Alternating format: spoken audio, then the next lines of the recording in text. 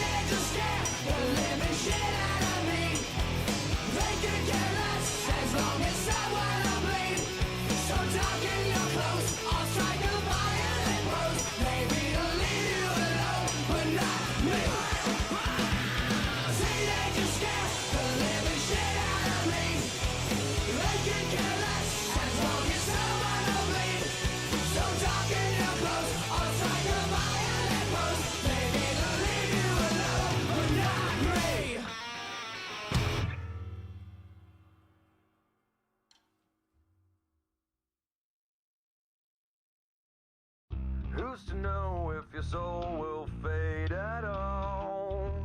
The one you sold to fool the world. You lost your self-esteem along the way. Yeah. Good God, you're coming up with reasons. Good God, you're dragging it out. Good God, it's the changing of the seasons. I feel so raped. So follow me down and just fake it. If you're out of direction, fake it. If you don't belong here, fake it. If you feel like affection, whoa, you're such a fucking hypocrite. You used to know that the lies won't hide your flaws. No sense in hiding all of yours. You gave up on your dreams along the way. Yeah. Good God, you're coming up with reasons. Good God, you're dragging it out. And good God, it's the changing of the seasons. I feel so raped. So follow me down and just fake it. If you're out of direction, fake it. If you don't belong here, fake it. If you feel like affection, whoa.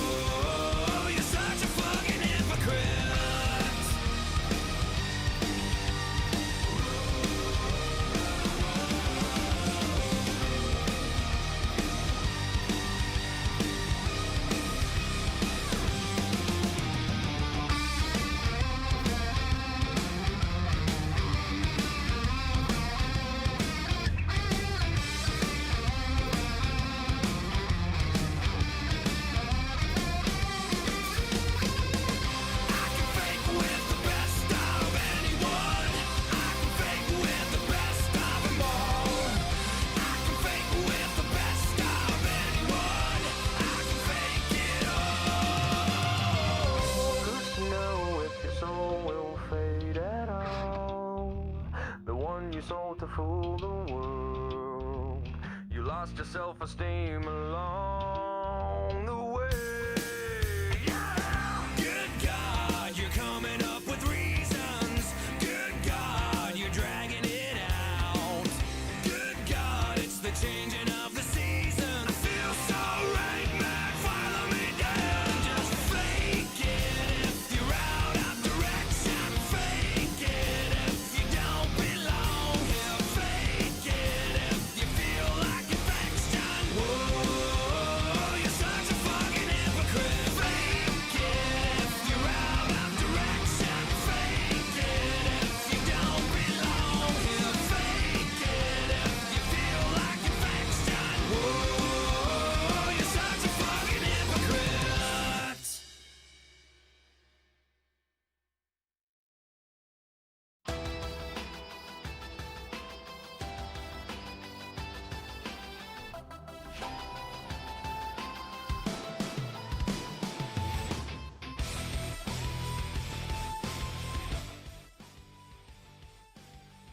Good morning, everybody. How are you guys doing today?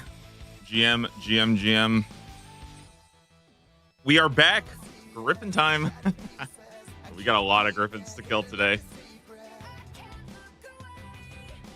Hope you guys are all having a nice, what is this, Tuesday morning, afternoon, wherever you are.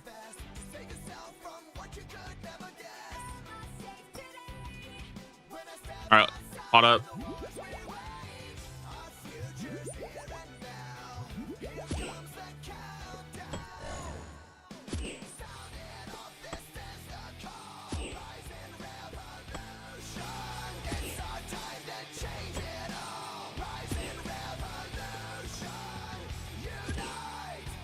All right, we game.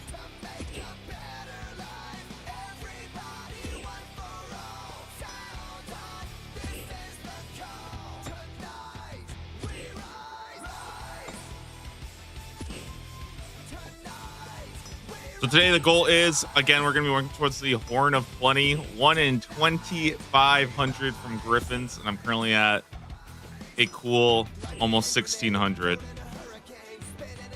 I took a big nap yesterday, slept a whole bunch, woke up, felt like I just had to get back and killing more of these guys.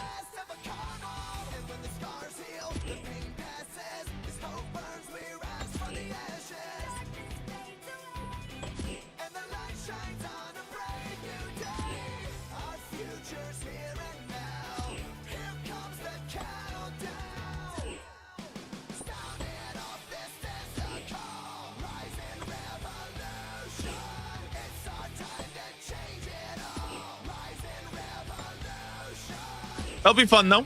We'll keep gaming today. It's chill. Do some hard clues when we get them. Hopefully not die.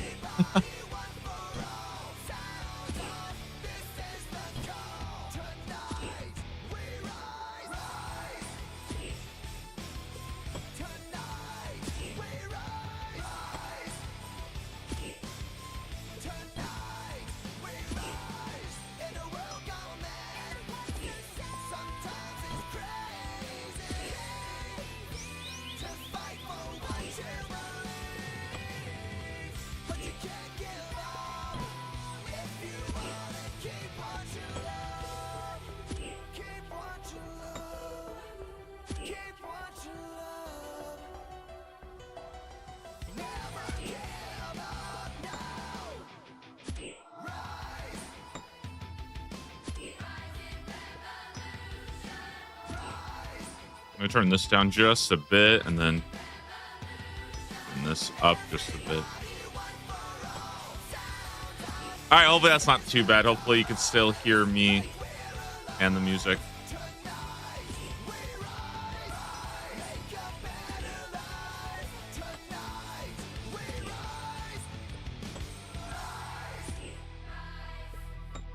Woke up early this morning. Well, actually, I went to bed at like in the afternoon. So I woke up at like 10 p.m. last night. Figured nothing to do at 10:30 anyways, except kill Griffins all day. So, yeah. And decided I would just sit, chill, kill Griffins all night, and keep on gaming. How the chance happened? You can do exclamation mark chance. You can look at the clip. And I basically the problem was that my teleport, my amulet, was set to a teleport that I didn't have yet. Because usually I have it set to deep fin point to teleport to, but I don't actually have deep fin point on this account yet. 67. So that's what got me. I thought I was lagging, but it was just my amulet wasn't working.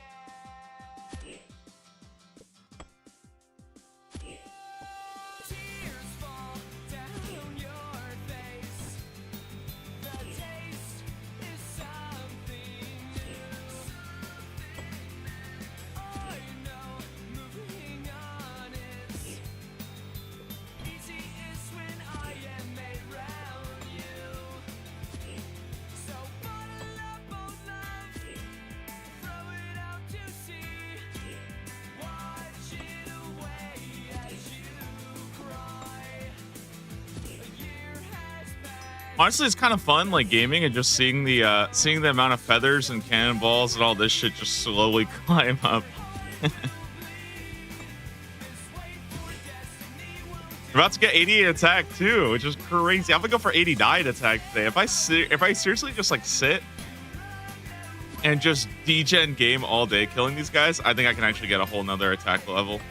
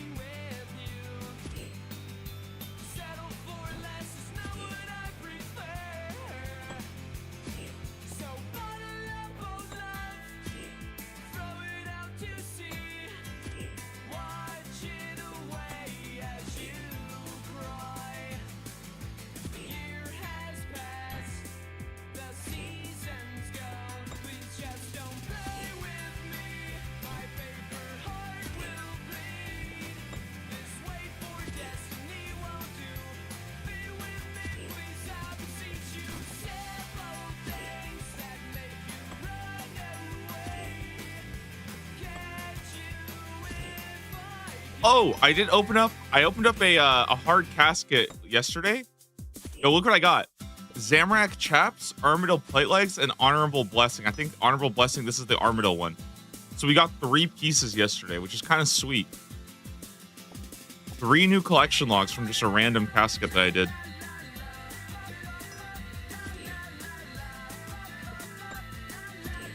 We're up to 569 now. I'm telling you, I feel like 700 is going to come in no time.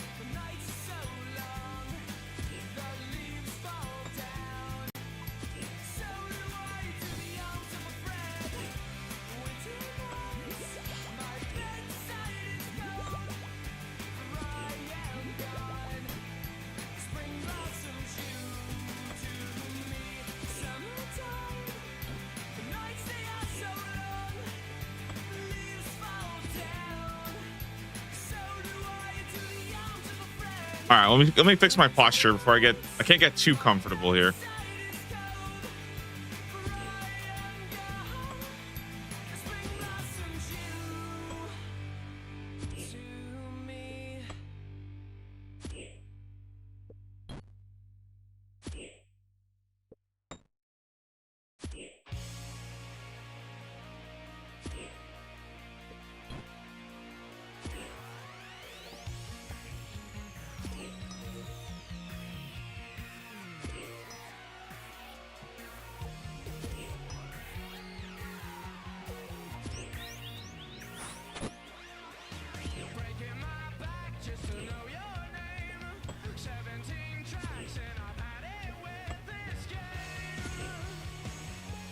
I don't know what it is, man. I thought I would take today off just to chill and do this.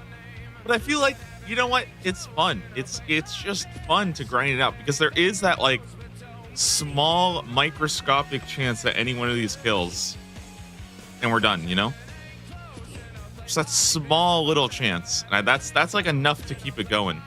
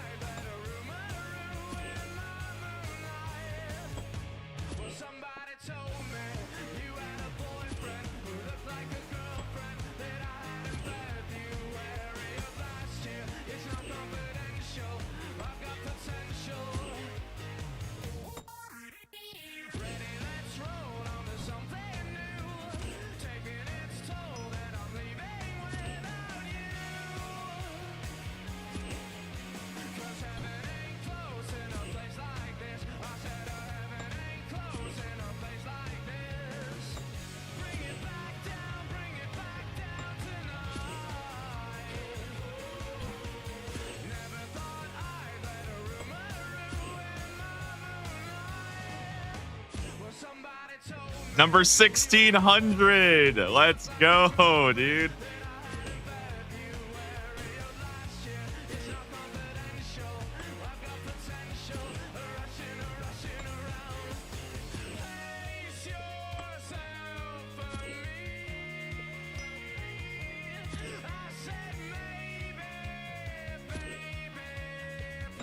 I think I started yesterday around 400. So since the beginning of yesterday's stream, I've gained about 1,200 kills.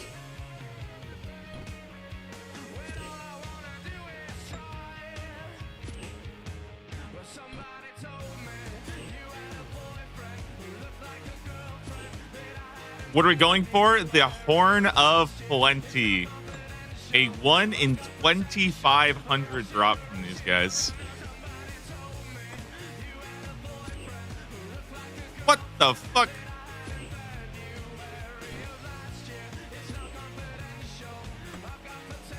Bro, this guy's just pulling up with freaking rapier, radiant oath plate, black mask.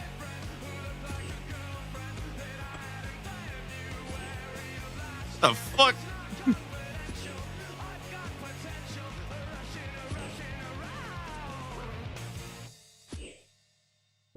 Bro, these are my birds.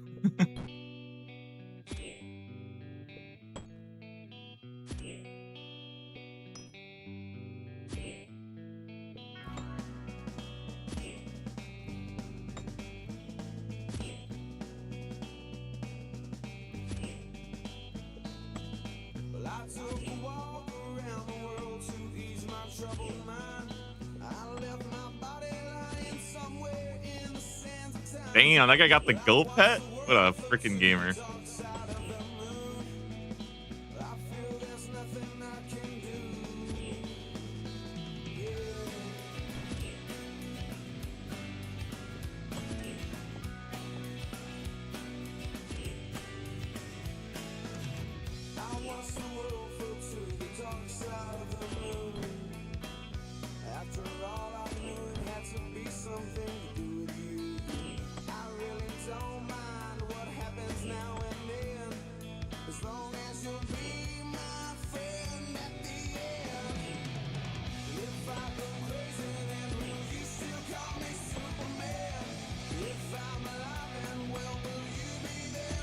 The Horn of Plenty, for those that don't know, is a hunter. It's like a hunter skilling offhand that is supposed to make it so that you get like a bonus hunter level and you have a chance of doubling loot.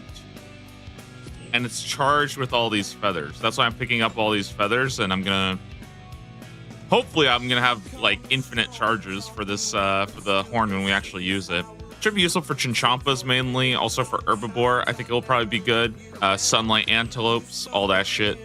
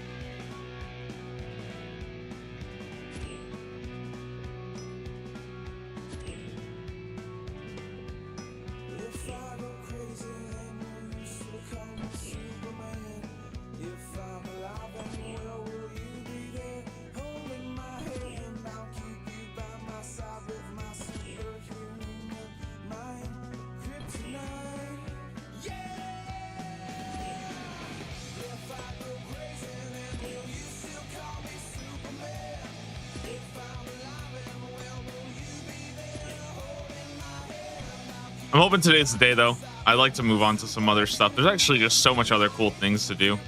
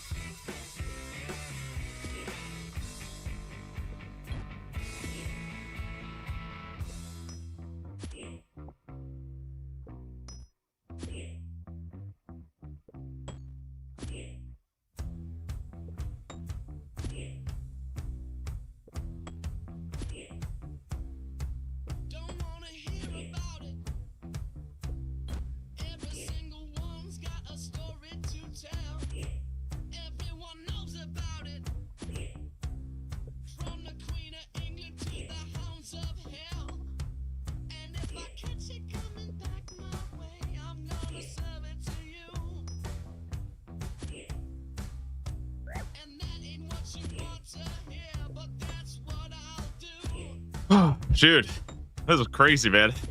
Well,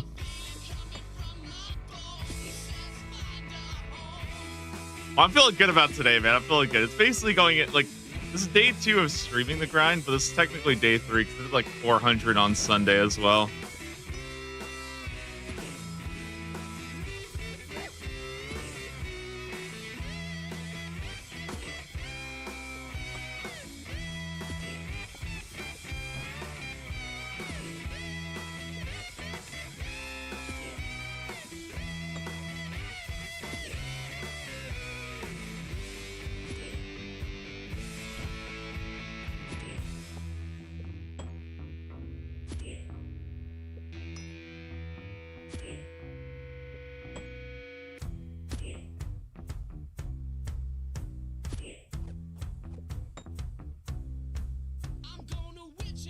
This does make me really scared for the Basilisk Jaw grind down the line. Basilisk Jaw grind sounds fucking brutal. But at least with at least with Basilisk Jaw, I think they do have good drops outside of that. This reminds me the most of Skeletal Wyverns grinding for Granite Legs, because I think 1 in 500. Yeah, this feels very similar to the Granite Legs grind, where it's just fairly rare item. The only difference there is that the kills were like a lot slower, but they were like super safe too, because I would just safe spot with ranged. But even with Skeletal Wyverns, there was at least like magic logs, some addy and stuff like that. Here it's literally just the occasional herb, cannonballs, and feathers. And that's it. That's nothing else.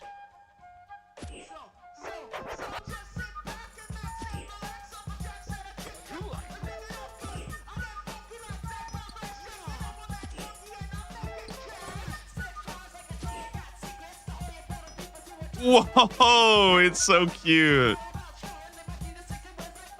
Dude, look at the pet. It's so cute.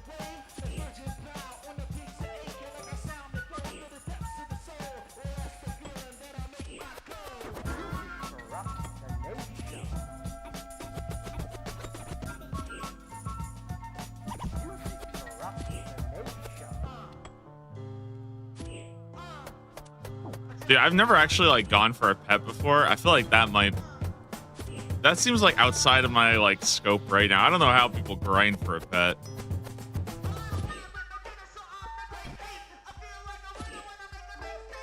Give me another year though, okay? I'll get there. I'll be that crazy.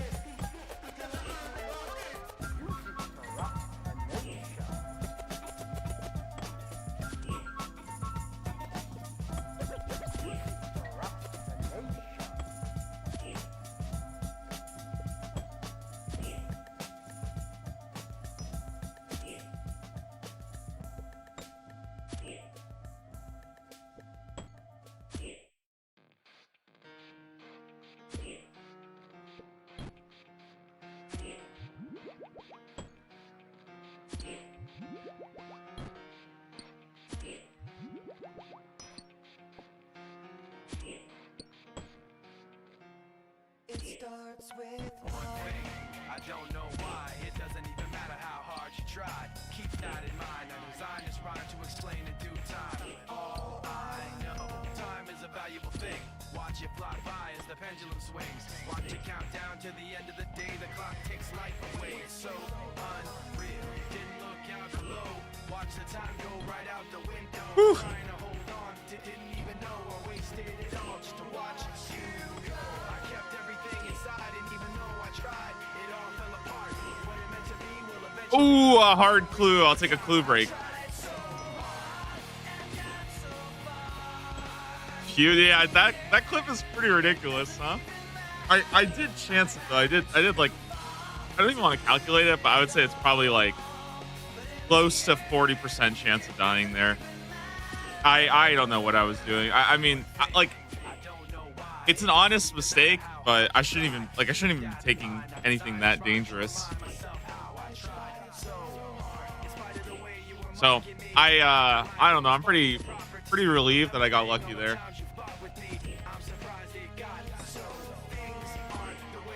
It's a good reminder though to just be a little bit more like awake whenever I'm doing all this stuff and not.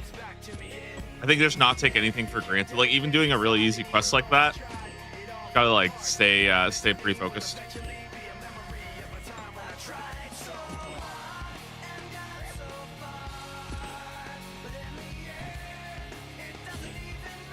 Because I think that like it's so easy. I think to only focus on the hard stuff, you know. The further you get, the more prepped you got to be. That's exactly what I'm saying. Like that's the stupid part is the fact that like, why did I go in there with no armor, no food, or anything like that? Like, that's just never. And then the thing is, like, once I realized I don't have that, I should just teleport out and go get it, right? Like, there's just no reason to ever be in a situation where I don't have food, I don't have emergency teleport, I don't have my armor. Like, why? It takes me like 30 seconds, right?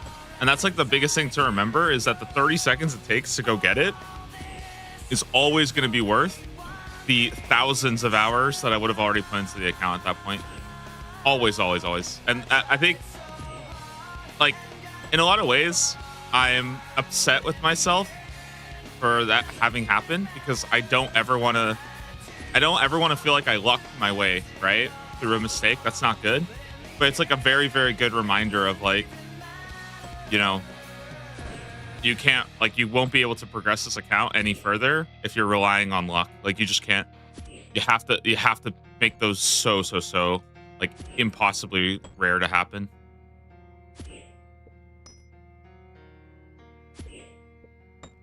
And I think, you know, like, I was happy to die to Vorkath and stuff like that. Like, you know, if I die doing Dragon Slayer 2, all right, whatever, right? It happens. Dying doing Fairy Tale Part 2 though, ooh. That's rough, you know. All that's for a normal player. As a streamer, the memes and Behemoth Clip will live forever. I mean, I do think that would have been a pretty good death, all things considered. Like, I think even though it would have been pretty silly, I think it would have been like a relatively funny death. And I don't think I would have like hated that, just because it's like, it's such a stupid thing to do, but it's also so like 100% reasonable. And it's not like I like just didn't do anything. Like, I was sitting there spamming my teleport. My teleport was just set to the wrong thing, which is actually a really good learning experience for me personally, to be like, maybe I shouldn't use that. Maybe I should stick to the Temple of the Eye for now, because the Temple of the Eye is instant. There's no charges, and there's no situation where that could happen. I think that's actually like a good learning experience. So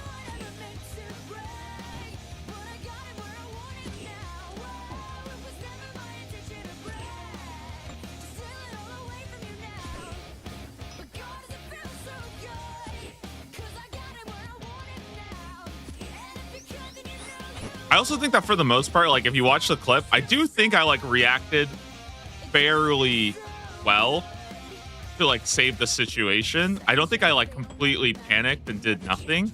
Like, once I realized my teleport wasn't working, I was pretty quick. What I should have done though is stepped in the middle of the fairy ring. I believe you can step in the middle of the fairy ring and you're actually safe there. And that's what I should have done. But overall, I'm pretty happy that I like salvaged it, you know? Because I mean, taking 2 hits, that would be incredibly crazy.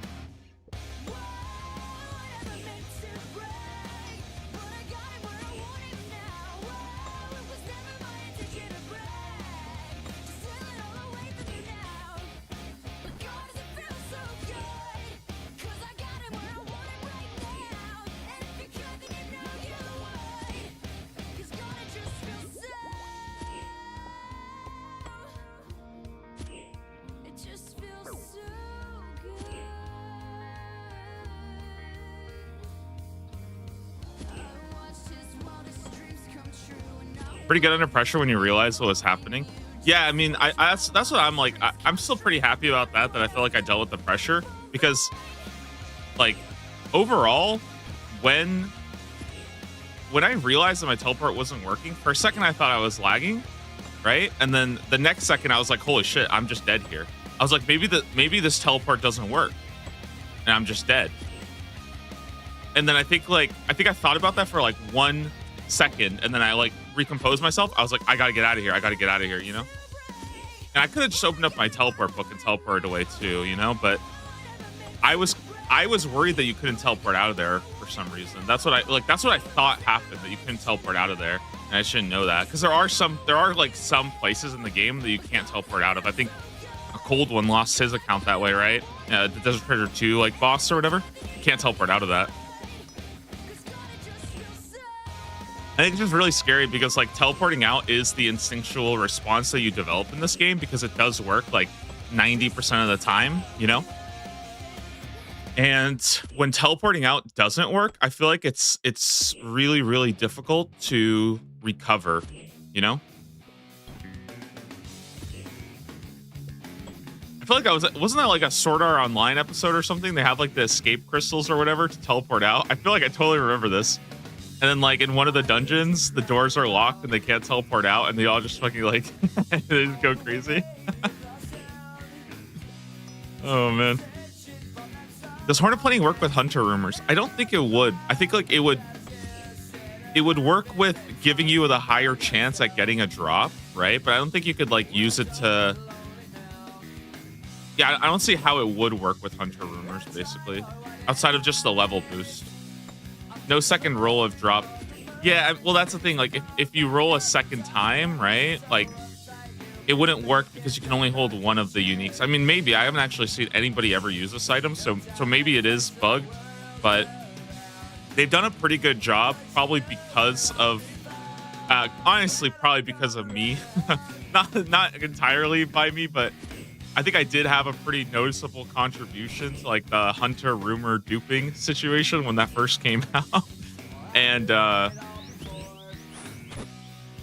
I wouldn't be surprised if like they've essentially patched out all of the possible ways of like getting a second unique or whatever, or like a second of like the the rare item that you get from the pet or the hunter creature, like the Tebety Tuft.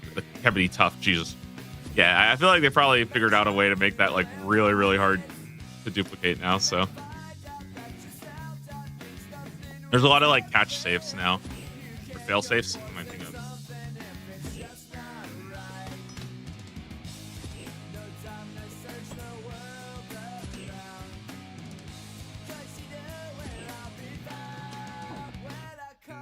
What is the rate of the stupid horn? So it's 1 in 1,000 on task, 1 in 2,500 off task. It's quite shockingly rare.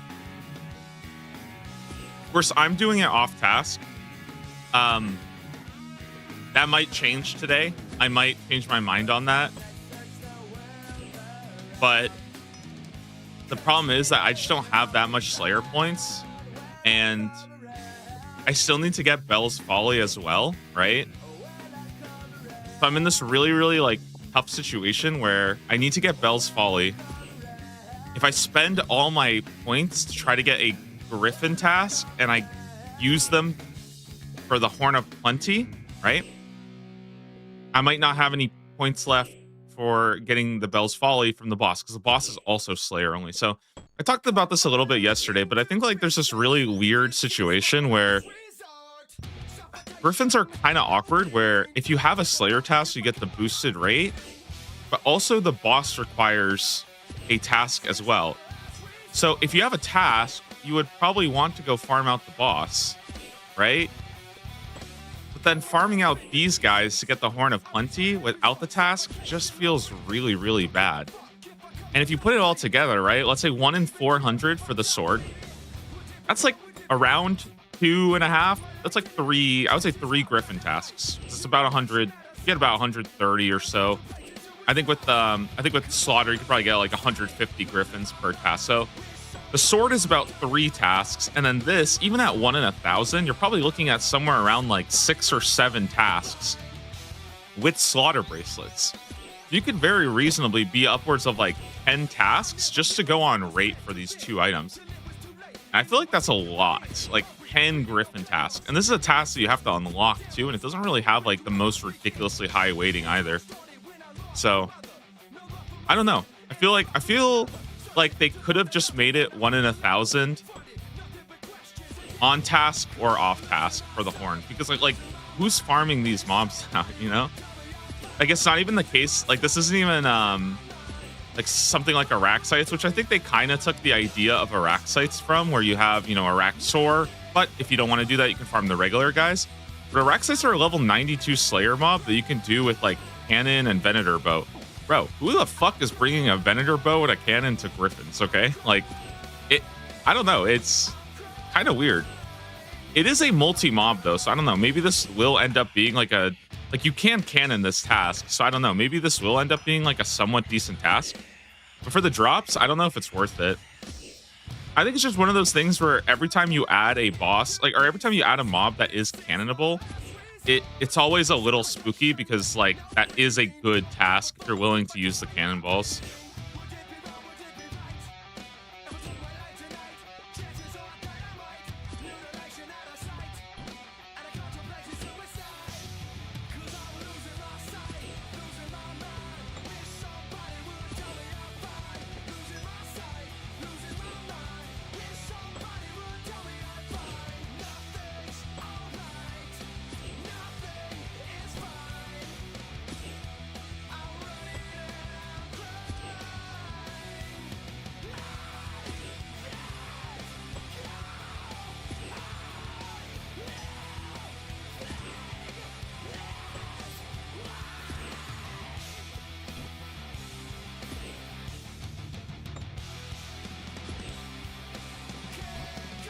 Unfortunately, just having retroactively gone back and doing all these, it's a little bit awkward having to like go back and do it at level 80 Slayer, where I could have been doing 50 to 80 Slayer. I probably could have seen this task a good amount of times.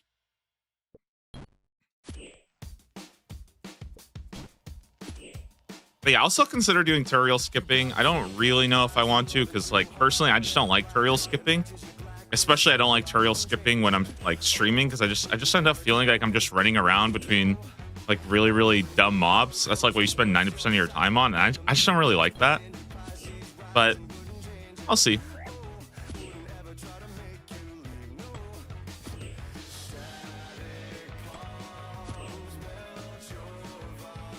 $88 attack. Yo, let's go.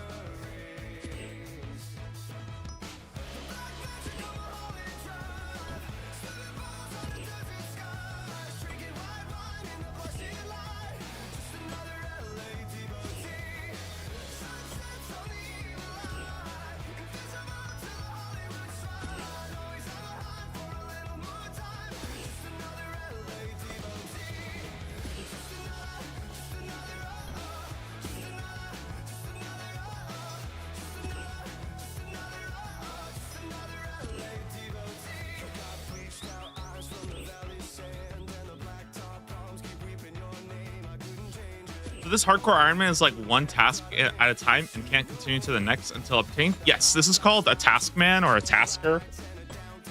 I call it tasker because I think that like I got tired of Iron Man, Task Man, Tile Man, Ultimate Iron Man. It's just kind of annoying to me. But yeah, it's basically one task, one collection log at a time. And it gets a little funky because I've already done all, and they're split by tiers, so there's like different ones, but I've already done all the easy ones, and I've actually done all of the medium ones as well, right? Except for the fact that all the sailing ones just got added. So I'm kind of like going back and redoing them, but I just moved into the hard tier pretty recently, and there's a lot more like fun. I would say there's a lot more like fun stuff in this one because the game kind of opens up. Is that some add-on? Yes, it's called Collection Log Master. You can also look up Tedious Generate Task. They're the one who kind of like came up with this whole idea. Tedious, I think their account was called Generate Task. So they basically came up with this. I just used their idea with like a couple of adjustments. But this plugin right here is called Collection Log Master, and it's really cool because you can just kind of get into it and start messing around with it and just kind of having fun. And there's like FAQ and all that stuff. It also syncs up too. Really cool plugin. I really like it. So, all right. I think we're going to take a quick break and go do my clue scrolls, actually, because why not, right? I mean, it's like the one thing about these guys that keeps it somewhat fresh is going and doing some hard clues. But yeah, overall, though, really fun way to play the game. It can get quite grindy at times, you know? But the thing that makes it really fun is that it makes you explore a lot of different content in the game. And you are always like, I feel like you're always like moving to something else, if that makes sense. Like you're never at one place for too long. So a really good example of that is like in the easy tier, right? Like what is one of the first grinds people do? Things like Winter Todd, right? Or Graceful, right? But because they'll tell you, for example, something like this, they'll be like, get one piece from, oh yeah, like one piece of Prospector. That's a good example, right? This is 4 different things. So because you're rolling them, it ends up being the case that like you're only going to Motherlode Mine for maybe like an hour and a half, 2 hours, and then you're going on. And I kind of like that you're always kind of mixing up your grinds and moving on to something else. And it makes, to me, it keeps it kind of fun because you end up playing the game really inefficiently, but you don't really like, you start to kind of like not even notice how much progress you make. And I think especially like a big thing about it is that like there's nothing stopping you from just installing the plugin, right? And just rolling for something new. You know, like me, for example, I play a hardcore, right? So I just checked off all the ones in the Wildy because I don't want to like risk my account in the Wildy. So technically I'm not playing by the rules, but for me, that's like an okay change to keep the game like fun and to suit me. And I think that's like the most important thing you can do. You show which plugin? It's called Collection Log Master. Let me see if I can, let me bring it up real fast so you guys can see it. Right here. Wait, I want to make sure I don't accidentally leak my IP. Okay. Hold on, we should be good. Yeah, Collection Log Master.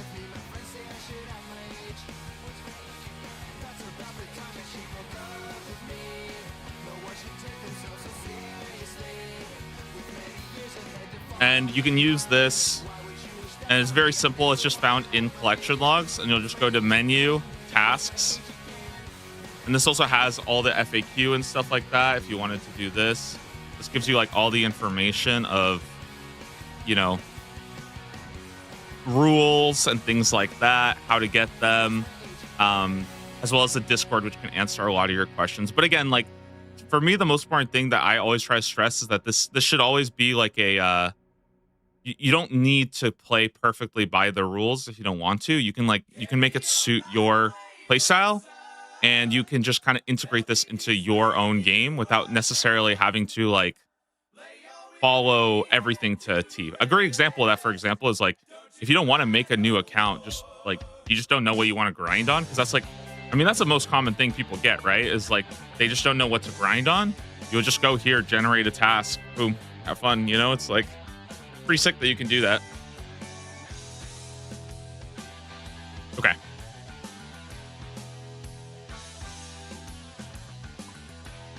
Let's take a look at the clues, yeah?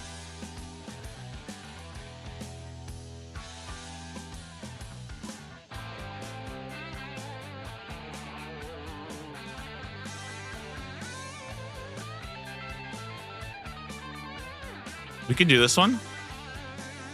We can do this one.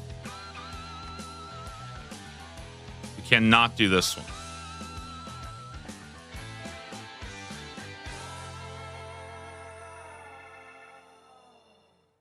Once I rose above the noise and confusion, just to get a glimpse beyond this illusion. I was soaring ever higher, but I flew too high.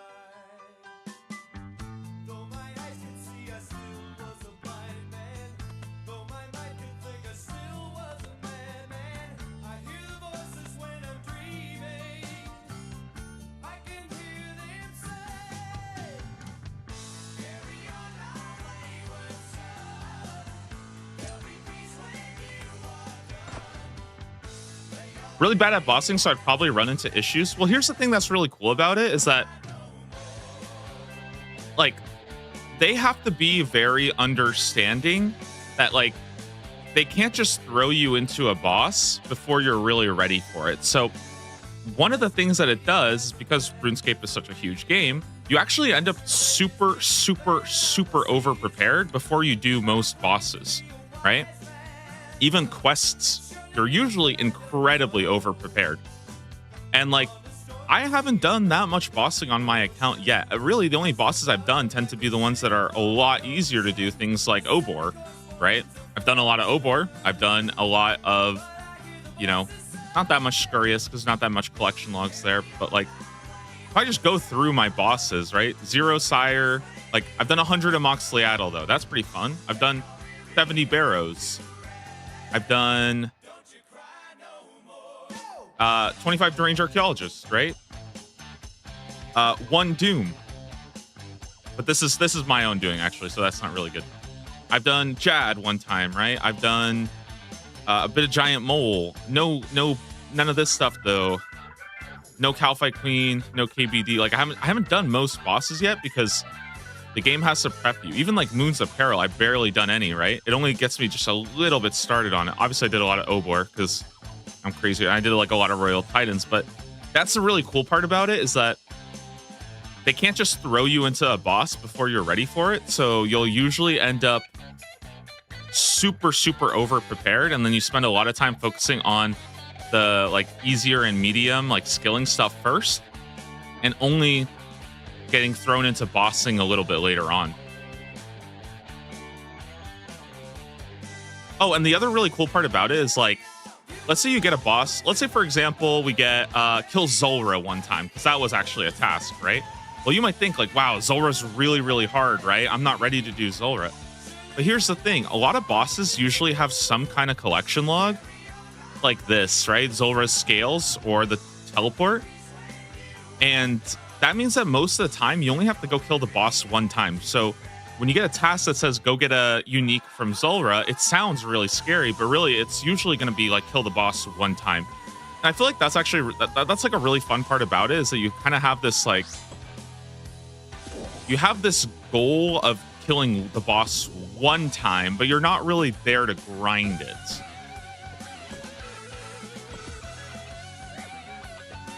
And so even when you get a boss that feels outside of like your scope, it's very rarely more than a couple kills until you really get further down the line.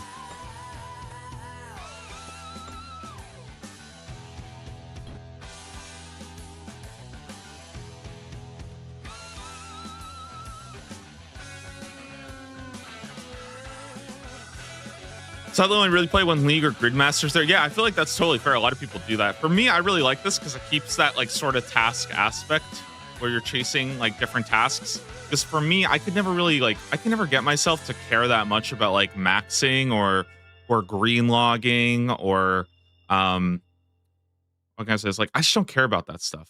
And I feel very weird because I think that's sort of the standard, or combat achievements. Like I just don't really find much interest in that personally. But this allows me to like explore a ton of different content in the game, from PVM to skilling, and that's really, really fun for me. Like that's actually it's also really, really good prep for leagues as well. I always say that this is I guess this.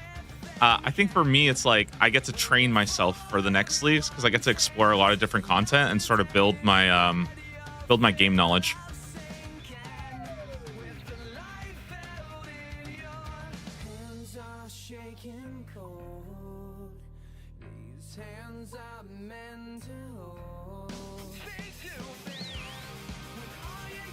But I will admit though that it's not for everybody because there's also a lot of stuff in this game that might not be fun for people. I don't really mind it because ultimately grind's a grind, and worst case scenario I get to just chill and just like hang out on the stream, right? So it's not really an issue if I'm stuck for 3 days killing fucking seagulls. But it does make you appreciate the game.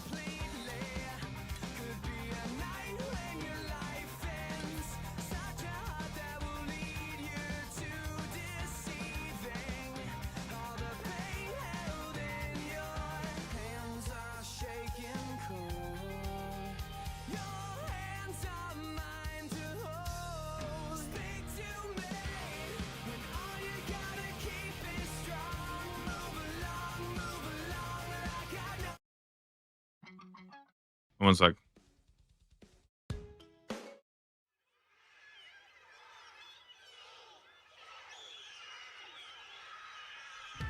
But I think YouTube doesn't like the music. Sorry. I'm going to switch it up for a bit. I'm going to switch it. I don't want to get hit.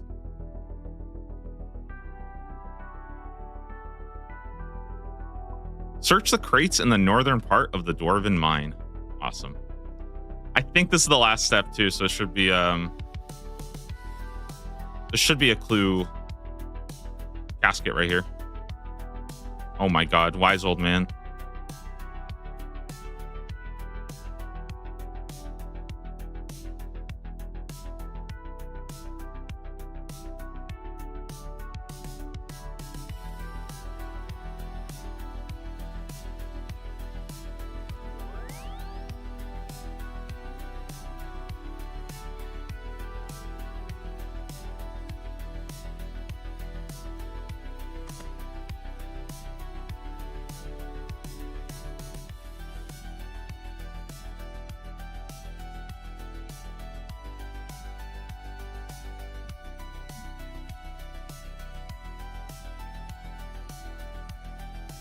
All right, let's see what we get.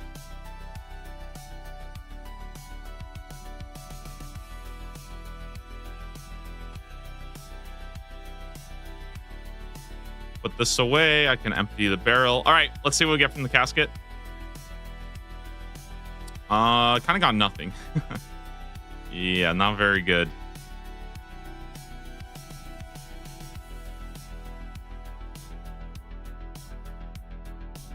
Well, it's another hard clue completed. We're now at 63 of them. I don't know, man. It's gonna take a while to get this done. I feel like hard clues just suck. I get depressed doing them. And it's literally just because I can't do wildy steps.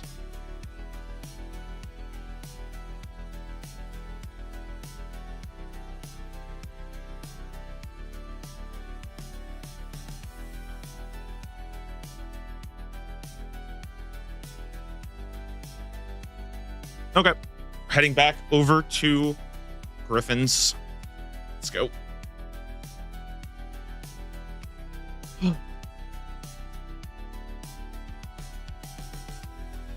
Guys, I need to think of some more, it's called mnemonics. I need to think of some kind of wordplay for the great conch. CJQ.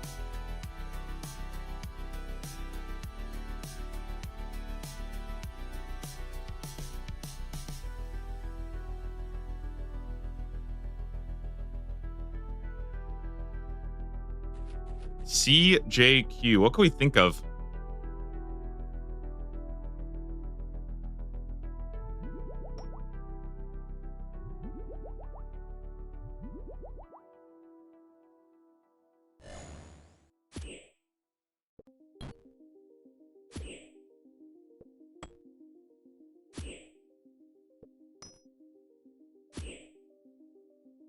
Things like big giant snake, you know, BJS for Zora. Just some way of remembering all the fairy rings.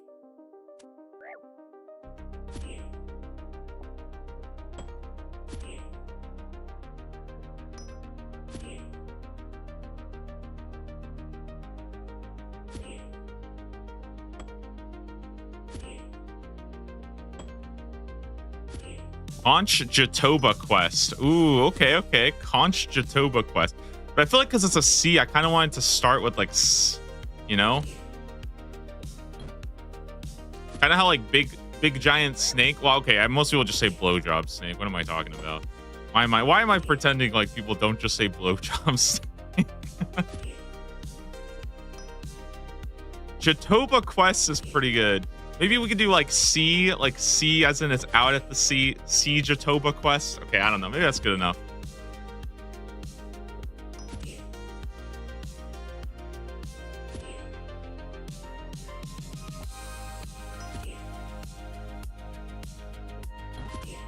I've been trying to come up with more of them. Like recently, I found out that Alderan there's the Alderan fairy ring next to the plants is CKQ. And so I've been using this is stupid, okay? CK. This is kind of stupid, but for CKQ, I just think of kumquat. I don't know why, but it's because it's like a fruit, a kumquat, you know? And they're planting like grapes over there. And CKQ, for some reason, it just screams kumquat to me. I don't know, dude. I don't know. Does that make sense? Or am I just completely crazy? I also realized I have no idea how to spell kumquat. I think I was completely wrong. I just think of like fruits, you know? And I think of kumquat, and it's like Alderan, the Vinery. I don't know. I gotta make a list of all my ideas. Go through all of them.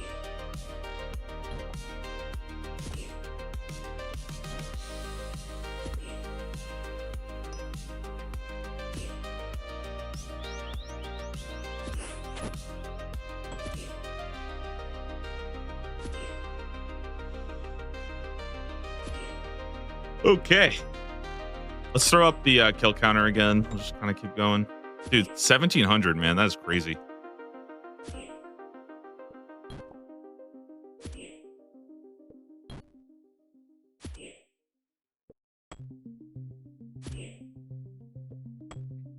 It's still like wild though to me to think that like even getting it today would be pretty lucky.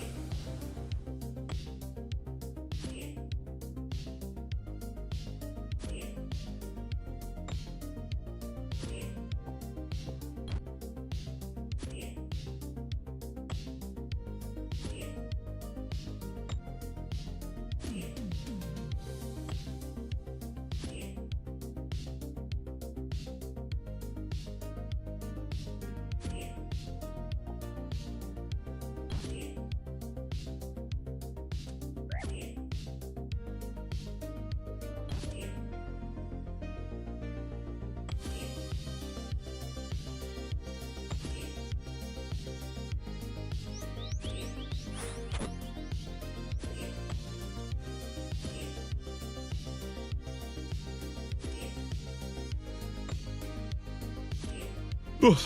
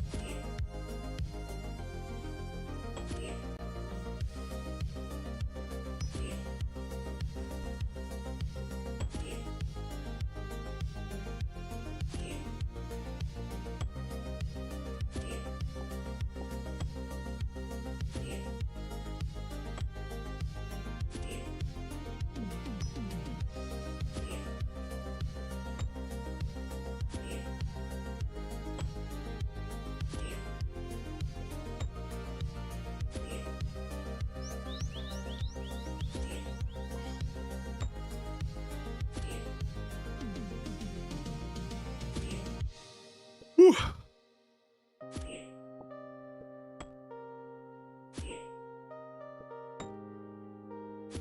Man, I just started today. I'm already getting told to take a break from my screen.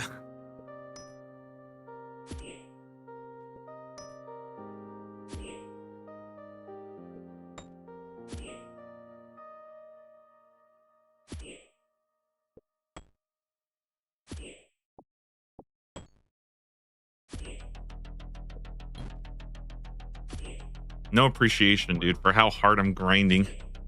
Try to get the stinky drop, dude. Come on.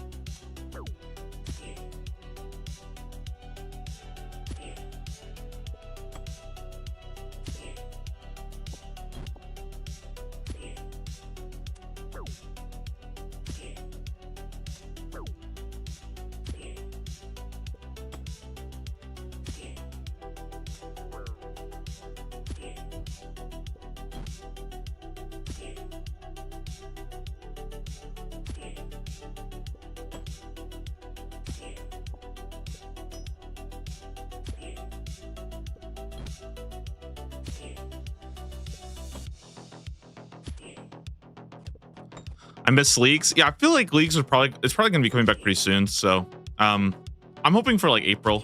They announced Winter Summit, and I'm pretty sure that they're gonna talk about leagues at Winter Summit. So we should have a release date in like the next month or so. Good to hear. I guess not really. It's like a month and a half. It's January 25th. But I think January 25th we'll have a release date for leagues. Or at least a general time frame of like, you know, roughly.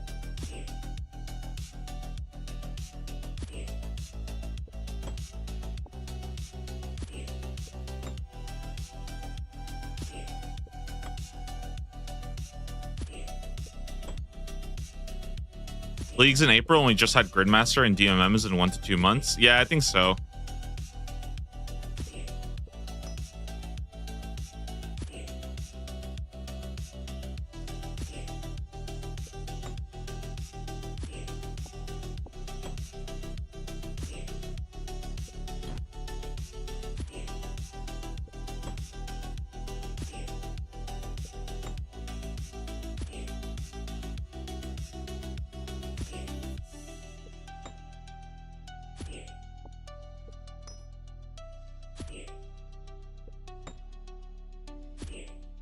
At least I'm being hopeful. It just feels like if they go any longer than that, it feels like we're getting pretty close to 2 years with no leagues. And I feel like they kind of wanted to move in the direction of having a yearly leagues. Just this year wasn't able to because of mostly because of sailing and Varlamore and all that stuff. But I don't know. I think it seems like they're trying to do more seasonal events. Like we had a lot this last couple of months with like Gridmaster, RuneScape 3 had its leagues, and Deadman mode coming up, and sailing. I don't know. I feel like it's very reasonable. I don't know. I'm feeling like something like if I had to like guess a timeline, it would probably be like January, like late January, Deadman mode. Sometime in February, probably like sailing part 2 or something. And then I think it's gonna be like maybe in March we'll see the Blood Moon Rises, like the vampire sequel. And then like April will be leagues. And then maybe like June or July or something, we get another seasonal event. That would be like kind of my dream. Or maybe like sailing part 3 in June.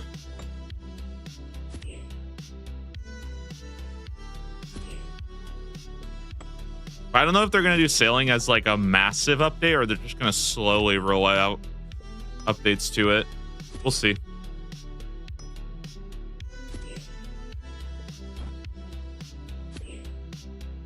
We got sailing skills so far. I think it's really, really good. I'm having I'm overall really enjoying it, and I think it was like a really good content update. I have a couple issues with it that I hope will be addressed. Mainly, I think that there's just not enough, like there's not enough of a reward from sailing, and that kind of sucks. And so I hope that they work on that and they introduce like better rewards for actually sailing and more like reasons to grind it out, especially like grind it out that's not just salvaging. But yeah. Oh, and ship combat's pretty bad. I hope they kind of work on that, but I feel like that's probably going to be pretty high up on their priority list. I just think like for me, sailing is just not much of, there's not much reason to sail and there's not much rewards from sailing. And I think that a lot of that gets fuzzy because people will look at all the new islands that you get from sailing, but I don't count that as a reward from sailing. That's just a reward from having like a sailing level. And if that is the direction that they're going to take new skills, then they probably shouldn't do that. Personally, like I think that, you know, if you're going to only introduce a new skill and the only reason why you use the skill is so that you can get level 87 Slayer and that's the unlock, but like, you know, that's probably the one thing I don't really like. And I hope that they kind of move in that direction of adding like, oh, you can grind sailing to get this thing or to get this thing, you know? And I think that's kind of like a big thing I'm missing. And even like some of the worst skills in the game, like people will compare it to like fire making. Bro, fire making still has like all the Wintertod uniques. Like you can get the full set there. You can get the Bruma Torch. You can get the Tome of Fire. Like sailing just doesn't have anything like that. Same thing with like agility. Agility has like graceful and like amylase, and it's like cool stuff you can get from like pretty much every skill while actively training it. But yeah, like you said, Cassie, the biggest rewards seem to be coming from sailing combat, which is like, that to me, I think is the part that I'm a little bit like more disappointed by, is that, you know, and even then I think most of the rewards from combat and sailing, they're not that impressive. Like I think like for me, like I just look at it, I'm like, why is there not a Tome of Air, for example? You know, like why is Tome of Air not coming from sailing, right? And maybe that is, and that's just not part of the first content release, right? Maybe, but I can't like my review of sailing or my thoughts on sailing are not going to be dependent on this like magical, oh, in the future they're going to fix it, right? Like that's just, I obviously can't really do that, and you would be kind of stupid to like, you know, brush off all feedback by saying, well, they'll get around to fixing it. It's like, okay, well, like I guess, you know. I think a great example of that is like the Medallion of the Deep. Medallion of the Deep sounds really, really fun, right? You go around, you collect 8 different pieces and you put it together and you get to breathe underwater, except it doesn't work on Fossil Island, so it's completely useless. Like, what? You know, like, what the fuck? I don't know. I just think that, like, I think a part of me feels at times like they were really scared to make sailing good because of how many people were going on and on about how like sailing's going to kill the game and stuff like that. You know, and I think that like they almost like, it almost feels at times like they tried to appease that crowd by making sailing feel invisible and self-contained. And that's like kind of unfortunate because most skills in RuneScape are so much better integrated and sailing just isn't. And that kind of sucks. Another thing that I was thinking of was like, you know, outside of the stuff that you get from salvaging, why would you actually train sailing, like actively training sailing? Not really any reason to, and that just feels bad, you know. Once you get 87 sailing, as it stands right now, you kind of don't ever want to touch your ship again. I thought about this, for example, that like it would be cool that like if the Griffin boss, again, I'm gonna say this, okay? Please let me cook on this idea, okay? What if the Griffin boss had like 4 different islands that you would like sail to the different skills, or like that you like the Griffin boss, you would sail to the next island and then fight it, and then sail to the next one. You got like, I don't know. I feel like that would be kind of cool. At least then it would feel like a sailing related boss. But instead, the flying Griffin is stuck in a cave. It's just like it's such a missed opportunity. Seems like sailing augments other skills like best in slot food from trawling, fishing, armadillo brews. Yeah, but like, and so I agree with trawling, but I think even something like the wood cutting, right? Like it doesn't really like, you're not really sailing there. You're just unlocking the island with a sailing level. Like I think it would have been cool, for example, if like you had to sail out to the island, get the resource, then come back, right? But you don't. You just build a bank there, and like I don't know if anybody's actually like sailing with it. It just feels like it's more like unlocking agility shortcuts, and I think that is like not a direction that I would want a new skill to go in. I feel like I would want the skill to actively be something that you're like doing for these new methods, right? Because like again, a lot of people be like, "Oh, sailing is so cool. You get these new trees, right?" They could have just released new trees, right? There's nothing stopping them from just releasing new trees, and that's kind of where I don't really like count that as a plus of sailing necessarily.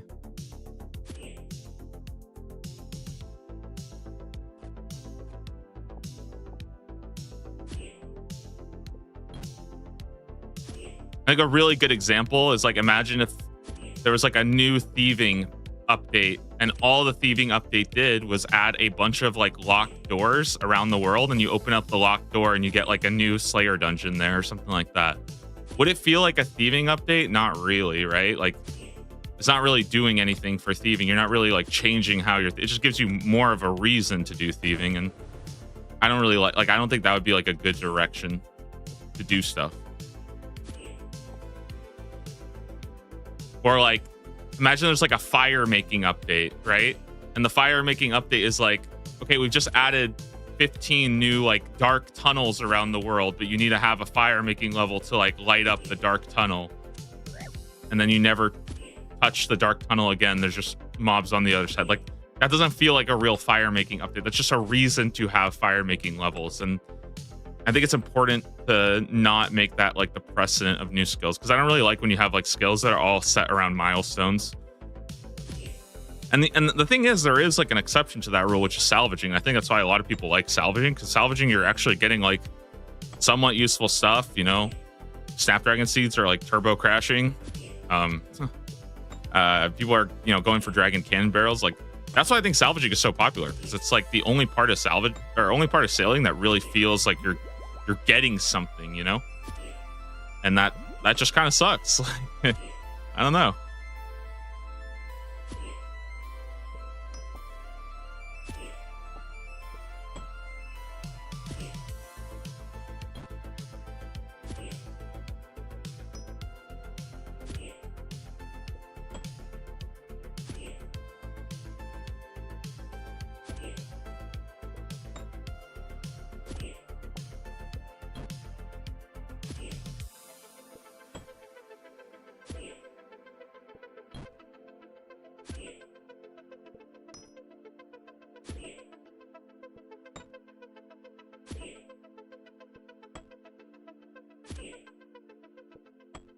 salvaging is the most popular because of how AFK it is. I think that's definitely a big part of it, but I think it's also the fact that it's rewarding.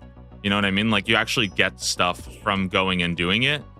So I think a lot of I think for example, if like port tasks gave you if you took the port tasks or all the loot from salvaging and you gave that to port tasks instead, I think a lot more people would do port tasks. Because I think it's fun to have like look how many people are like going for Dragon Cannon Barrel, right? Even though I think I'm gonna be honest, I feel like most people are going for Dragon Cannon Barrel and they're never gonna use they're just never even gonna fucking touch it, right?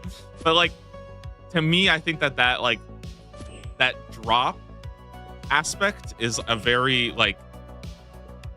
it's a very I'm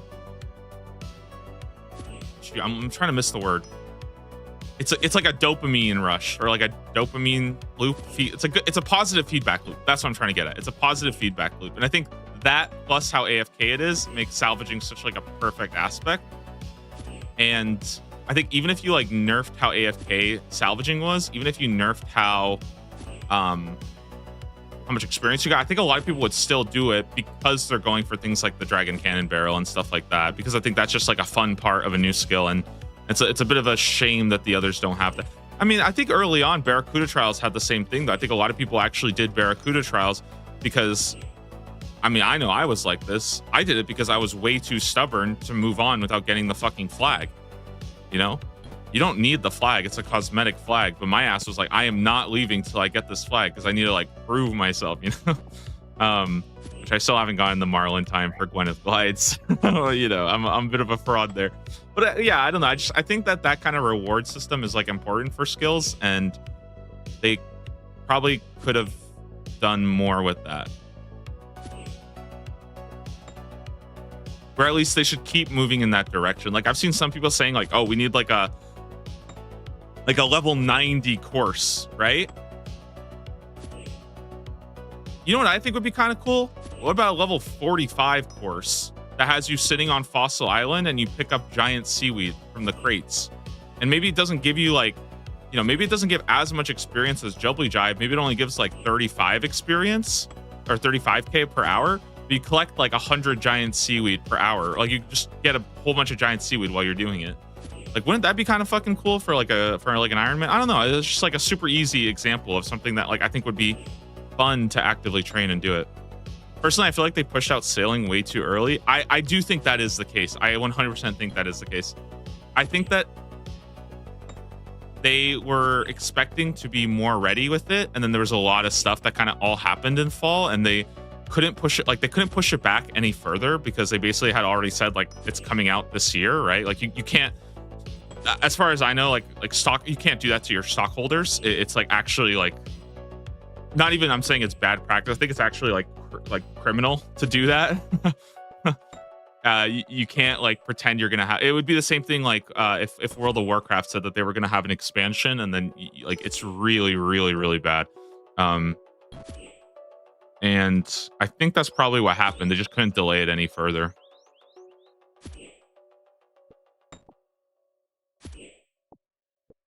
I guess they're privately traded, or they're privately owned, so maybe that's not actually an issue now that I think about it. But I don't know how that works.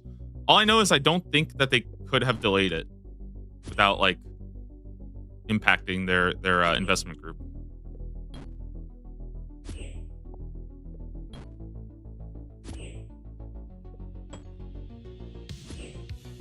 And I think, to me, it's not even necessarily that it was pushed out too early. I think what ended up happening was they had to snip things around the edges to make it work on time. Because it does feel to me, there's just... It's kind of you get a puzzle and you're missing 10% of the pieces, you know? It just feels like there's something that's not complete there. And the more you start to do it and the more you start to see the picture, the more you start to realize oh, I think there are just pieces that are kind of missing.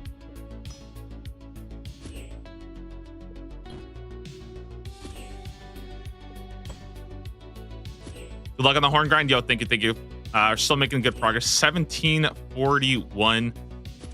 Gonna be 2,000 real soon.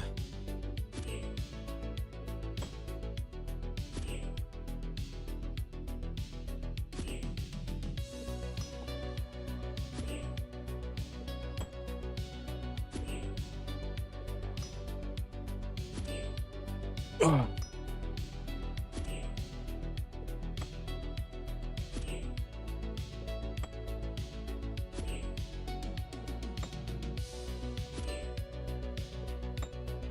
and I also like, again, I made a whole video about it, and I stand by this very, very firmly.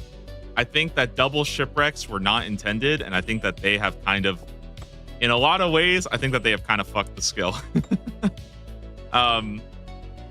Yeah, I think double shipwrecks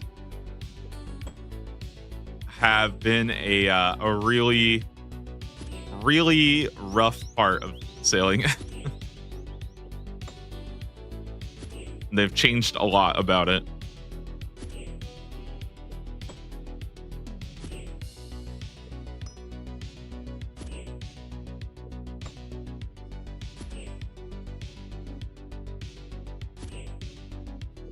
Double shipwreck master world AFKing is nuts level of AFK experience. It is. Like, I think it is just way too good. And there's just like, I don't think that they intended that, and I think that now they kind of have to deal with the ramifications of it, you know? And like, I think that it's one of those things where like, oh, we fucked up, and like we either have to it's like you had to hotfix it like literally day one, or you just have to deal, like you just have to let it go at this point, which sucks. But I think that like there's just nothing that I don't think there's anything that they can do really about it. I think it's like, it's just an unfortunate thing where like you've introduced a method that's just way too good and probably not intentional. And that's just going to define the skill, because skills are defined by their floor and by their ceiling, and especially by their floor.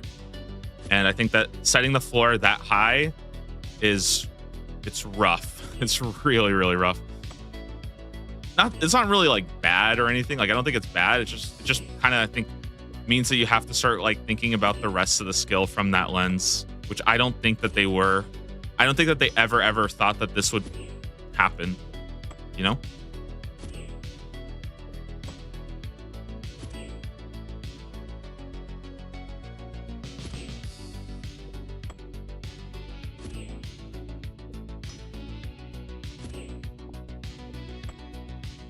Do you know devs left the placeholder text gull on the model of the griffins under the wing? Really? Where?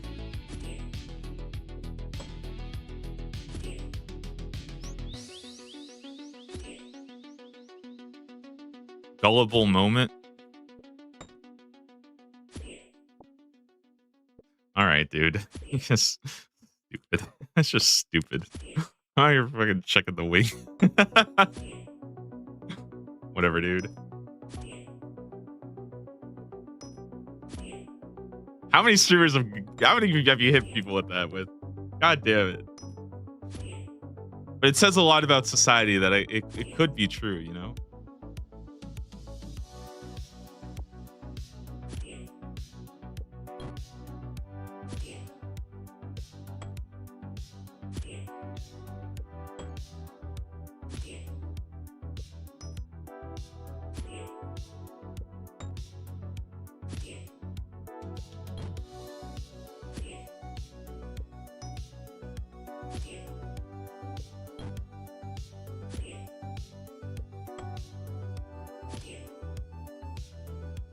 You're gonna do DMM videos? Yes, I am. I kind of just have to I have to really just sit down and think about like what I want to do in DMM. I don't really know, like I don't know, because I just don't have any like goals yet. Like 2 years ago, I wasn't even like a streamer, or I guess 2 dead months ago, like I wasn't even doing content. Last year I went for points leaderboard, and like I liked going for points leaderboard, and I think I did really well. But it also like, I think last year's competition was so it was really negative for me. I'll just say that. Like I think it brought out like one of the worst. I think I just ended up getting very tilted and very like agitated all the time, and that's kind of to be expected from like 2 weeks straight of like very little sleep. And I just don't know if I like want to do that again. Or even like, I mean, obviously like I could get better, right? Like that's the thing. Like I think I'm better mentally now at that stuff. I don't get as like tilted and stuff. I like can take care of my mental health a little better when I'm doing this, but I also just don't know if I even want to like try to risk it because I don't really like how like just how like stressed I was that whole entire time. Imagine Jagex trying to push a lot more people into it with the Bofa and no Binkies. Yeah, I think the changes are really good, and I think a lot of people are gonna. I think a lot of people are gonna enjoy it as like their first time getting into it, or if they haven't played in a while, like they'll have a lot of fun. I still know I'm gonna have a lot of fun. I just don't know like where. I can't really think about like what I want to do yet. Like, do I want to just like go randomly PvP? I've joked about doing like the Berthorpe police, where I just sit at Berthorpe and protect people, but it's hard to say. I don't know. I'm very torn on everything right now. Probably when it gets closer, I'll have a better idea. Binkies were silly anyways. Yeah, they were really dumb. It was a very dumb system. Like I understand the idea, but it just like, yeah, again, everybody muled. It didn't like it wasn't a real game mechanic. It's just a dumb little thing that just punishes people who don't do it. So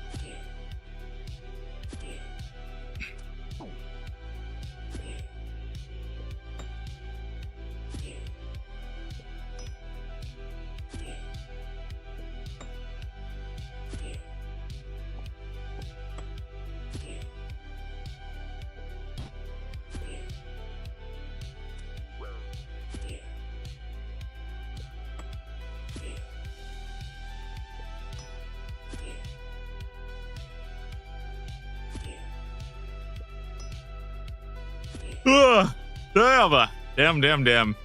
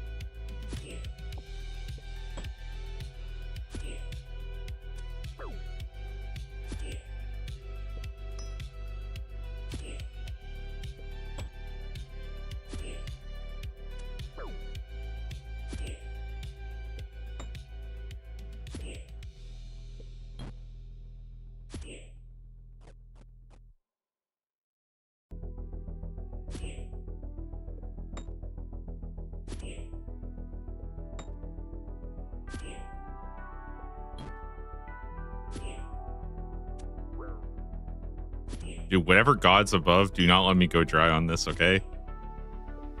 I, I, I am gonna be here for literally a week straight if I go dry. Oh my god.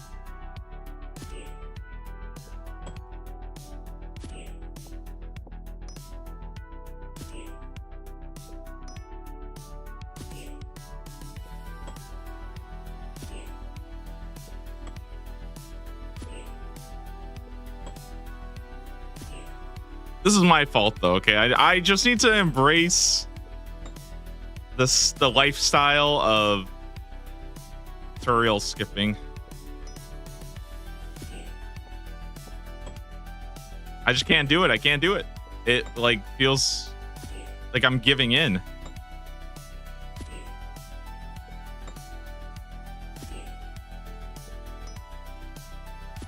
I did think about this though, that like, okay, I kind of feel like there's a not zero chance that tomorrow's update will change some of the drop rates.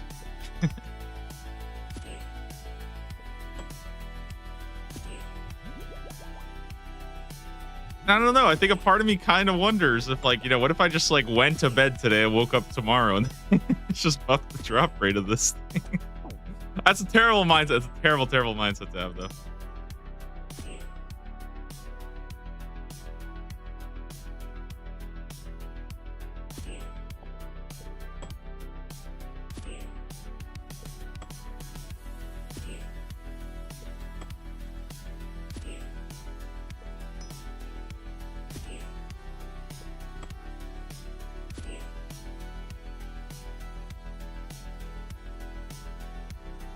Yo, easy Ranars, let's go.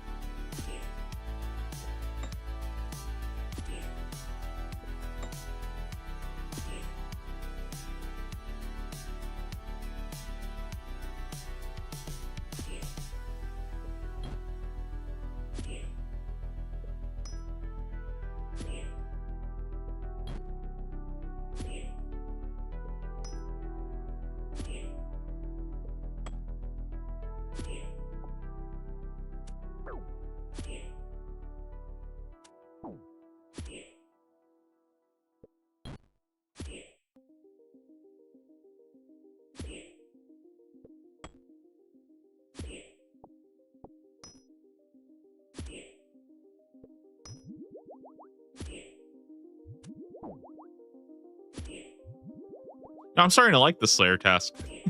I think it's pretty cool.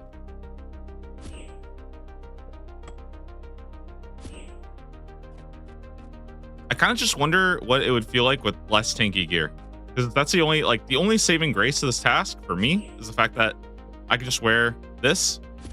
I think I probably have, like, let's see. I think they do crush or something like that.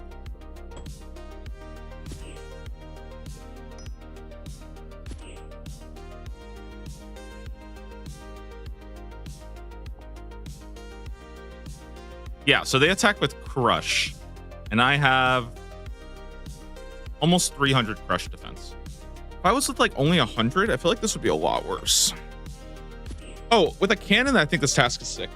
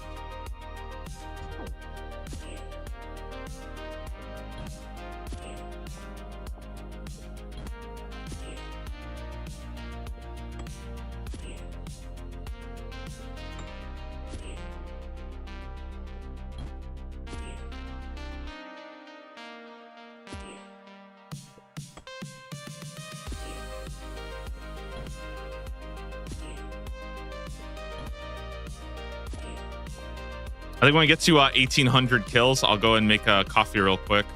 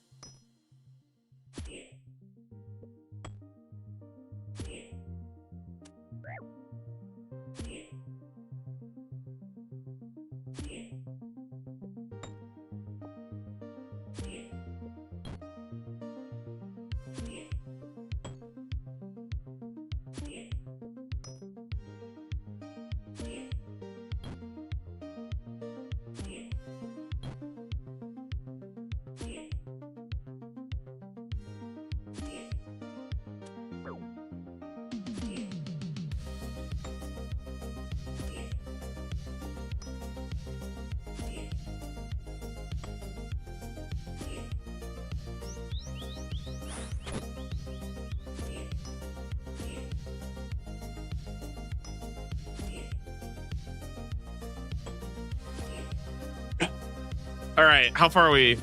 400k from the next attack level, huh? Maybe doable today.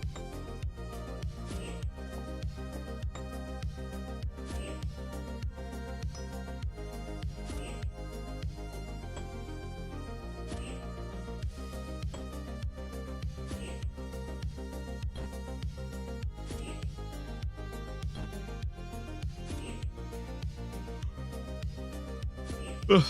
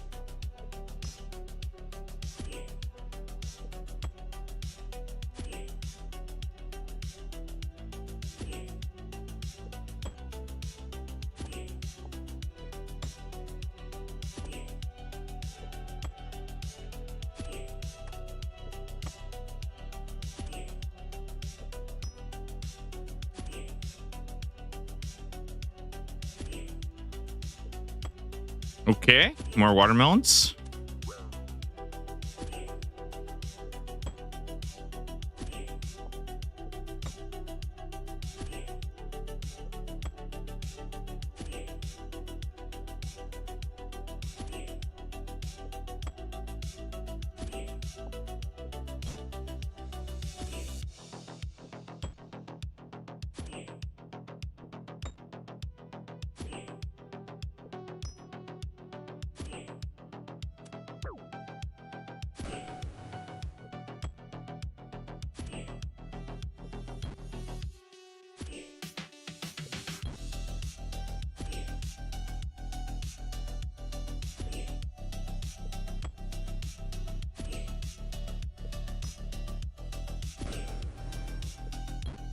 All right, let's kill 1,800, dude.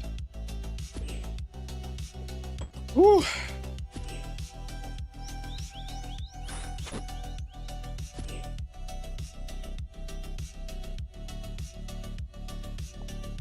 right, I'm gonna run real quick, go get myself another coffee, and then I think we'll just hit it again, keep on going.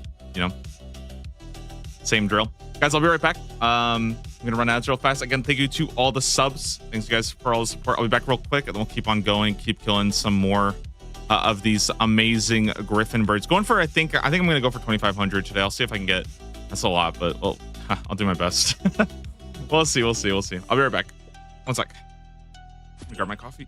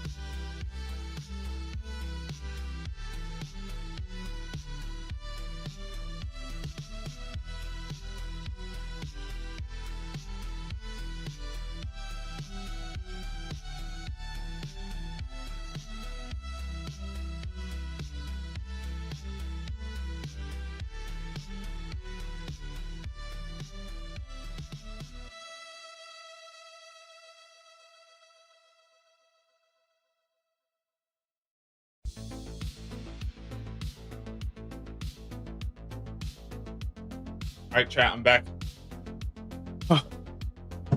Okay. I got myself a coffee. And this is even better. I got myself some mangoes too. So I can have a little snack.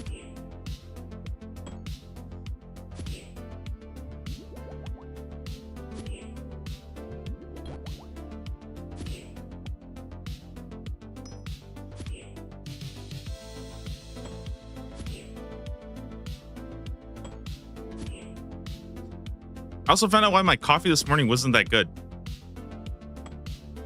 I think when I added a little bit of sugar, but I forgot to mix it. So I don't think the sugar like properly blended in.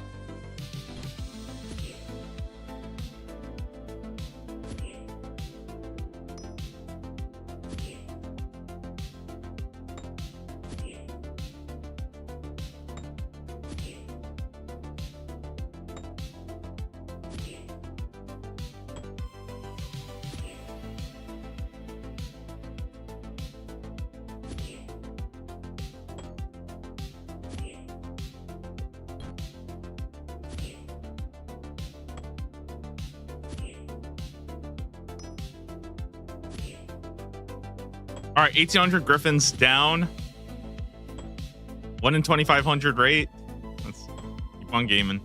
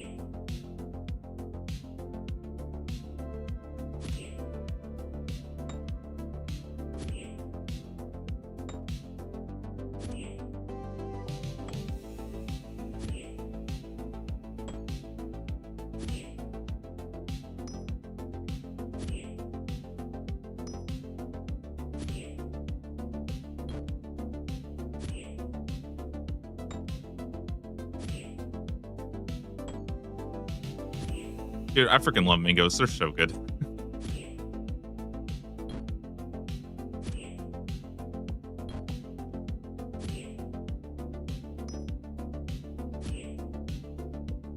Definitely an S tier fruit.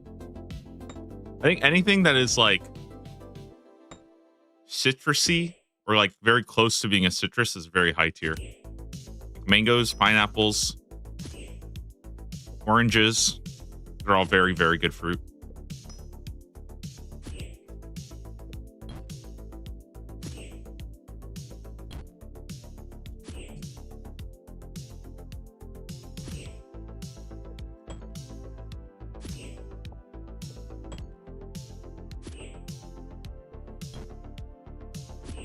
I remember like when I would go traveling as like a kid and stuff, like if we ever went on vacation, the thing that I was always most excited for, like going to the hotels and you get the POG juice, passion, orange, guava.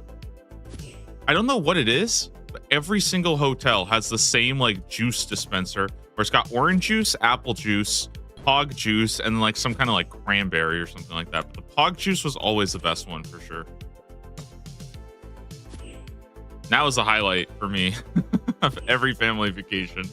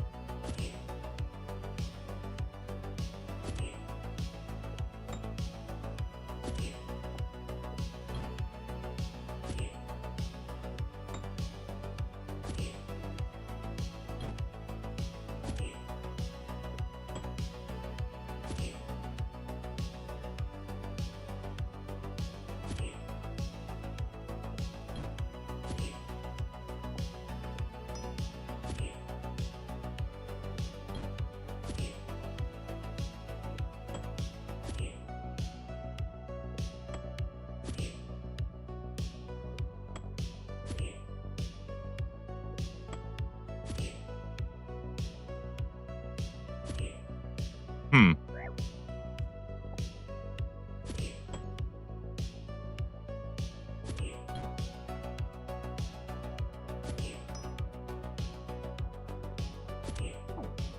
So I ran some numbers, and it turns out that Dragon Scimitar is actually very slightly better.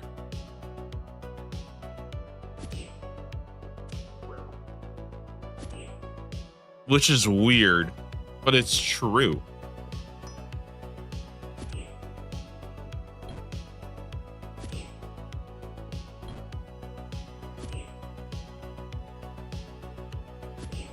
Hmm.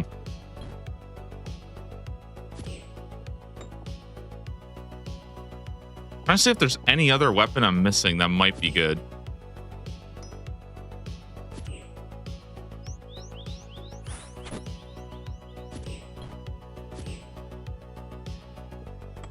I don't think so. Hmm.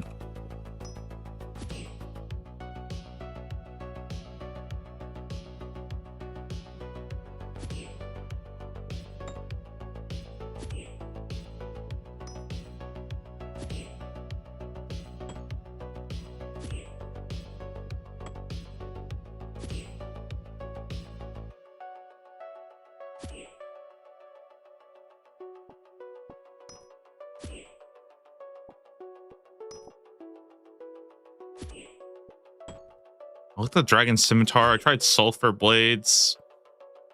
I don't think there's anything else.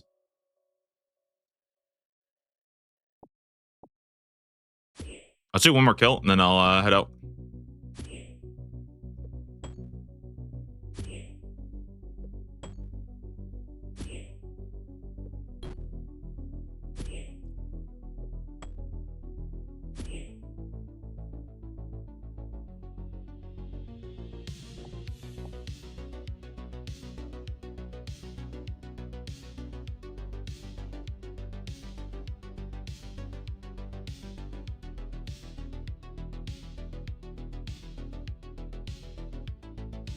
Yeah, that's so weird. I guess my accuracy right now is pretty good though. Dude, my plate skirt is actually degrading so fast. I'm actually losing money doing this because I have to, I have to like go fix it.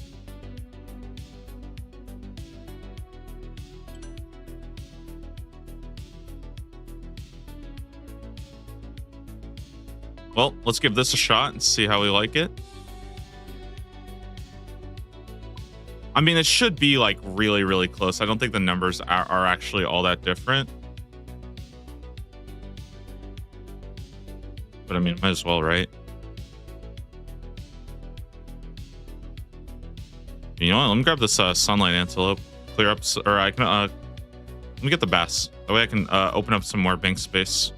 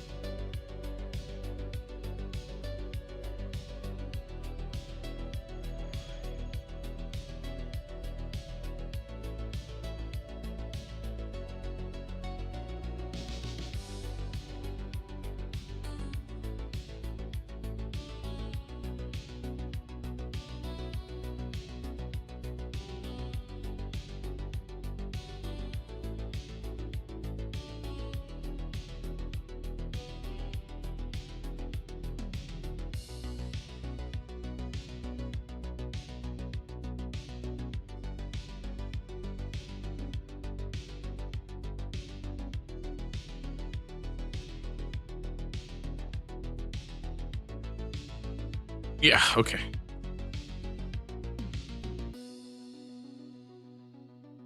I want to test how good air spells are. They do not look very good.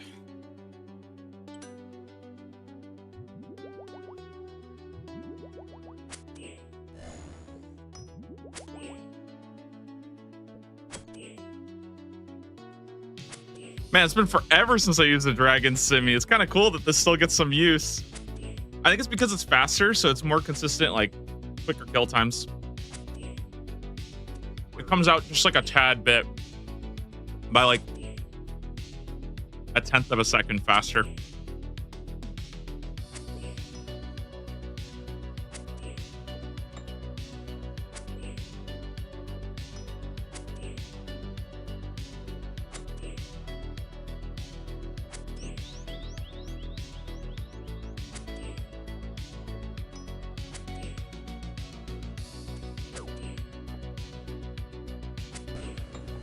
Although it might be the case that the Zombie Axe is actually better because the Griffins give you that like extra hit. And when you use the extra hit, it's better to reset a slower attack than to reset a fast attack. But I don't know. That just happens so rarely that I don't know if it's actually worth. And I never even pay attention to it anyways.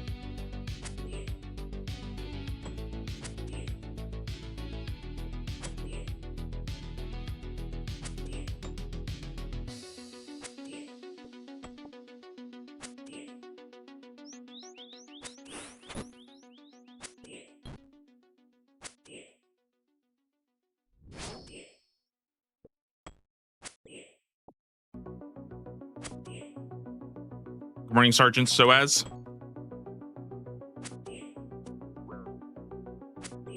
Whoa, look at that. My Guam leaf is not... I can't actually put this in here. I'm actually full on Guams. That's crazy. Damn, this thing is actually so full on herbs. Holy shit. All right, we'll have to go clean that out next bank trip. Crazy.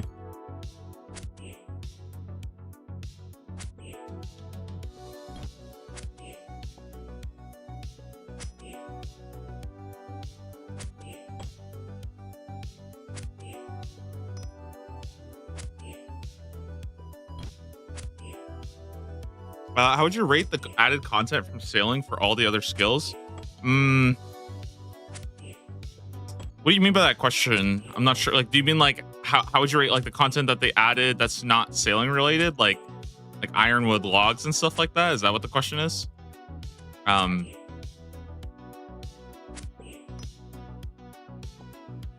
oh, also, okay, sorry, before I answer this question, all right? Every time you ask somebody to rate content or anything like that, guys, I have this new trick, okay? Have them rate it from 1 to 10, but say that you can't say 7. Okay?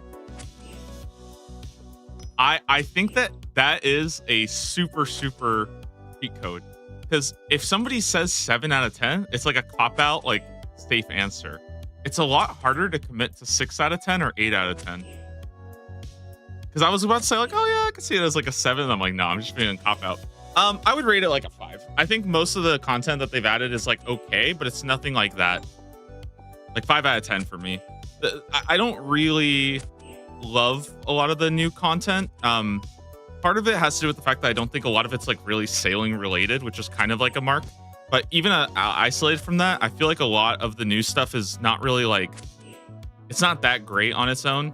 Like I think Frost Dragons are okay, but they're just a generic high magic safe spot mob or Dragon Hunter Lance, you know?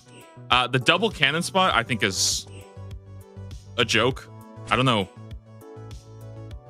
Like, I really don't know what they were thinking with adding that. It feels like it's not worth at all using the double cannon furnace because you have to teleport there every single time, which means you need to teleport to a bank and then teleport to a fairy ring and then fairy ring back there. And I'm pretty sure that people have basically said that, like, pretty sure people have said that it only comes out to about 1.5 times faster because you have to actually go and, like, there's more inputs that you need to do. And that travel time eats up a lot compared to, like, sitting at Shiloh Village or any furnace, which is also, like, okay, I don't know about you guys, but when I smith cannonballs, I don't pay attention to the screen very much. So, like, I don't know. I feel like I would actually lose time using the double cannonball. So I'm not really excited about that. That feels like there's something missing there. Like there should have been a bank there and they didn't want to add it. Or I don't know. I like the new logs. I think those are pretty cool. I kind of like that you can make the boxes now, the camphor fish boxes. You can do that as like a new crafting method. I think that's pretty cool. I think Griffins and the Griffin boss, I personally don't mind the Griffin boss. Like, I think it's okay. I just feel like the only thing I don't really like about them is the drop rates, especially when it's like on task. I feel like if you compare it to the Zombie Axe, like Zombie Axe is already so damn good that, like, I don't think the Griffin, like, I don't think it needed to be 1 in 400. I think it could have been like 1 in 250 and that would have been okay. And then you also have this weird issue where Griffins get the Horn of Plenty. You have to be like on task. There's a boosted rate. And if you're on task though, you probably want to go do the like the boss. So I don't like the fact that there's like a double task incentive that is like conflicting with itself. Because like right now, for example, if I went to go get a task, like that would be great, but then I would kind of be wasting it by not doing the Griffin. So it's a little bit weird. And it comes out to like a lot of Griffin tasks before you actually get both on rate, which is kind of not the best, you know? I don't like that. I don't really like that. What else? I haven't really done a lot of the other methods. I haven't done Aqua Knights, so I don't really know how those feel.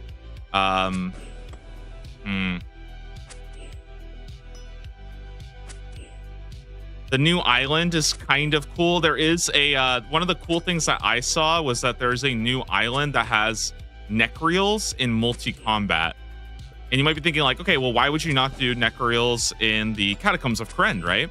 Well, turns out that Necreals and Greater Necreals are actually a little different. And Greater Necreals have a much better drop table for herbs and stuff like that. So as an Iron Man, you're actually like, you're better off fighting Necreals, I think, if you want that stuff. And you can actually do multi with a cannon. I think you can cannon down there. But you can do multi-combat Necreals now that drop the same drop table as in the Slayer Tower, but you can't cannon the Slayer Tower, so.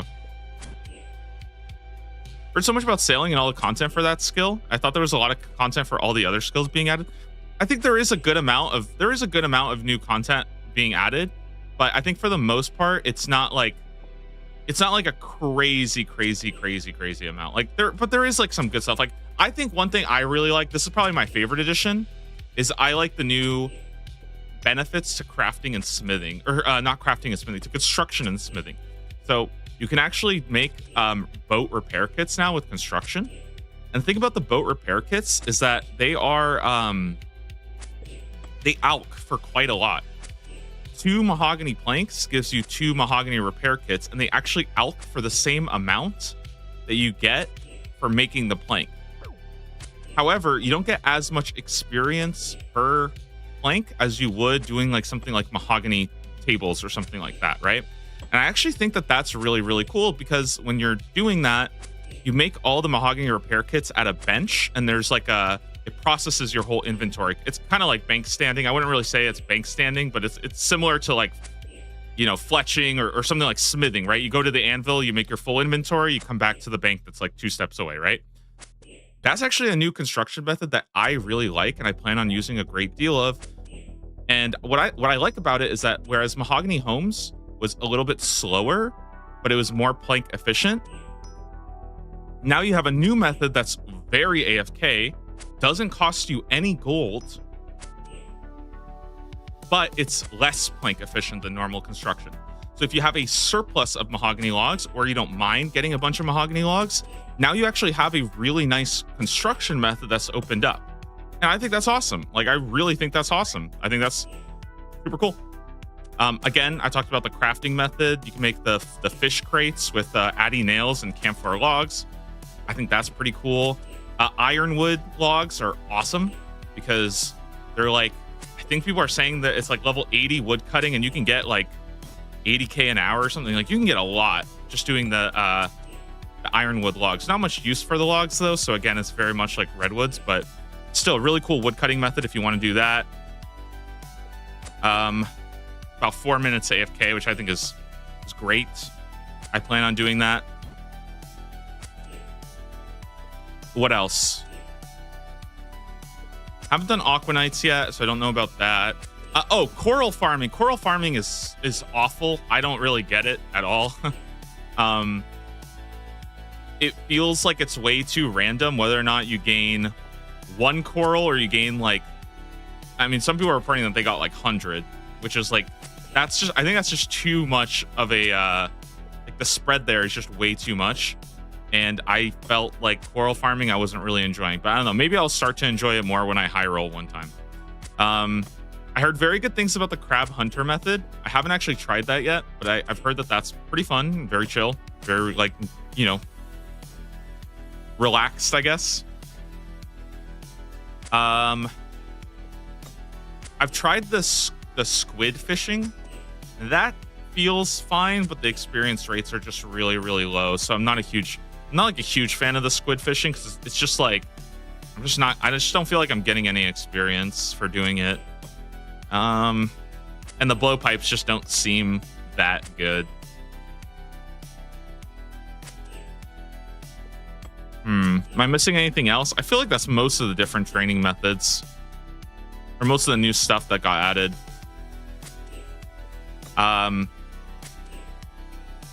Yeah.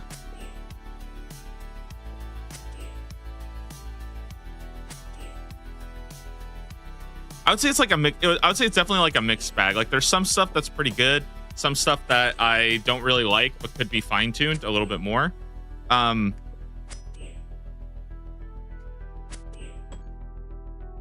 Overall, 5 out of 10.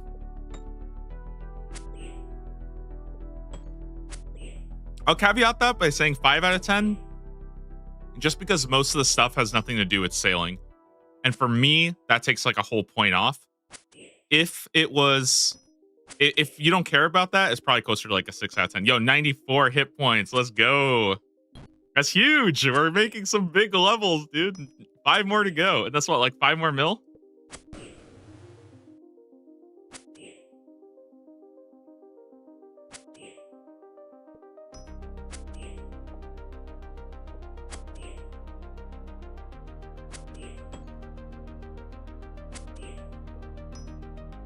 Oh, the new thieving method.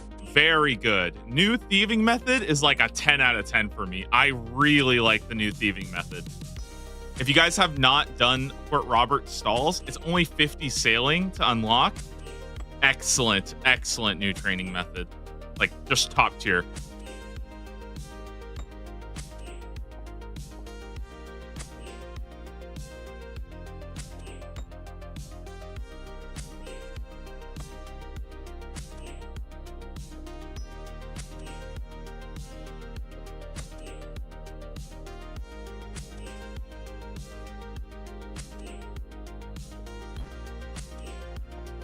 And I guess this is like kind of sailing related, but I like that you can sail. Sorry. I like that you can sail and you can fletch while you're out on the ocean. I think that is a very nice choice. And I think that if I was to make a new account, I would probably be spending a lot of time training my magic by alching while doing sailing. I think that's a very natural fit. And it's a lot better to do it that way as opposed to doing like agility and alching. So I'm very, very like, I think that's big ups for that one. Mining has kind of a new method with like the nickel.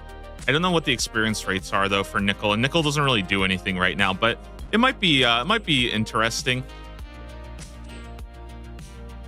Smithing, the cool thing I like about smithing right now is that like there is a little bit of reason now to make nails.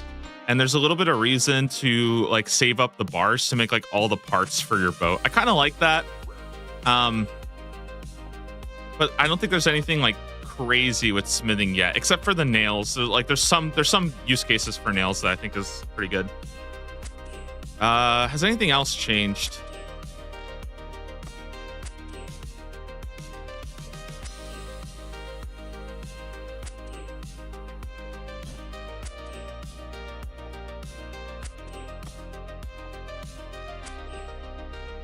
No, I mean, that's pretty much it, but it has touched a lot of skills, and I think a lot of them are pretty decent.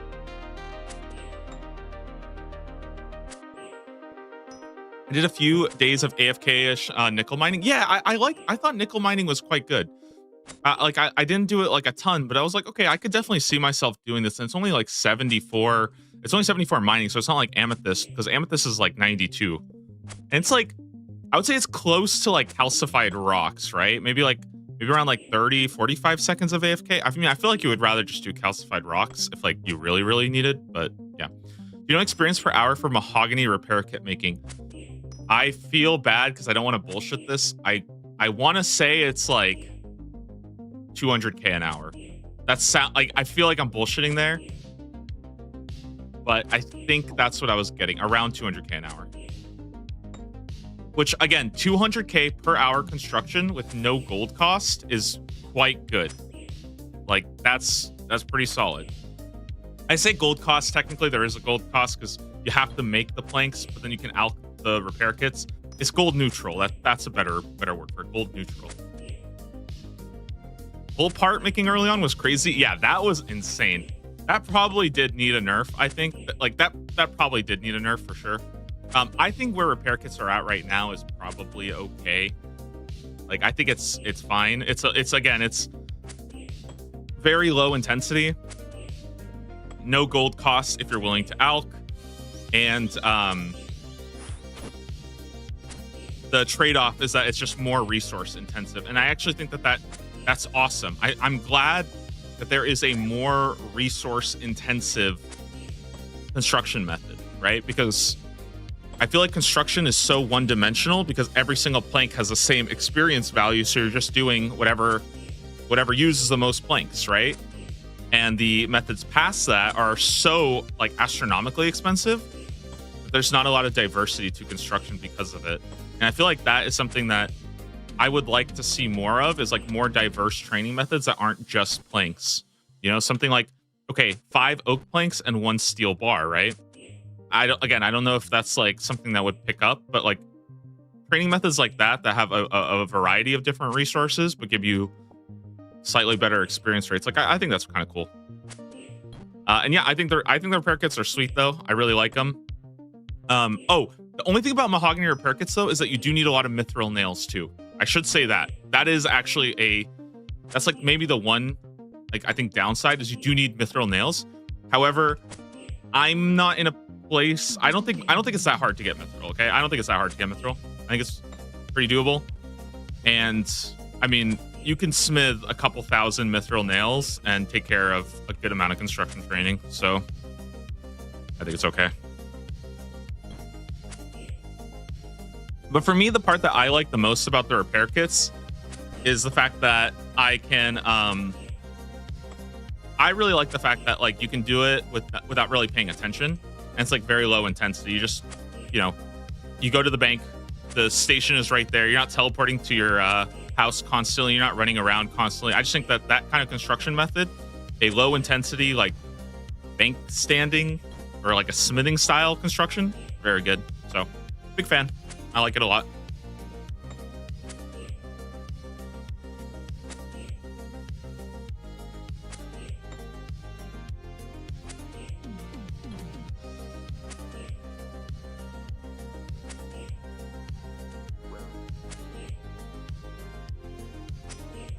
Hoping for that one island they showed that had a player-owned lodge and a player-ran sawmill with pink graceful and cherry blossoms everywhere. Oh, dude, that sounds super, super cool.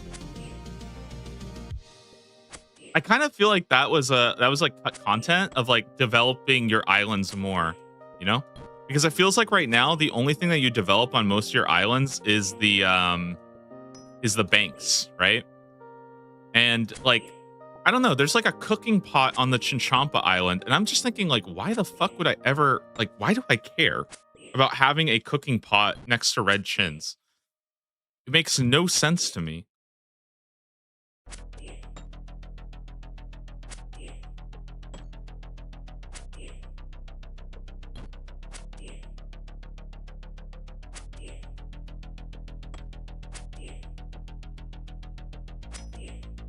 Oh, there is another, I should talk about this. There is another skilling method that I think people are starting to develop more and like look into more.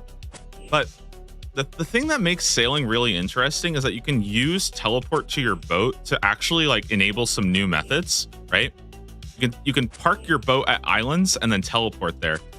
And I think people are finding out new ways, new, more efficient ways of lunar and law runes as well. Or sorry, not lunar runes, astral runes. But what they're doing is they're like parking their boat at Lunar Isle and then teleporting to the boat, and it's like significantly increasing how many astrals you can make per hour. And yeah, same thing is happening now with laws. So it's kind of, it reminds me a lot of when the when they changed the achievement diary. They did something to the achievement diary, right? And then nature runes became like a much better method. Now, obviously, having the achievement diary is, you know, insane. Like, it's a very high requirement, but it does add this like new, like pure rune crafting method. And I think it's kind of cool that there's now this like new law rune crafting method and a new astral rune crafting method. It's just very expensive to build a teleport station on your boat, but I think that's fine. I think it's cool, and I like that.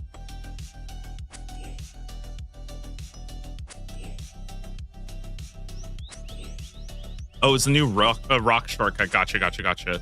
It's just that I think people found out that the achievement diary teleport was like very close, right?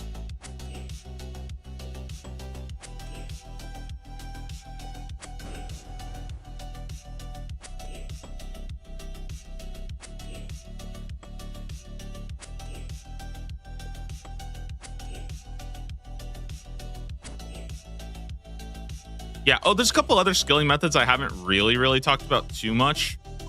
Like, I think these are things that will get a little bit more popular over time.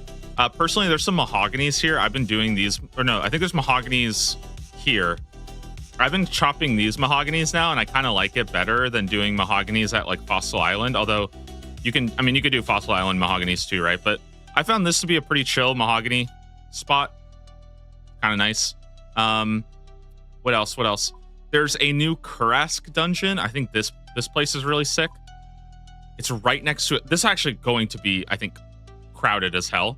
But there's a new Kurask dungeon here. And there's a spirit tree. You have to activate it by landing here. I think it's like 58 sailing. But dude, it's like 6 Kurasks here. I don't think it's multi-combat, but yeah, that's actually kind of cool. And there's a new spot there.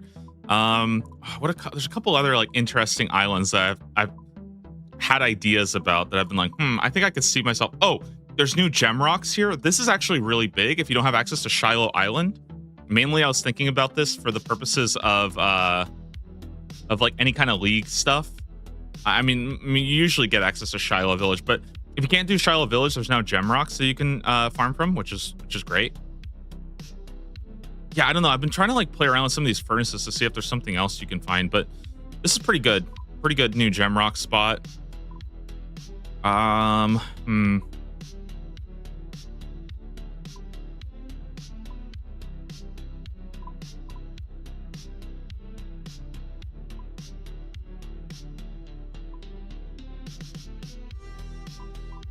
to remember if there's anything else that I saw that I wanted to like experiment with.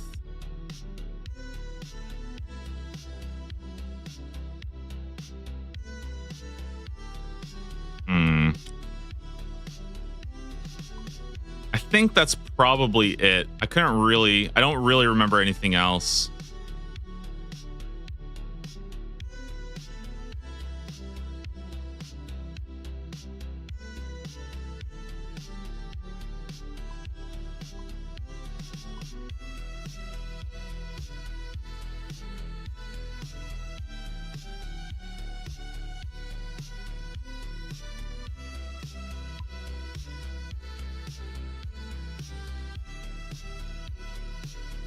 Yeah, I can't really think of anything else right now, but I'm sure something will.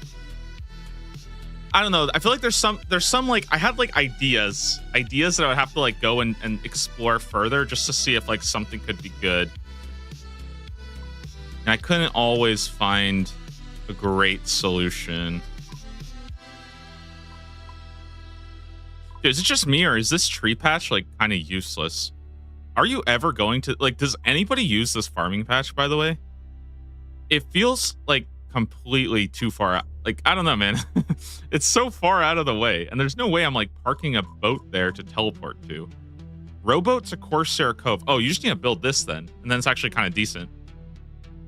Because you would just take the spirit tree to the rowboat and then you get your free. Okay, that's actually not bad. Huh. Okay, I take it back. That's just kind of cool. For another tree patch, it's kind of worth it. Yeah, I think that might be actually worth it. Yeah, I have to experiment with some of these like rowboats, see if there's anything else I can think of. Like there's rare trees here, but why would you ever use the rare trees here? I think this is like use or something.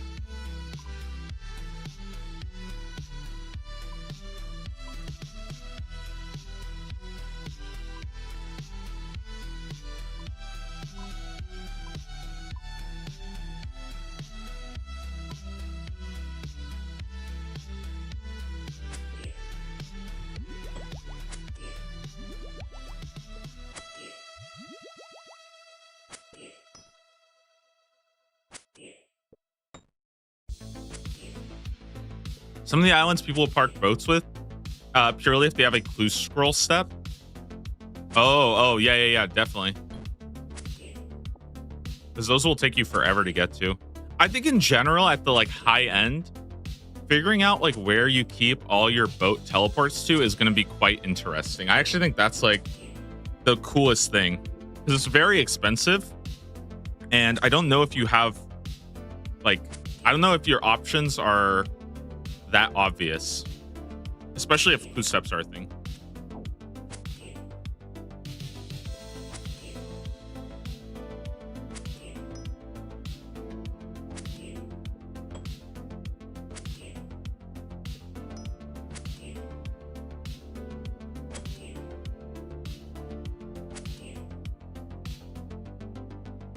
Getting that bottled storm as an iron is going to be a pain. Yeah, absolutely. But I think that I think there's a good chance that over time there might be new stuff that comes out that gives that a better rate. And I also think that once sailing combat gets a bit more, I think once sailing combat gets retouched, I don't think it'll be the worst thing ever. You know, because it is a really big upgrade to be able to teleport to your boat. I think that is really cool, and I think that over the next like months, I think there's going to be new tech that comes out because of it, right? And I would be very interested to see how that stuff sort of emerges. It might be like leagues might be a really big moment for that, where people start discovering new island tech, because leagues generally is very good at coming up with new tech for weird things like that. I would be very, very or I guess I wouldn't be surprised to see something new like that come out. Somebody like just needs some random island and they're like, oh, you can actually like do this, and it actually works out to be quite good.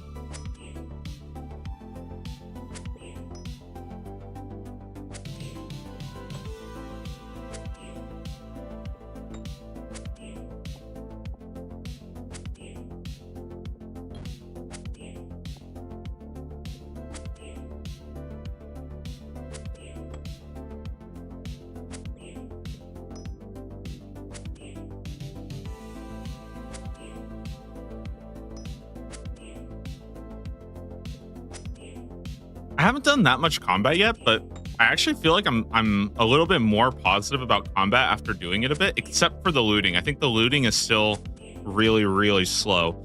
But like, it's not awful. I think I have a very skewed perspective, because the first time I did it, I had 30 ranged on an account. At level 30 ranged, sailing was genuinely like one of the worst. Or sailing combat and shooting the cannon was awful. Like I was doing peanut damage. But now with 88 range, I kind of feel like it was fine. Like I was doing a respectable amount of damage. I just think that the costs associated with it is way too high, and it scales too much off range. It doesn't feel like it scales enough off sailing, which is kind of awkward. I guess it does scale off sailing because you build the better cannon, but I don't know. Maybe. I guess that kind of counts. I don't know. Okay. Let's go put this stuff away. I need to go get a fresh new inventory of everything. Clean out my herb pouch. Clean out all this stuff.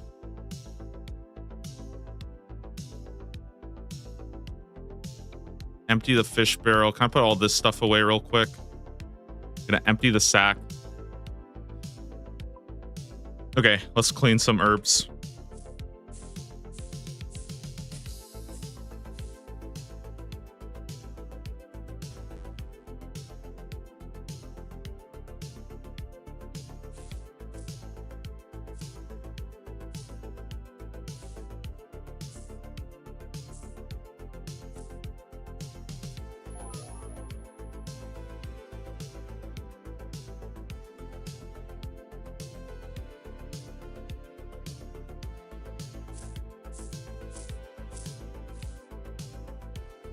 Ranar, Woms.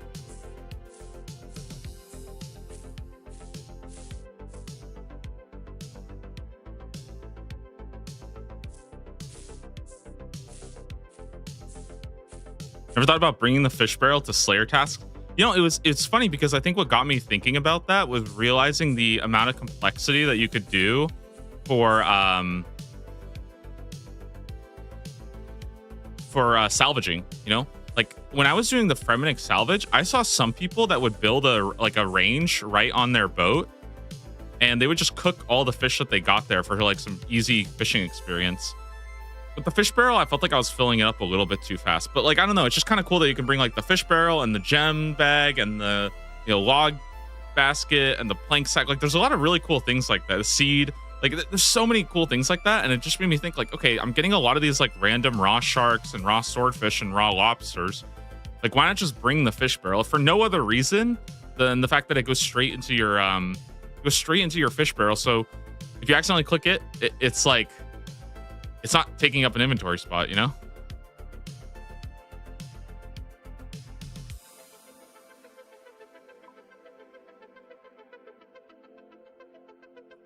Add the red topaz to the gem bag? No way, man. It's going to crash the price. You got to keep that thing valuable, okay? No, I'm kidding. I think they should do that.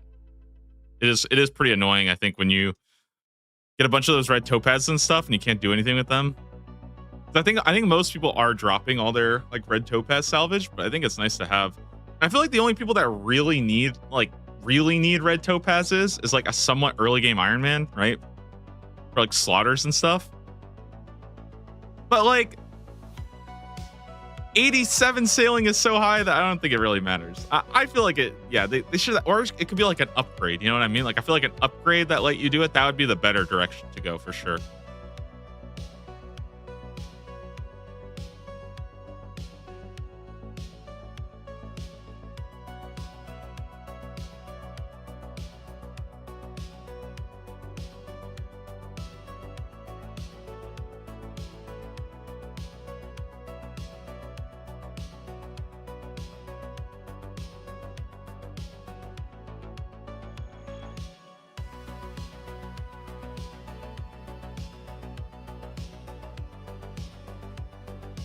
I found a straight line from opulent salvage to the bank. Yeah, I know some people are using that. I've been doing that too. I feel like a lot of people sleep on that big time. I don't know why. I feel like a lot of people just straight up, they sleep on the fact that you can just go to a bank, instantly bank all of your cargo, right? And then just later, when you have time, sort through like a couple thousand salvage. And I thought it was super sick. Like, I love that method. But every time I say that, people think I'm like fucking stupid. I'm just like, dude, what do you mean? It's so sick. You get to do all the AFK salvaging, but you don't have to ever like actually do anything with it. And you still get all the rewards too, which is kind of cool. You don't have to like sit there and drop. Because that, like, if you're actually like out on the water and you're constantly like cleaning your stuff, that does take quite a bit of time. You kind of do have to focus on what you're doing, you know? You can't really like necessarily waste time. I mean, I'm doing that right now. You know what I mean? Like, I'll just admit it, okay? I'm salvaging, okay? It's like right now I'm salvaging. Because I just go out here, have, you know, how much have I gone today? Let me see. You salvage all you, or let's see, how much have we gone? Probably gone a lot. You reel in some salvage, 630, okay? That's what I've been doing today. I'm about to get 5 hour or 6 hour log. I just come out here, I salvage, and then once I get the full thing, I just go back to the bank because I'm not going to sit and actually do that stuff, you know? Like, that's just what I do. And then every like 2 minutes, I just check to make sure I'm fine. Park my boat right here, click the salvage. That's it. And then every like 3 or 4 minutes, I check in, I click the salvaging hook again, I come back, and it's just like, okay, well, this is sick. I don't know.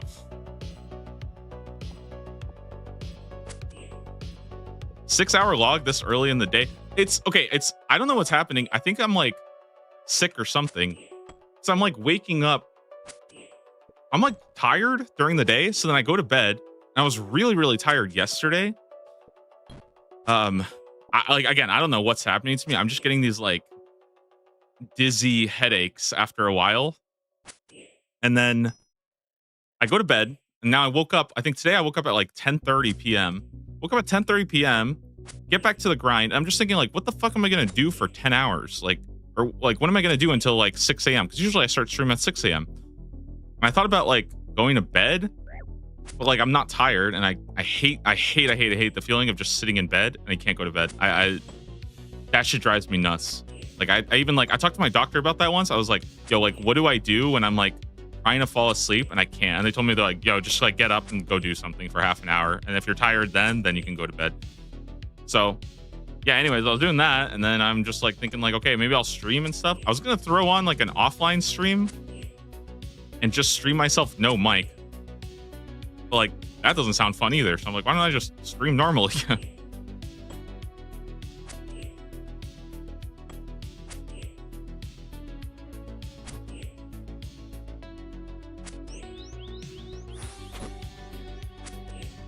Especially since a lot of people who watch me are like not even in my time zone. So for you guys, it's probably the middle of the day. That's something that I always have to be like conscious of, is the fact that not everybody who is watching me, pretty much everybody who is watching me is later in the day than I am. Because for me, I started stream at 1 a.m. and I don't know if like I don't know if you can go more in that direction than the West Coast of the US. Like Dude, I don't know. Is there like an Alaskan viewer who's an hour behind or something? You know? Like, I don't know. Some island in Hawaii or something? Yeah, pretty much if you're a Hawaiian, it's earlier for you.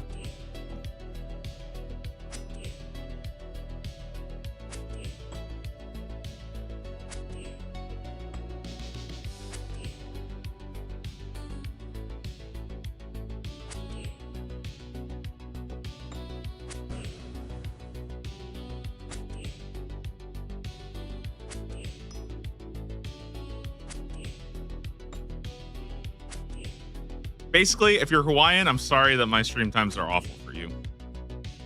Everybody else, you get to enjoy it.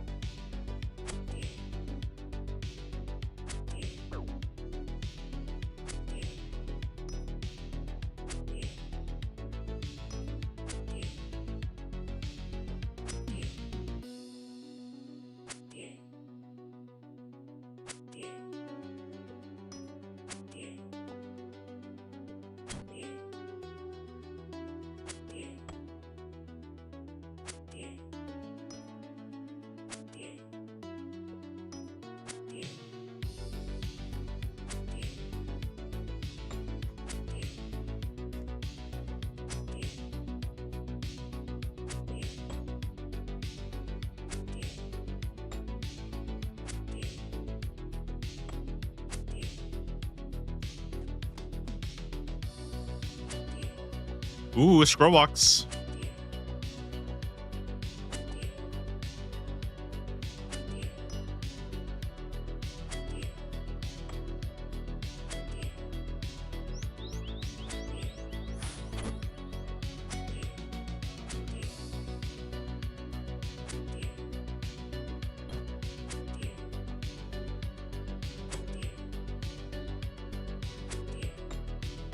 Not having Bell's Folly as a rare drop from normal Griffins is also weird. Dude, I think that's what they could have done for sure, is to at least have it as a drop from both. Like, I don't know. I feel like the kind of mistake was that they kind of adopted like the Araxor drop table, but Araxor is kind of different because Araxor is so endgame focused, you know? I think it's good that the Griffin boss, the Shellbane Griffin, I like that it doesn't drop the Horn of Plenty, because if it did, then the price of it would completely tank into nothing from people farming the boss, right? But then why is it so rare from the regular ones? You know, it's like just to be clear, a 1 in 1,000 drop is that's like pretty high up there, I would say, in terms of like all the Slayer drops. Like most of them tend to average out around like 1 in 500, you know? So 1 in 1,000 on rate is, to me, it feels a little excessive. But I also understand that this is a cannonable task, and you know, it's hard for me to compare what this task would feel like if you are a main, because like when I think about a cannonable task, I'm thinking about something like Calphites, right? Or Bloodvelts. Those are tasks that, well, you can't even do Bloodvelts for a really long time, right? But like Calphites, you can do that, right? A lot of people will cannon Calphite tasks. It's the best task you can get on a main is to Calphite, to cannon Calphites. And I kind of think that, you know, like maybe for mains, this task is actually absolutely insane, you know? Armor zombies are so free. I guess you can also burst those too. So yeah, it is kind of crazy. It's weird because I think that like it's just weird, especially because the sword is also, I think it's worse than the zombie axe. It's actually it has like one less max hit. I don't know about you guys, but I just personally feel like it's very weird that they're so, like, the zombie axe is so easy to get and the rapier is so hard to get. It feels like they were so worried about like power creeping the zombie axe. But like, why? That's like the floor now, you know? Like if you already have a very common drop, that's the floor. Why not just make things equal to it? Yeah, I don't know. It's weird. Went real crazy with all the sailing drop rates. Yeah, that's something I've definitely been like noticing more and more, is that it does feel like a lot of the sailing drop rates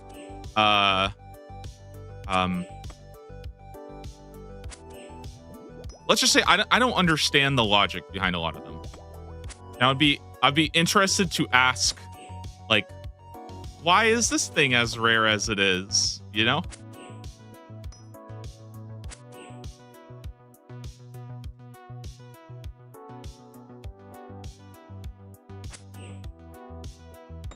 Again, we live in a world where sailing had rates that were 7 times more generous than what was intended, and somehow that is not being touched. Right? Like that's like, what? I don't know, dude. That's just...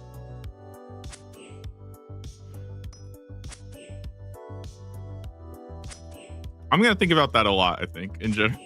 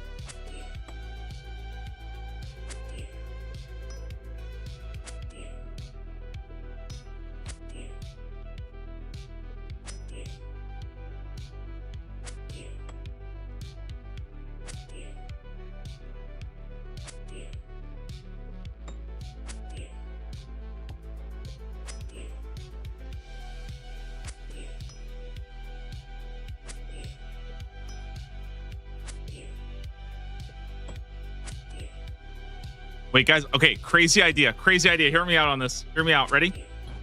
Okay. What if... Wait, give me a sec. I need to think about this one.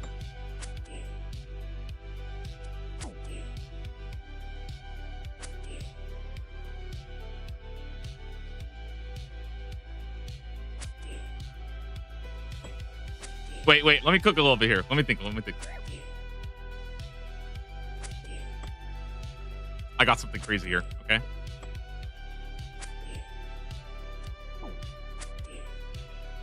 Okay, here we go. You guys ready for this? What if there was a new sailing agility training method? All right? Right here. This place called Swan Song, right?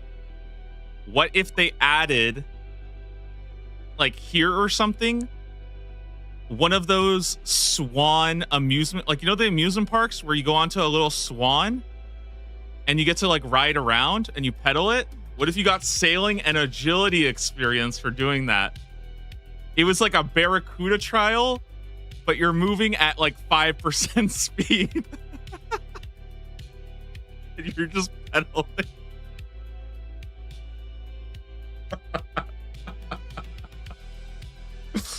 Like, it's so slow that you would just point in a direction and like it would take you like 3 minutes to get there. You could just pedal in that direction. Dude, I think that would be a genius idea. Okay, guys, we need a bro. I gotta work for Jagex, man. We got so many good ideas.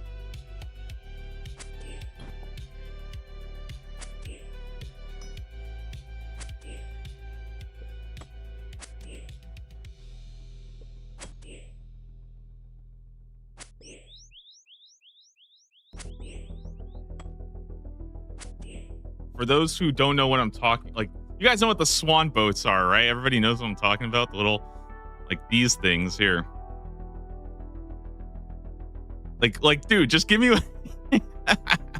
dude, give me one of these, okay? Agility. Oh my god, look at it. Agility and sailing training method. This shit would go so hard.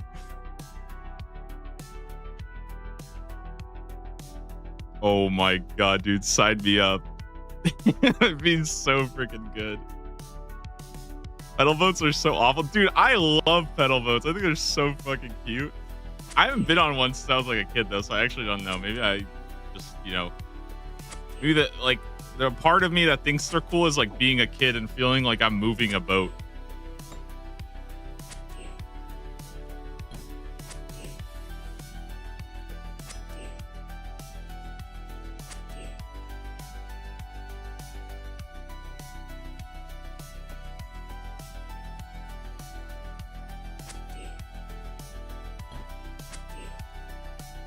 What if we bring in riverboat casinos?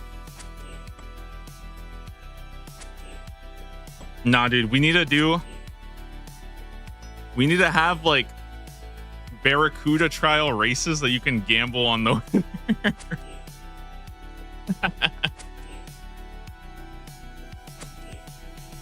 I have thought about how cool that would be though. I feel like I would love that, to have like I don't know how you could do this, but like Barracuda trials, like they all started at the same time or something, you know? I know it would probably feel pretty bad if you think about it right now, but like I just like the idea of like racing somebody else in a Barracuda trial. Kind of like when you do like agility laps and you're running with somebody and then you like, you don't want to fall behind and then they lap you and you're like, fuck, I gotta pay attention. The amount of match fixing would go crazy. I would. Yeah, I know. But I'm just saying, okay, what if it was like, yeah, you can find a way, okay?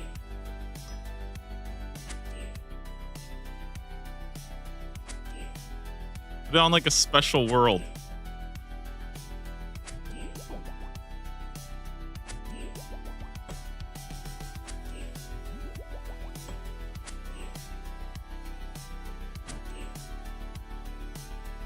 If I see you within 5 tiles at the perf court, oh, dude, if somebody is on the same course as me, I am so locked in. Like, and the best part is, you can tell when the other person starts locking in too, because they start taking like really tight turns as well, and you're like, oh shit, bro. I'm telling you, that's my favorite thing. Actually, okay. The one thing I like even more than that is when you race somebody who has a better boat than you. That shit gets me so freaking like, I get so motivated when I start passing somebody that has like a better boat. Cause I'm like, you fucking loser, dude. I'm just like, dude, nice try. And then they get to the straightaway and they just destroy. Like the straightaway, it's not even close. I get absolutely smoked.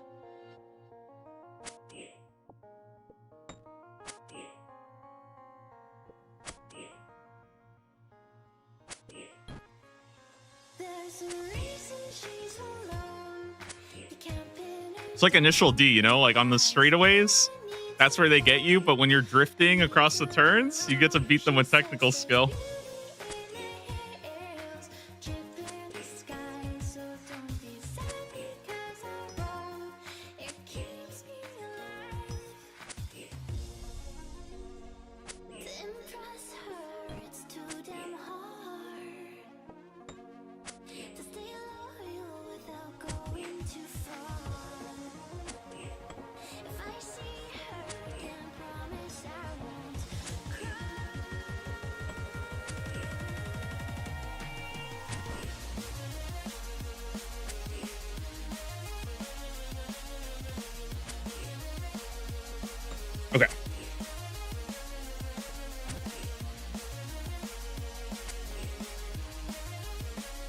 Honestly, good progress today. It's been about 3 hours. I'm almost at 400 kills. I started today at less than 1,600, so.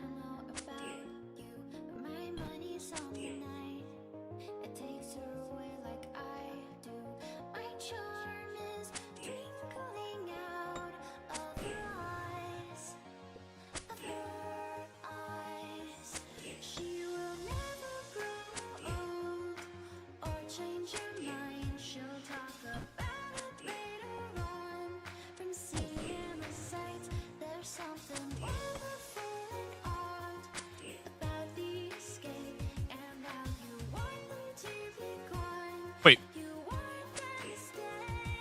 I've got an idea.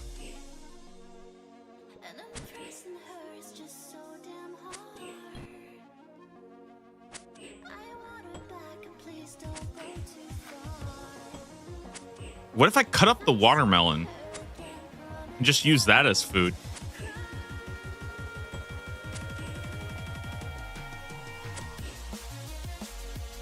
It heals for so little that I don't think it's really worth it, though.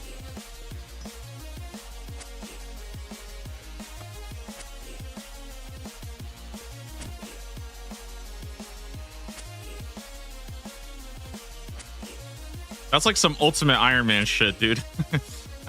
I am not doing that, okay? But it will heal. A watermelon heals for 16 if you cut it up, which is pretty good. But it's 3 different eats. That's kind of bad.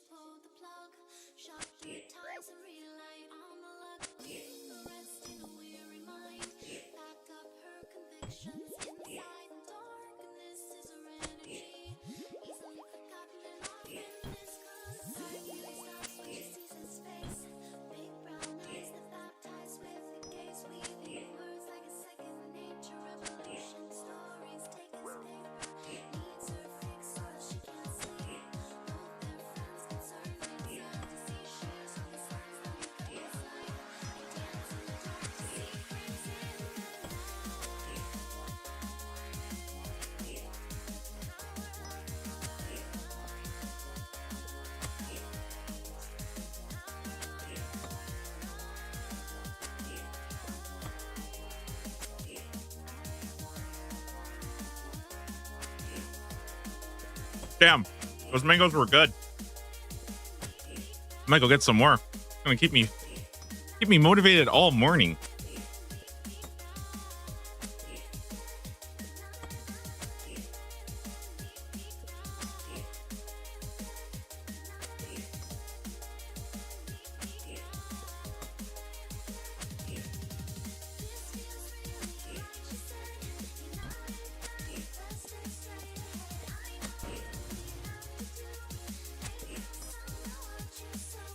You know, now that you mentioned Zombie X, I actually realized how similar this feels to the Zombie X grind. Like, if you think about it, right? They're pretty easy to kill.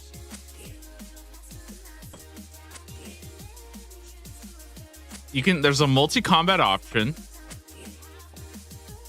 And it's a 1 in 1,000 compared to 1 in 800 for the Hunter offhand.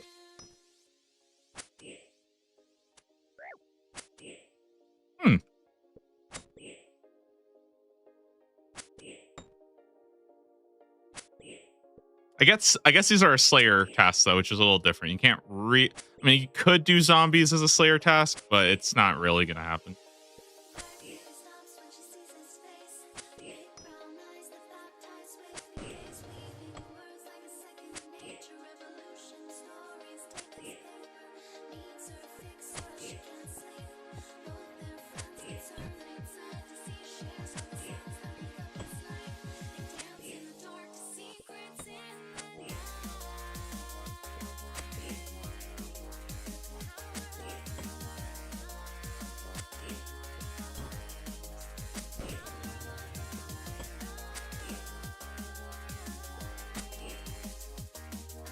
Armored zombies also give ton on Ranar and noted planks. Yeah, these guys give watermelons though. And cannonballs.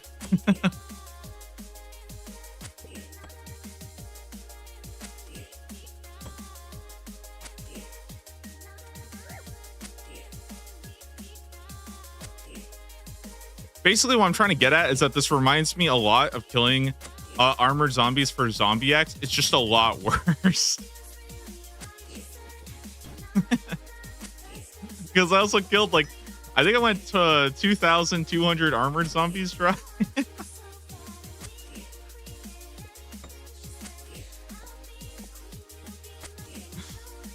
Gotta get it there.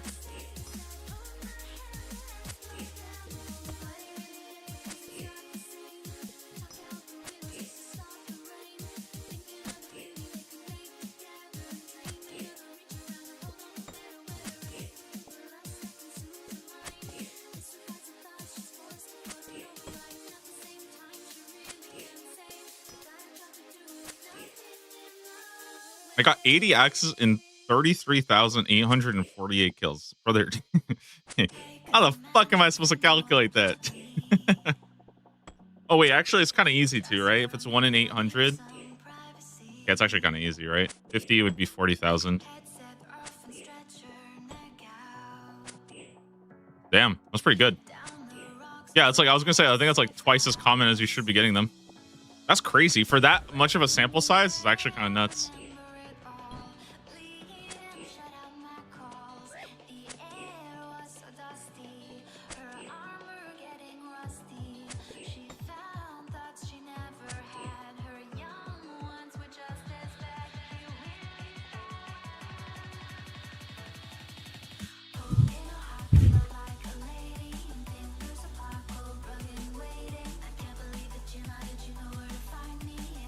Dude, I thought I did something wrong there.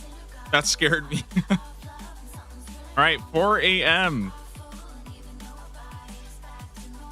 6-hour log. That is not good. That's not good. Whew, it's gonna be a long day today.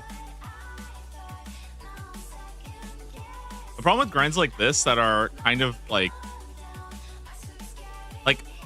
a grind like the shark, for example, is a little bit easier because I can kind of do something else and then just like click back every couple of minutes. The problem with this is that I have to re-click my screen every like 20 seconds. Now, I could go get goading potions. I've thought about that as like a more AFK option, but that seems like a lot of work. So I'm not really sure on that. All right, check this out. Look, you can bring the knife, not the dull knife, not the fleshing knife, not the rune knife, not the dragon knife. The regular knife. We can bring a regular knife and we can chop up some watermelons with it.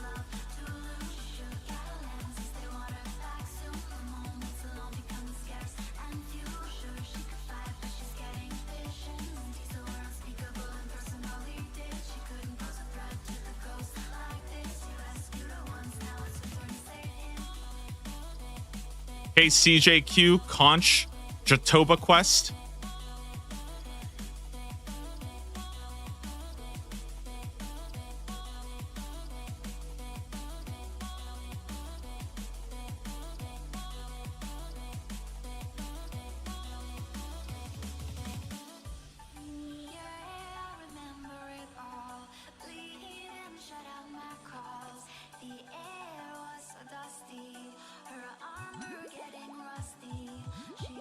Yo, by the way, what happens when they run out of fairy ring combinations? Do they just add like a fourth one? Oh my god, if they added a fourth dial to fairy rings, I would be fucked. I would never remember. Or maybe there's like a number dial. It becomes like a phone number. You gotta like type in 1 at the end or 2 at the end or something.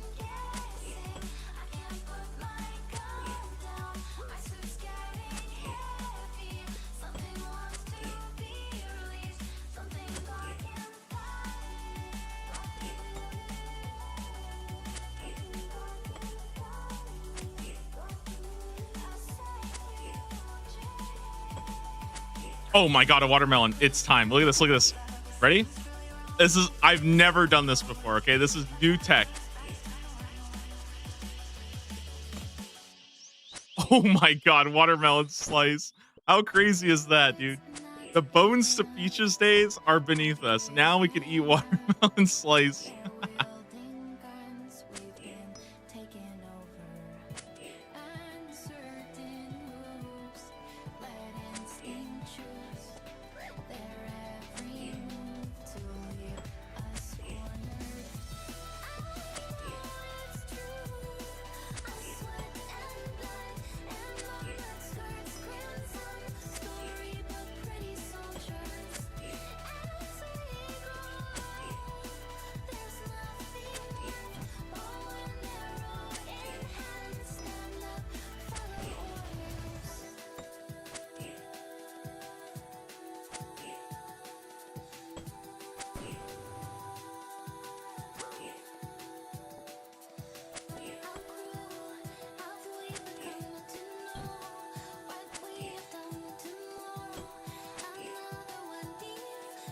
Oh, also, I guess another little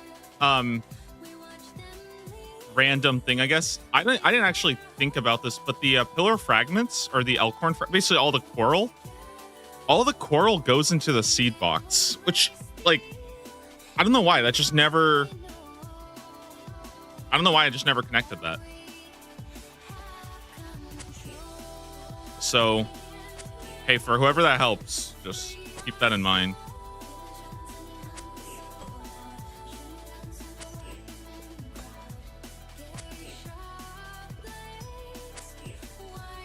You can also put it in your seed vault too, but the seed vault's a little bit weird right now because you run out of space in your seed vault if you actually have like everything right now, and that's the one in the farming guild.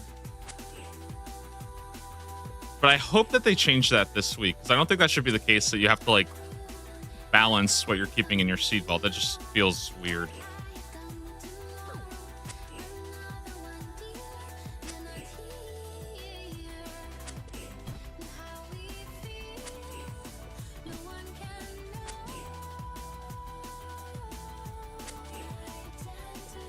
Ooh, hard clue. One more and we're gonna send them.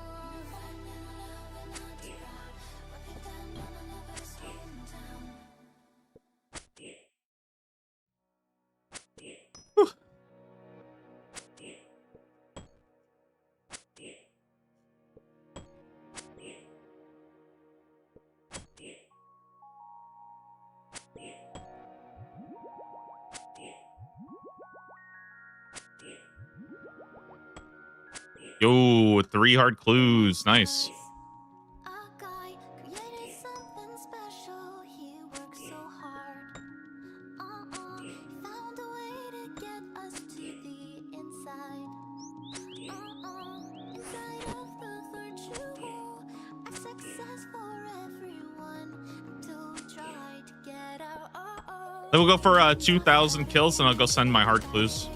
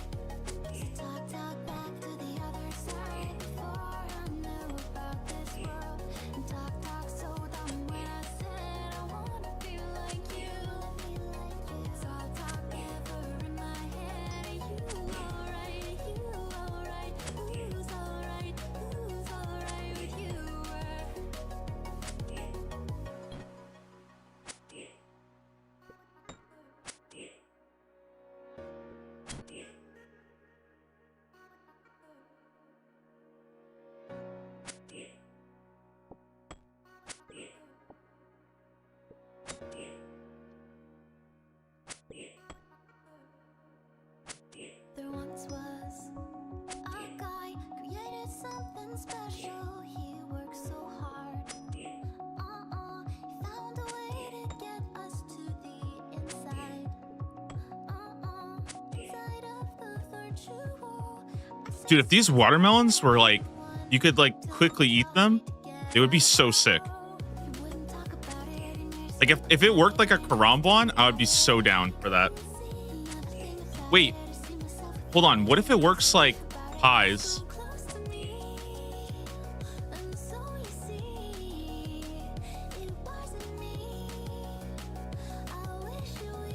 No, it doesn't work that way. When you have pies are kind of weird because you can like chain eat pies really, really fast. So when you need a lot of HP really fast, pies are kind of good for that.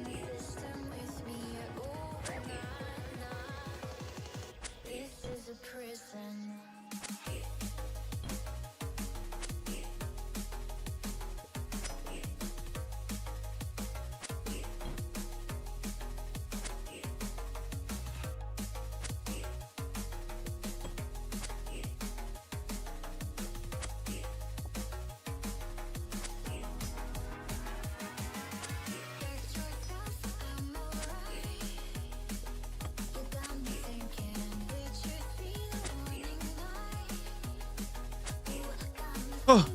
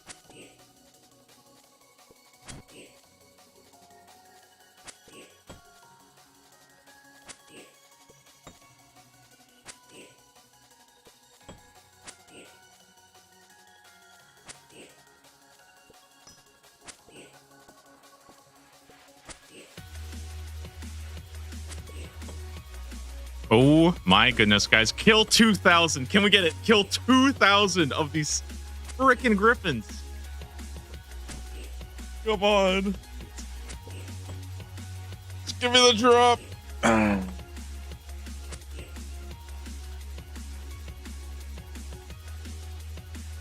It was one griffin feather and a tomato seed.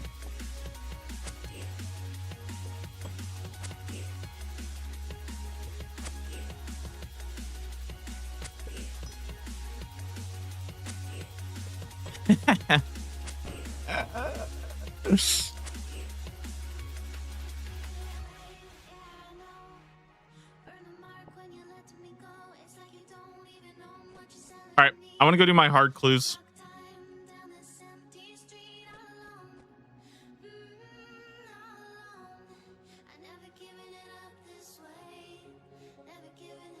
Should I start a watermelon slice collection? I kind of want to. I know that this is basically why my bank is always a freaking disaster, but I can put it right next to my coconut shells, my raw beast meat, my baguettes, and my sawdust, as well as my Calquat kegs. Perfect. Dude, every time I look at this tab, I think that I must be a little bit, like, just a little mentally ill, you know? Why do I do this? Why do I play this game? What is wrong with me?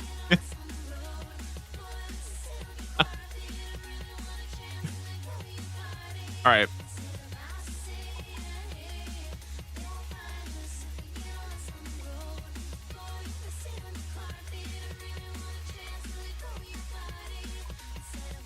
Let's get a poison. Let's get a spade.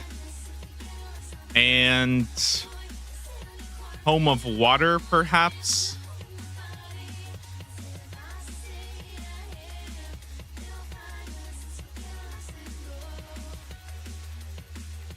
Ooh, we can do this one. We can do this one. Oh, beautiful. It's a triple. You'll love to see it. 3 clues that we can do.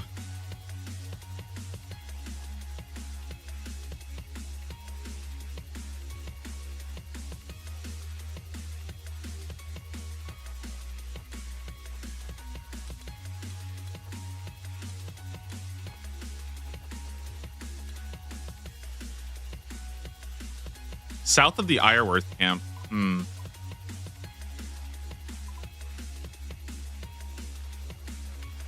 That's actually not that bad.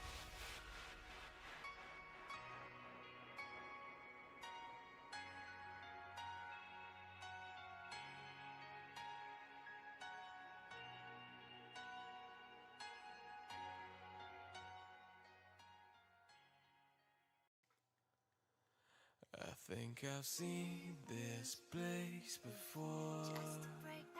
I think I've walked this path in all day. Can't shake this. We'll go charter to Port Tyrus. Yeah. It seems I end up here always. From the window of a plane in the winter soft. I don't know, man. Another 500 kills today. That seems like a lot. I kind of want to go for it, though. No start or stop, just circles. No stops, just circles and circles. Has that always been there?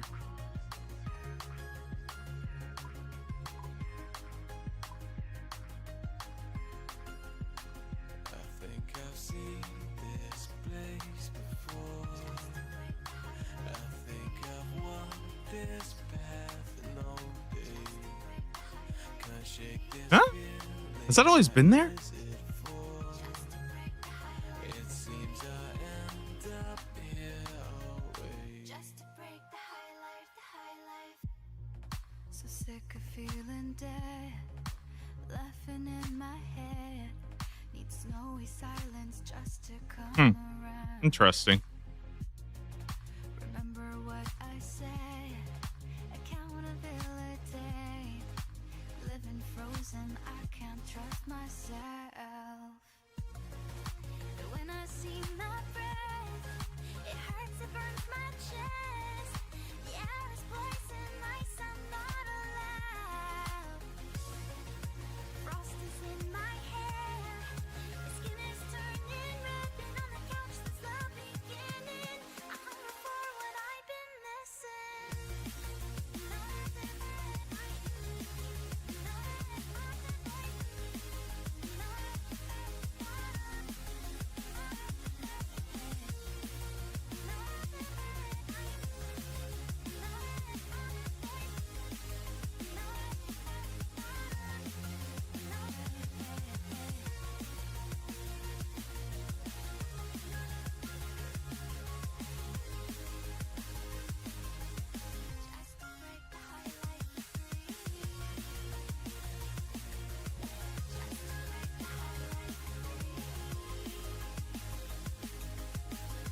Man, this forest stinks. Takes forever to get around.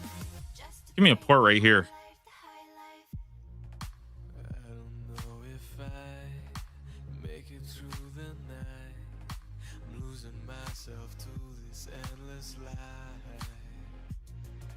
Searching for the end. I'm going round and round. You spam it, you'll always pass it. You just have to line up and then just spam it.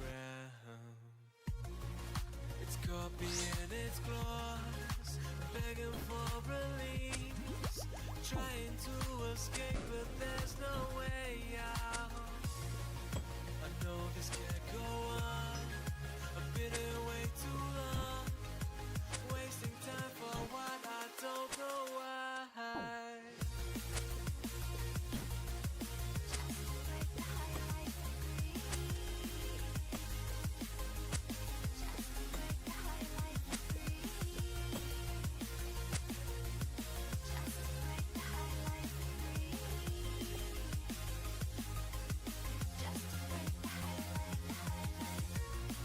Nature Spirit Grotto. Sounds good.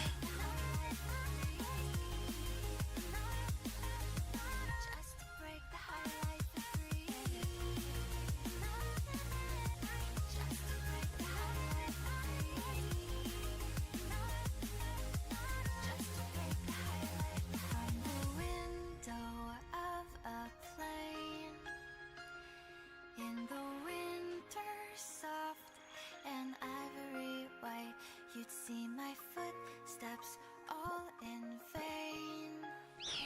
No start or stop, just circles. No stop, just circles.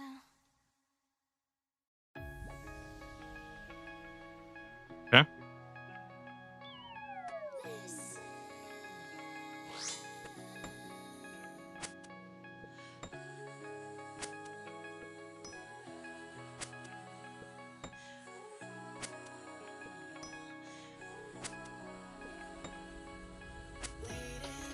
It's past 1 o'clock and I'm out of time.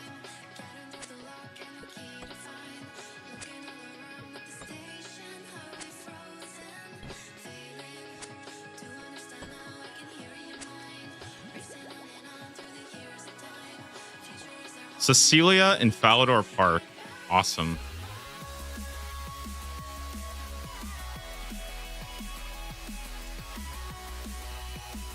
Oh yeah, yesterday I went to, because I only talked about this earlier. I got a triple new collection log for my hard one. So I got Zami Chaps, Armadillo Plate Legs, and Honorable Blessing. Kind of sick.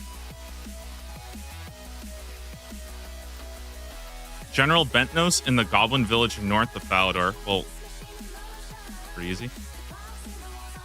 So yeah, we got three new collection logs yesterday, which is kind of cool. Hard clues are going pretty well. I mean, I haven't done that many of them, but like I'm starting to get a lot more done now that I'm doing more of these like Slayer mobs that actually just drop them in like decent supply. To me, that's like the silver lining of this task, is just having some extra stuff to do aside from just griffins. I feel like if I was just killing griffins like nonstop, it would drive me nuts. So like breaking it up, doing a couple clues. I mean, none of these drops are that good, but it's progress, right?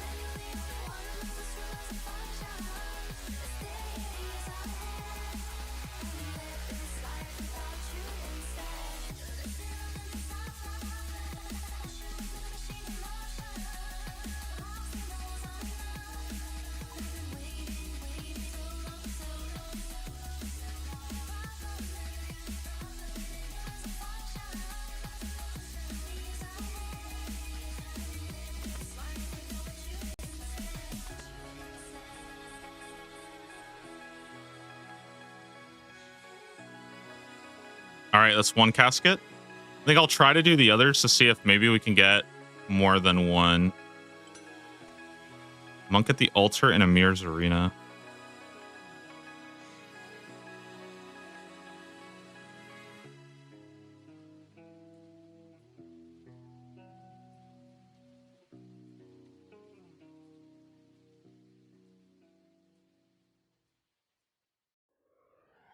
Sit with me for one last song and be closer to me when it's done. Come here and tell me your name.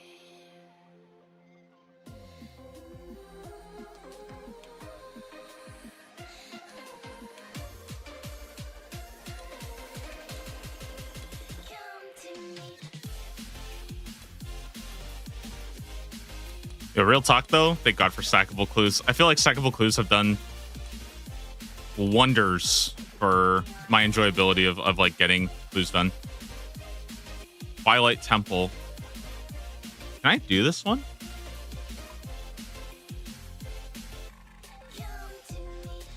I think I can. Yeah, I've definitely done this. Okay, do I even have the items though? Rune Longsword. Rune Plate Body. Rune Plate Skirt.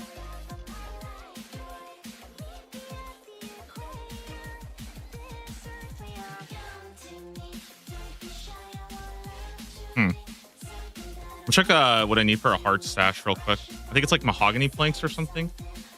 Teak planks. I don't know if I have those. I do. Nice.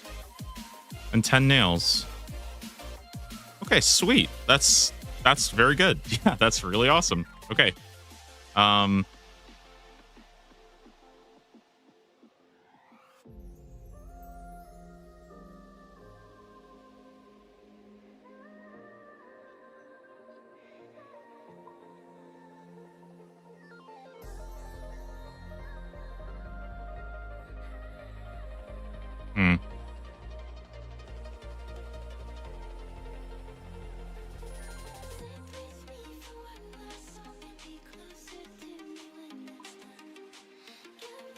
Cool. I was like building more stashes. I think it's my favorite part about clues is actually getting all the stashes like put together.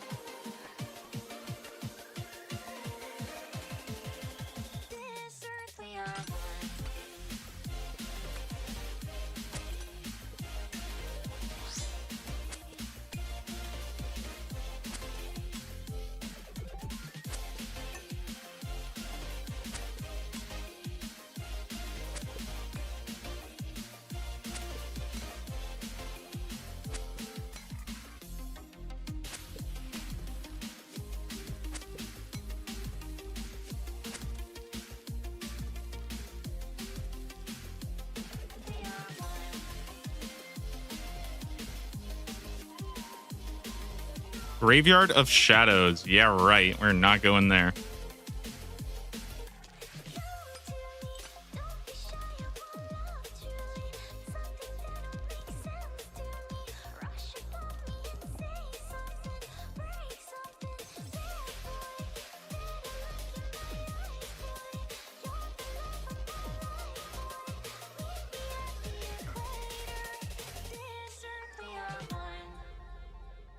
Okay, Brimhaven, yeah. Let's see if we can get one more done. How many are we on right now? 2 steps.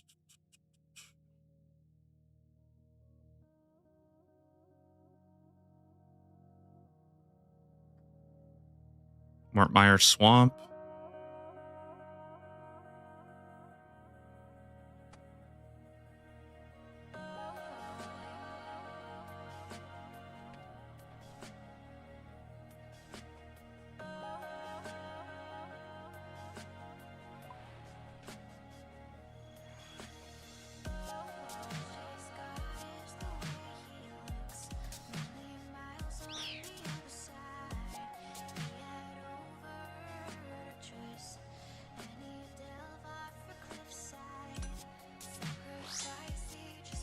I didn't bring a spade. Huh.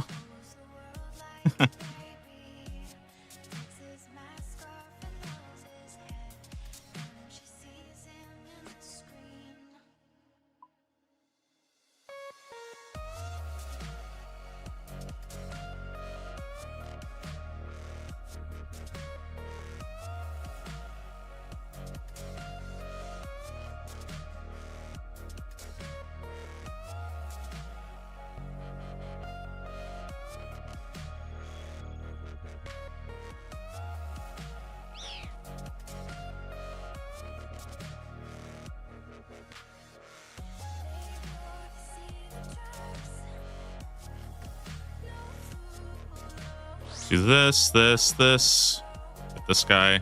Anti-poison.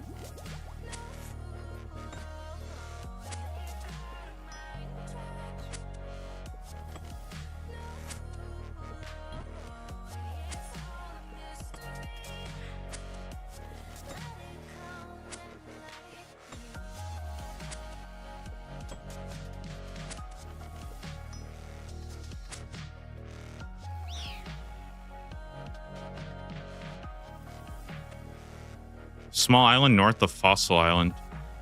Oh, wait, I think I can. Okay, let's see. Hold on, give me a sec. If I have my dig site pendant, yeah.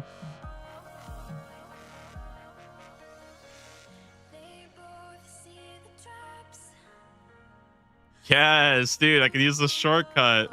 This thing is sick.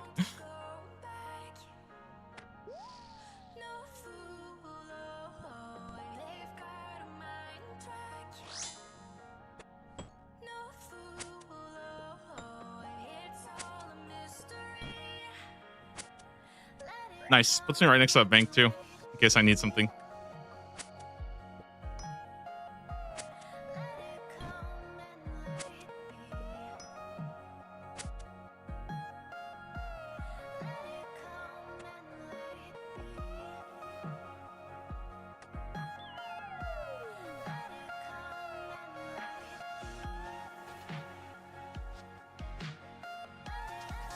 Okay.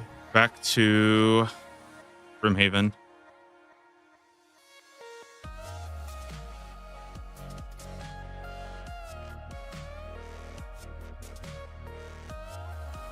I think this is the last step, yeah? 5 steps done. I think it's between 4 to 6. We get 2 caskets, get to open them up, see what we get.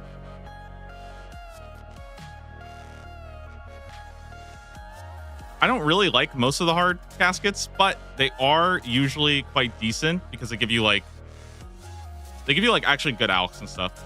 So I think like even getting 100k from these is fine, you know, it's fine. Okay, let me put the tome and water away. This way. I think this is all good. All right, first one. The collection. Oh, Armadillo Kite Shield, cool. Oh, there's actually a lot of good stuff in here. Hey, Armadillo Kite Shield, that's good. That's one. And we get number 2. The collection. Yo, look at that. Guthix Bracers. Not bad. Okay, that's 2 new collection logs today from our clues. Okay. Yeah, not bad at all. Just 65 clues done now. Sweet. Yeah, that's always nice to get something new. We're almost at 30 of the rewards done. Yeah, it's we haven't done that many, but it's still good progress. The other ones I feel like I still have a lot to do as well, but like I feel like easies, I've barely done any easies, but I think I just need to spend more time like getting, like I just don't get very many easies. I get a lot of mediums though. Beginners were doing really well on over 600 completed, so this is crazy. Like this is crazy work. I need to get more easies done for sure, but hards are starting to catch up.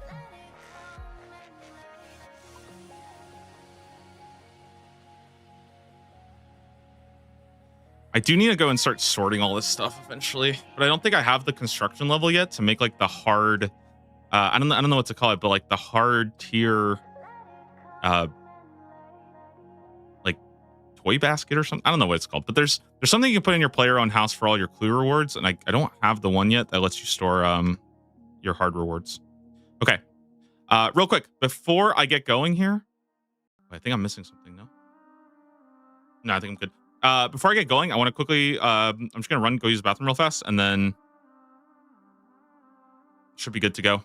We'll get back, keep doing Griffins. That's the idea. But I want to go make a coffee, and keep on going. So I'll be back in just a sec, guys. Again, let me, run ads. Thank you for all the supporters, all the subs. I'll be back in just a sec. And then we'll get grinding again. Get comfy, sit down, take off your shoes. I'm a confessor. My job is just to get out of the juice by talking to you or anyone who needs me to prove I'm innocent. Yeah, that's what the last guy said. Never trust a bitch who wants to get in your head. That's what you called me, right? While you looked at my body, humming and hawing, assuming I wouldn't see you, right? So come on, tell me all about you. You done wrong, I wanna hear it out. You're so strong, why you shaking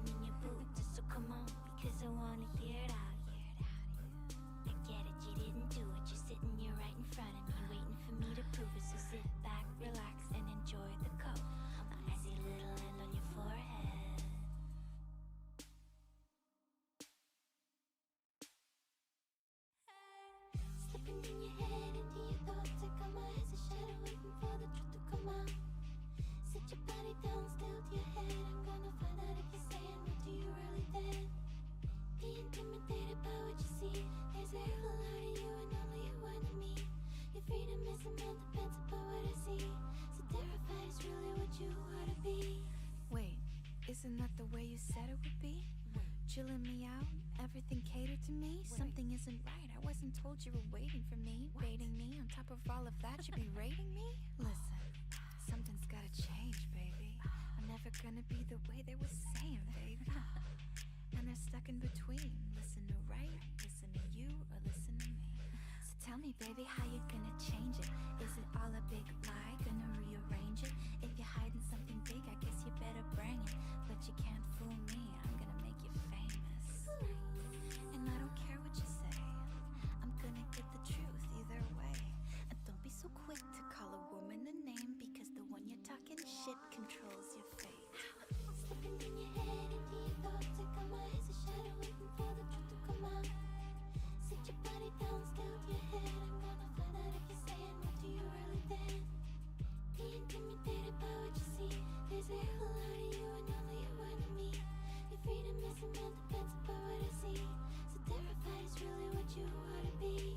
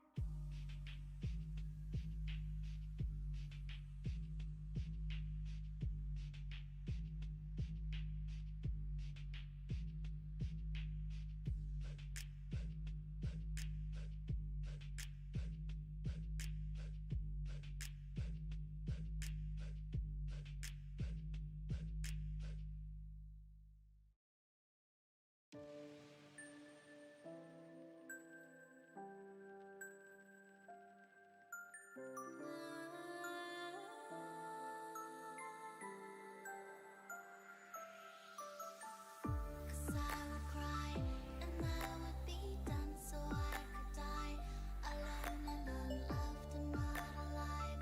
Don't trust the thugs on either side. And since you lied, I made you a parting gift surprise. A drink at your desk when you arrive, diluted by drugs and cyanide. I treasure how it sounds. Yell out while you're broken. Nice panic on the ground. I've done my job, and now I'm gone.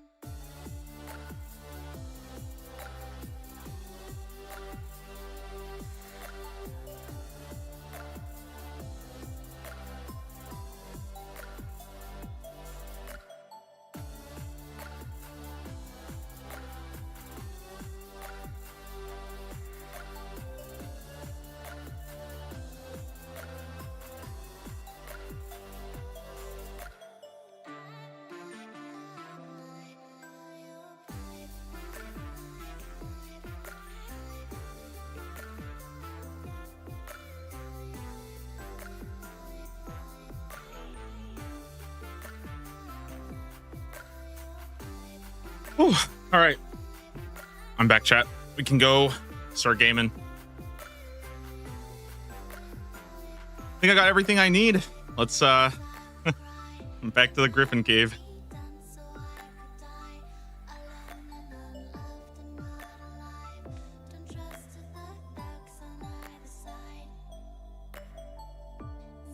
All right, Conch, Jacoba, Quest.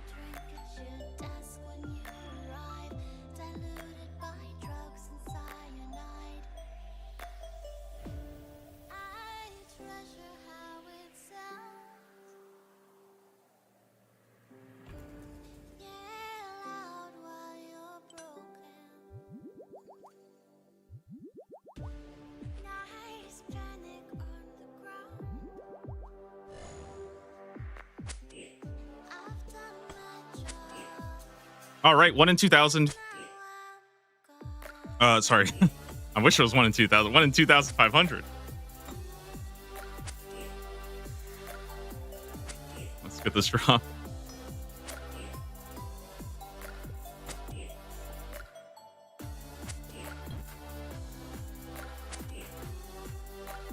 And let me throw the kill tracker up as well.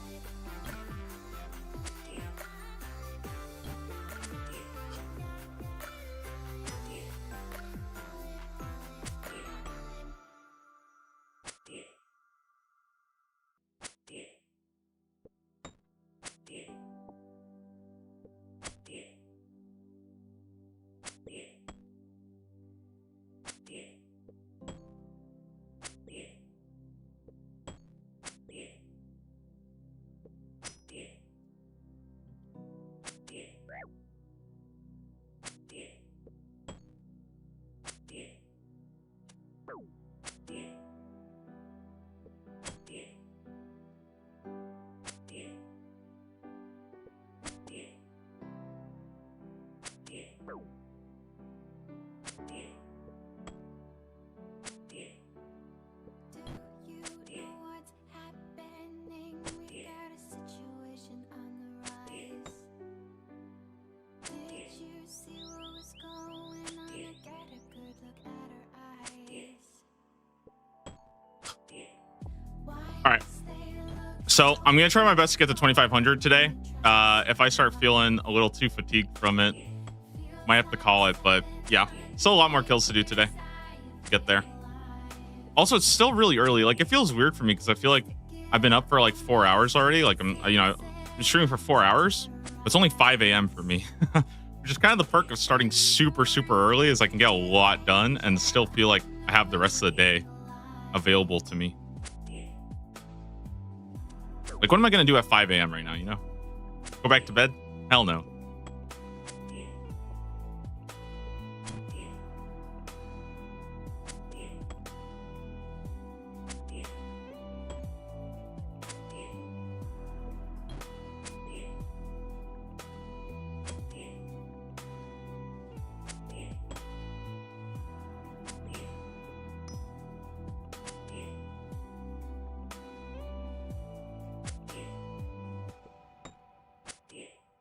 I do want to do this though. Here, hold on. I think I want to make myself just a bit bigger. I've noticed I feel kind of a little small.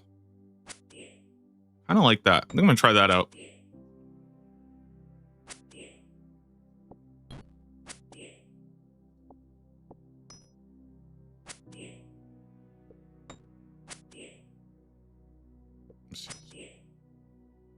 I think it's pretty good. About halfway. Cool. All right.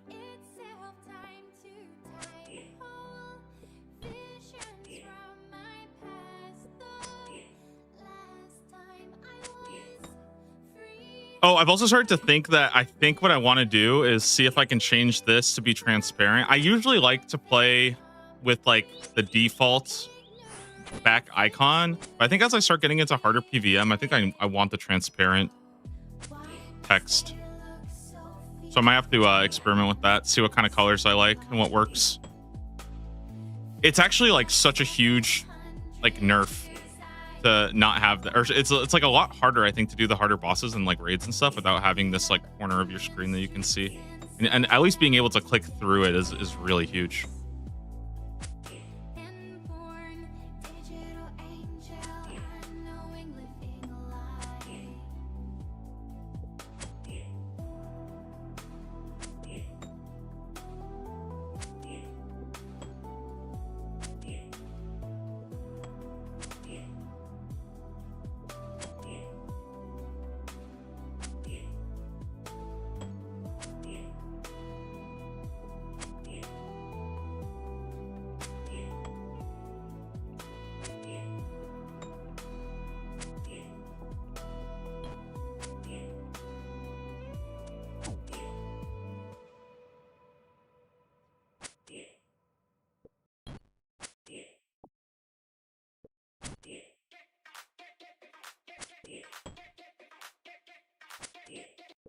Let me see if I can find a different mix.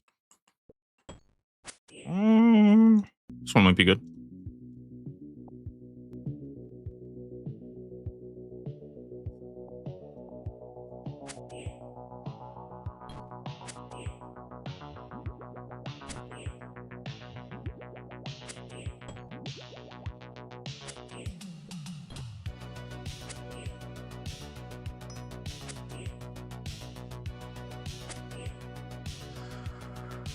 All right.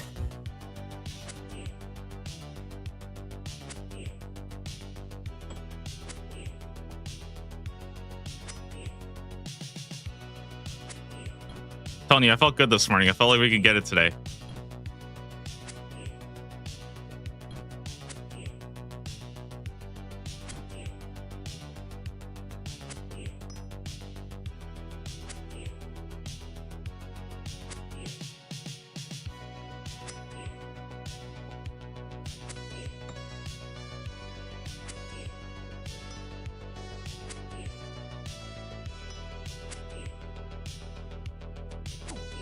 One thing with sailing that's like been a little bit weird is I actually feel like I get really excited about like Wednesdays now, because it's kind of fun like seeing the new like basically like patch notes. I feel like I haven't been as like into like patch notes for old school, because you typically know what's already coming out. But I think with Sailing's release, it's been kind of fun to like get the blog posts every week. And obviously like last week's blog post, I mean, that was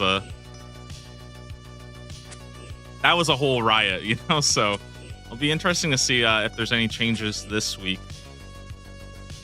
Hoping they don't nerf Camp 4 forestry events. I don't think they will nerf those, but we'll see. Is there something unique about those that's like way too good?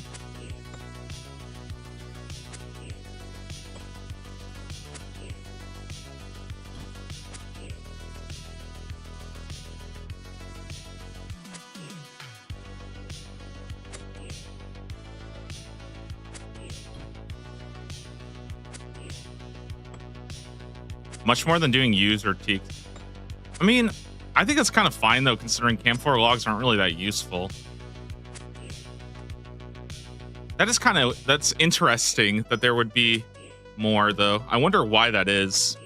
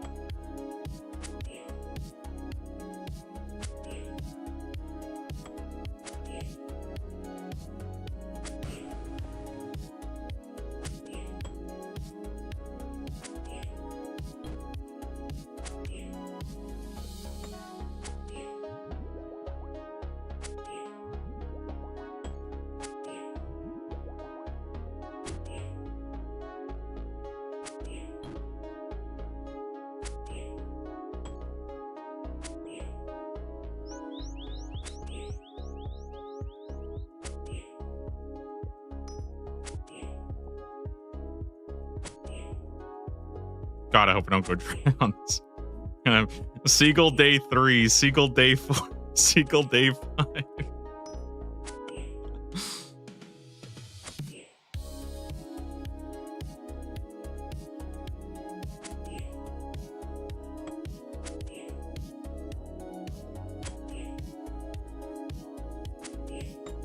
Also, I've noticed that the more I go dry on something, I start to like gradually lose my sanity over time.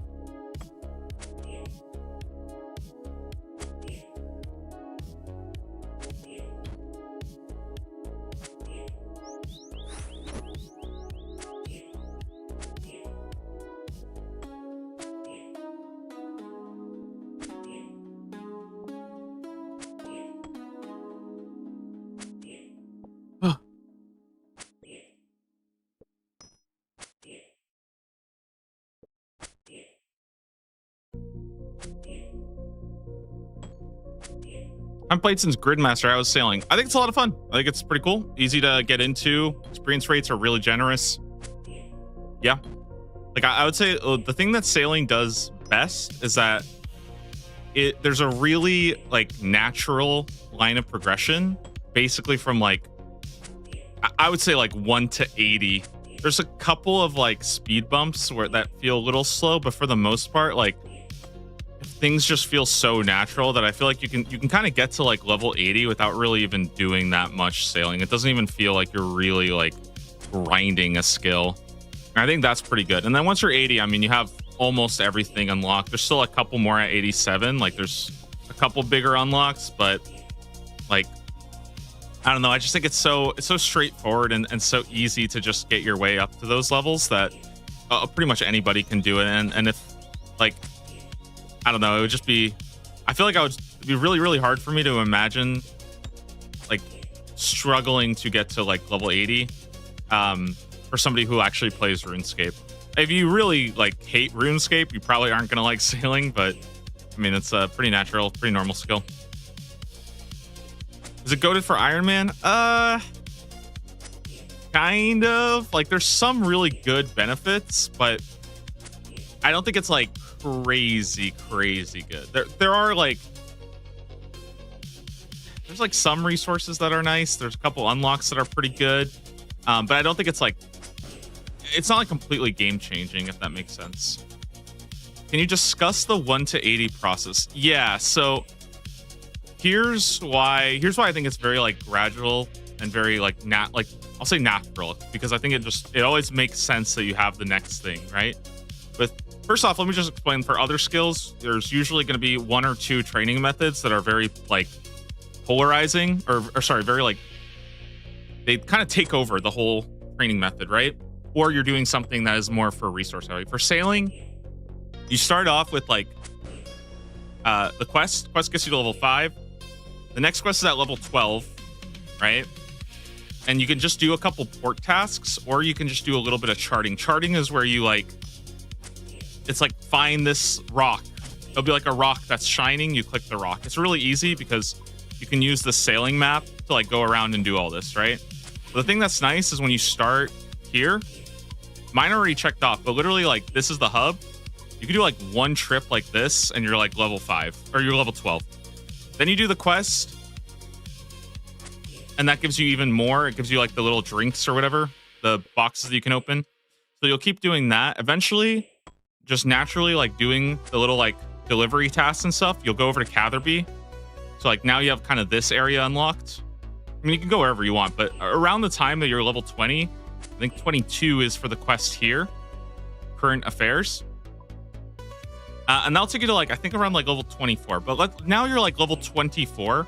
You have a bunch of like charting options because you can go around and like explore basically, or you can do the port task, which is where you pick up the cargo and deliver it. But from there, 24 to 30 is not very long. I would say it's like maybe like it's going to feel a little bit slower going 1 to 30 because you can't do like 1 to 30 is going to feel a little slower because there's not like these big quests involved. But you can also skip that with like Tears of Guthix or something like that if you really wanted to. Anyways, 1 through 30, pretty straightforward. You'll just do port tasks until 30 or chart. I did just the exploration stuff. Went around the map, click the thing it tells you to do. It's pretty simple, pretty straightforward. At level 30, you unlock the first Barracuda trial, which is significantly better experience per hour. And that's like the agility course thing. And what you can do is you can actually just wait till 31 if you want. That's what I did. I waited till 31, and that's when you get the better speed boat. So you get the better speed boat, and you get the new trial that you want to be fast for, right? Completing the time trials gives you, the first time you complete the time trial, you actually get a pretty generous amount of bonus experience as well. So you can actually do that, and that's kind of nice that you can go and basically get a lot of free experience. So it's Sea Agility, kind of. It's I don't think it's like Sea Agility. It's closer to like, a lot of people compare it to like Hollowed Sepulchre, but the thing is that it's very like free form, if that makes sense. Like you can kind of take whatever route you want. It's not very like specific like Hollowed Sepulchre is. It's almost like, I don't know. I think it's really, really fun.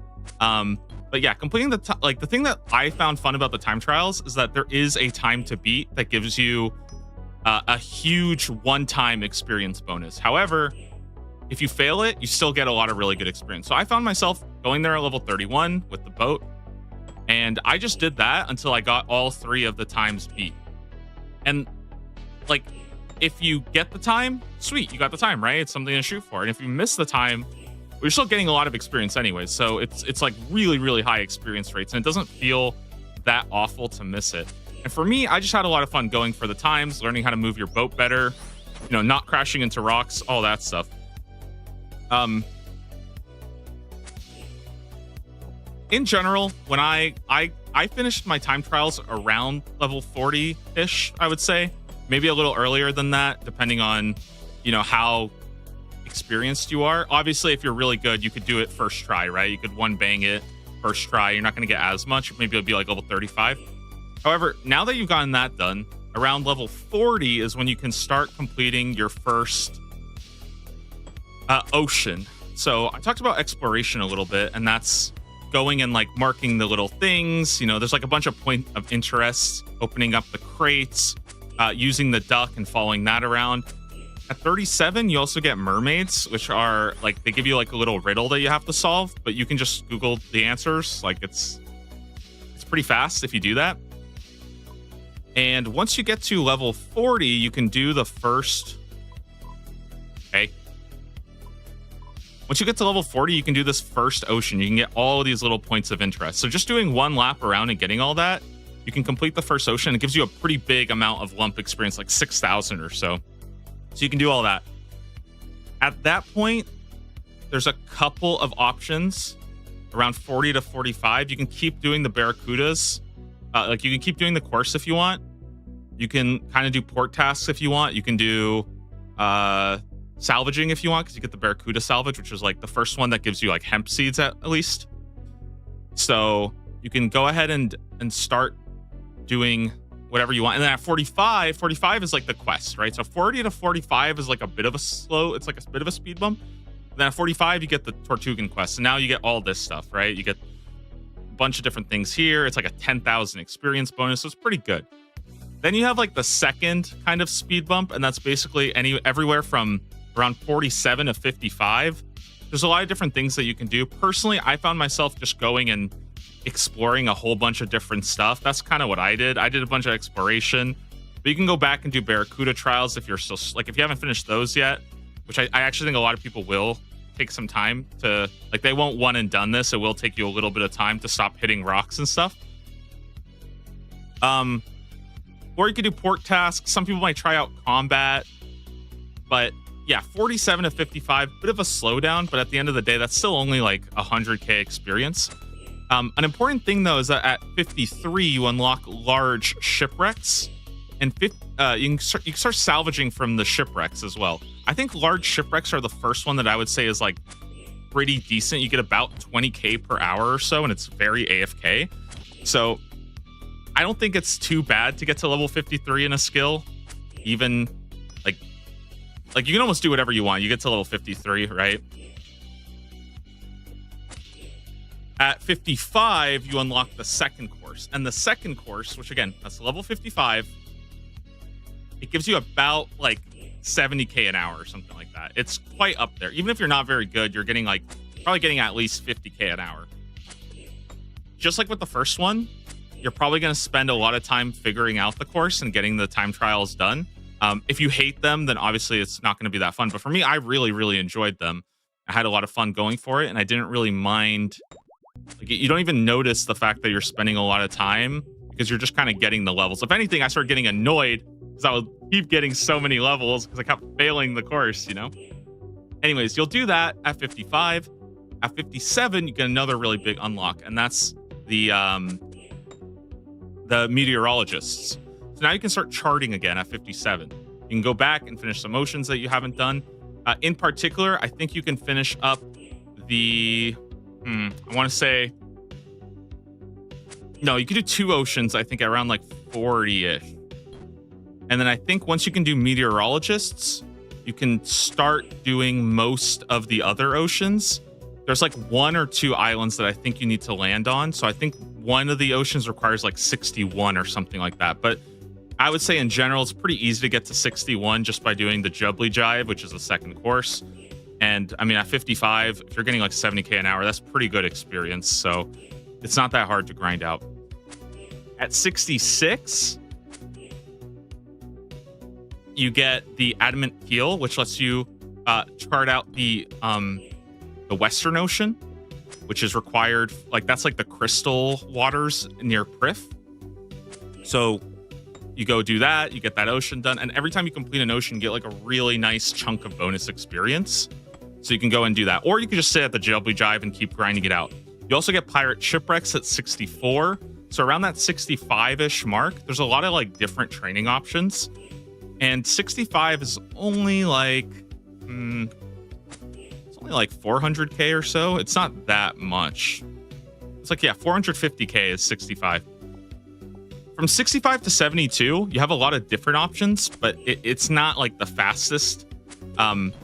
I found that port tasks were actually quite decent at this level too, because you get a lot of the oceans. You get like Relica port, you get the Fremnik Isles port. Like, you get a lot of ports opened up, but I think there's a lot of different options at like 65 to 70. You can still be doing Jubbly Jive. At 66, you get the faster boat too, so Jubbly Jive actually feels really nice with the upgraded boat, because obviously getting a speed up at the time trials just makes it a lot more like lenient, right?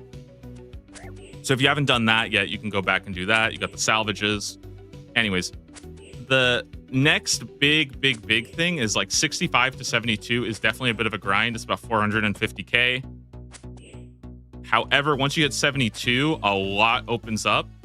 You get the Southern Ocean, which lets you complete the Shrouded Ocean, because now you can go to like the Kelp Forest. More importantly, though, at 72, you can start doing the third course, the Gwyneth Glide. And that shit is fucking crazy. It gives you so much experience. Even if you suck at it, you're getting easily over 100k an hour.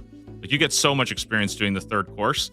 At the high end, you can do like 200k an hour, right? So at level 72, you've unlocked 200k per hour training method, which is insane. I don't think you probably won't get that much if you're new, but again, it's a lot of XP.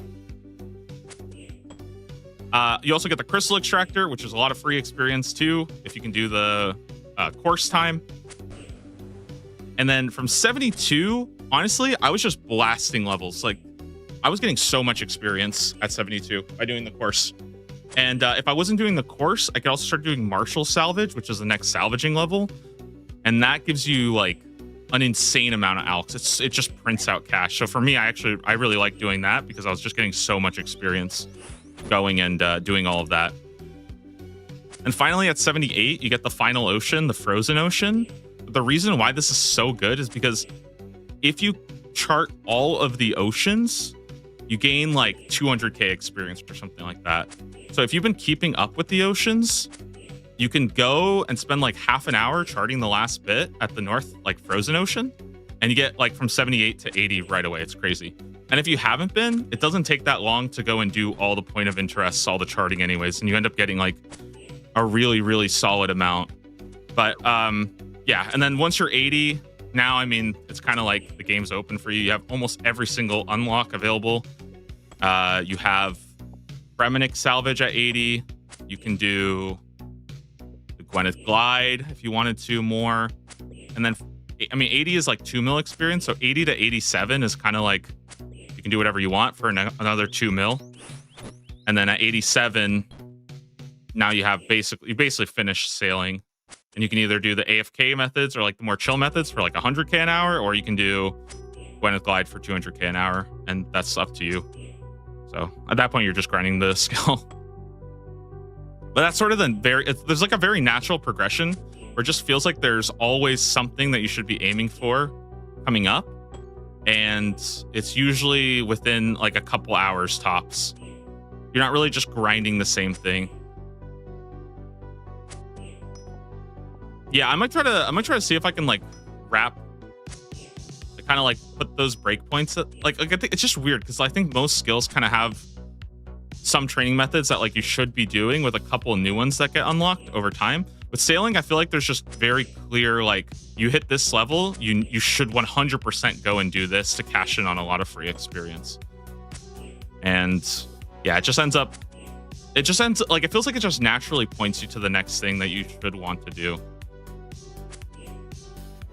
And I found myself in general, like, I think I got to level 80 with very little, like, stress, I guess. There's not, like, a lot of grinding, not a lot of, like, oh, I need to do this. Oh, I gotta, like, do this. It's just very, like, feels like you're just, like, exploring the skill until level 80, and then that's when it gets more grindy.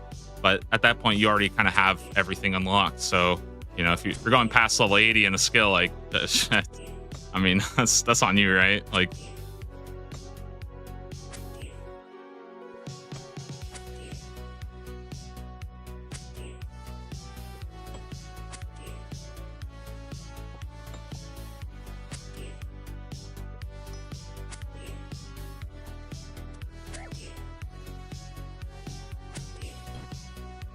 gonna grind to 78 to finish the sea charting, but decide to work on the lower salvaging to get the collection logs. Yeah, I mean, that's pretty fair. Like, going back and doing it probably isn't a lot of fun. So all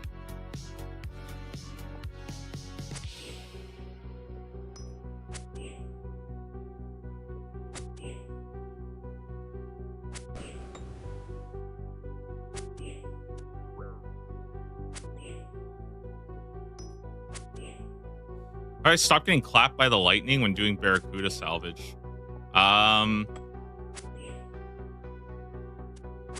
You should try to position yourself so you're not near the lightning.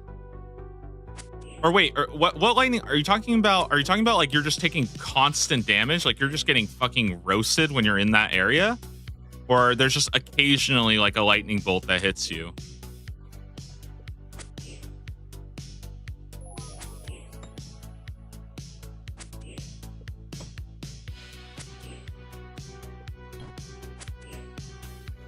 Constant 10s. Yeah, okay, so that is ship upgrades. You need to go get the sails. Also, yeah, there is a spot outside of it, but all you need is this thing right here. Let's look at core boat parts. Oak mast and linen sails. So that's 10 oak logs, 40 iron nails, which you can buy iron nails, and then 5 bolt of linen, which is flax. Like 10 flax. So just go and upgrade your boat here. And then now you can go to the Temperer. You can go to like the Temperos area.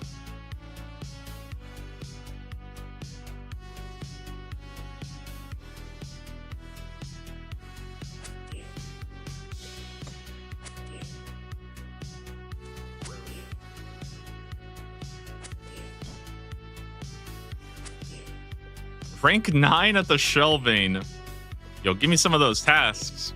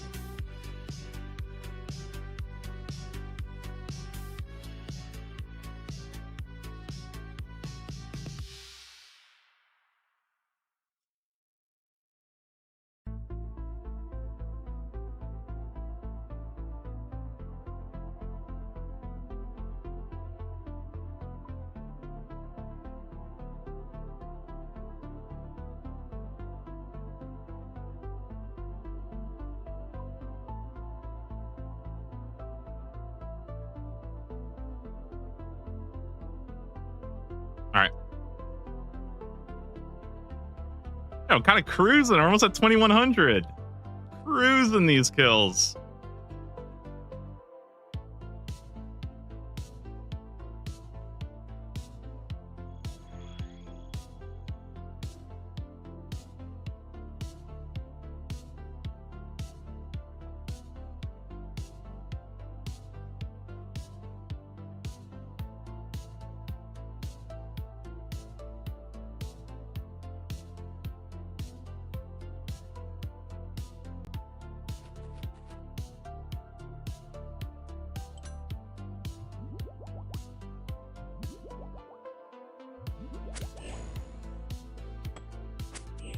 Is there a particular drop you're going for with these? Yes, I'm trying to get the Horn of Plenty.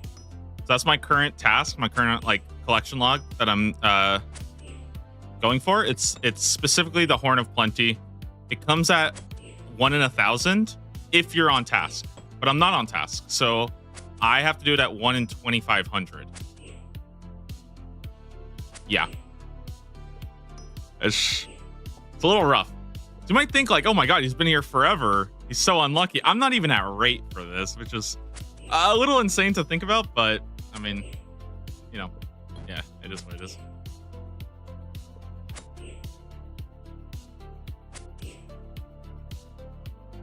Also, that's why I wouldn't take this necessarily as like a great I guess like don't use this, or like don't use my account as like an example of like, oh man, this drop rate is so shit. I do think the drop rate is kind of bad. Like it is kind of bad, but obviously if you were doing this on task naturally, then it'd probably be a lot better, you know, like you would get it a little bit more often, and you'd be getting pretty good Slayer.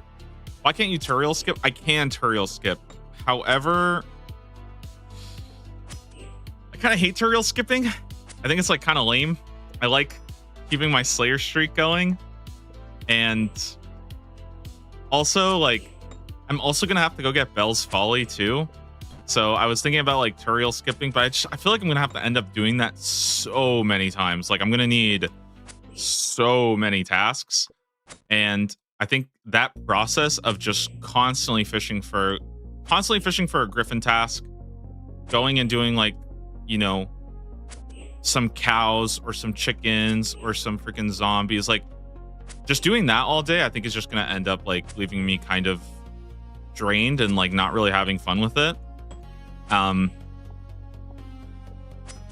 And especially when I'm streaming, I think it just like, it ends up sort of like taking the fun out of it for me, because there's a lot of time spent where I'm not even getting anything, right? Like I'm just spending a lot of time just wasting killing useless mobs. At least when I'm killing these guys full time, there's always the chance, right? Anything could happen. Even like you know, we're just killing these, but like any one of these drops could be the kill. And I think that kind of keeps it a little bit like more fun for me, especially, you know, as far as like streaming goes.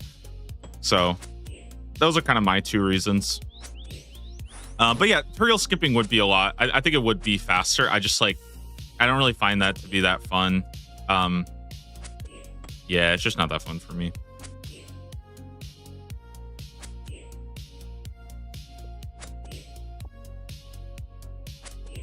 I think it also just feels more like depressing. Like the reason why I don't really like Turiel skipping is because when you get a task and you have like 100, 150 of them, and then it's like, okay, you got 30 more Griffins left before you have to go and talk to Turiel again, and then find the next one, and then kill this. It just like, it feels bad to not get it. Whereas like here, I feel like it's easier for me to sort of stop worrying about the rate and just sort of kill the mob. And then when it happens, and we get the drop, move on, sort of enjoy the dryness, enjoy the grind.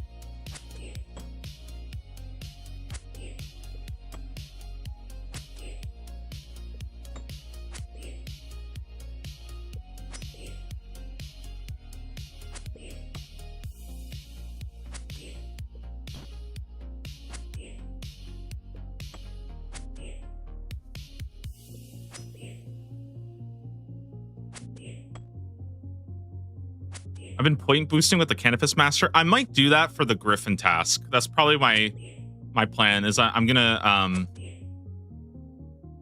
to get the Shellbane Griffin to get the sword. I'll probably do a little bit of that. Right now, I'm only at about 130 points, and it would be very, very difficult for me to like actually get enough Griffin tasks for a 1 in 400 drop. So, yeah. But I'm very close to the 150 like point streak, and at 150 tasks, I think you get like 300 from doing a Konar task. So that's kind of what I'm thinking about doing. One of these days is just trying to knock out like a couple tutorial tasks real quick, and then do one big Konar task. 300 points is pretty damn good, and that should get me like at least a decent amount of skips to try to hit the Griffins.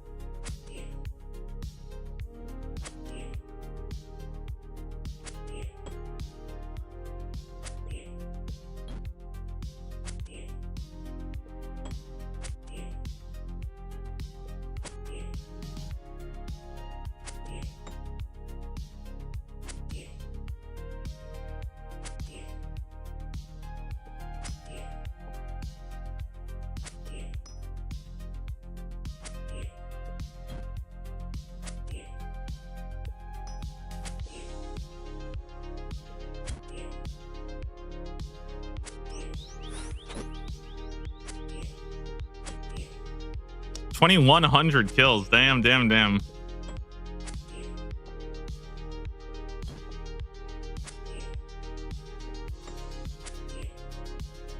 Kind of nice. You hit the sort of like, because I've done a lot of these grinds now, just like sort of like mindless mob grind tasks. I've done a good amount, you know, between the hobgoblins, the hill giants, all that stuff. And I don't know, I feel like you just kind of hit this like zen point where you just stop thinking about the drop. It just sort of becomes your life. Just sit there, kill the mob, hit the next mob. Especially these that have very like low risk of dying. I think that's just honestly the best part about them. There's no chance for me to screw up. There's no prayer I have to look at. Like, you know, I would really have to like fall asleep to lose so much HP. Just peaceful.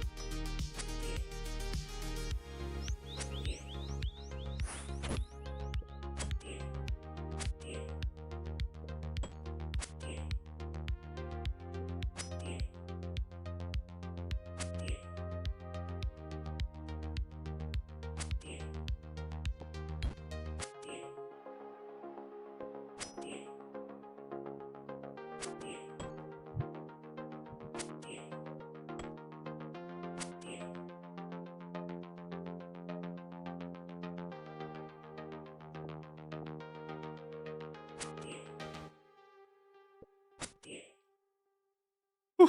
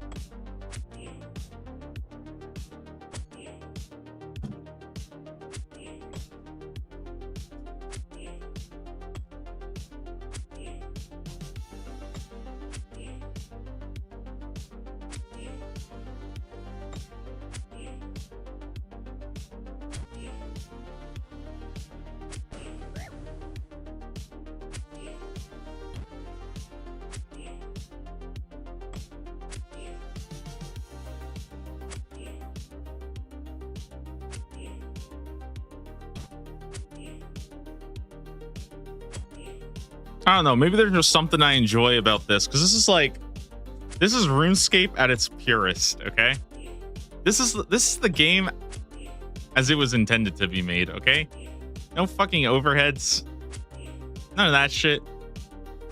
Just get your dragon scimitar, your Verax plate skirt, your granite body, attack the mob,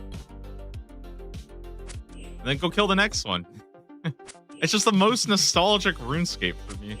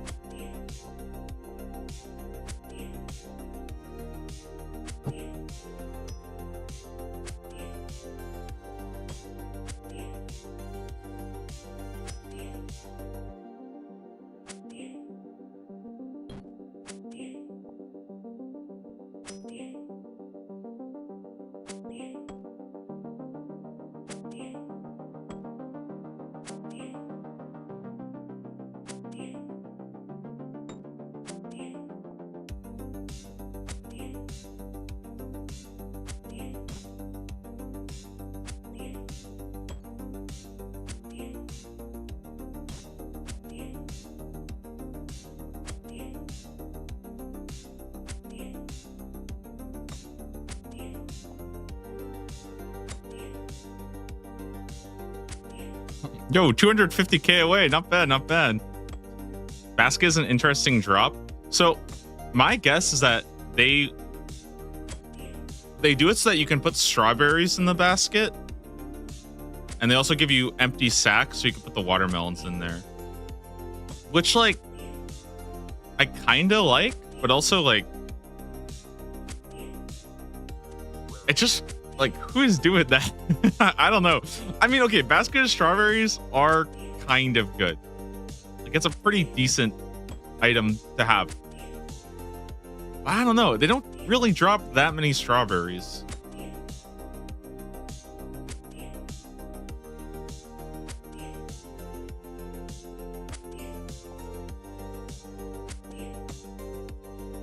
Like, I don't know. It's just like, if I wanted strawberries, I'd probably go plant them, you know?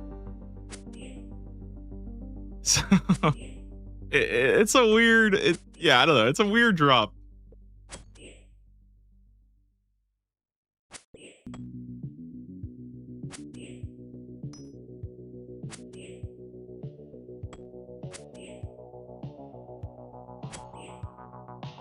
They really went in on the whole, like, sailing locked Iron Man.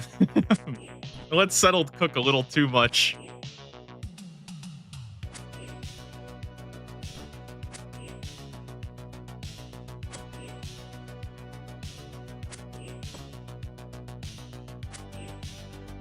Do you use a basket of strawberries for any, do you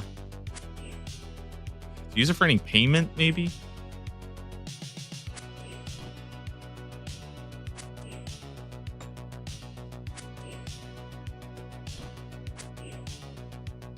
An orange tree. I mean, yeah, I don't know.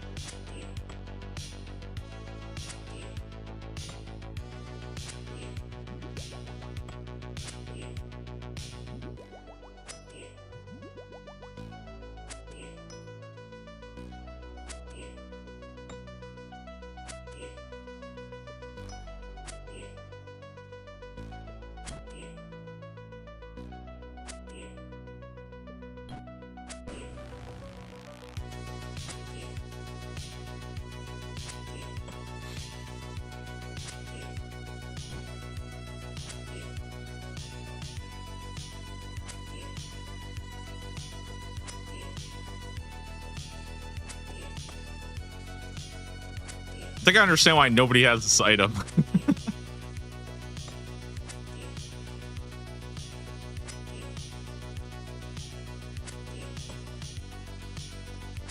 It's all right. We believe in it.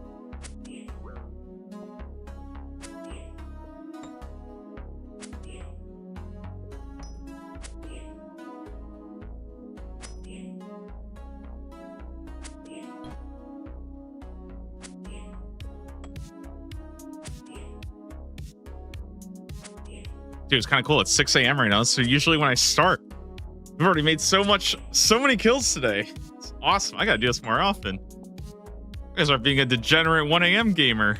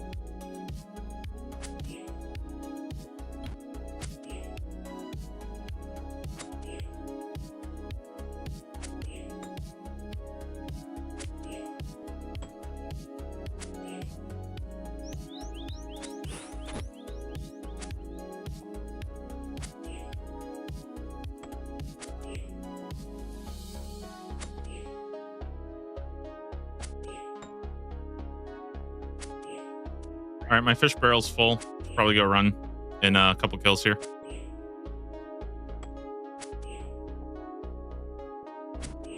At this point, I'm more excited about stacking up the feathers. This is actually what I get excited about, okay? I want to see if I can hit 10K.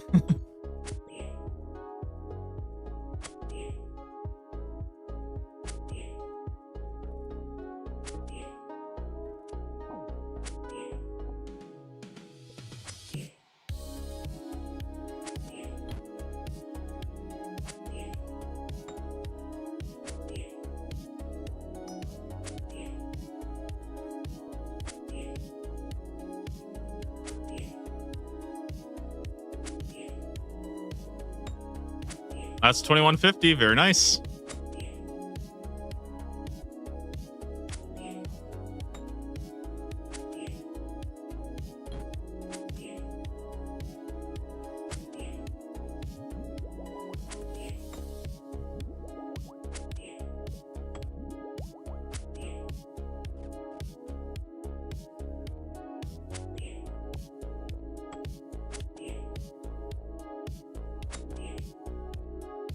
And the next clue is also a clue break. I'll go do all three. When do I get the next hard like scroll case or whatever? That will be kind of hype. Hard is at 150. Oh my goodness, dude, that's not happening forever. Why is it at 150 hard clues? What the fuck?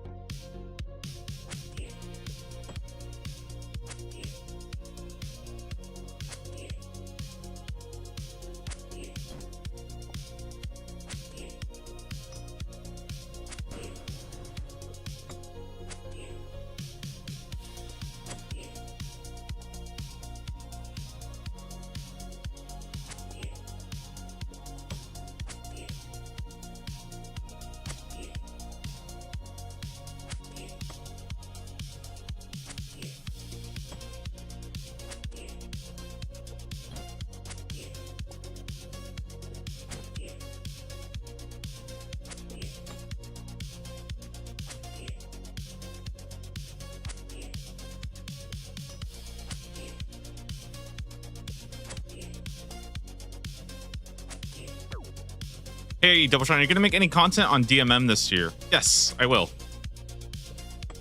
I'll probably be focusing more on the points and like how to get good points, good things to spend it on, how to get all the cosmetic rewards. That's probably what most of my focus will be. I'm probably not going to go super competitive, except for like maybe the first day or two. And then that way I can focus more on that aspect for people who are interested.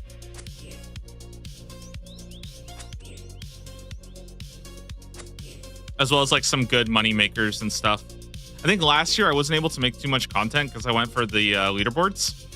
And it just ended up being the case that because I was literally playing like 18 hours a day, I would wake up and the only thing I wanted to do is keep grinding all day nonstop. So the new crystal armor though looks really, really cool. I'm very excited about that.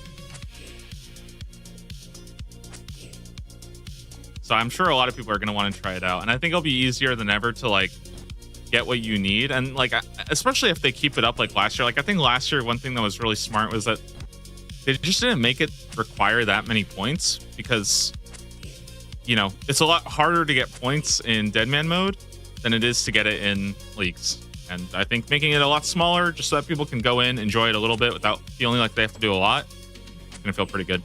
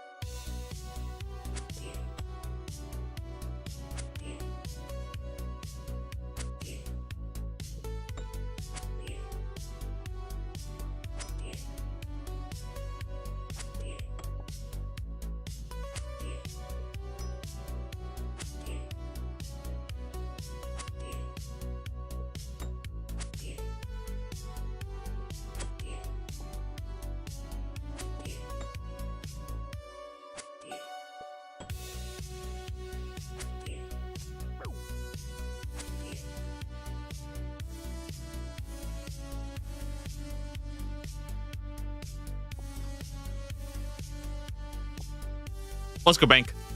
Let's go bank. Didn't I say I would get something at the bank? Oh.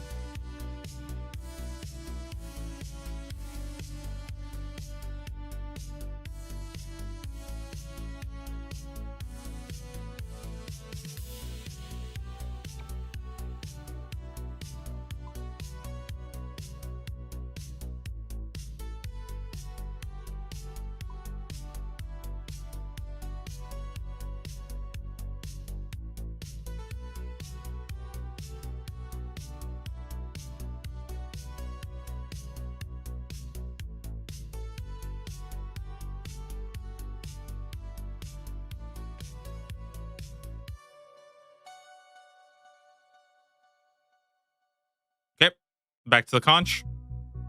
Next scroll box, we get a bit of a clue break.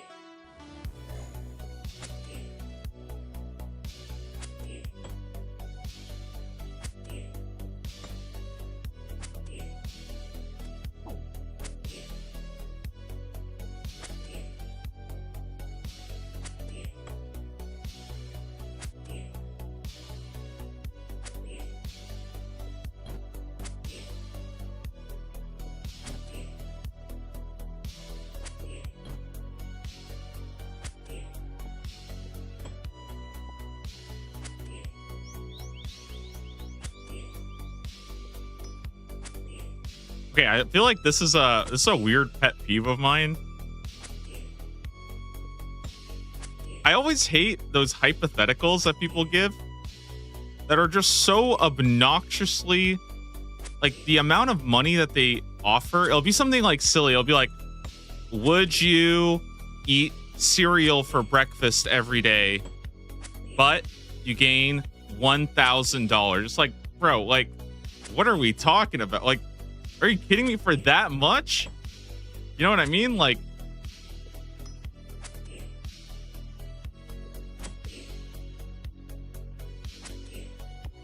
I think in general, what I've learned with those kind of like hypothetical questions, right? Like I think a good example would be like, would you give up your phone for $100 million? Like, yeah, I think I would give up. I would throw away my phone for $1 million, right? Or 100 million. Yeah, probably do that. It's a lot more interesting to, instead of asking people that, is to tell them like what price tag. You know what I mean? Like what would be the price tag for something? I think that is a lot more interesting questions, right? Because if you ask somebody like, okay, here's like a really good example, because I've seen this one before. It's like, if somebody offered you like $1 million for your dog, would you offer it up, right? And that's like really, really hard. That's a hard yes, no, right? The more interesting question though is, how much money would somebody have to pay you to like get your pet from you? That, I think, if you frame question like hypotheticals in that way, I feel like you get a lot more insight and it's easier to actually come up with an answer. And for some people, that answer might like just be, you know, nothing, right? I don't know. But in general, I think if you're going to make those kind of hypothetical questions, if you frame it that way, it would be like, for example, like how much, instead of saying like, would you quit your RuneScape account for $100,000? The question would be, how much money would you sell your RuneScape account for? You know? So I think you could get a lot of different, you would get more like interesting insight. And you don't have to come up with these like random price tags that are going to be different for different people. Obviously, you know, people are in different living conditions. So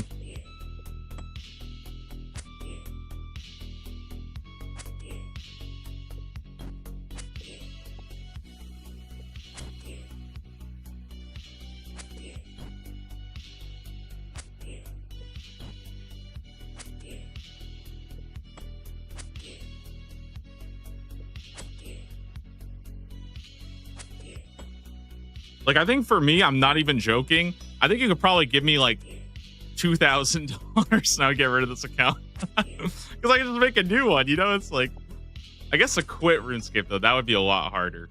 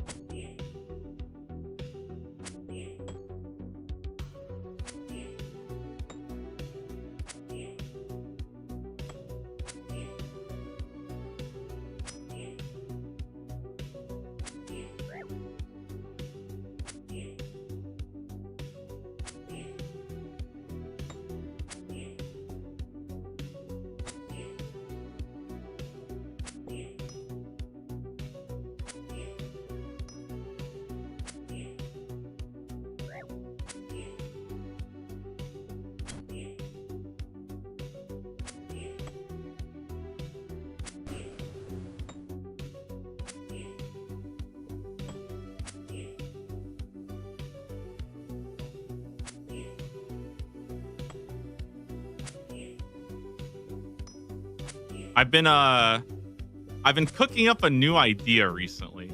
I don't think I'm gonna do it because, you know, I obviously don't want to restart and make a new hardcore. But I've had this new idea of like, it's gonna be a bit of a collection log. But I was thinking about something that would be like an alphabetical collection log. Like, I know it sounds kind of dumb, but like, can you imagine it's like, okay, you have to get a collection log that starts with A and then with B and then with C and then with D, and then you just go down the list like that. And there would be some exceptions. Like, obviously, there's not a lot that have like X and stuff. I started to think, I'm like, that could be kind of interesting. Something kind of weird like that. It's so hard to make like challenges in RuneScape though, because the amount of time it takes, like compared to like challenge runs in like, let's say like Dark Souls or something, it's pretty easy to do like a Dark Souls challenge run because it doesn't take very long to, you know, beat Dark Souls, right? You can spend a lot of time. But with RuneScape, it's so different because the amount of time for an account is so insane. And you might not even know if you like it or not. That's like the other hard issue, right? It's like, do I want to get invested in Ultimate Iron Man? Maybe. The problem is that I might get bored of it after 500 hours, which, to be fair, that's still a lot of time to enjoy.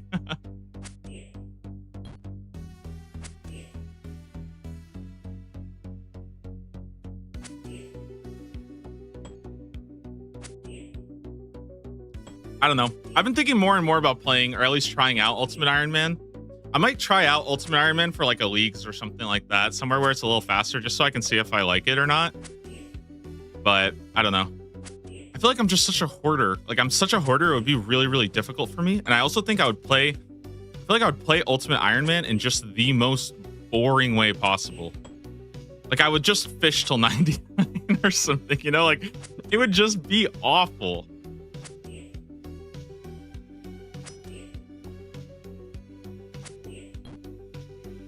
I kind of like the idea, though, of trying Ultimate Iron Man, though, without actually looking too much into, like, what the strategies are, just to sort of figure it out on my own. Like, that would be kind of fun, especially because I would do it with no death piles, because I really, really don't like death piles. I just don't. It doesn't seem enjoyable.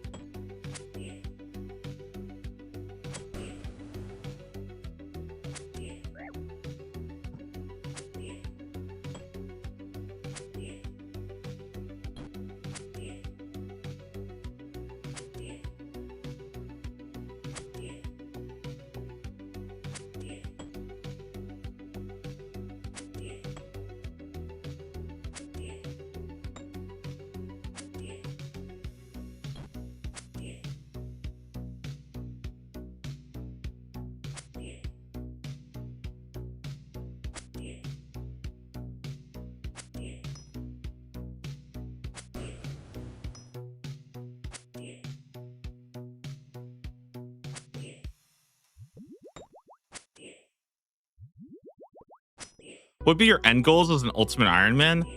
I don't really know. I'm not sure.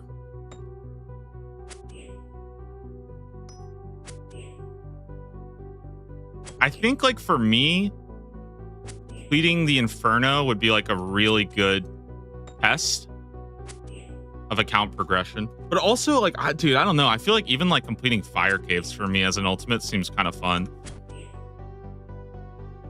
Like, just that would already, like, I don't know.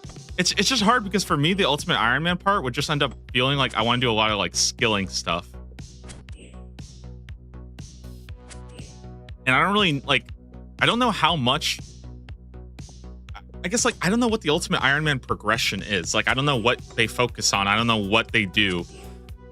With Iron Man, I feel like I've just ran through it so many times in my head. You know, like, do quests, you know, get Slayer going, prayer pots, like, all that stuff is just so, like, straightforward to me. Like, what gear you want. But for an ultimate, it's just so, I just really, really, like, I just don't know, because there's so many factors I just haven't even thought about.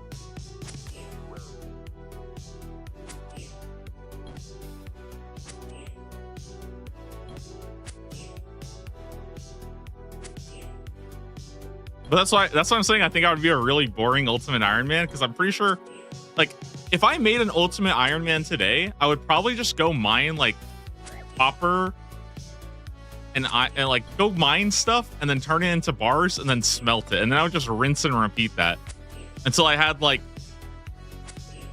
2,000 bronze nails or something. I don't know, just something dumb like that.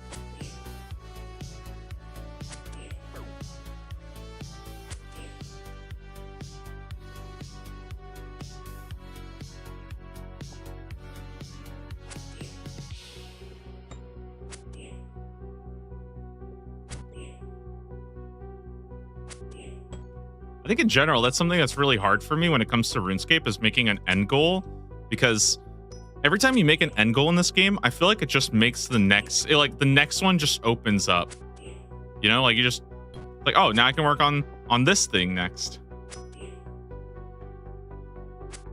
I did see something that I thought was really, really, really cool. There's somebody's been running this like series, and I think like this might be what I do after this. I feel it's kind of bad because I'm just basically just stealing other people's ideas, but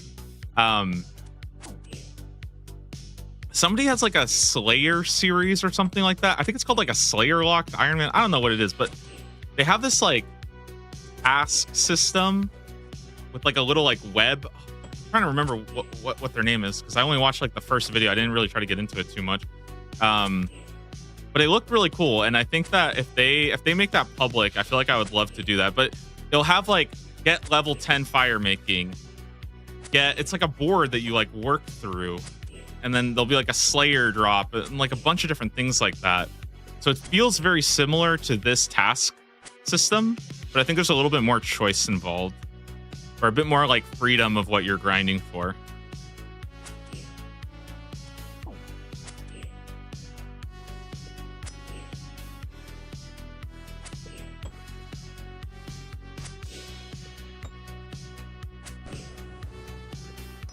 Very excited to see both Skritic and Settle progress their sailing locked account. Yeah, I love that.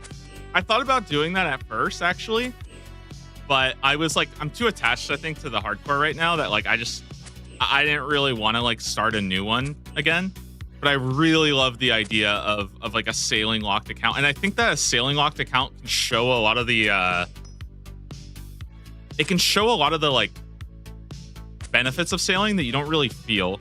And that's something that like I didn't really feel until I went back and started doing like the small shipwreck. And then, you know, even doing the small shipwreck, I was pretty impressed that like, you know, you're getting some pretty good stuff from sailing. Like it's all salvaging, but like, yeah, you get logs and stuff. Like, you know, I've been grinding teak logs from the large shipwrecks. Pretty good. Also, we did pass 2,200 griffins. Came pretty close here to the rate. Make a series where you randomly generate an equipment slot and you have to obtain an upgrade. Yeah, that might be interesting. So, okay, here's what I was thinking, and I feel like this is this is an idea that would be cool, but it might also be really, really, really stupid after like a couple hours. So here's what I was thinking, okay?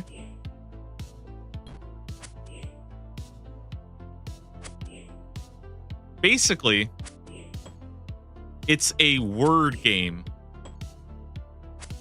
I remember as a kid, one of my favorite word games that I played was you would take turns saying like a word. For example, a topic would be like animals, right? And then if somebody said the word like hippo, right? The next person had to say a word that started with the last letter of the previous thing, right? So if the word was hippo, the next person has to say an animal that starts with an O, like an octopus, right? And I was just thinking, like, could that work for like collection logging? So if you said like black mask, and you said, okay, I'm going for a black mask, I'm going to grind a black mask. And after that, you have to pick a collection log that starts with a K. I don't know. I just feel like that'd be like a really weird and bizarre challenge. But I think most of the fun would be for me, not so much to watch. It'd be a lot more fun for me to plan out.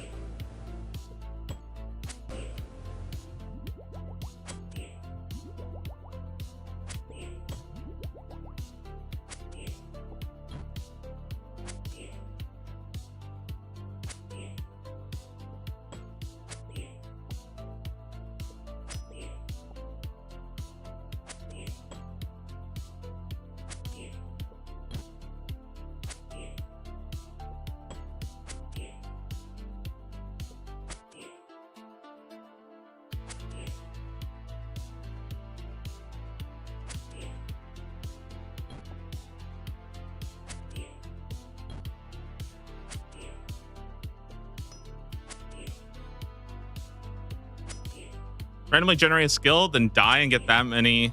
Oh, then a die and get that many collection logs related to the skill. Yeah, I mean, I'll see. I feel like there's a lot of cool ideas that you could go with.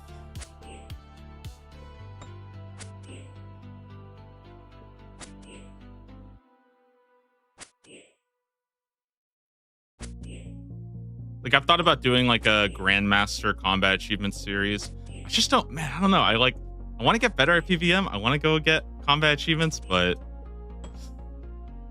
I just feel like I'm going to not enjoy it too much.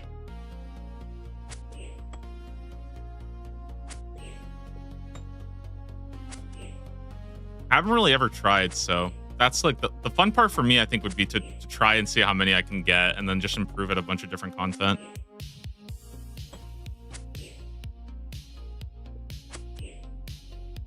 But also, like, this account is kind of doing the same thing anyways, so at that point, I might as well just progress this account and keep going with it.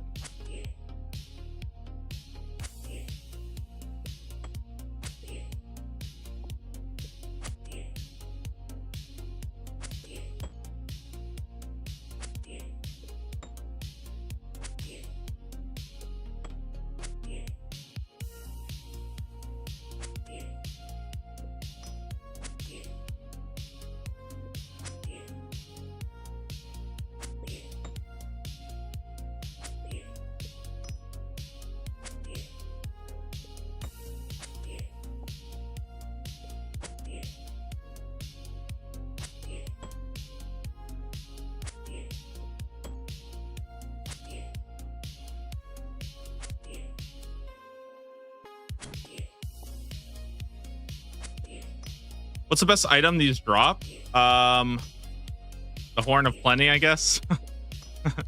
Basically what I'm grinding for. So no pet.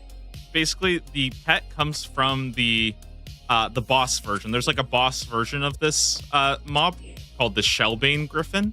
That has a pet attached to it. That also drops the new rapier called Bell's Folly, and that's like a kind of like a stab version of the zombie axe. But this is just the normal Slayer mob, and its drop table is nothing too crazy. Mostly it drops this thing called the Horn of Plenty, which is a hunter offhand, and it like gives you a chance at doubling your loot. So it's a 10% chance to double your loot while doing hunter, as well as invisible boost. So it's pretty good. It's just, you know, not something I think is like very high value for a lot of people.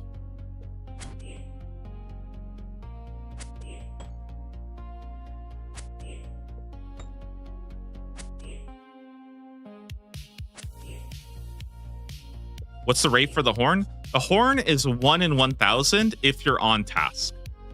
Off task, it is 1 in 2,500, which is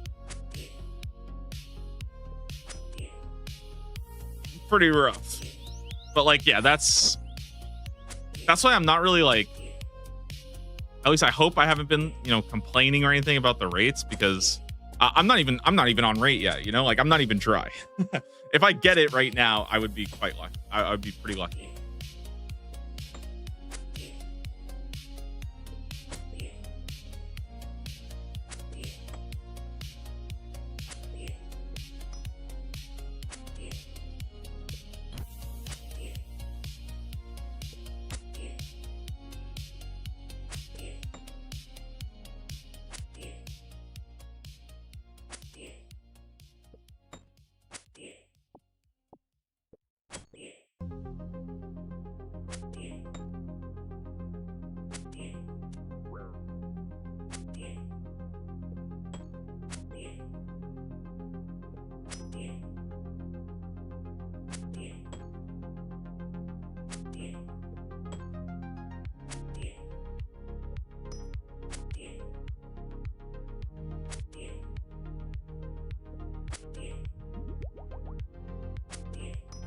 If I recall correctly, the feathers are charges. Yes, so the feathers are charges, and that's pretty nice that, like, you know, I am building a pretty healthy stack of these. I really, really, really hope that I will never have to come back and grind more of these again.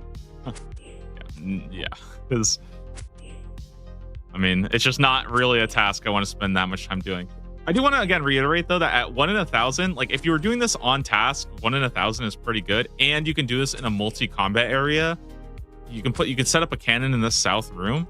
So with like if you were on task and you were cannoning them, this would be like a very, very, very easy and very, very solid task. And I think that a lot of people will start to do these on task. It's just right now a lot of people are choosing to do the boss version. So yeah, but if you have a cannon, it's almost like doing like mutated blood velds, or like, you know how a lot of people do cannon, people will cannon the Cal fights. Same idea. That's why I don't think you should like take my rates necessarily to heart. Like, yeah, it could be a lot faster if you're actually doing this as it's intended. I just don't really feel good about spending cannonballs off of task, and I don't want to spend all day getting. Like, I don't really want to spend all day trying to fish for a Griffin task or do tutorial skipping.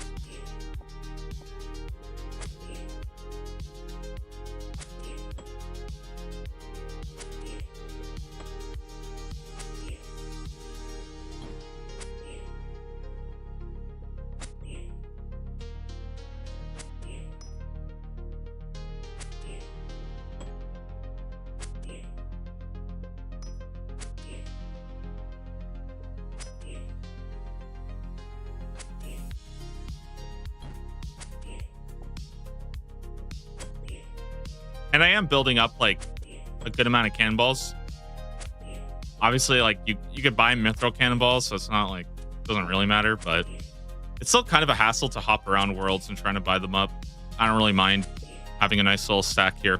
The herbs are also pretty good. You can't really see them because they're all going in here, but I mean, like, I've gotten 17 Ranars, so okay, I guess 17. Yeah, 17 Ranars does not sound very good. Jeez. Yeah. But here's like the drop table. Oh. Yeah, it's aight, you know.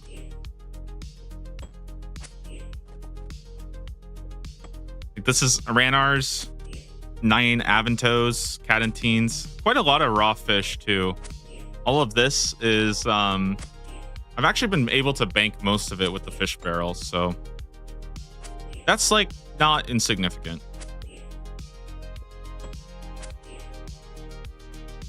Everything else, I mean, not that good. Oh, I just got rid of the wrong thing. Oh my god, I got rid of the wrong thing again. There we go. Last Wednesday, I was ready to buy some and managed 4K of the 8K stock. Yeah, that's the thing. I don't want to have to like wake up, especially because update is like 2 a.m. for me. So unless I'm literally ready to go at 2 a.m. to buy them, it's just like, yeah, no thanks. It's just nice to have some cannonballs. I do have to go grind the Echo Pearl probably sometime this week, and that's gonna take a good chunk of cannonballs. That's about 1 in 900 or something like that.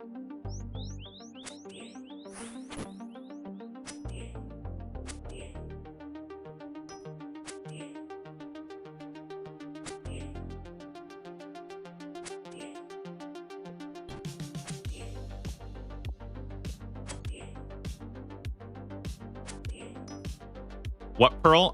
The Echo Pearl. Echo Pearl comes from dolphins. It's used for I think it's used for like making the wind, like the teleport machine. I don't know what it's called. Let me take a look. Is it this one, the teleport focus? Maybe the higher level one. There's something that needs an Echo Pearl, and I can't remember what it is.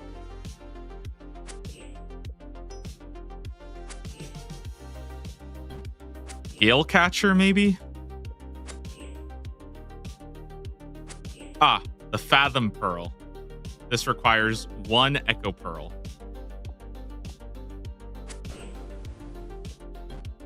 Does this one use it? No. So it's only for this.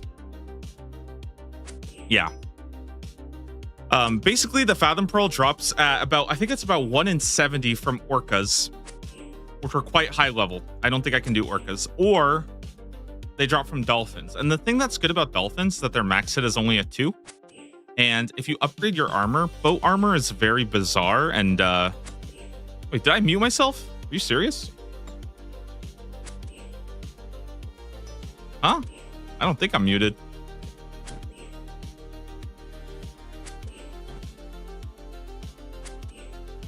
Wait, are you sure? No, I can't. I think I'm fine. Okay. Yeah, that was. I don't know. I don't know what happened. Anyways, the thing about the dolphins that their max hit is a 2, right? And the boat armor is very bizarre. It calculates it that every 100 armor of your boat reduces their either their max hit or their hit. I'm not sure. I think it reduces their max hit, but it reduces their max hit by 1 for every 100 armor. Which means that if you have 200 armor on your boat, I think they do 0. They just cannot hit you anymore at all. It's kind of a terrible system. Every game that has flat damage reduction like that is like Dragon's Dogma uses this. I think that's a common one I've seen. Breath of the Wild actually has a similar system. But I think at least in those games, there is a minimum hit. Like I know in Breath of the Wild, for example, it has that same system where monsters deal some amount of damage and you have some amount of armor that reduces that damage. But it will always deal at minimum a quarter heart.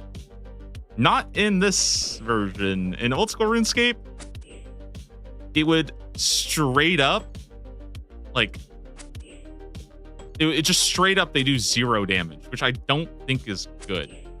It also means that, like, you kind of rely on the system for the higher level mobs, too.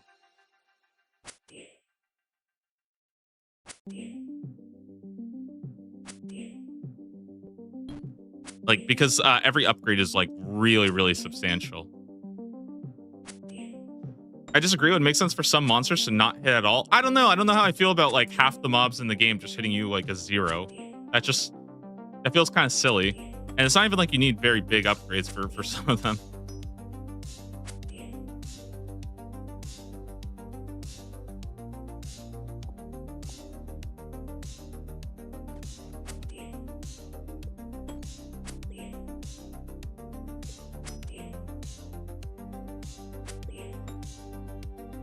Like, to me, the equivalent is like you put on like a mithril kite shield and now cows can't hit you anymore. They just deal 0 damage. That's just bizarre to me. Like that, I don't know, that just feels wrong.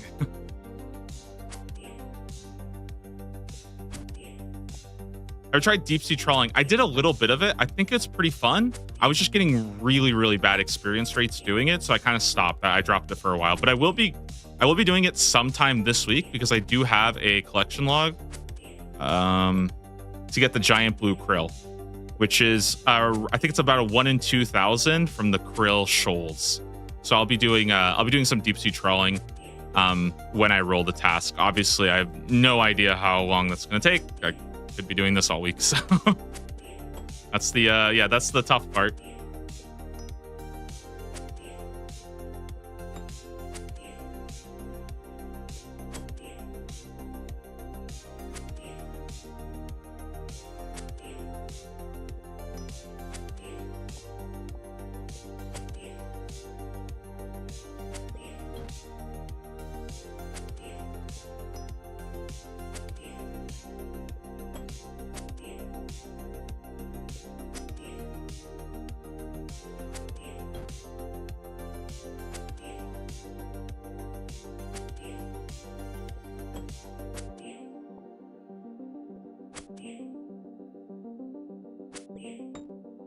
I think in the main game, the damage reduction is weird, but with sailing, not as bad. Yeah, I mean, I haven't done enough of it. I just think in general, the games that I've seen that have that kind of system end up being really, really wacky because you're basically either like the difference between how much damage you can take versus you just go immune to mobs is kind of insane.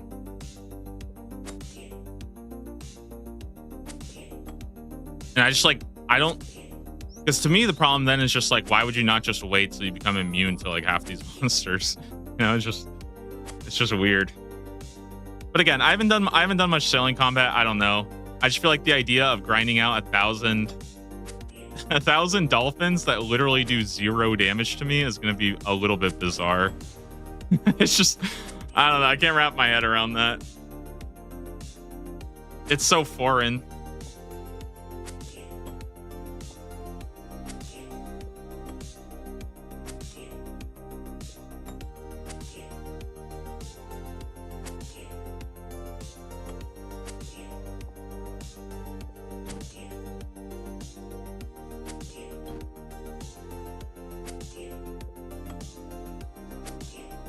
Overall, I've enjoyed sailing, but as of now, not many benefits for most of the game yet. Yeah, I hope they add some stuff. That's definitely how I feel right now. I think a lot more people are starting to kind of feel that, because I think some of like the initial like rush of sailing has worn out, and people are starting to be like, okay, like I'm training sailing, but like why? Especially once you hit 87, I feel like you definitely get that feeling of like, okay, why am I doing this? There's nothing here to do. And that kind of sucks. I think they need to do something about that.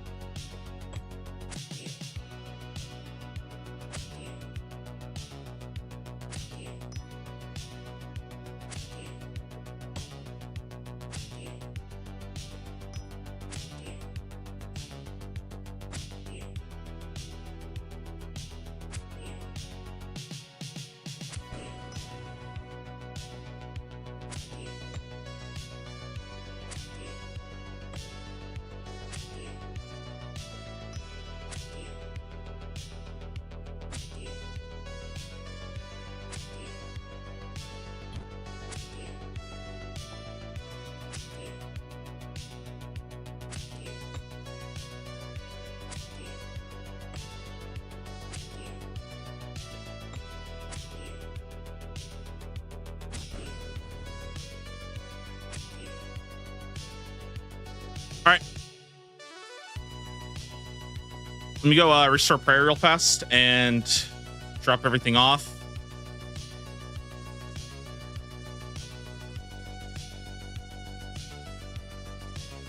Oh, I got clues. I can do those. Okay, I'm gonna quickly run grab water, and then I think I'll go send my I'll send my clues real quick. I can do all 3. Well, I will see, I guess.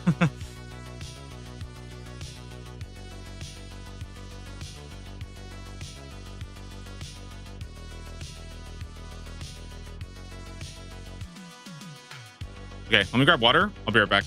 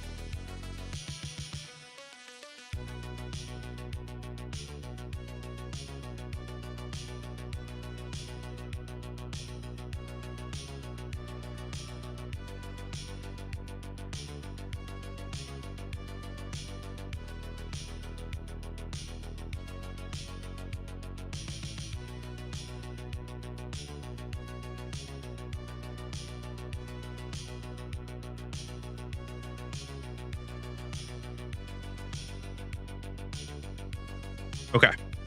We're back, chat. Let's see what we got.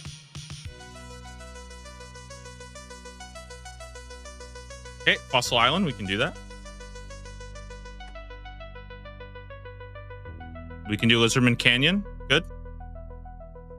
And this is Edgeville. Awesome.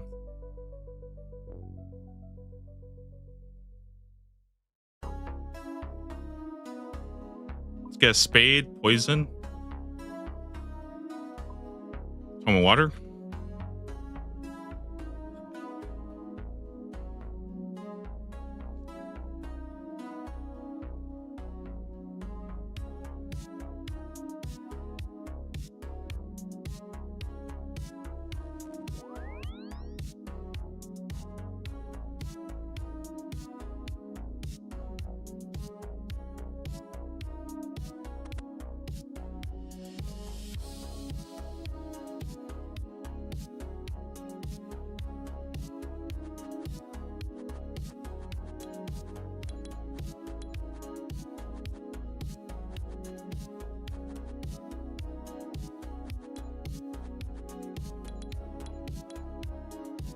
Cool. Oh, nice. It's right here. Sweet. We go to the monastery next.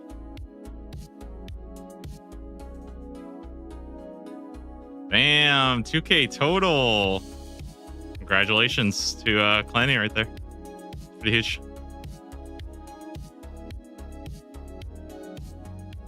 That's Wilderness. We're not doing it.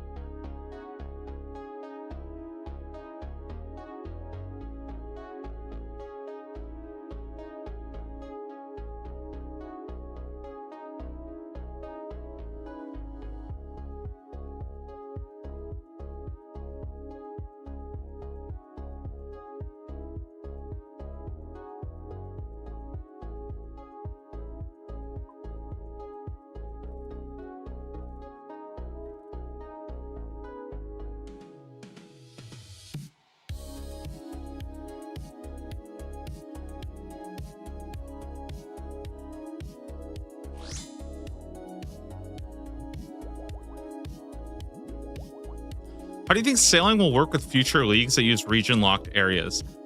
Really hard to say. I think that the best way of doing it would be to make it so that you can't dock at certain islands without that region. I feel like locking the oceans behind all the different, like... I feel like locking the oceans to each region, to me, that just seems like it's going to feel awkward and just, like, very restrictive. And you're going to need to have like a lot of these like basically invisible walls drawn out. I feel like it would be better to just sort of let people go across the ocean wherever they want. They just can't stop at like certain docks, you know? So like, if we look at this, for example, like this ocean right here, right? This would all be like Fremenic. But I think it'd be cool to let people like sail around here and like do all the charting and all that stuff. They just can't they can't land on this dock. Right? They can't land on this dock.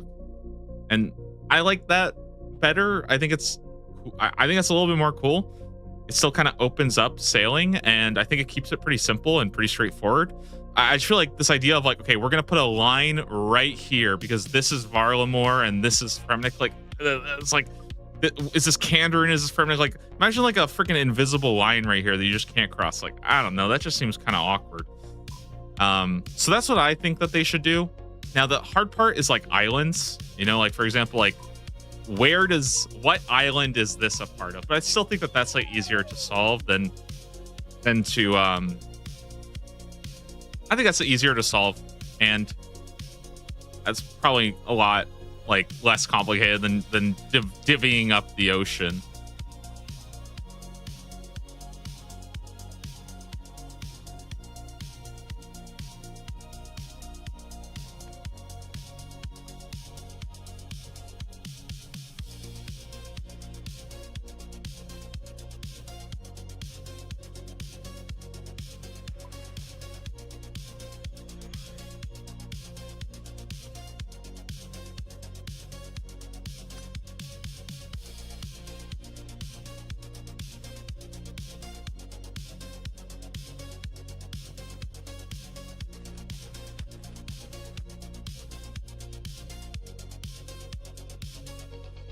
Maybe full oceans are locked to certain regions. The thing is, like, I don't think I would really want that, because, like, me, I think the ocean should just be accessible, you know? And I have this, like, I don't know, it just feels like making it so that, like, ocean, like, what do you mean by ocean unlocks are tied to a few different areas? Because then that would be the problem of having to, like, you have to, like, cut lines and stuff, you know?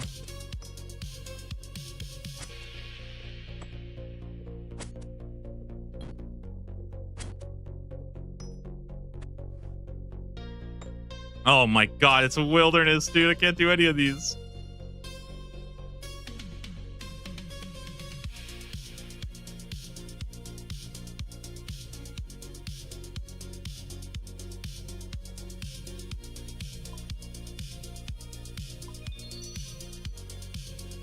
All right, back to Griffins. That was fun. A very short-lived adventure.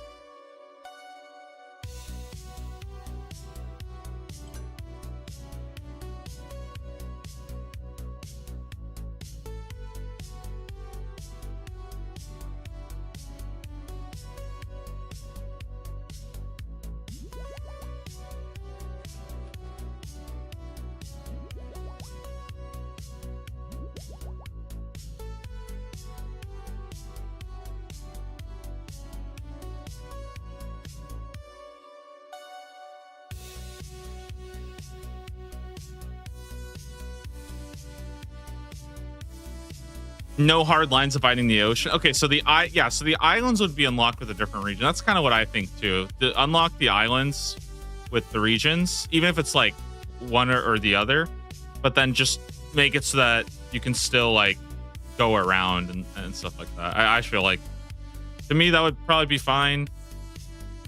They could also, like, one thing that I thought about was to make it so that like you can stop on the dock, so you could still like do port tasks. Still stop at the docks, you just can't like go past the dock, if that makes sense. I feel like that would actually work probably pretty well.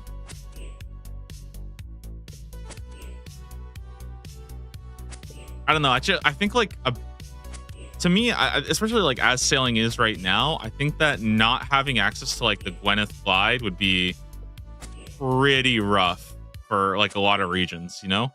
And I don't think that like not having access to one of those courses, like, to me, it just seems like it would feel very, very punishing.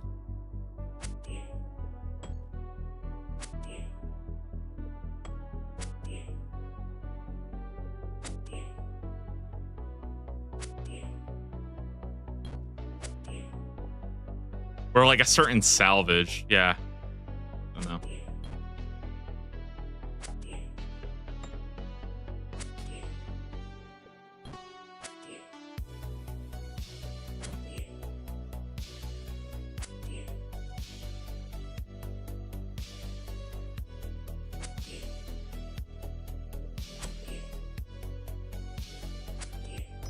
All right, let's get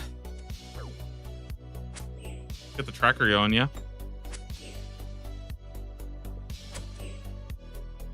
2,257 so far.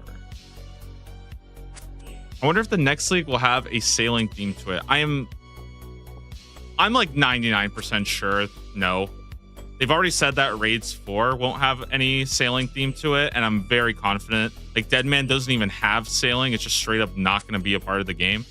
I'm very confident that I don't think it's going to be a big part of leagues. I think there will be sailing, but it's not going to be like an important aspect of it.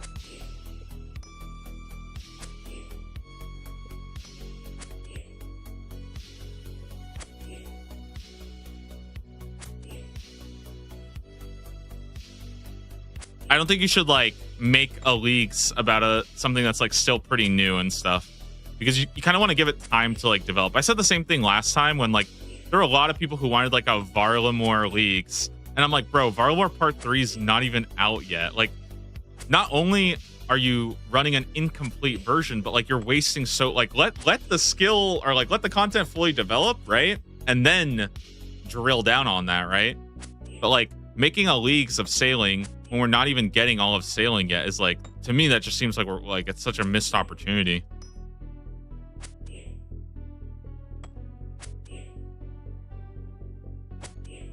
I think that like a really cool leagues idea though, I don't know if this would be a good leagues idea or a good gridmaster idea though, but if you want to do like a gridmaster, when I mean gridmaster, I mean like one of the seasonal modes, right? Like a small short time mode. I think a really fun idea would be a Twisted rerun. So it'd be Varlamore and Karen, right? Twisted Leagues was the first ever leagues, and you were only locked to Karen, right? To Zaya. I think that a leagues that was Karen, Varlamore, and Islands would be a lot of fun.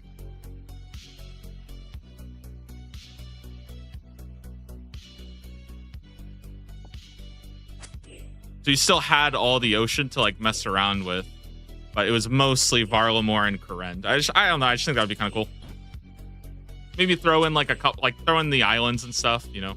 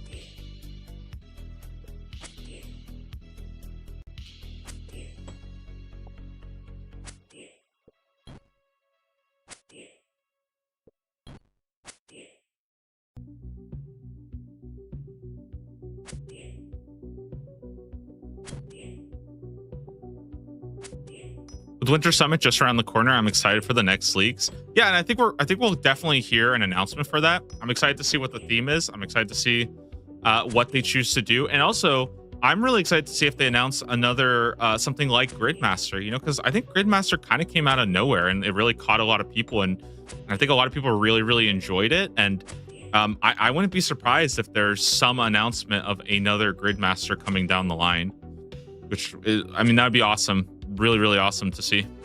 I don't think we'll get one like in the next couple of months, but I mean, to me, it just feels like such a perfect middle ground between making like a whole new leagues and just having this like kind of like for fun event that you can go in, hop in on in like a week or two, you're done.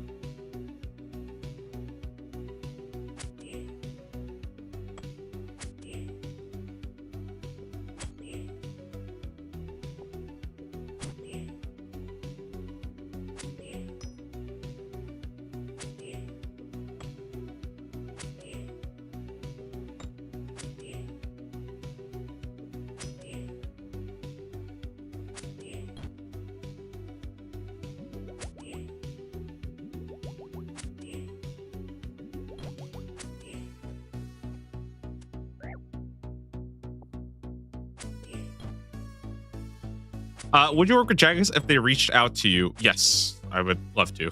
I mean, obviously, it would depend on like what they're doing, but yeah, I mean, I would love to.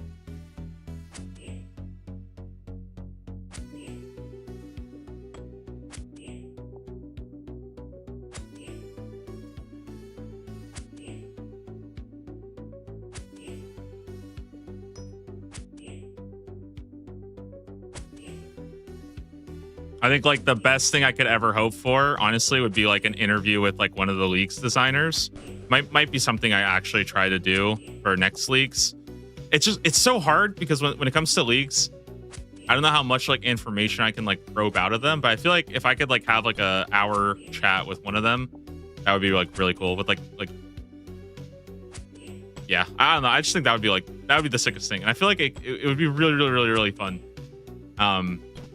To see some of that stuff.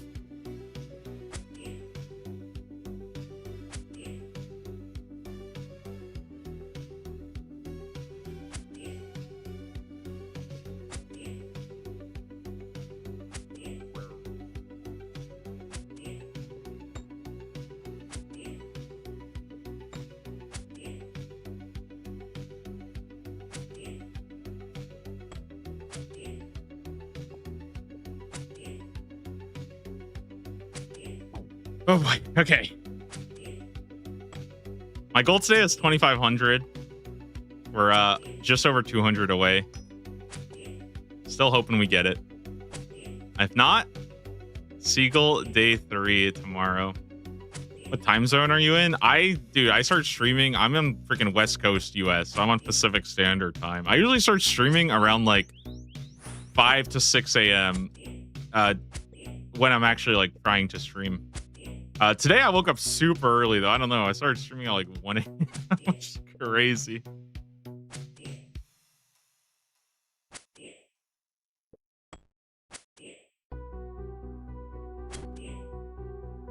What else am I gonna do? Grind these off stream? No way, dude. Might as well turn it on.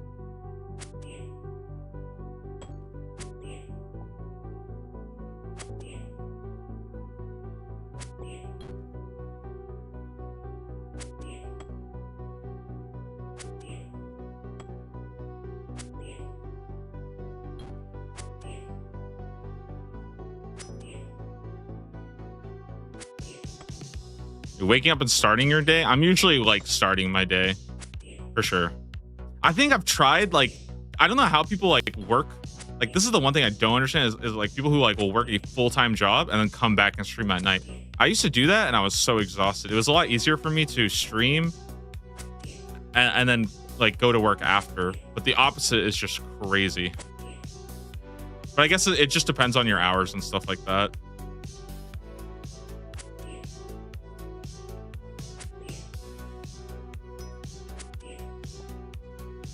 Press you have the gal to stick to the goal of the goal grind. Dude, you know how excited I'm going to be when I get this item? It's going to be so sick.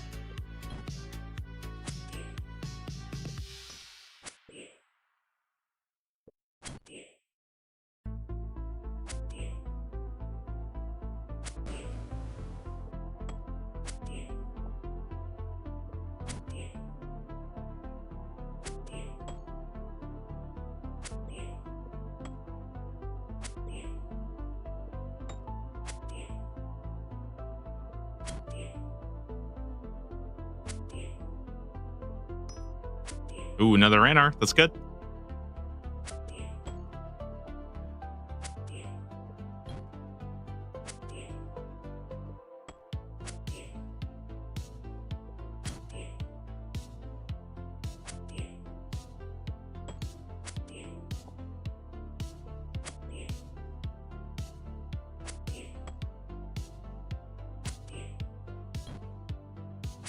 What happens if you die? Would you continue with tasking?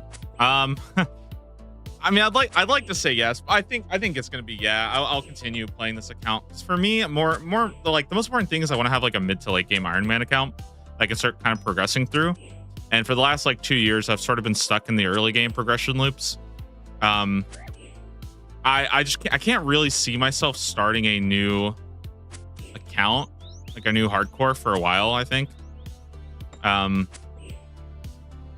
Especially because like I just got to the good stuff, you know, like I just got to the good stuff. My last hardcore died right before Song of the Elves. This account just did like Dragon Slayer 2 and Monkey Madness 2, and I'd rather just keep going with it for a bit and get it like fully up to speed, if that makes sense, where like everything is pretty solid. I'm getting some actual boss kills in rather than starting again. I don't know. I can see myself doing like another Taskman like way out in the future, but it'd be a while. Early game of tasking is really, really, really fun though. But it's just too much. It's just way too much time. Like 67 days played. I can't start that again. It's just, I can't.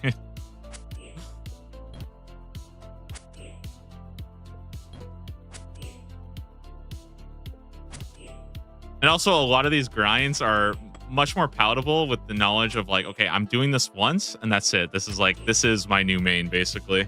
So now I have everything. Does your tasking account have any exceptions? Yeah, because it's hardcore, I don't do any wildy content. And then I also don't really enjoy doing, like, I don't like grinding out for clues. So for a lot of the clue tasks, I just, I usually will change them. So a good example is like in hard tier. Let's see. When it gets, there's probably some clue stuff here somewhere. Yeah. So if it says get 5 new uniques from easy clues, get 5 new uniques from medium clues, what I do instead is I just do 5 easy clues or 5 medium clues, because for me, grinding out clues all day nonstop, especially with hard clues, because with hard clues, I have to drop so many of them. I tried doing it for a while and I just found myself pretty miserable every time I had to do clues. In the early game, I don't mind it as much. Like, this is kind of loud.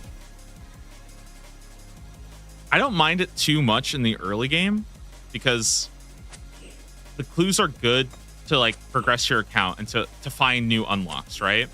So for example, I think I had a clue task that was go do Morning's End Part 2. That's fun because the fun part of the clue is I have to go do Morning's End Part 2 to get the music track, right?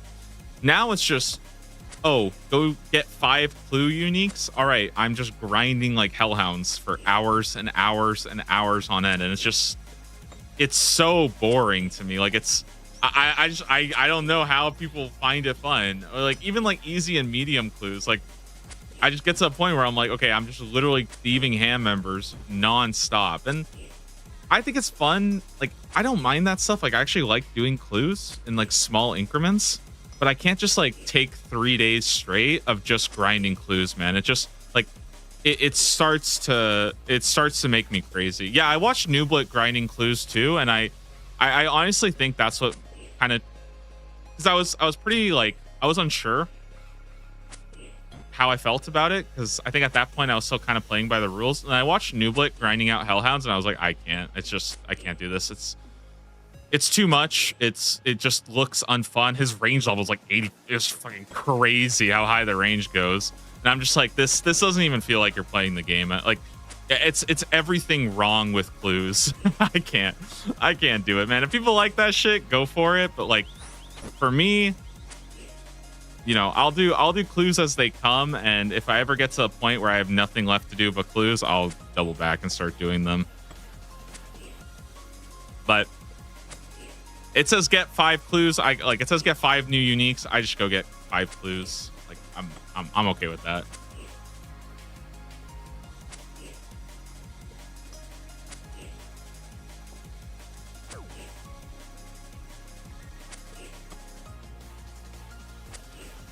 I like to include this as a quick distraction. Yeah, that's what I'll usually do, is like I'll just collect a bunch of the scroll boxes, and then when I'm feeling them, I just kind of send them, you know? And honestly, there are some times where like I'm just chilling and I don't really feel like doing anything or progressing, like especially if I'm like grinding a boss or something and I don't want to grind the boss like off stream because I'm just not focused enough. I'll go do some like ham members. Like that shit's all fun for me, but just like those situations where I'm literally just sitting there like thieving ham members for 2 days straight, I can't. It's like, yeah, it's like genuinely like mind numbing how much I start to hate it. And for me, I'm never gonna go back to how I was before, where I would do content I hated and try to justify it as like, oh dude, it's worth. Nah, it's not. Like if you don't like content, don't fucking do it. And once I start to embrace that, I start having a lot more fun with the game, especially with like a snowflake account, right? If you're gonna make rules, just like you don't like, just change the rules. It's nobody cares about the account as much as you do, so do whatever you have fun with.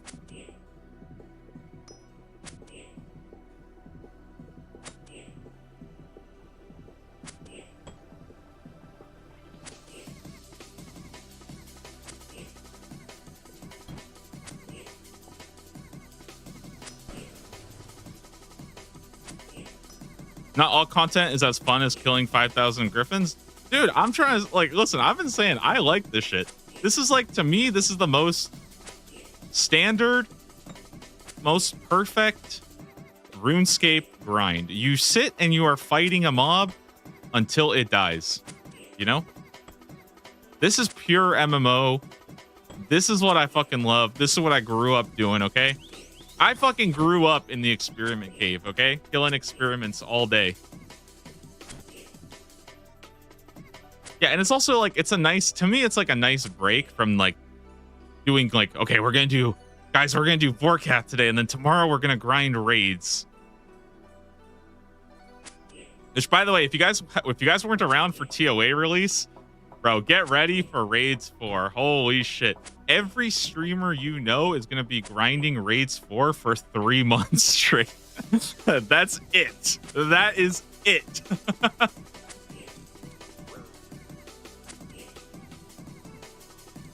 Nah, I'm kidding. But like, I don't know. For me, I just like, I like having like different things too. It's also like a good opportunity for me to be able to like talk more, because, you know, you just don't get, it's a lot harder for me to like focus on the chat when I'm like sending Corrupted Gauntlet or anything like that.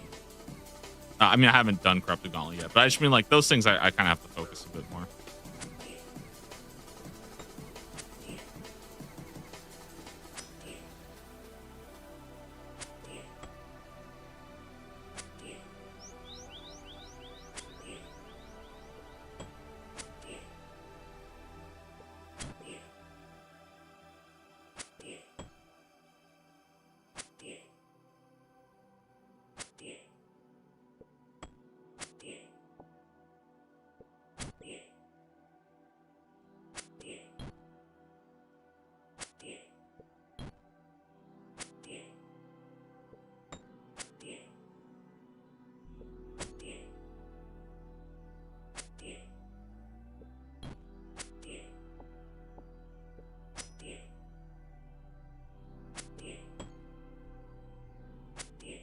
Also, I'm a big fan of content that doesn't actually like drain supplies. Something I get a little bit more frustrated with, or at least a little bit more like one thing that gets to me basically is when I'm doing content and going dry on something and I'm just burning through like prayer potions, right? And it gets to a point where I'm just like, dude, I can't do this anymore because I have like 15 prayer potions left, so I can only do it for like another hour, and then I'm gonna have to spend more time just making prayer potions. Or like you're just chewing through your food supplies. I'm not really using anything here. At worst, I'm using super attack, super strength, and super defense. I can literally make like 200 of those if I wanted to. It's just kind of nice to have something like that. No risk of death, nothing like that. Like chill, nice grind. I'm not burning through prayers for overheads. Just very, very simple, straightforward. It's kind of nice. Slowly just building up a collection, getting some experience going, you know.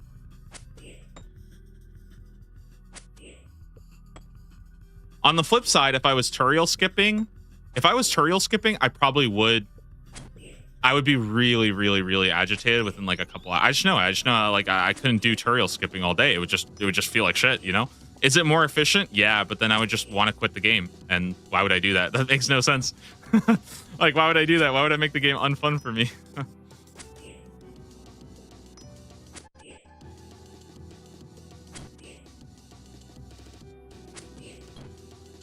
I know the feeling as well. I was doing Doom and used up 9,000 or 9,800 Dragon Arrows. Exactly, yeah. When you start using that and you start feeling like you're getting like pressured and you have to like downgrade constantly, that's when it just starts feeling annoying. It's like, dude, like, oh my god, you know? Like, just give me this drop already, you know? I want to move on to the other stuff.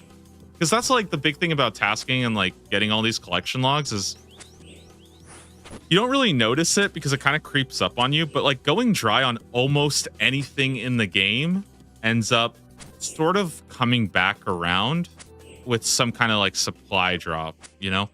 This one's not really the best example because like, you know, I'm not really getting anything like crazy from this, but like I'm getting a lot of raw sharks. I'm getting a lot of raw lobsters. I'm getting, you know, a pretty good amount of herbs as well. And it's like that stuff all kind of adds up.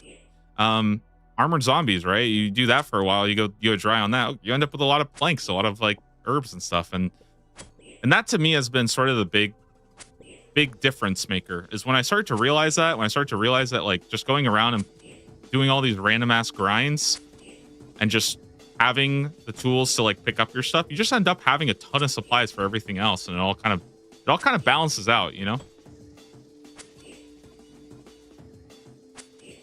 I also think in general, I think that this game has so much flexibility and the efficient answer is never like, it's never as good. And I think people just parrot a lot of bad information because like they either don't know much or they don't see the value of different things for different people. Right? Like, you can take almost anything in this game and like make it a positive if you're creative enough. And yeah,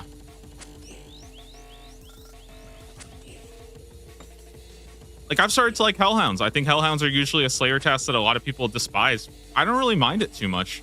You can get about 5 minutes AFK just sitting there auto retaliating, and it's like pretty decent. Like, I don't know, it just feels kind of fine. I feel like the efficiency mindset kind of just warps a lot of people's play styles, and they don't know how to like deviate from that. And I will say, like, playing efficient it can be fun too. I don't think there's anything wrong with that. I just think a lot of people they stop at the efficiency part and they don't know how to like apply it, right?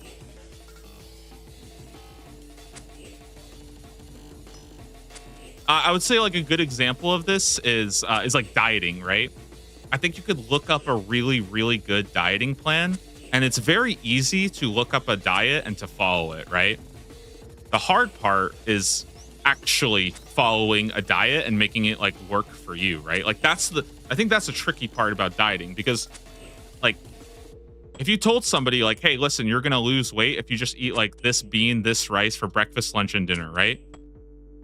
That will work for like 99% of people, right? It is the correct answer for a lot of people, but like nobody's actually gonna do that. So yeah. if I only followed the efficient Ironman type guides, I would have quit a long time ago. Yeah, exactly. Like they're too scientific, and they don't give you the flexibility, and I don't think they teach you the learning of like why you would want to do certain things and why you would want to do other things. And that's all so personal, and it's like really, really hard. It's just really, really, really hard to make anybody understand that. But that's why, like, I know a lot of people will say that, like, oh, I'm like, I think especially like when it comes to like League's relics, I think a lot of people will look at some of the takes I give and be like, oh, he's just like he's just wrong. And I'm like, nah, I mean, like sometimes like I don't think a relic is really good, but I can see like what is the value of this thing? Like, why would I want to use this? And I think when you come at it with that like positive approach of like, oh, what's the value in doing this? It's pretty decent, you know?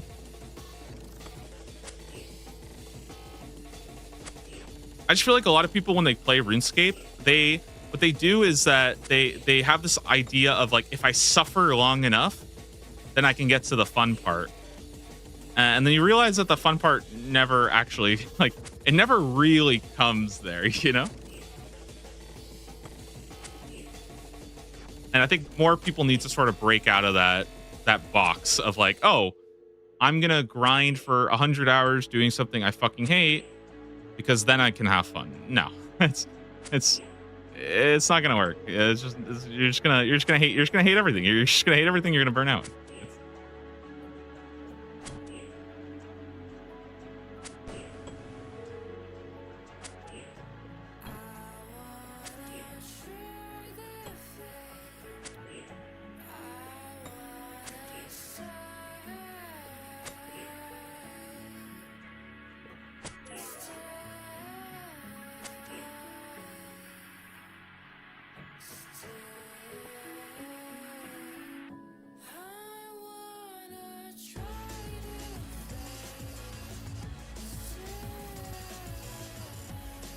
All right. 2337.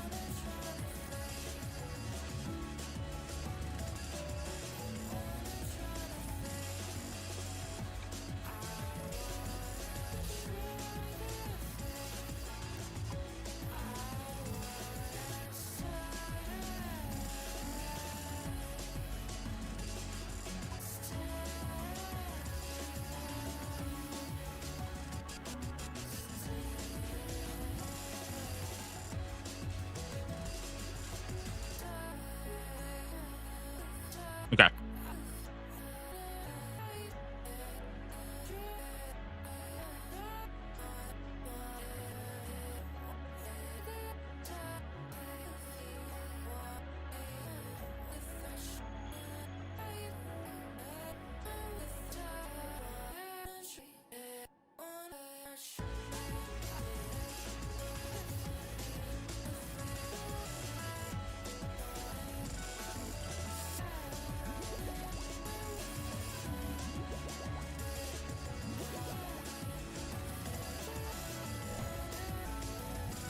Let's go. Let's make the push to 2,500.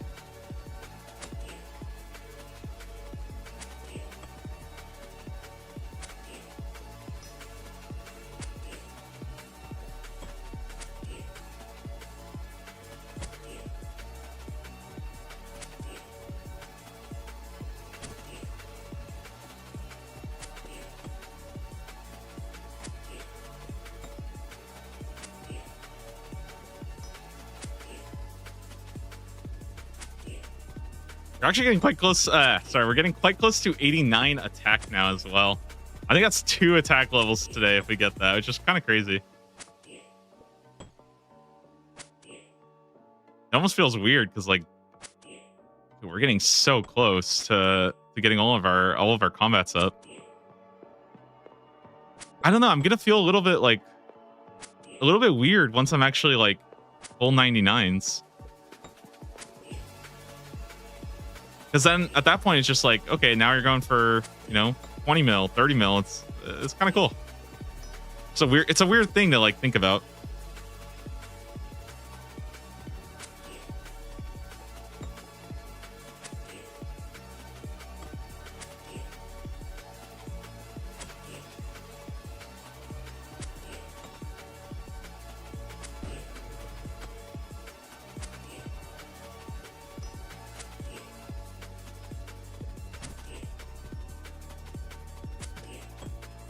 Yeah, your tutorials helped me so much. I have to come in and say thanks to Goat himself. Yo, thank you. I'm glad they helped out, man. I always love seeing like some of those like older videos. Because I think like at the time, I sometimes feel like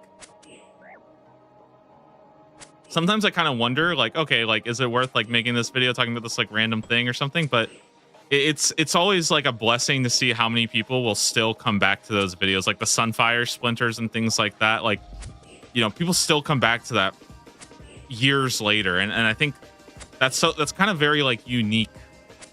Just a very unique feeling compared to something like the League's videos, because the League's videos are a lot of fun, but I mean, a year later, nobody's really watching them, right? Because it's just not something that comes up. So it's always a blessing to see people still come back. I always love seeing how many people have like kind of been able to enter PVM or discover something new because of it.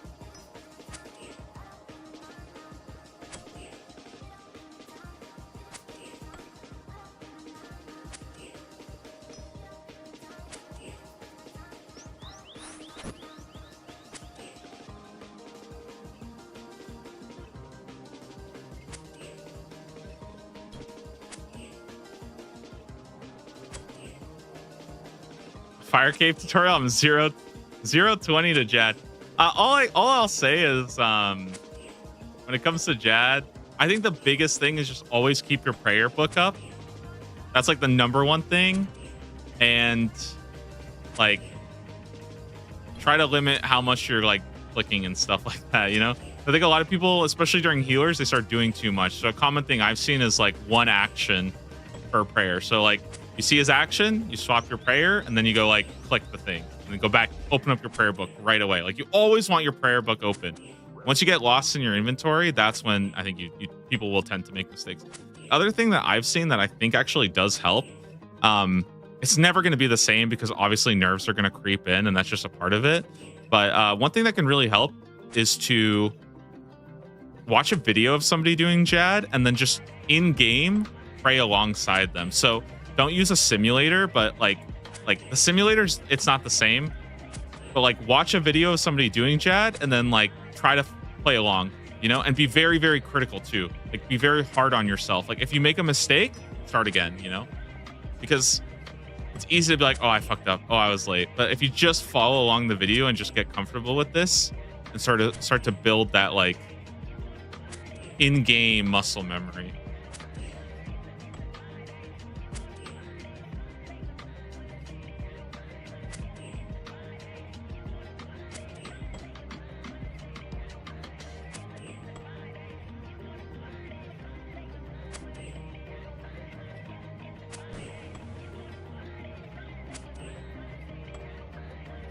Oh, and the other thing I'll say about Jad, okay? Dude, don't let people discourage. Like, I think I've seen this more and more recently where I think a lot of people start saying things like, oh, dude, Jad is such a fucking joke. Jad is so easy. Bro, everybody gets cleaned by Jad the first time they're there. You know what I mean? Like, everybody gets cleaned by Jad. He still smokes people.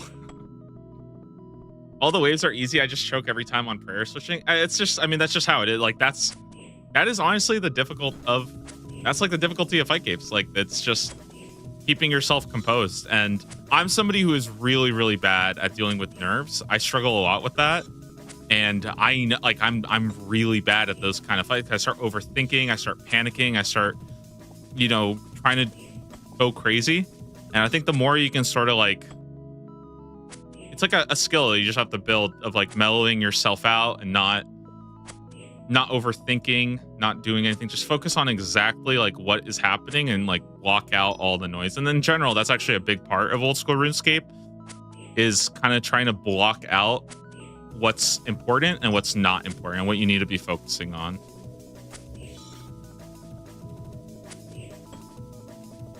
And then finding your moments of when you can think about something else.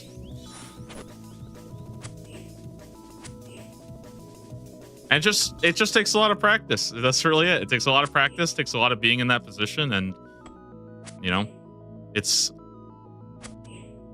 not something that I think you can just kind of have, like, I don't know, maybe some people just have that innately. I know for me, I need a lot of practice at a lot of things. All right.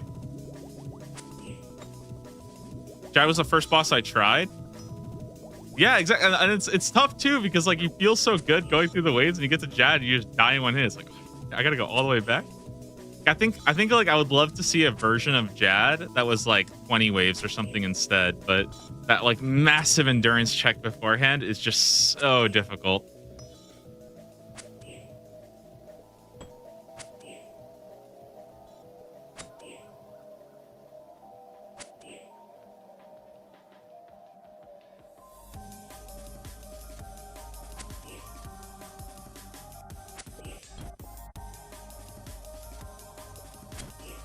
It's also weird because as you get better at old school RuneScape, like once you build that, it's almost like riding a bike. Like you don't realize how much better you've gotten and how like simple a lot of that stuff is.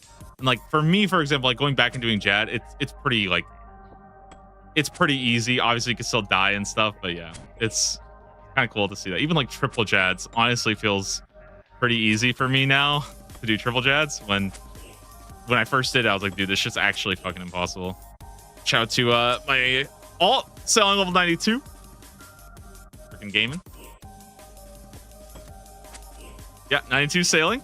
Not bad, not bad. No dragon cannon barrel for me yet.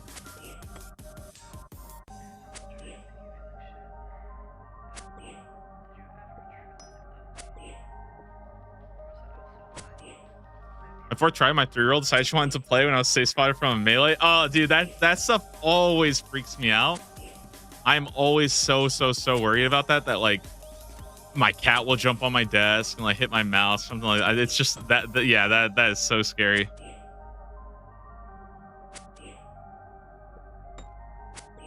That actually happened to me yesterday. Okay, I was grinding griffins yesterday and I teleported to the Ferox Enclave. And I accidentally clicked the portal to leave. And honestly, it like really scared me. And I didn't realize until I was right about to walk out. And I was like, holy shit, did I almost like... Because a lot of times I click the little like pool of restoration and I'll like go do something else for a bit. And yeah, that was like very terrifying for me. Of course, I think Bodhi has had that like famous corporeal beast death where he goes AFK and accidentally clicks, you know. First part, she said, "I helped you, Dad." Aw, that's so cute. I feel like that's so cute, though.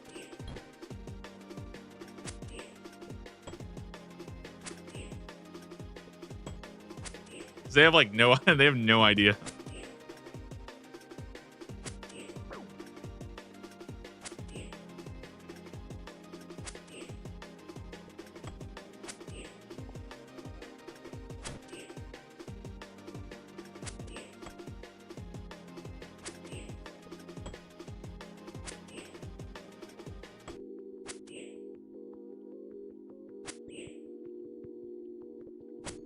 It's kind of cool that I think like I feel like RuneScape's like a very like universal game. I feel like you could obviously a lot of people could like it as kids. I think a lot of us started playing as kids, right? And so it's like really fun there because I think that like point and click adventure of it is great. But like I've also thought about this more and more that I really wonder if like old school is going to start to appeal to older people, like older generations, as they start to, I think, try it out more, because it's kind of one of the few games And like, you know, I've seen like my mom, for example, right? Like she can't play a lot of video games because, or like, I mean, she doesn't really play video games, but for her, a lot of video games are very, very hard to watch because there's like a lot of flashing and there's a lot going on at once. Or for a game like Super Smash Brothers, right? Like at a certain point, it just starts putting too much like pain on your hands to play. Anything that's like very, very intense like that. And like, I feel like I could be playing RuneScape at like 80 years old.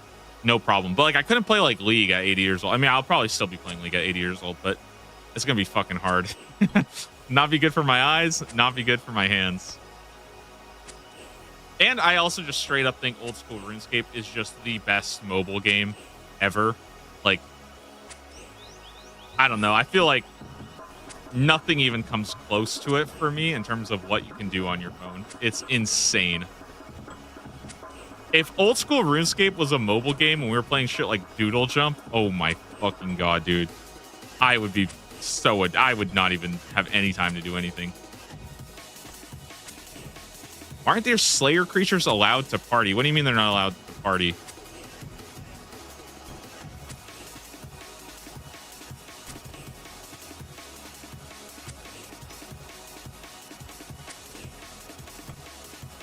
They'd have too much grip fun.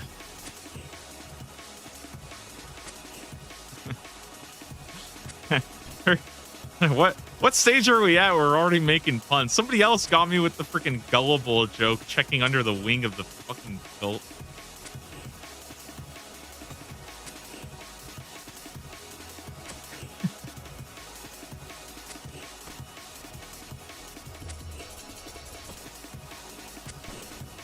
Man, recently I've had some friends that have been down. They've been kind of wanting to get into RuneScape. Dude, I feel so bad because I'm already full on a group Iron Man.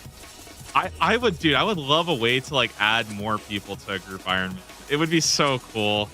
I don't think they'll ever do it. But like increasing it to like 10 man or something would be so freaking cool. You have a community Discord? I do. Yeah, let me type it in. It should be this one right here.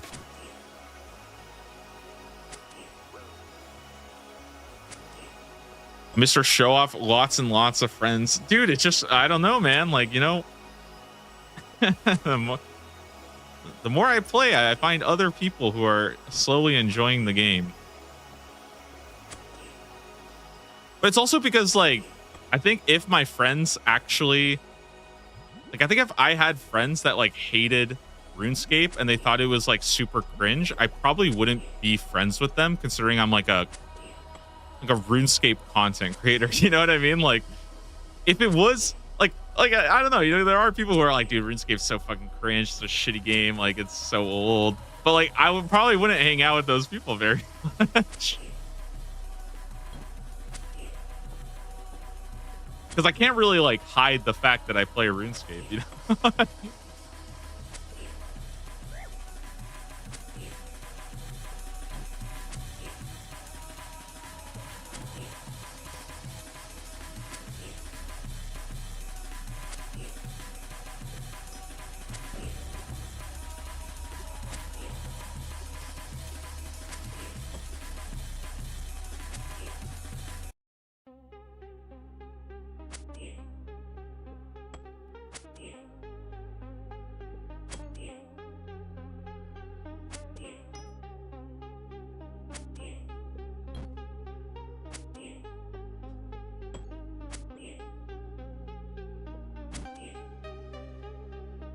No, but even outside of that, I've always thought it would be like back when like Project Xanaris, dude.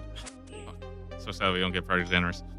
When Project Xanaris was like a thing, I thought it would be really fun to do like 100-person group Iron Man with my clan or something. Like, I don't know. I just feel like that would be so sick. 100-person group Iron Man. Holy shit, dude. It would be so cool.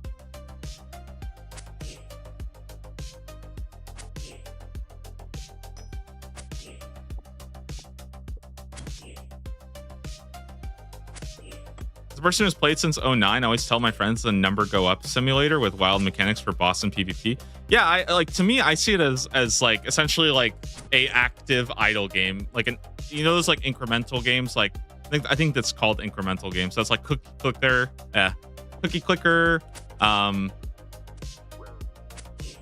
There's like another really popular one that I remember.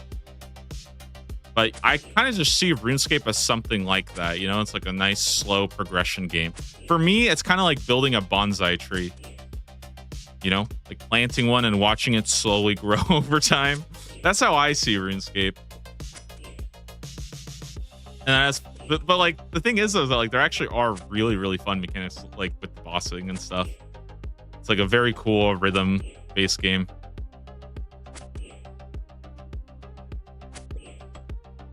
Also, while I'm going through EMT school, dude, I feel like that's a lot. Like for a lot of people, that's what it is, and that's why they can get so many hours in. Is like they're doing it like while they're at work or something like that. 'Cause it's so easy to just have on the side. I swear, dude, so many of the jobs that I worked at, I would have been so much more like, I would have been a lot better if they just let me have fucking RuneScape on the side. I'm honestly probably just gonna start doing that too. Like if I could go back in time to like some of those shitty like call center jobs, bro, I would just have fucking RuneScape up at all time. And if they comment, they're like, bro, what are you doing? Why are you playing games? I'd be like, do you want me to quit? You know what I mean? Like I'll fucking quit. Like I can do all my shit while fucking checking my rock every minute. Okay. Obviously I'm not gonna be like raiding while at work, but like, yeah. I do wonder if at Jagex, because I know Jagex 100% they let you play RuneScape. But I do wonder if they've ever had people who they have to be like, yo, listen, you gotta like focus up a little bit.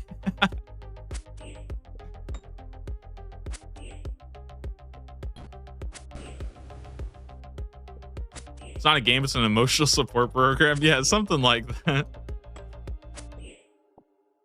It's just nice to like, you know, make a little bit of progress here and there, come back, see your gains. I think that's why, like, again, that's why like those incremental or like those idle games are really, really popular. People like having that. It's just the problem with those that they don't have enough. And when it's all just a spreadsheet, like RuneScape does a better job of disguising the game behind actual content. Whereas like a lot of those idle games, like, oh, you got 100,000 of this thing, now you can buy one of this thing and it'll produce it faster. And then you just keep going up and up like that exponentially, and it's very easy to run out of content. It's all just the same shit. You're just watching you're watching a number on your screen go up. At least on RuneScape, there's enough to do to still feel like a game.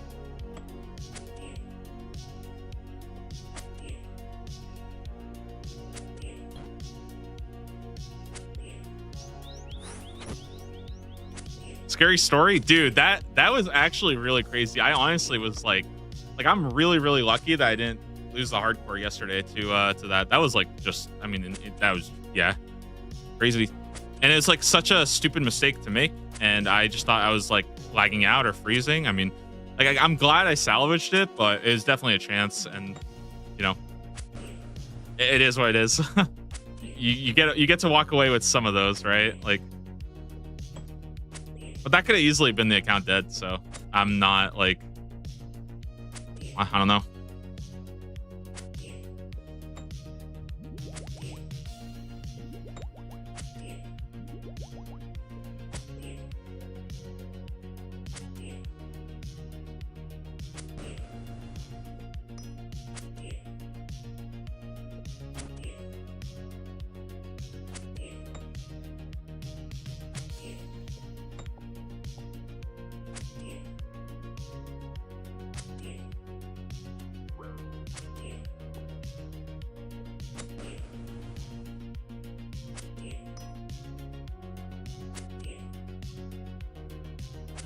Probably say I'm the first person to beat Dragon Slayer 2 while creating the Kroger emojis. Yeah, I mean, yeah, and I think that's why like some people always be like, dude, like how do you have so much time to like play RuneScape? And it's like, bro, the people who like, most of the people who have a lot of time to play RuneScape, they're just playing it at work. That's how they get like 10 hours a day. And honestly, that's what it's best for. like, I feel bad because I know there are some people who are like dude, I get like 1 hour, I get like maybe 30 minutes a day or something like that. I'm like, bro, you probably shouldn't play RuneScape. Like, I'm sorry, but like, I'm sure RuneScape's a lot of fun, but if you're only playing it like 30 minutes a day, dude, oh my fucking god, like, go play, please go do something else, you know, like.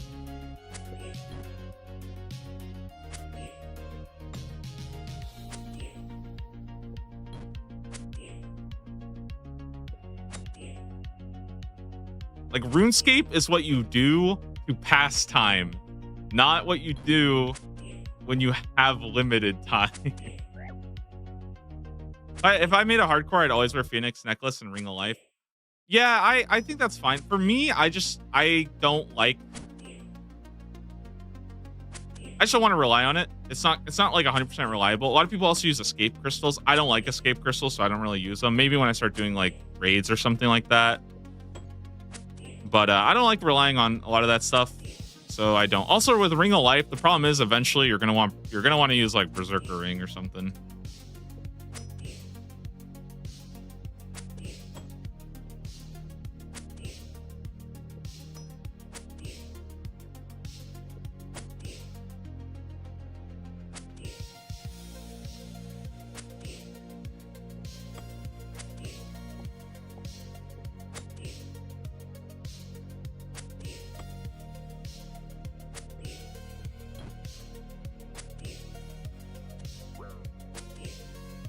If you have a main account, any tips for fast GP?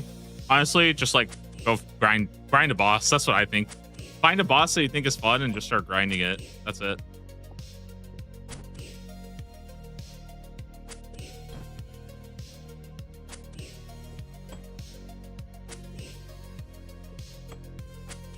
Or just do some kind of skilling that gets you cash. Like, I think to me, that's always a pretty easy way that I stay kind of motivated, is like, I'm doing some kind of skilling that gets me like 1 mil an hour. It's pretty easy to just like slowly make a lot of money doing it.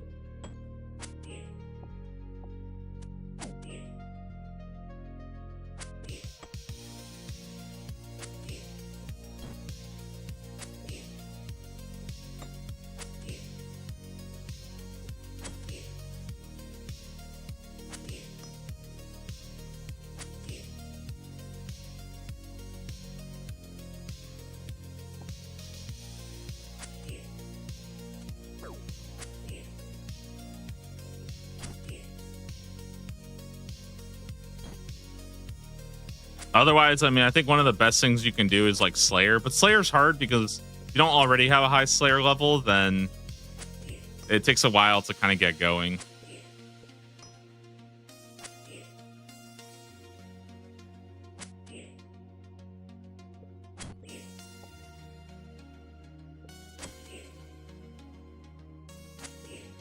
But even like cooking Karambwans, I think, is like 300k gold per hour, and like you just do that for a little bit, like you'll make some cash. Like, there's a lot of just easy ways, I think, to make, you know, maybe not like more than 1 mil an hour, but make something.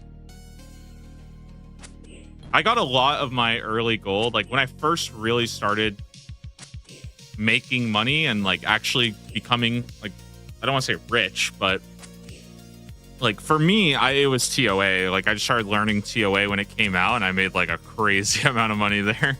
It was awesome.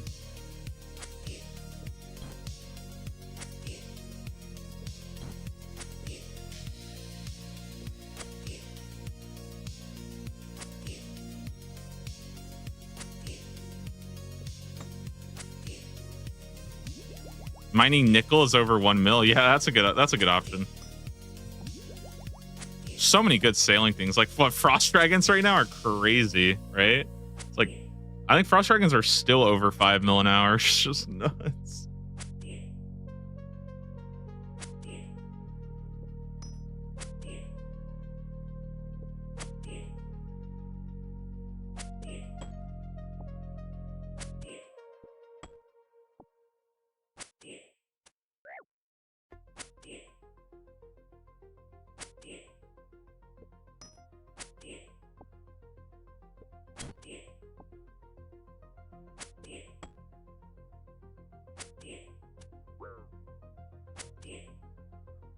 Heard they nerfed AFK sailing experience. So they nerfed like the 30-minute AFK method, but like just to be clear, obviously, you know, I'm exclusively playing RuneScape now, but like I have been salvaging this whole time. I've gone 1,600 salvage on my other account and probably made like a couple 100,000, you know? And I literally, this is all I do. Every like 4 minutes, I just click the hook. That's it. I do this, like deposit, and I do the hook. That's it. It's this is all I do, and it's really, really chill. Yeah. That's it. And then when I get a full thing, I just go to the bank. I don't even clean my I don't even clean my salvage. This is, I think, what a lot of people are missing. Oh, why am I so low health? What the heck? What the fuck happened here? A lot of people they say it's like it takes time because you have to go and clean the salvage. Bro, just go to the bank, deposit all your salvage, and then when you have time, go and sort it. And it's like, this level salvage is 180k per hour to sort. It's insane. It's so good. I think that's going to become more popular once people start to realize that like that it's more valuable to have extended AFK period of time than to take the 5 or 10 minutes or whatever to sort everything. But just like run to the bank, put everything in there, and then just leave it for later. It's not going anywhere.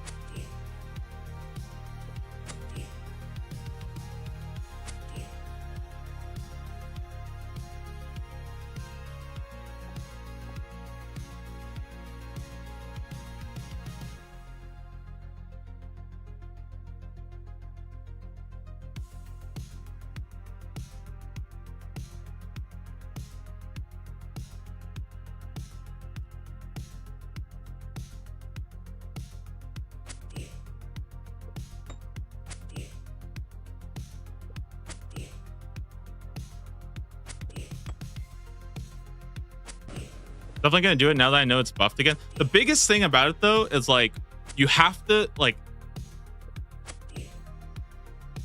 use the hook. That's like the biggest thing. It's like you should try to use the hook. You still get about like 3 minutes of AFK time. You know what I mean? If you want to do the 30-minute AFK time, that's been nerfed like by 30%.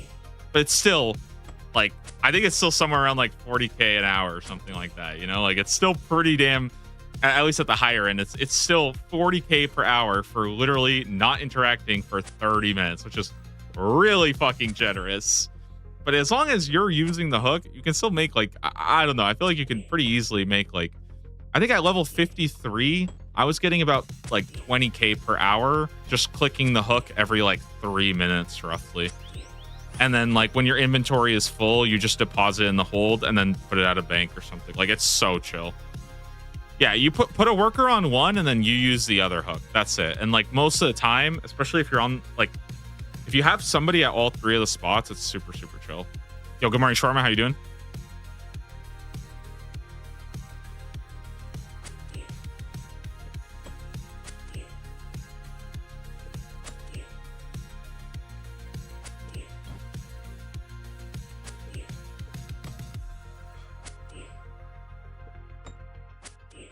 Also, it's a lot of fun getting like a whole ton of salvage. I'm not gonna lie, I actually really enjoy this. Is like, because again, I've been salvaging while I stream, right?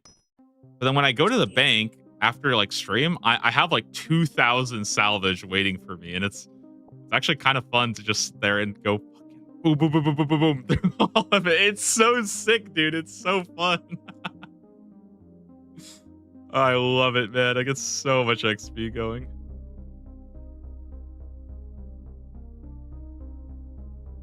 Okay.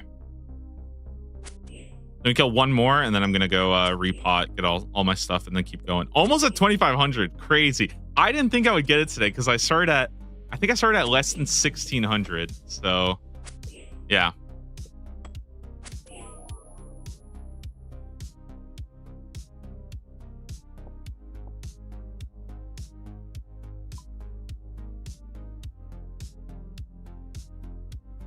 Gotta bring Cabin Boy Jenkins. Dude, he's sick. Cabin Boy Jenkins is sick.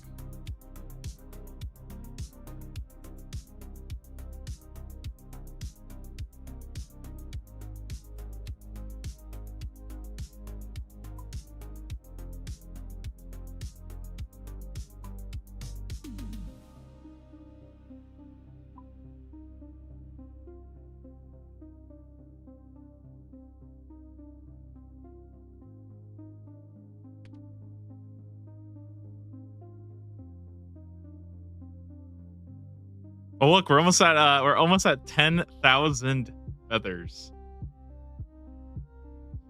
I've definitely gotten more than 10,000 feathers. I'm just not like, you know, I think I realized very early on that I don't think I need to pick up every single one of my feathers. I can just kind of chill. I'll probably have enough by the time I'm done.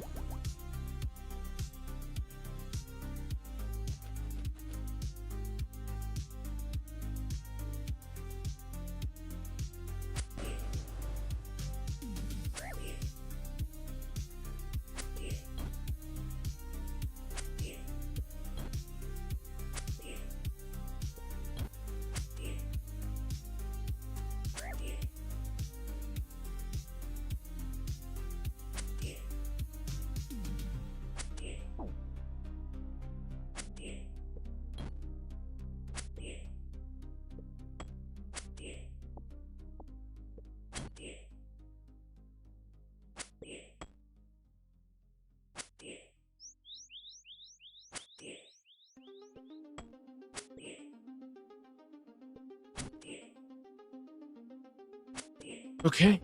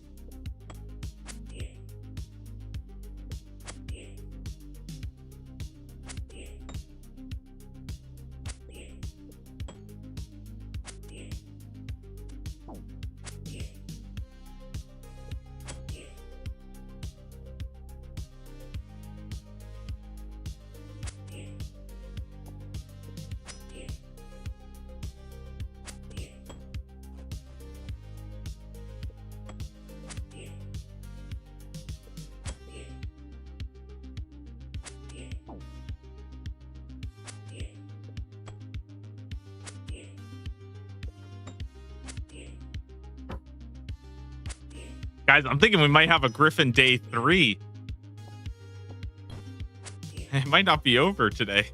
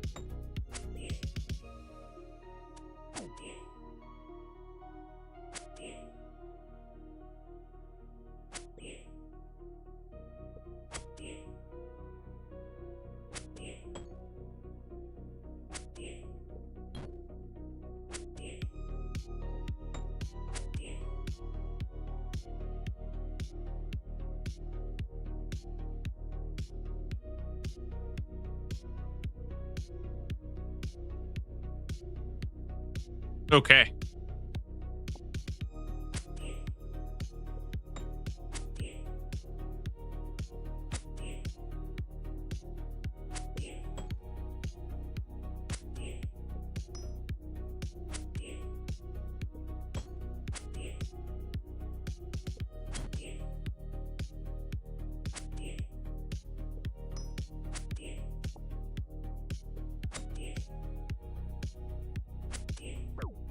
Dude, actually insane grind today, though. I think we're really coming up on like 1,000 griffins.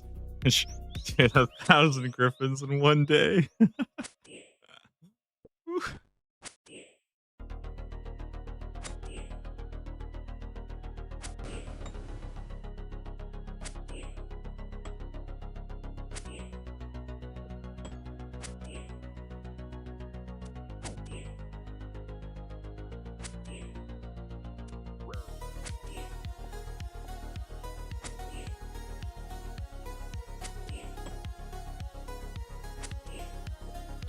Man, I can't wait to see what's next. I'm telling you guys, I feel like I really want to do some of the trawling.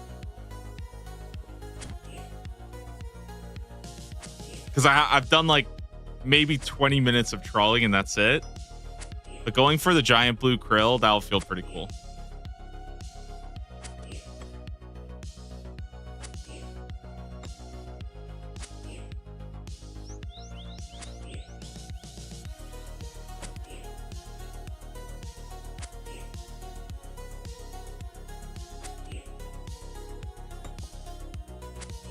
Or I would love to get one of the paint tasks so I can go and do all the charting for it. Because I think the charting is pretty fun.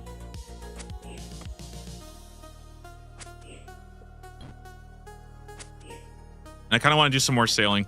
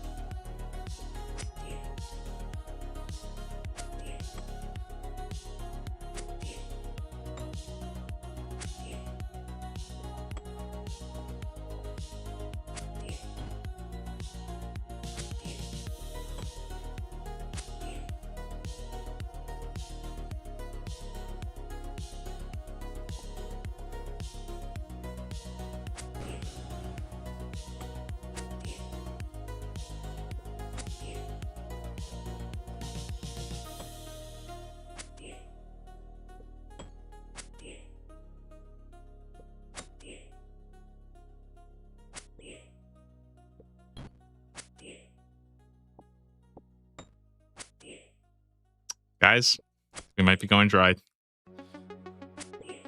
Oh, it might be happening. It might be coming back tomorrow for a day 3 situation.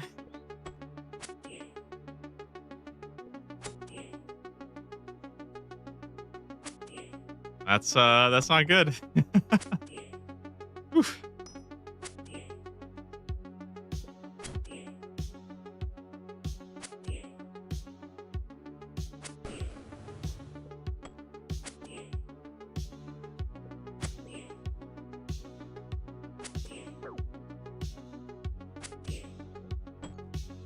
Hey, but tomorrow 90 attack.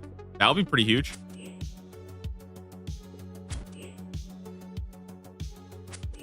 And we got 94 hit points today as well. So getting pretty close.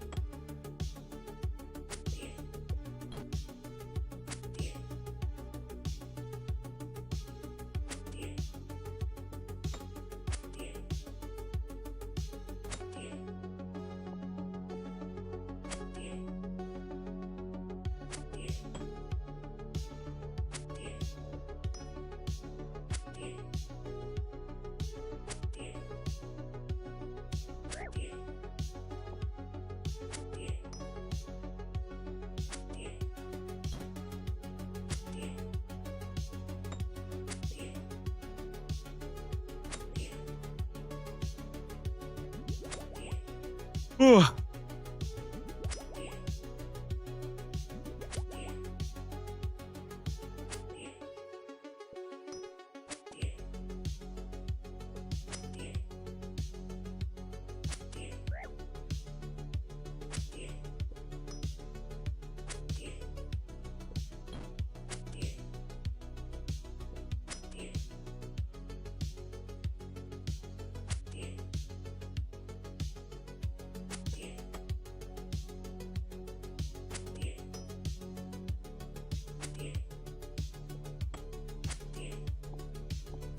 Oh, sorry about that. Hit my mic.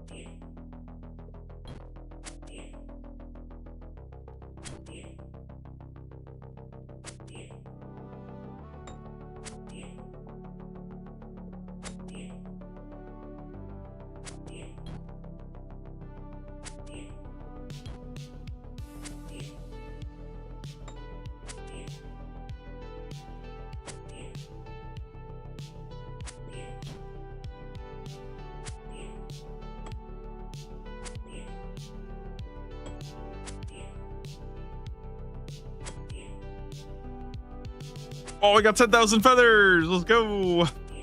Nice. Dude, 10,000 feathers. That's going to last me forever. Yeah, that's just going to be crazy.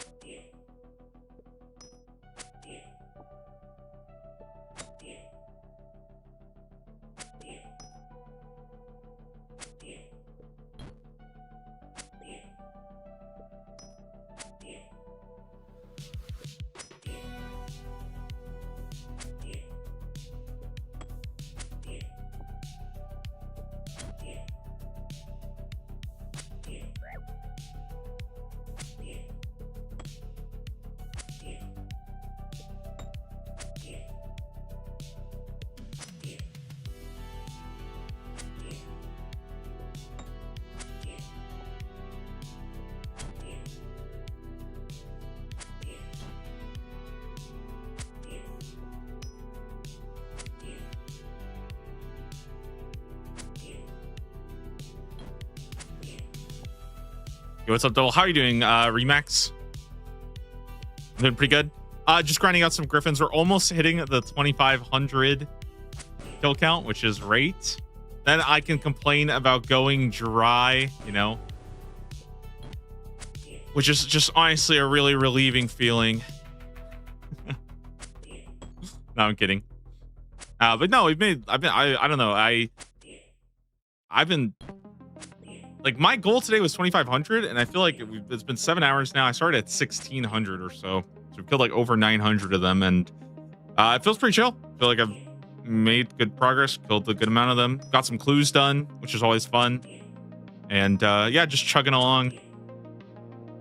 Definitely, it's gonna feel a little bit like demoralizing going post drop rate, because then I can only imagine how long this could take. It's like, holy shit, all right, how long are we stuck here for? It's definitely quite a bit. Yeah, it's getting up there for sure.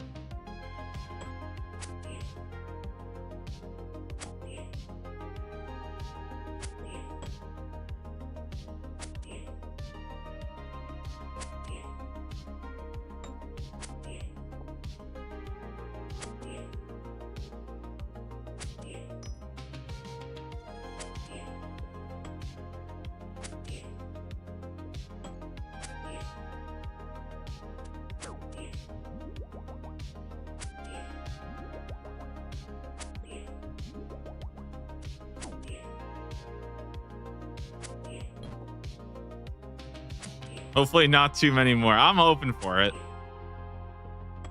But also, again, like, I feel like you just kind of hit this point on a lot of these grinds where you just sort of like, you just accept that you're not getting spooned, and you just kind of keep killing them. You don't really worry about it. You don't think about it too much, Like, I would say like the last like 500 kills, I have not really been paying attention at all. So, I'm just kind of tapped in, killing them.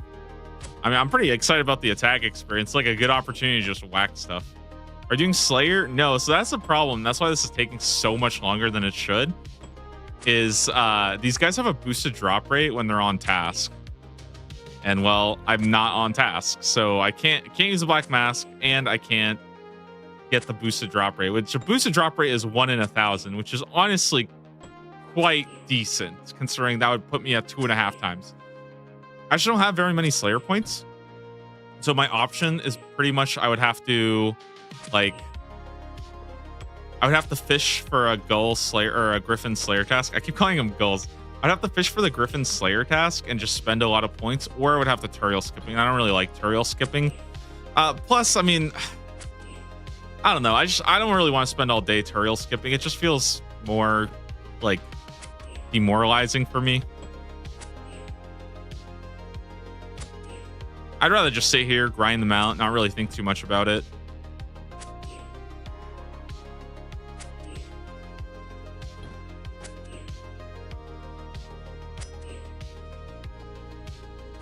And yeah, we're going for the my little notification. We're going for Horn of Plenty, which is 1 in 2,500 off task.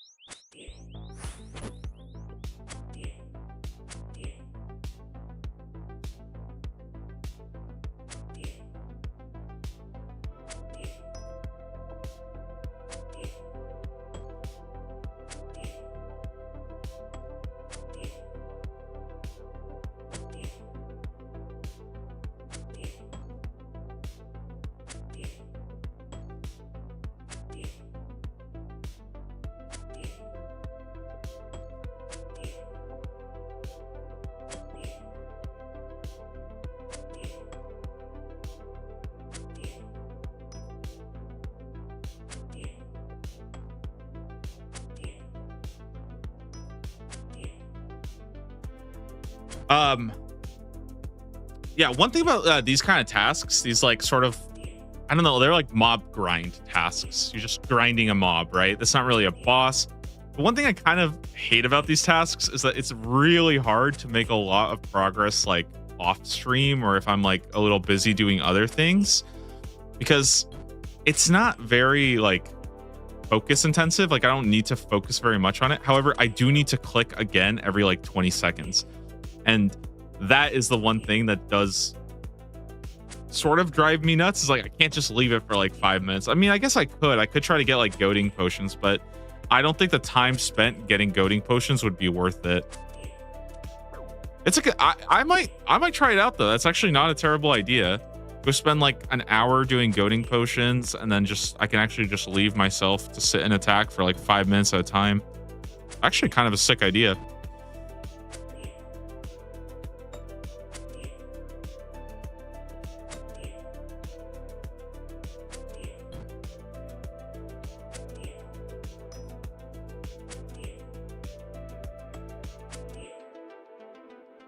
I don't like that though, because it puts me at risk of death, and I don't want to risk death. It's very, very, very unlikely that I ever get stacked out like that, but over the course of 5 minutes, I could die. I think I could die. It would be very, very low chance though.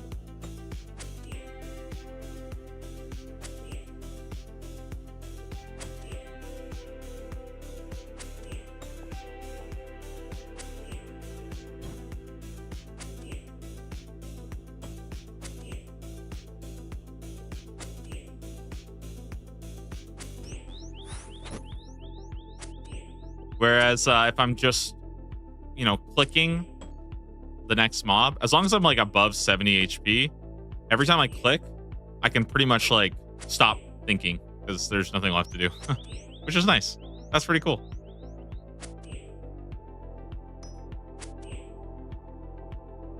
I'm trying to find someone to do Royal Titans. I would say if you can go to there's probably like a Royal Titans world. Usually I see people outside looking for people.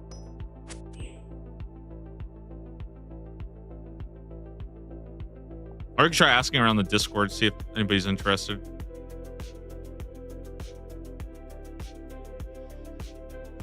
All right, let's go bake again.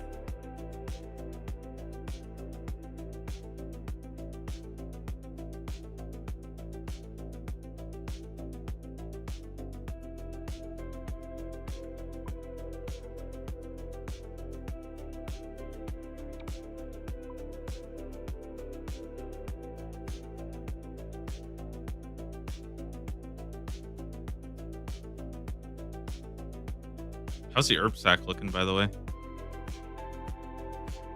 Oh, we're still doing good.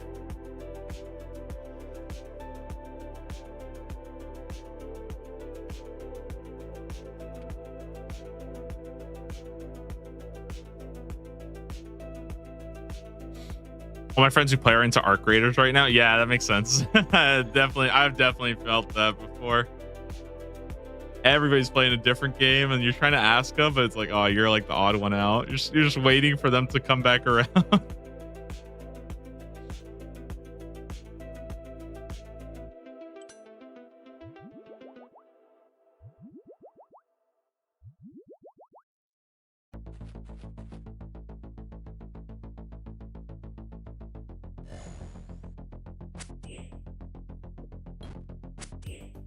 Okay. Let's go. Let's get a drop, please.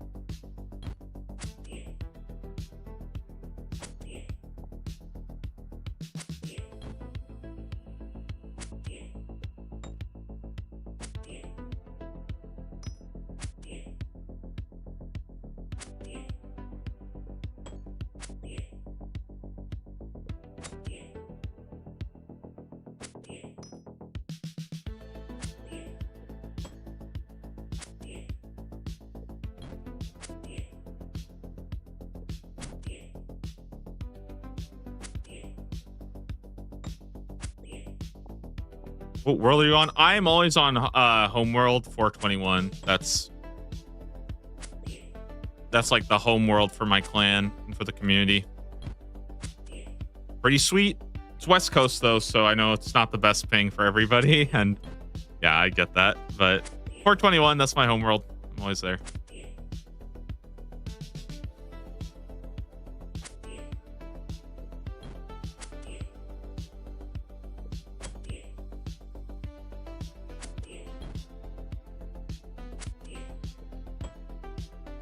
It's kind of nice. I've noticed that like you start to see a lot of the same. I've started to notice a lot of the same people on this world too, from time to time, which is always really cool. Like even people I've never interacted with, there's just like a couple people on 421 that I start to like see it again and again and again, and I'm like, oh, I saw that person before.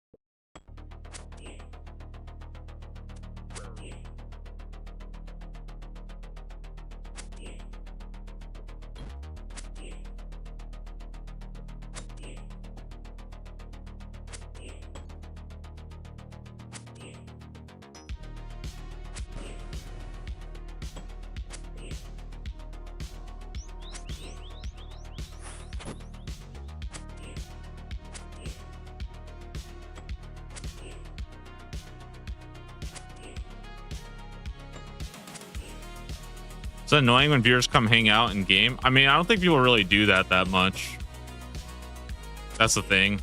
I've never really had it happen, so you know. For me, it's mostly about like just keeping the world like open, so that like if people, you know, if people are there, like if people are just like offline or whatever, like I just think it's kind of more fun if everybody's kind of in like a normal world and stuff like that, you know. Like it's just cool to like run into people over time.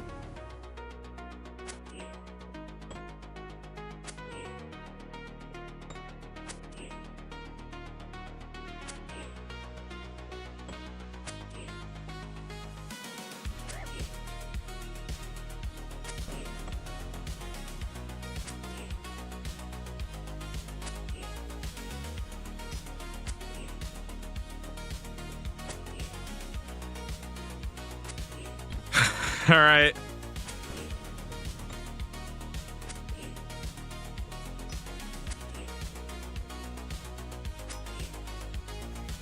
Last kill for rate.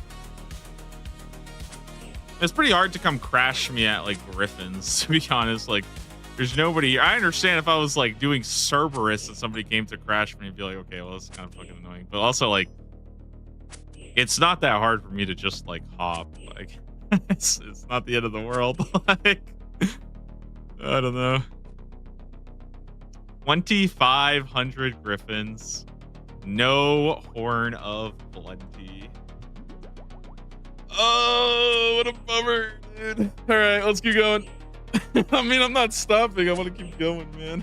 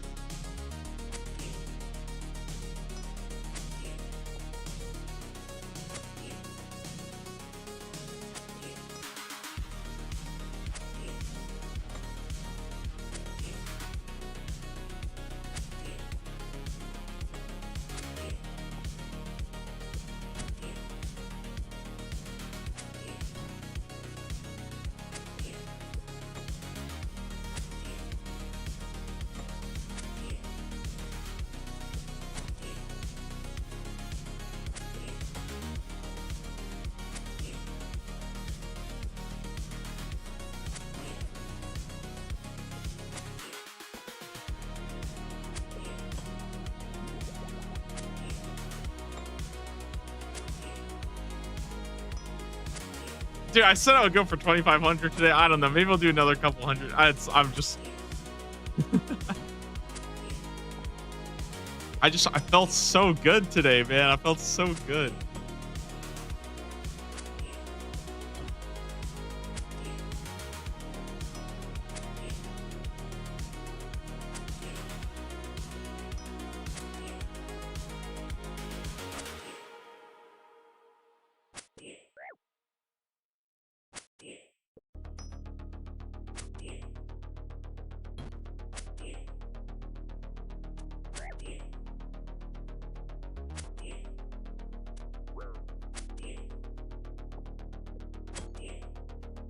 Man, the thought of going like, honestly, going another 2,500 is kind of terrifying.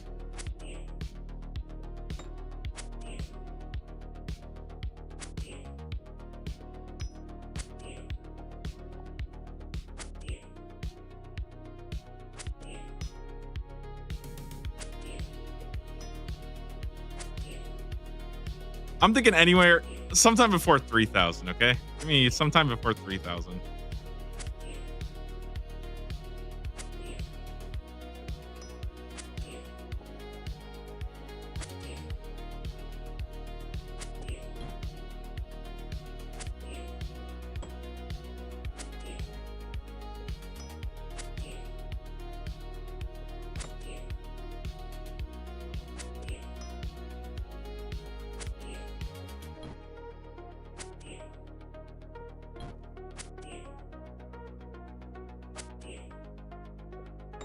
Setting up hopeful drop rates just to increase the pain of going dry. What do you mean? Wait, what do you mean by that?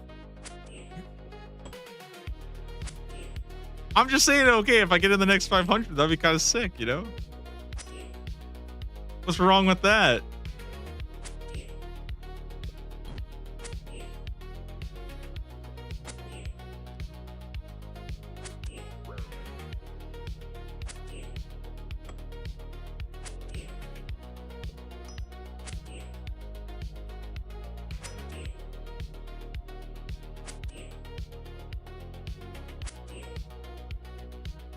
Here's the thing, okay?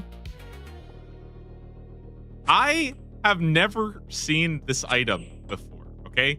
I have not seen any streamer get it. I have not seen any video of this item. I have not seen anybody in my clan get the notification for it. For all I know, this item could just not fucking exist, okay? So, you know, like, you know what I mean? When you start getting really dry, and you're like, okay, wait, hold on. Hold on a second.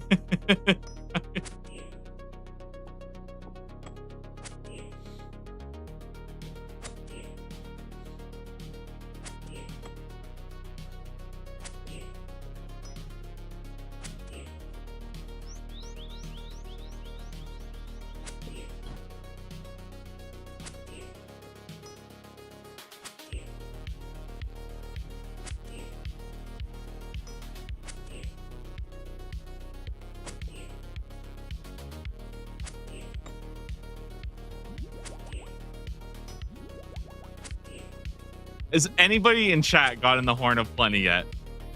I'm not gonna believe you, obviously, but has anybody actually gotten it?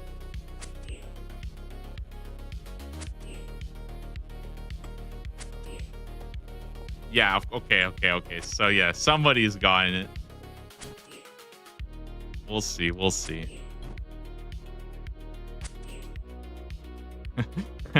Dude, my favorite thing is when you'll be like, oh dude, like I don't know if this thing is like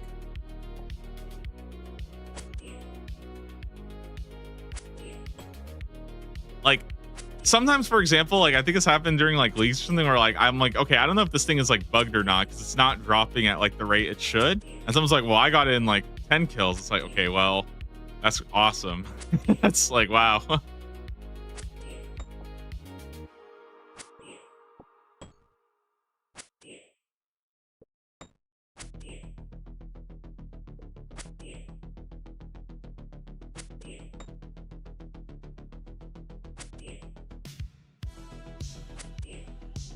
They have a daily volume of like 50 on the GE. Yeah, we'll see, okay?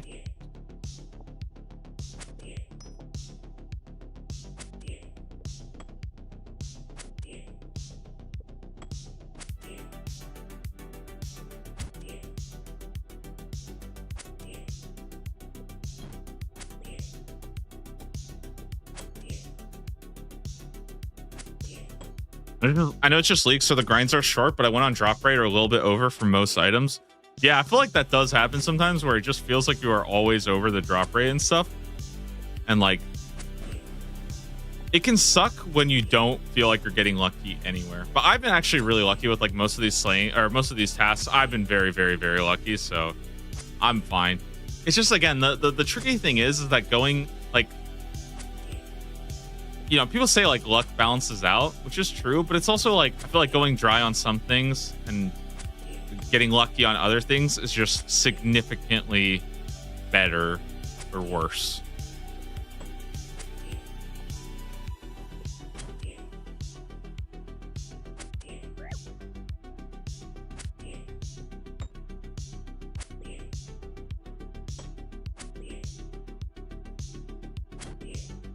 Yeah, like going dry on Gridmaster Yama is pretty crazy because last recall was just so, like, last recall is really, really good.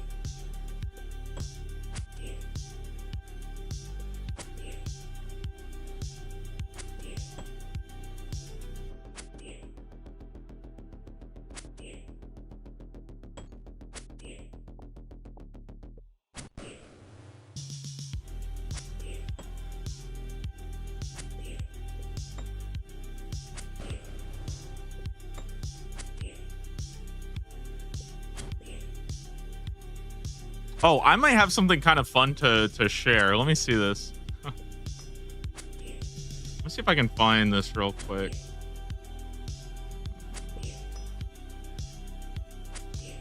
Wait, hold on. Give me one sec.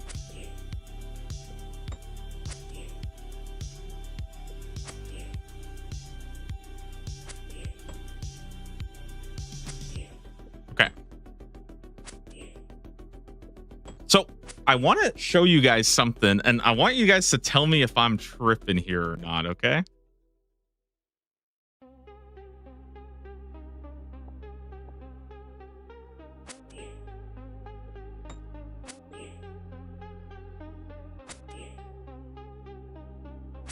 Okay.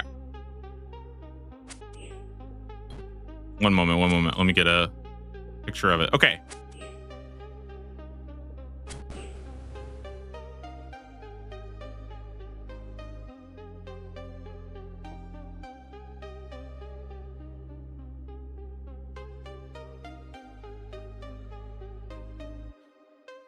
Okay. Right here. Okay. What do you guys think about this collection log? I'm just curious. What do you guys think about this collection log when you see it? So it's demonic gorillas. Yeah. 426 kills, 3 Zenites, a frame. I think this is 2 monkey tails, 2 ballistic springs, and 2 ballistic limbs and 3 ballistic springs. Yeah? Spoon.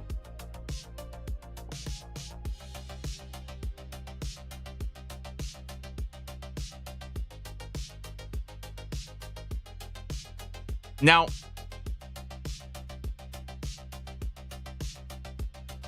what if I told you that this was Gridmaster with 8 times drop rate?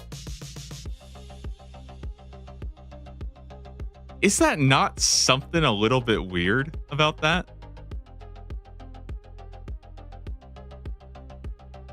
I'm pretty sure there was something bugged because this is at 8 times drop rate. It looks really good, but think about it. 8x drop rate. 8x. 8x. A Zenite shard is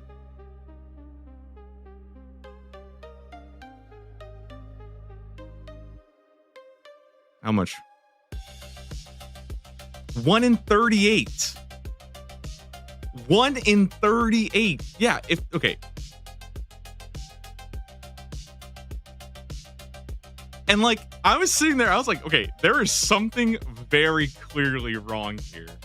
Like, there's just something that's not, I don't know. I feel like there must, it's either that or but it's like unlucky across so many different things. I think almost all of these are just stupidly dry. Zenites are supposed to be 1 in 38. I had 3 of them. I should have had like more than 10, right? More than 10. I had 3 of them. Ballistic limbs, I got 2 of them. It's a 1 in 60. What? I should have had like 7 of those. Light frame is 1 in 100. I only got 1. Heavy frame 1 in 200. I don't have a single one. Monkey tail 1 in 200. I'm underrate on that. And I think I got the first one like, by the way, I think I got the first one like 10 before this. And ballistic springs, like, dude, I don't know. This shit was crazy though. I think there must have been something bugged. I didn't talk about this because it's a little unrelated, but there must have been something wrong.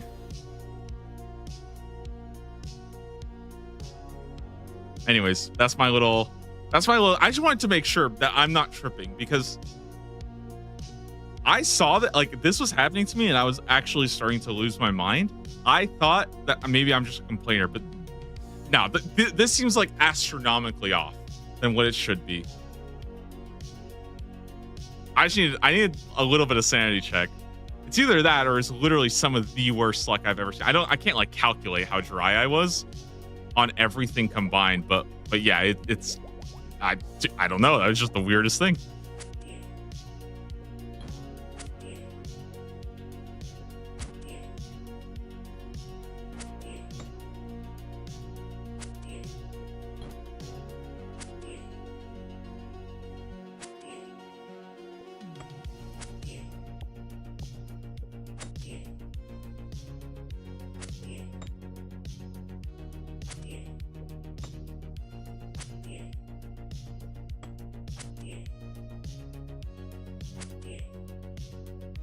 Just for context, though, that was the last week of Gridmaster when the like sailing 3 patch came out. I don't know if you guys remember, but there was like a pre-sailing update that like basically added all the files of sailing or whatever to the game. And that was the last week of sailing that happened. And obviously, on like the last week of Gridmaster, I'm not going to start, posting bug reports of me going dry, but that's always just stuck there at the back of my mind. I've always been thinking at the back of my mind, like, this is a little fucked up. No, this is a little fucked up.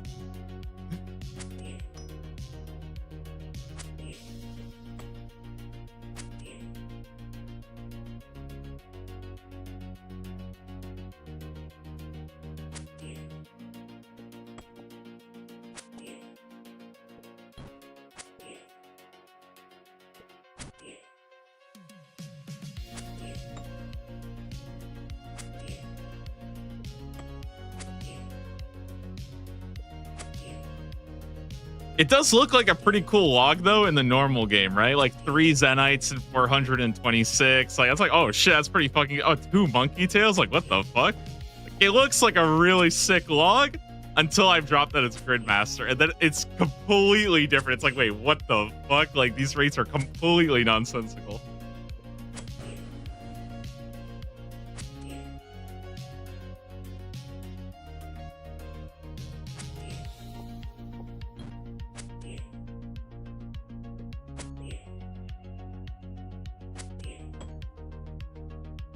I got spooned Solar Prax and it felt like Buck compared to Kopesh with the spec buffs. I mean, Kopesh is just crazy.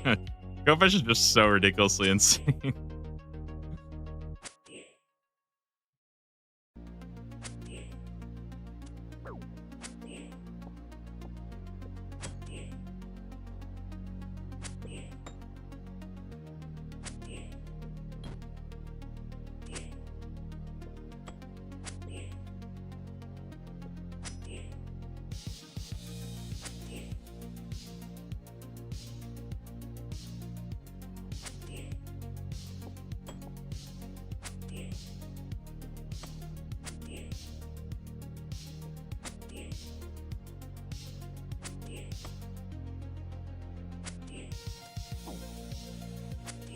Gridmaster gave me too much nostalgia of Leagues 5. Yeah. It'll be fun to see what they cook up next. I really feel like this next one will be it'll be pretty interesting to see what they do with like sailing and stuff. Because I think more than anything, it gives them a really good opportunity to redraw some of the like regions, right? And I don't know, I just feel like that would be pretty cool change up, and you know, see what things are added. Mostly, I kind of wonder how much they bring back from last leagues. I mean, I know that they said that they don't think Echo bosses will be like a recurring.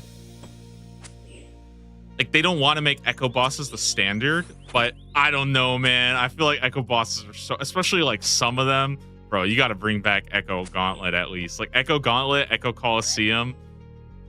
Like, come on, we gotta have that, right? Like, there's no way, dude. Going back and doing regular Gauntlet feels like shit after Echo Gauntlet. You know what I mean? Maybe that's why. Maybe it does. We can't have too much of a good thing. No, I'm kidding. But I do really think though that like if they were to bring back Echo bosses, I feel like Gauntlet and Coliseum at the very least should be something. You know what I mean? I mean, we have this conversation so much on the stream, but guys, I feel like Echo Calfight Queen, dude, Echo Calfight Queen, I think would be so cool. Like, it's just such a good boss, and I get it. I mean, I know some people like the nostalgia of like Calfight Queen and stuff, but like, I don't know, man. I feel like, you know, I really like the fact that the Shellbane Griffin is like a low level boss that you can do for Slayer tasks, and I really think that having like Echo Calfight Queen as like a low level Calfight boss that you could do would be like incredible for Slayer. Because like the reality is, I think a lot of people prefer doing Slayer through bossing. You know, I think that's a very common and very like popular desire. And I think the more options there are for people to take that route, the better. Like, yeah, I don't know. I think it would be cool. And like, of course, you can balance the drop table. Like, you can do whatever you want, right? Like, that shit's all fine. I just think that like having, it doesn't even have to be called like Echo Calfight Queen. You can just call it the Calfight Prince or some shit. I don't know. Whatever the fuck you want to call it. Okay, I don't really care.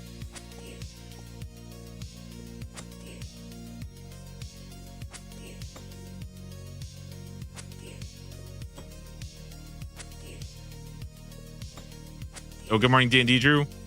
Welcome to the Griffin Grind.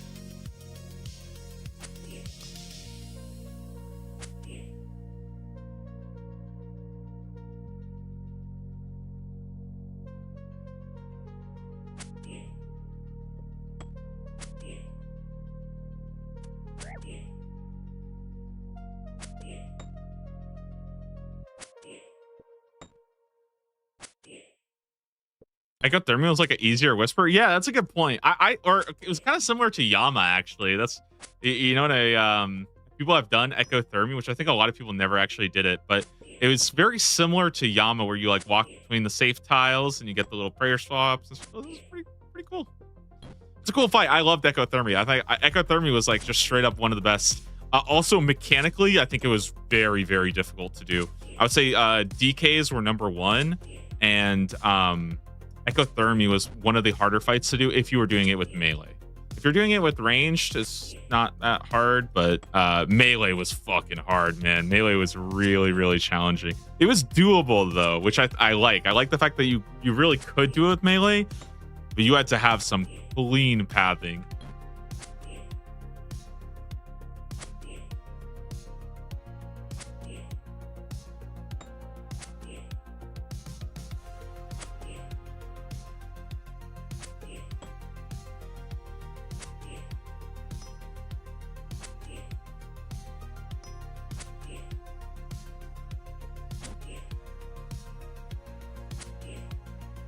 I can never get the hang of Echo DKs. I ended up just safe spotting Rex, praying Prime, and taking Supreme. Yeah, but like, you know what's kind of cool though? I originally didn't really like the fact that people were like freezing the boss, but at the end of the day, it is like iconic to DKs as they are, you know? And I don't know, I just think like being able to sort of capture the essence of the fight while making like a modern version of it was really impressive to me. It's just, I like Caliphite Queen for the same reason, because I think Caliphite Queen sort of embraced the like step back mechanic, and I think that's pretty cool, you know. And I think the idea of like safe spotting Rex while praying Prime and tanking Supreme, like that's fine. That's a good way of going about and doing it. Personally, I didn't really I didn't really love the method because I enjoyed like sort of the intensity of it, but I think that's because I enjoyed like learning how to do it and stuff. Also, I got really spooned on the items, so maybe that's why I have a bit more of like a positive take, because I got in like 2 kills, or I think I got it in kill 1 and kill 4. It was disgusting.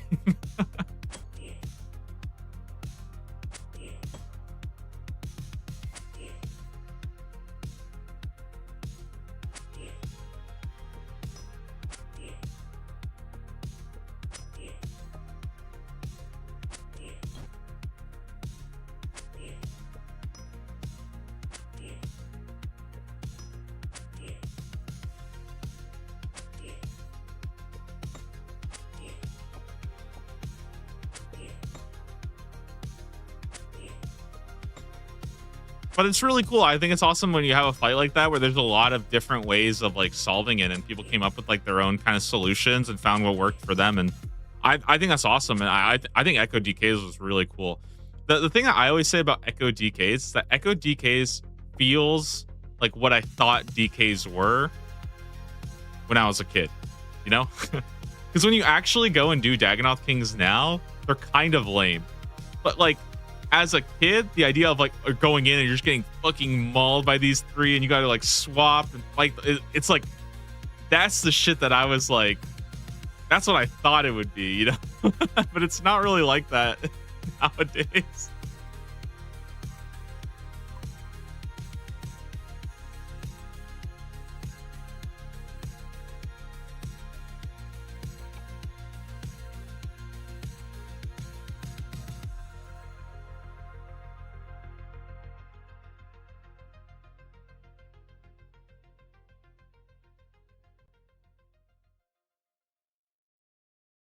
Okay, let's go. I'd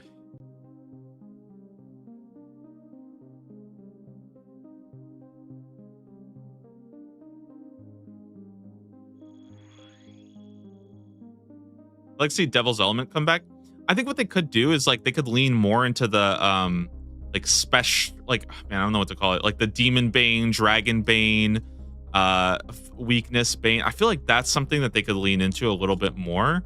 And I always said that, like, I actually thought that magic felt quite good, even without like really good gear last leagues.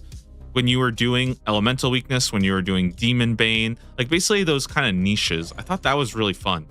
And I almost wonder if like that could be something that mages like specialized in, you know, like you do extra, like you double all of those, and not just Elemental Weaknesses, but like you also buff like dragons or demons. Like, I don't know, something like that could be kind of cool. The problem is though, is that like, if you're going to have a niche weapon, it has to be broken, right? Because what's the point of having a niche that is the same damage as a jack of all trades, right? Why don't you just use a jack of all trades everywhere?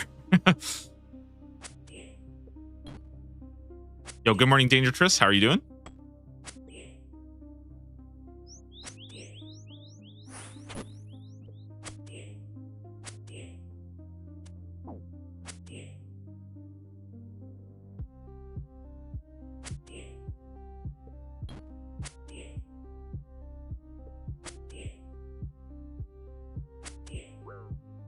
That's something that, for example, happens in like World of Warcraft, where you have different specs. And I just compare it to WoW because you can't really compare it to like old school, right? But like some specs aren't that good, but they really, really shine in like a couple situations. One of the recent raids had this where mobs were really spread out, right? Mobs were very spread out. And there's some specs like Balance Druid, like Shadow Priest, classes that can put up a lot of damage over time effects on a bunch of different mobs that are spread out. They were like incredible for those specific fights. For the rest of the raid, they were kind of dog shit, not gonna lie, but just for a couple fights, very, very good. And I think that's cool. It's cool to give people a moment to shine, even if they're not really the best. And I just don't think Mage really had that, except for Verzik P3. That's it. Verzik P3, Mage, fucking owns. That's about it. And it makes Nylos really, really easy. But other than that, bro, oh my god. Being a mage was like, it was depressing.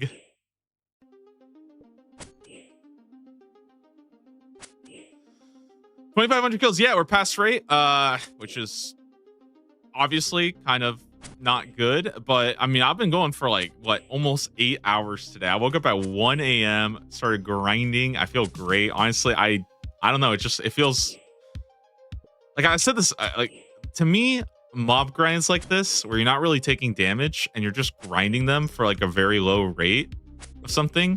This is like This is like peak RuneScape. This is what RuneScape combat at the end of the day is all about. You know, it brings me back the fighting experiments under Canifis or under the Mausoleum. No drops. All they do is drop bones and just grinding that shit till I could get myself a dragon scimitar. All day, every day after school.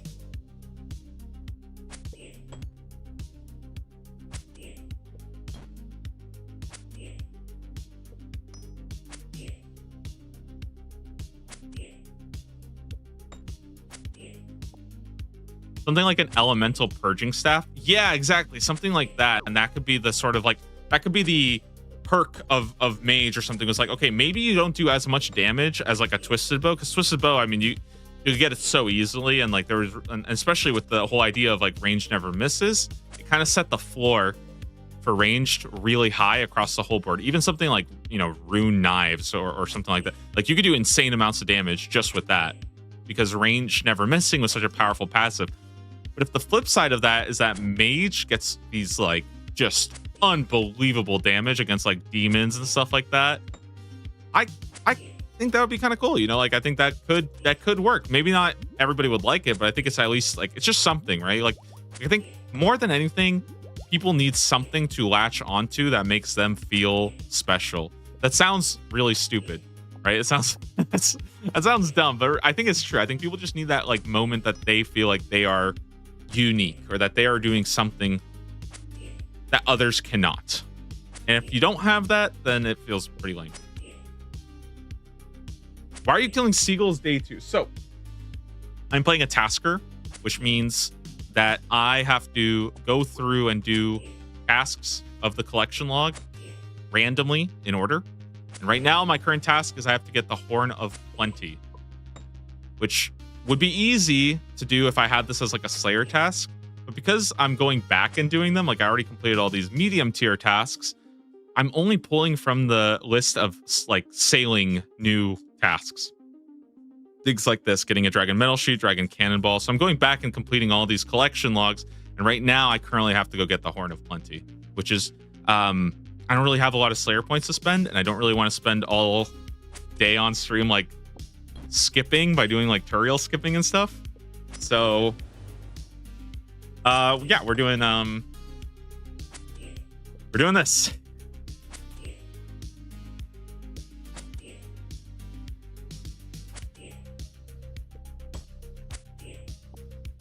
One in 2,500 off task is the drop rate. So we're grinding.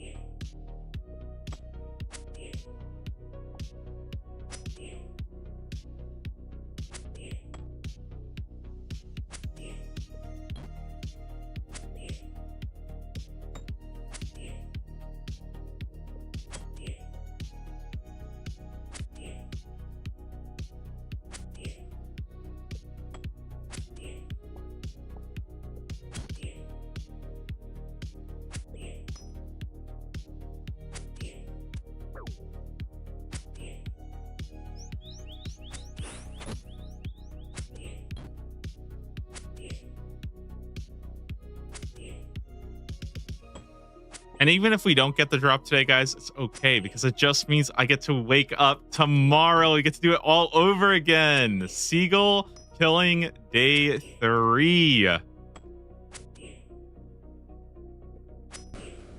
It has been, you know what? It's been a while since I've done one task exclusively the entire day.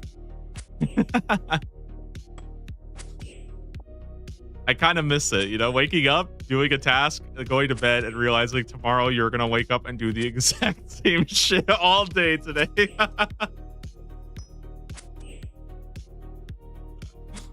Oh, man. 1200 KC, no enhance. Yeah, that is rough. I think for me, I feel like 3 times, once you're 3 times the drop rate, that's when it's just like, it just becomes like, yeah, it just feels so doomed, you know? Like at that point, it's like, okay, I don't even care anymore. It's just my life. Like it almost becomes fun at that point to see how much more you can go.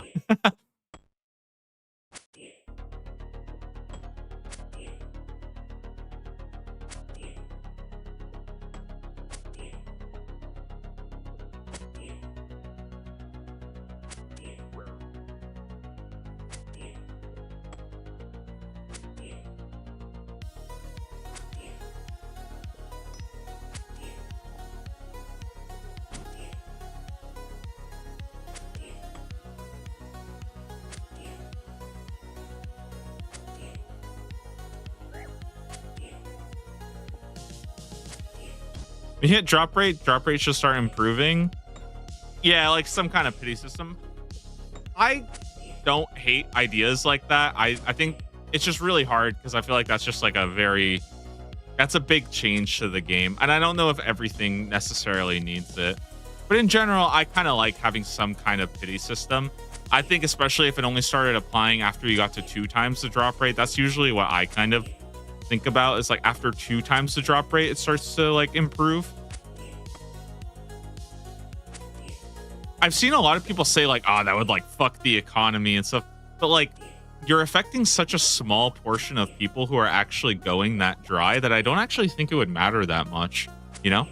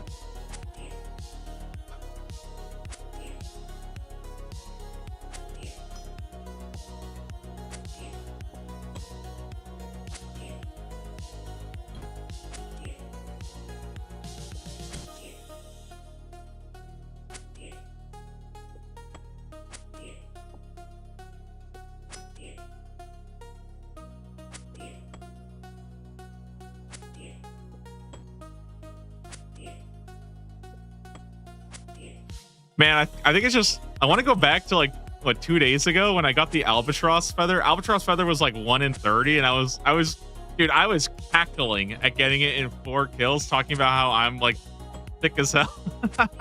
If only I knew what was coming for me next.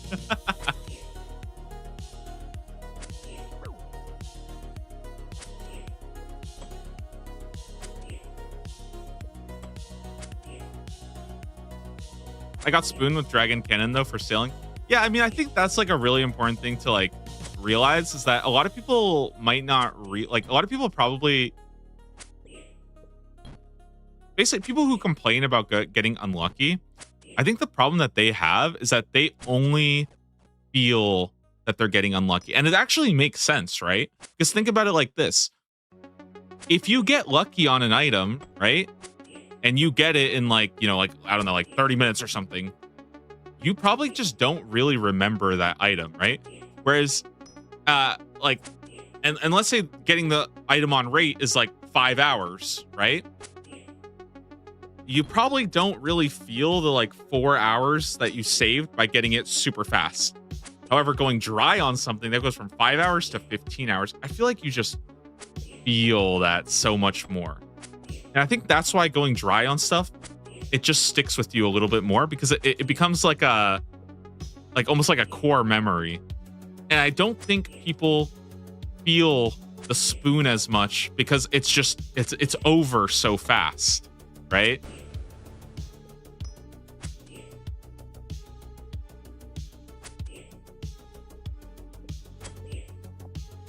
Because I thought that for a while, like, why do I remember the things that I went dry on, but I don't remember the things that I went like very lucky on? And I think it's because of that. It's not because like people are just like you're just a negative person. Oh, you only remember the times you went bad, right? But it's just like I remember spending 4 days doing Obor, right? I don't really remember that time I got a drop in like 2 kills and it just moved on with my life, right? Like I just don't really think about that very much. So there's pluses and minuses.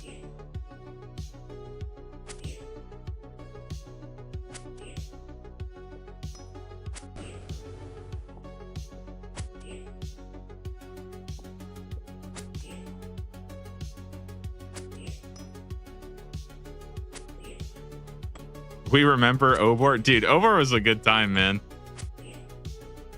I'm telling you, I'm excited for Bryo. I think Bryo's going to feel like a disappointment, though, because Bryo's going to be so fucking easy. Like, the hard part about Obor, and this is the thing that made Obor so scary was the fact that, like, I was always at risk of dying, even though the boss was super easy. Like, he could just stack you out randomly. And I think that is what really... I think that was the most agonizing part about the Obor grind, for sure. By the way, I'm still like top 50 Obor for hardcore Iron Man. I think maybe even for Iron Man completely. I have a lot of kills there. And I think if you actually look at how many Obor kills I have, I think I'm probably like, I got to be one of the highest Obor killers of all time for sure. I remember your Gridmaster, Alec, the 13 times success. That was insane. Dude, that was crazy. That was so ridiculous. Saving it that many times was like nuts.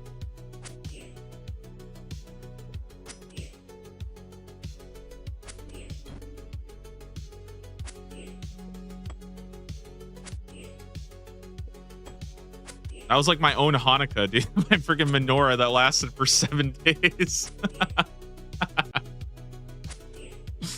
Oh my god.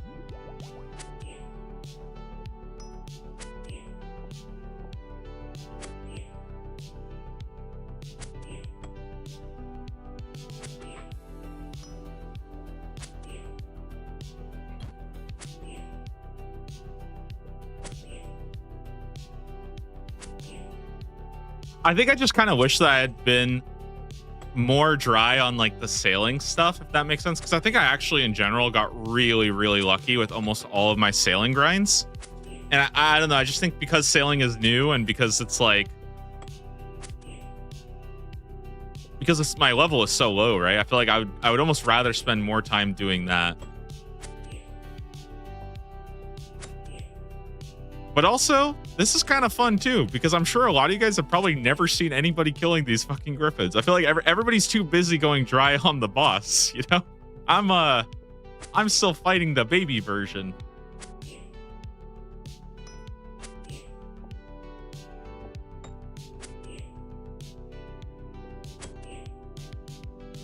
Dude, if I go dry on the boss too, though, holy moly, I'm gonna start. I've started to feel like I'm hating seagulls more. You know, is that weird?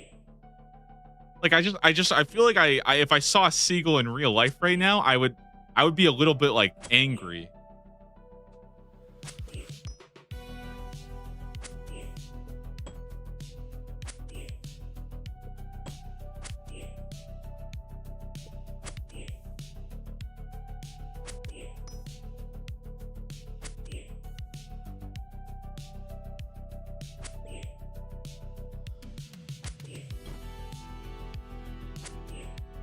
Ugh.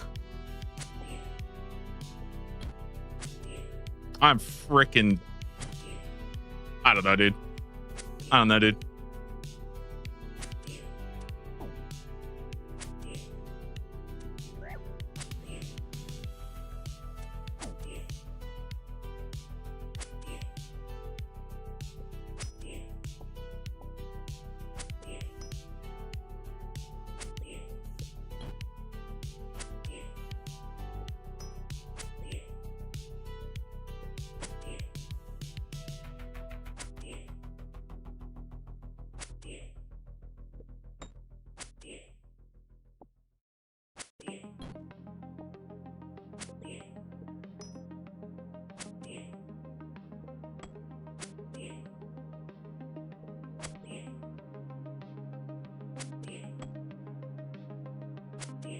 Man, I'm almost kind of down to go for 3,000 today.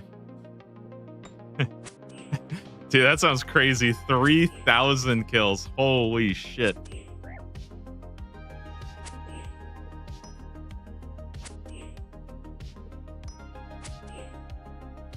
How do you capture your game in OBS? I think I do game capture. It sounds like I'm being okay. That sounds like I'm being sarcastic. I'm actually not. That sounded so condescending, but I actually think it's just game capture. That's all.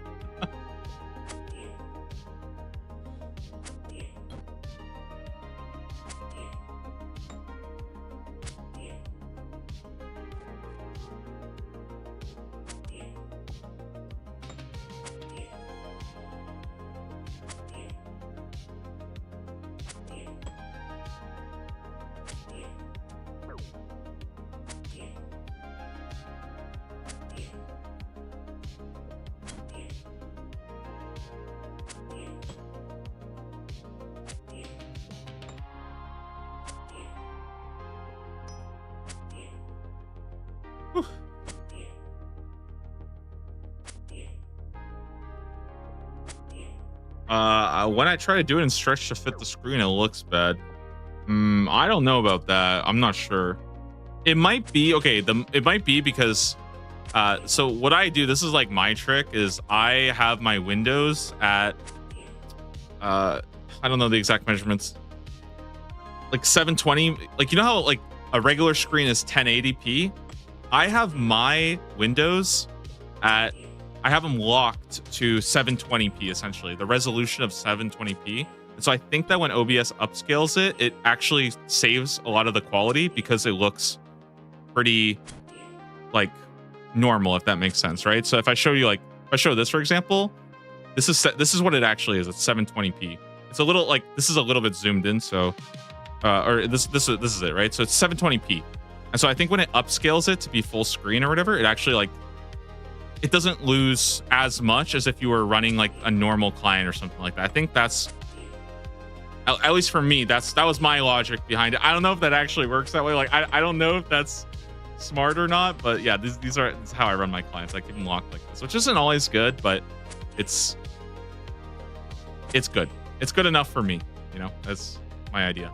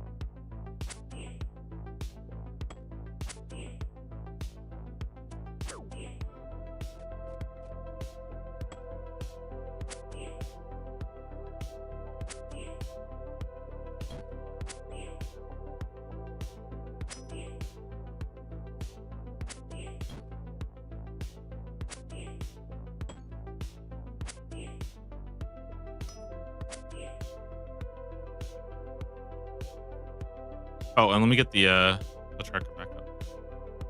Yeah. What kind of salvaging experience are you getting on the group Ironman, or do you store it and just drop it all? So right now, it's hard to say exactly how much. Just doing what I'm doing, which is just, so what I do is I sit in one position and I have one crewmate on a hook and I have the other crewmate on the other hook. I get about like 50 to 60K doing that. However, I bank all of my salvage because like I don't actually pay much attention to my other, like I don't pay much attention to my other character.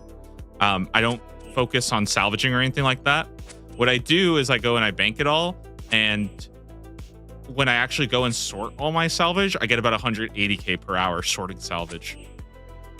So even though I'm only getting about 60K right now, that's because I haven't cleaned any of it, and then I got about like an hour or so of just pure salvaging for 180K, and that's really, really sick because I don't even have to drop anything. I just bank it all, grab the next inventory, salvage it, grab the next inventory, and it's pretty sweet. It's like making potions or something. You're basically just bank standing at that point. But I'm getting like nearly 200K sailing experience per hour doing it, which is really, really cool. So that's what I like. I think it's fine, and I don't really have to focus ever. You know, I just have to sail to a bank, bank the cargo, and leave it for later. So pretty nice.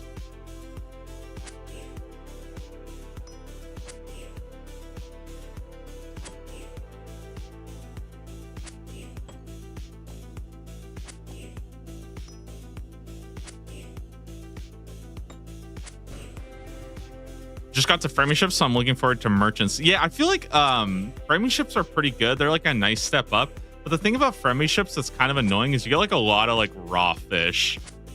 It's just a ton of raw fish, which is like not really the best, you know? And I feel like raw fish it's a weird position where like I don't know if it's worth to like hold on to.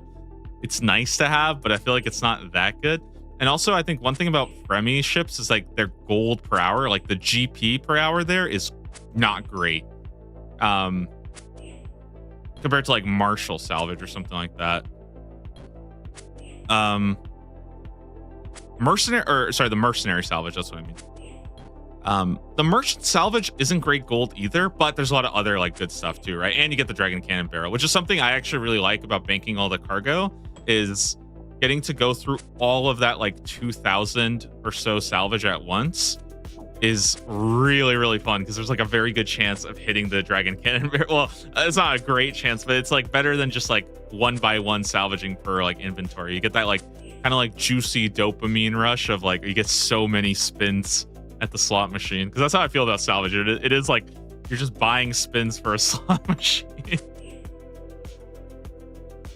Oh man. My girlfriend was looking at my second monitor and she asked me, why is Ian Somerhalder playing RuneScape? Dude, I've seen so many things. I've been compared to so many different people. That's a pretty good comparison though. I don't think I quite look like that, but I think I kind of have like the same like squinty eyes though. I can see it. And my hair is completely a mess right now. Dude, I gotta get a haircut. It's so bad.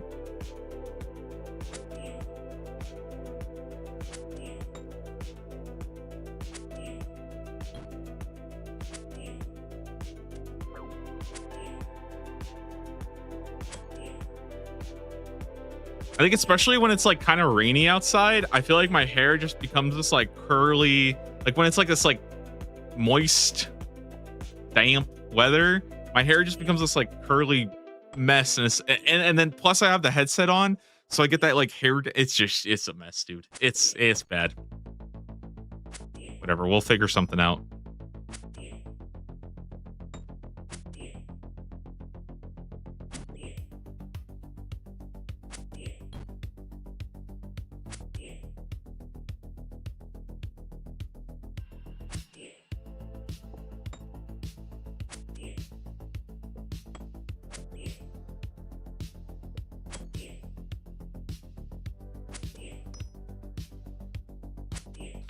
Did you have longer hair on the earlier leagues videos? Yeah, I had much longer hair. I just ended up cutting it because it was just too much to maintain, and that was like not very like, yeah, it was a little bit of a hassle. Actually, you know what happened? I remember what happened with my longer hair. I switched shampoo, and I don't know what it was, but I had this like new shampoo or like new conditioner or something, and it was like destroying my hair, like completely fucking up my hair. So I ended up having to cut it there. And then recently I've had a little bit longer hair as well. At times, like I think last year I had a bit longer hair. And I started developing this really weird habit where I would just start to like mess with my hair, and I started like ripping out my hair. So it's a lot better now, but I think if you go back to like 6 months, 7 months ago or so, and you watch some of my streams, I had like way worse, like I don't want to really show it off, but like I had like way worse like bald spots on my head from where I would be like nonstop like picking at my hair and stuff. And yeah, I don't know, dude. My barber had to work some fucking magic to fix that shit. Okay, shout out to her. Okay, she's a freaking savior. But yeah, and luckily I stopped doing that. I stopped, like, I don't know. It's just like a really, really weird bad habit that I've never done in my life, but it just started coming over me where I would just like incessantly start picking at my hair. I don't know. It's just weird. Sounds gross too. It kind of was. I was just ripping out pieces of my hair. I don't know. Maybe I was just very stressed. Any tasks that burn you out? I mean, there's definitely some that are like, pretty tough, I would say. Any tasks that burn you out? I'm trying to remember. I don't think there's been anything too recent.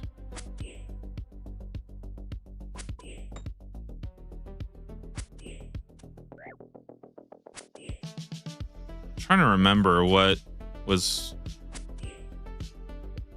Clues are probably the one task that I do get really, really burnt out from, but I switched, like I basically changed the rules from like the official taskers.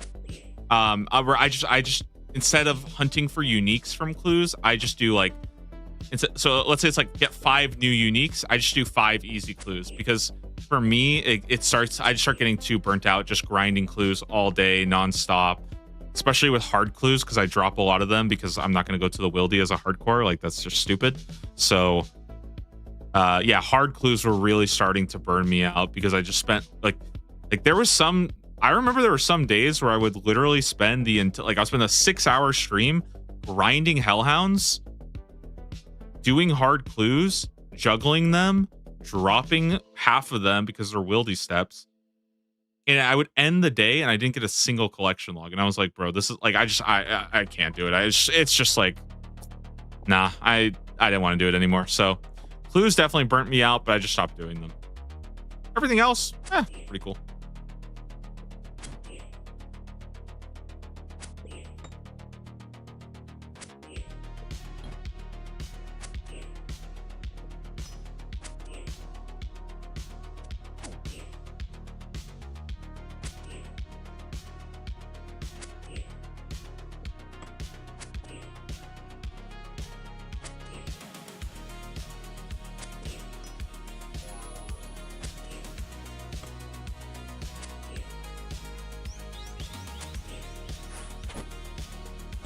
In general, though, I think these are some of the grinds I like. Grinds like this where you're just mob grinding and it's not really intensive, but you have to stay like focused the whole time. Like, because I mean, I'm not focused, obviously, but it requires me to keep clicking every 20 to 30 seconds. I think those are usually the ones where I do feel like I start to get like exhausted from the most, mainly because I just feel like I can't put my attention anywhere else, you know? Like I can't leave for a couple minutes to go do something else. Whereas like if this was like maybe if it was like a fishing grind, okay, I can like click the fishing spot and then go focus on something else. But for this, it's like I click the griffin and I have to check back in every 20 seconds or so.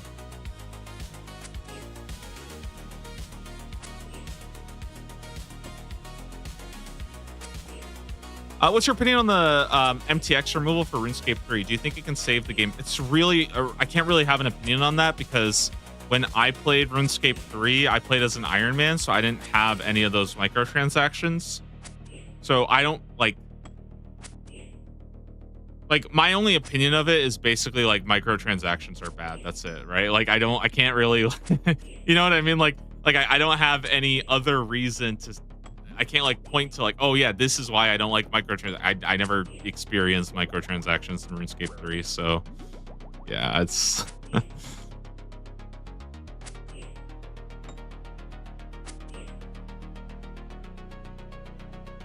Whereas like dailies, right? Like I have a much stronger opinion on dailies because I actually like got to experience dailies.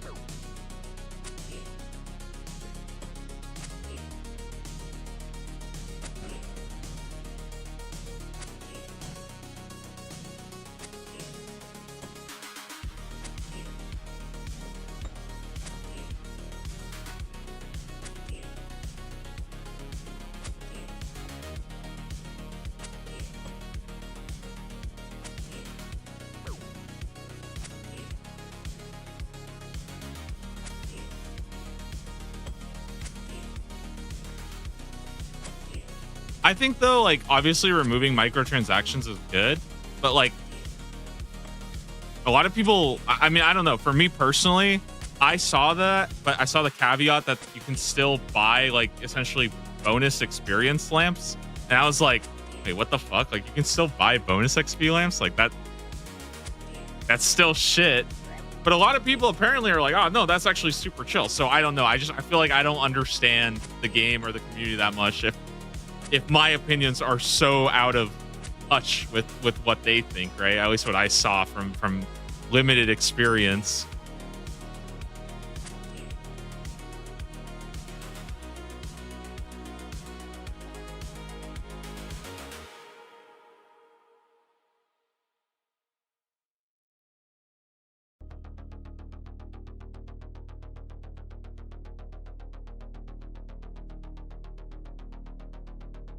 Gambling microtransactions replaced with clear value statement. Yeah, and that's the thing. Like, it's definitely like I don't want to pretend like it's not a good direction. I think, but it's more like for me, I still think like buying experience sounds super lame, and like that sounds like not very fun for me. And seeing people who are okay with that makes me realize that like we're playing two different games, and I can't really relate, you know.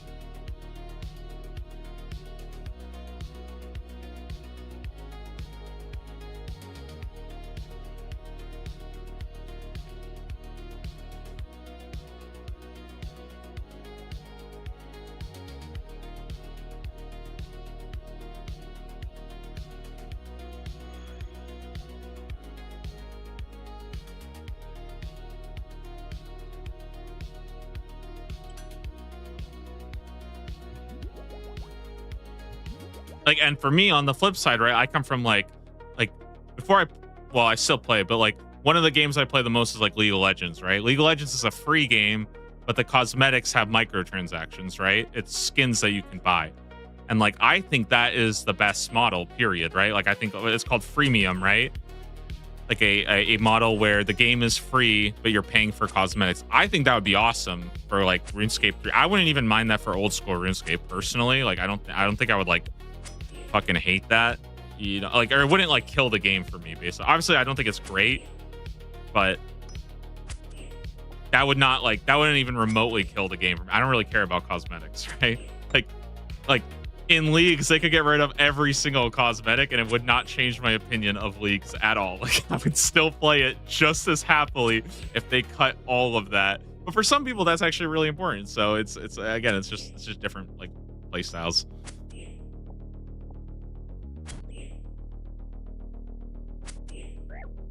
Because like I've seen this before. I remember when RuneScape 3 leaks.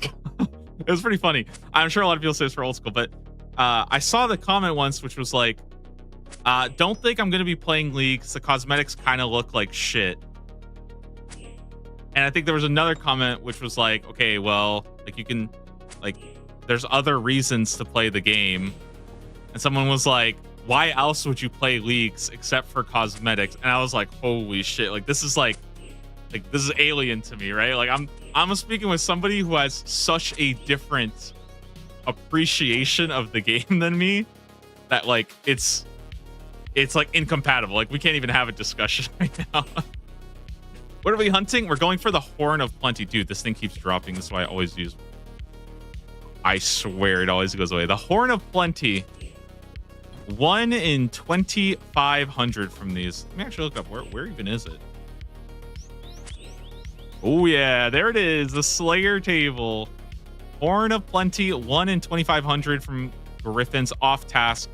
1 in 1,000 on task. So basically, it's like baby's Basilisk Jaw.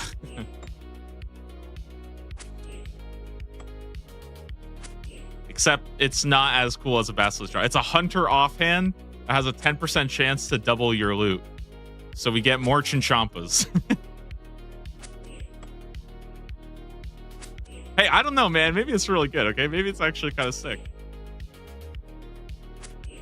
At the very least, I'll have so many feathers that I will literally use it for everything. So I'm basically, once I get this drop, I've unlocked permanent 10% hunter loot. That's actually kind of, if you think about it that way, that's actually kind of good. All right. Just a permanent 10% bonus to hunter.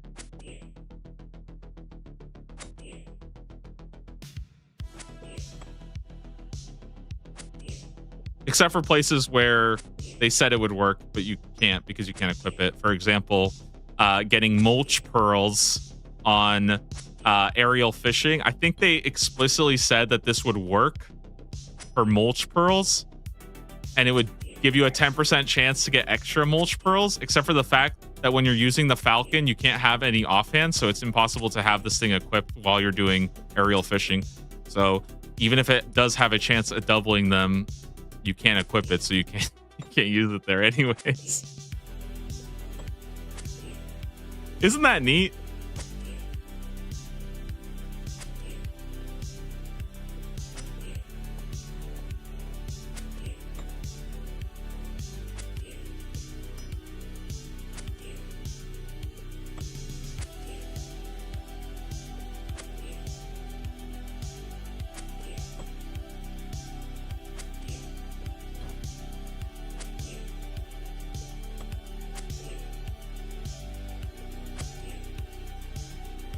Sugma Mike Construction 75.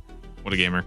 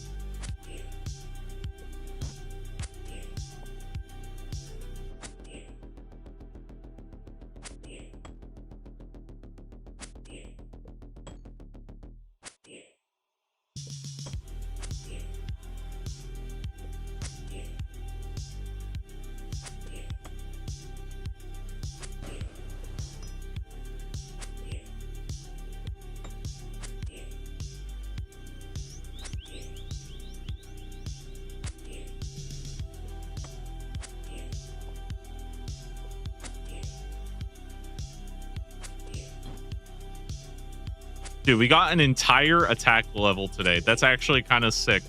We started the day off 87 attack. So I got an attack level, and then I grinded an entire like 450k experience, and now we're almost 89.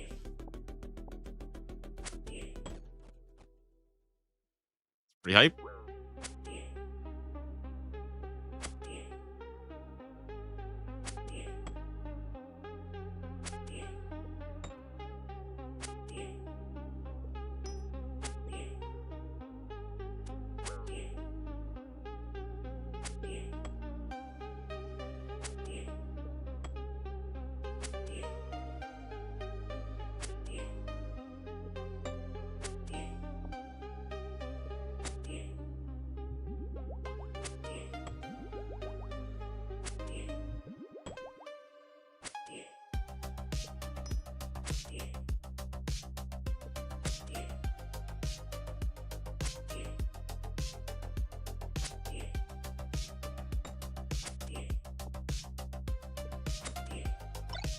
Yo, Psionic, thank you so much for the Prime sub. Appreciate that one. Welcome to the club. Thank you, thank you. Hope you're enjoying the stream.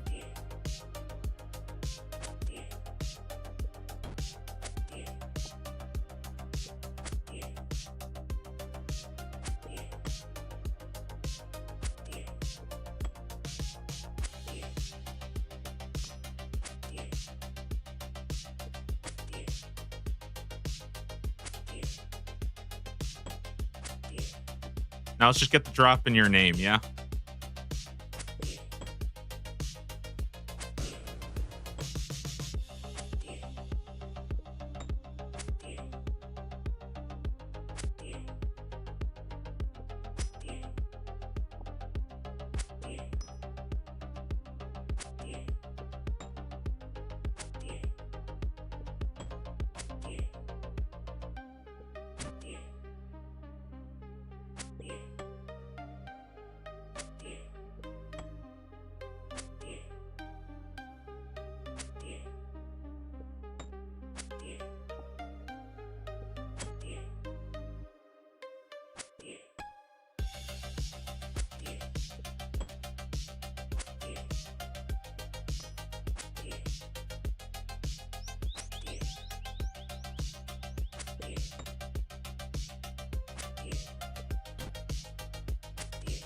When you play old school RuneScape, do you multitask with something else? Usually I don't. I mean, well, I do, and that's streaming, right? Like for me, I'm playing RuneScape, but then my primary thing is streaming, right? In a lot of ways, that's like people who work a job and they're playing RuneScape on the side. I'm doing the same thing, right? Streaming is the primary thing, and then playing RuneScape is kind of what I'm doing.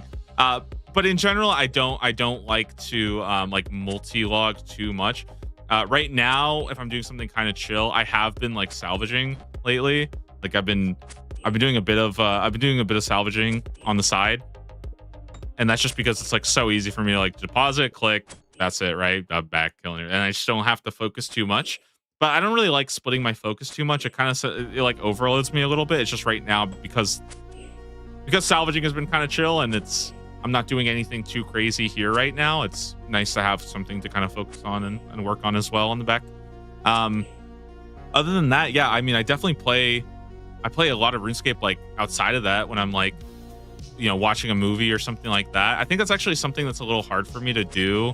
Like a little hard to get like used to was, I think when I started doing like the Iron Man account and like when I started being an old school RuneScape like content creator, because I'm pretty new to it. I'm still like, I've only been doing it for like 2 years. It seems like it's been my whole life for like those last 2 years, I guess. But like for me, you know, it's like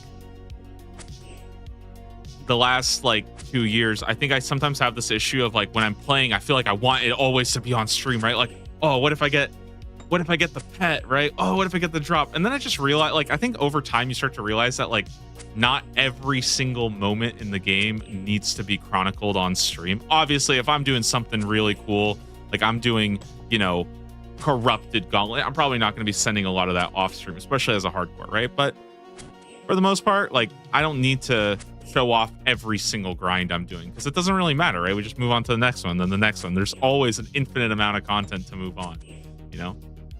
So that's kind of where I'm at. And I think for me, I like to still play my accounts off stream and sort of just enjoy it. Sometimes I just get this feeling of like, dude, I just want to go do like a bit of mining or something like that, you know? In fact, that's actually something that I also have done as well. Like technically, you know, as far as like tasking goes, I'm supposed to only be doing the Horn of Plenty right now, right? But like there are times, for example, when like I'm doing like there's been times where I like go and do like some motherload mine or I do some agility laps because I just feel like doing it, and it's not really like progressing my account in a way that I think is like very relevant, you know? So I make a little bit of exception there, and I kind of bend the tasking a little bit, but that's like pretty rare. I don't do that very much. Usually I'm just working on my active thing, you know? Like I don't think you guys are ultimately at the edge of your seats waiting for the Horn of Plenty, right? Like I don't think that is like the highlight of the stream, if that makes sense. If I got it off stream and I come back tomorrow and I am grinding out like the deep sea trawling, I think it would still be fun to watch.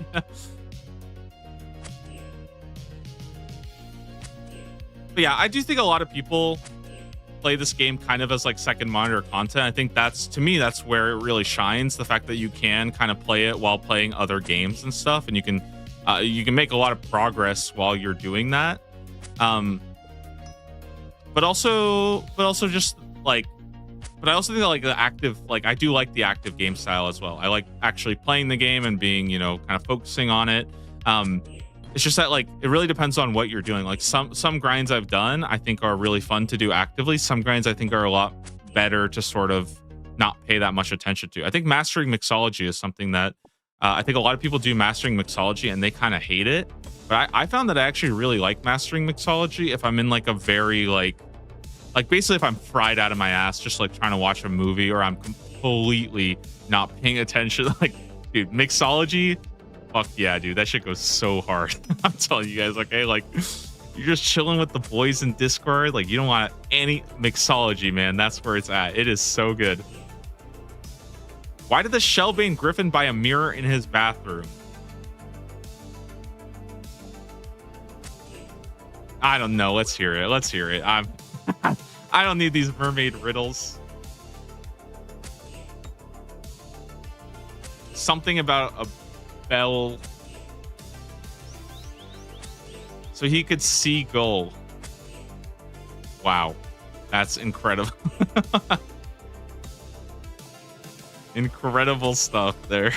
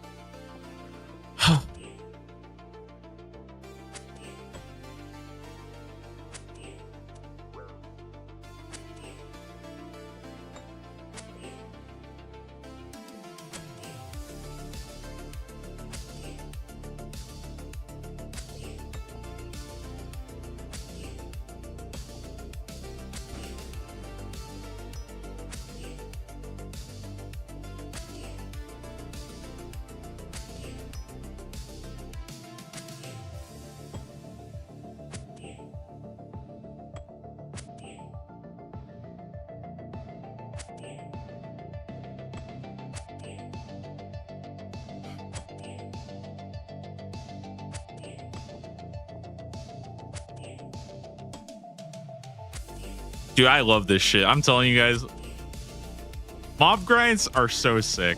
Holy moly. Can you imagine if I spent all day today doing tutorial skipping? That'd be so cringe. Just fucking kill the mob, Just attack the mob until it dies. And if you don't get the drop, go attack another mob.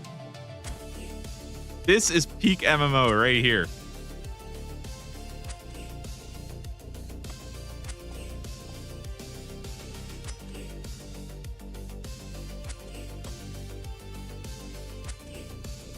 You know what? I said that they should get rid of the off-task rate, and now I still agree, but they should just get rid of the 1 in 1,000 rate. It should be 1 in 2,500, even if you're on task. Hell yeah! 89 attack, combat 113. Let's go, dude. Holy shit, another combat level. That's pretty hype.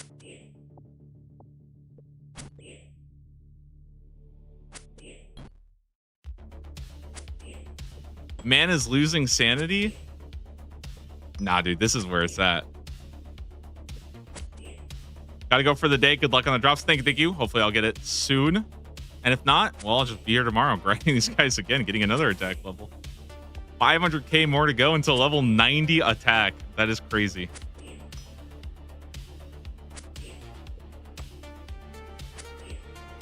Dude, the two-headed griffin? Oh my god. It's like a rare spawn.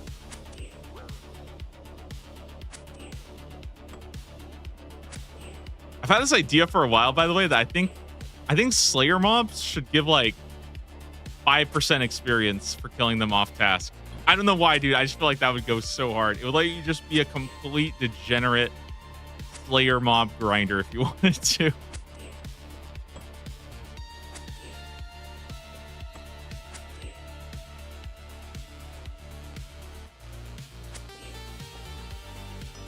Varac's skirt has broken? Nah, you're kidding me. My skirt just broke. This thing was like fully charged this morning. What the What the heck, dude? All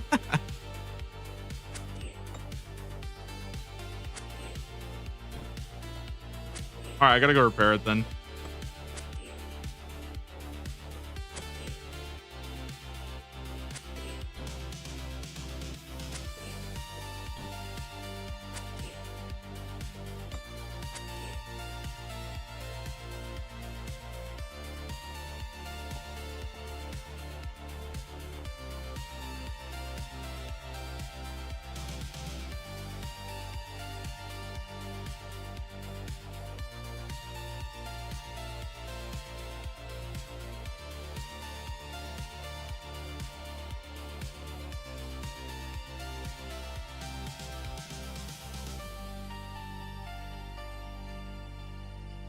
Okay, empty the fish barrel.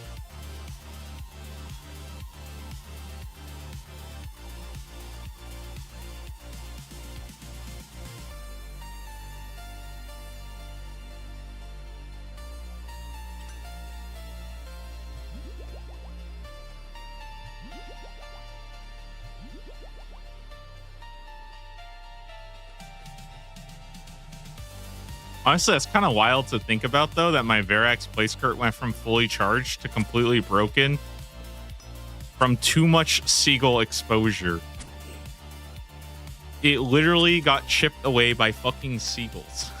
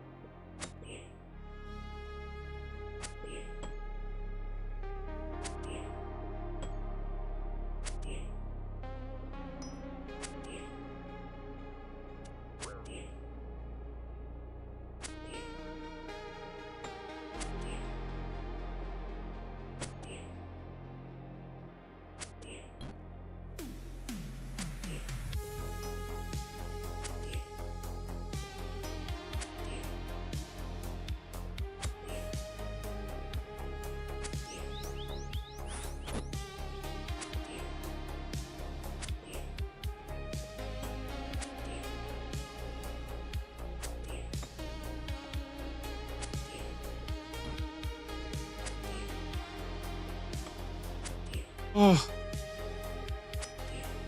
All right, skill number 2,700.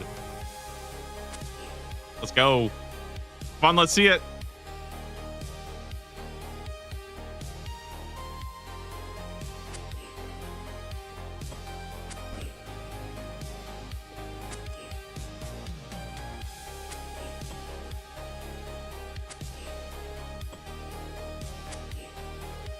Ugh.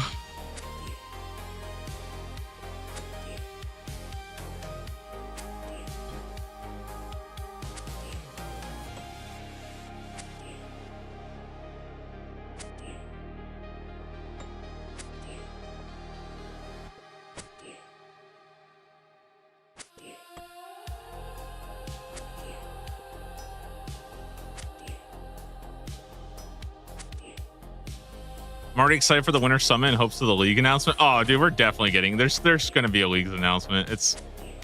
I can guarantee it. Like, it would be insane to not have anything about leagues.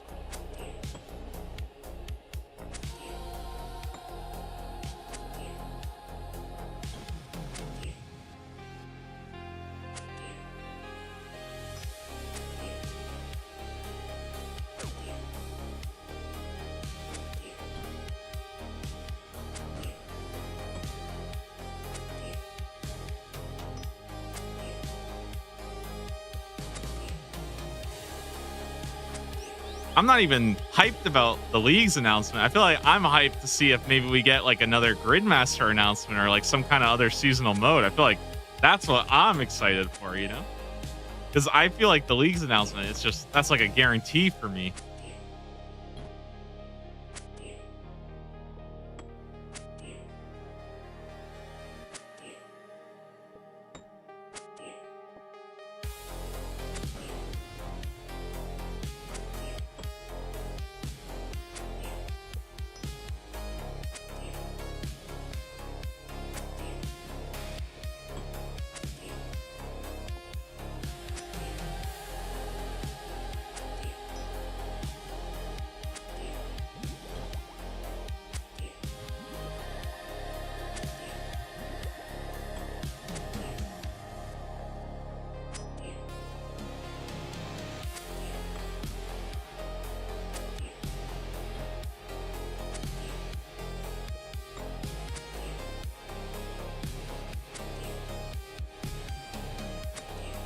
Oh, another scroll box. Damn, should I go send them?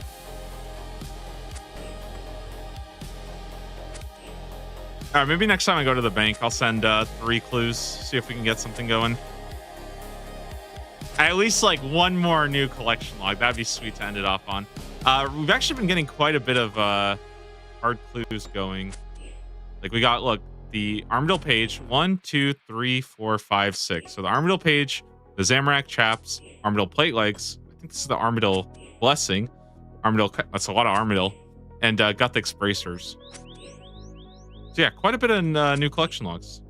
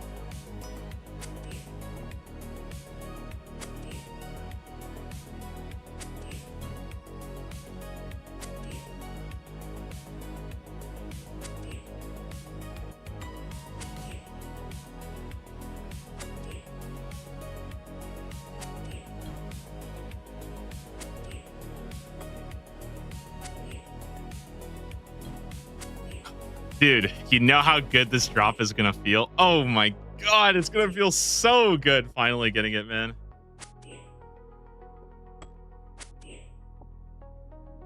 I think I'm accidentally conditioned to get excited for leagues when I tune into your stream. Thanks.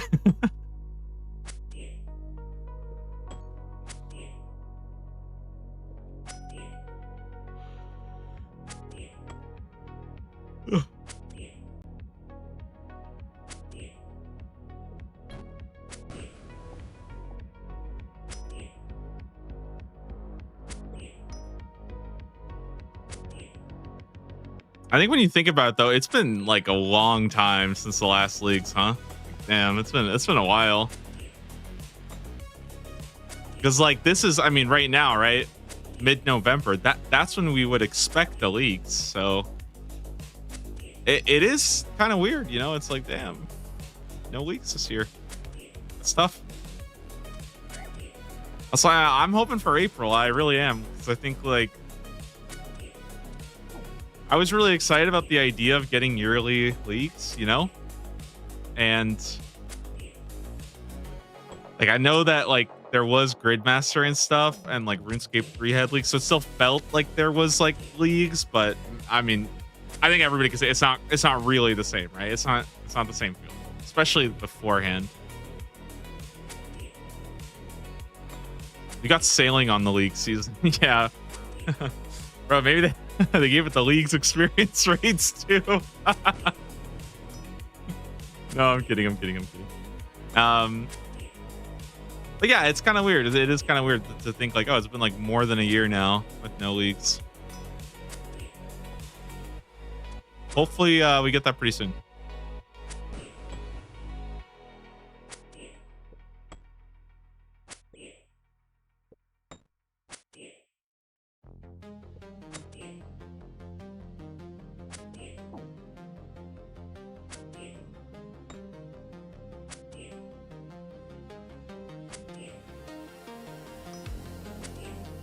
Also, I haven't watched the new like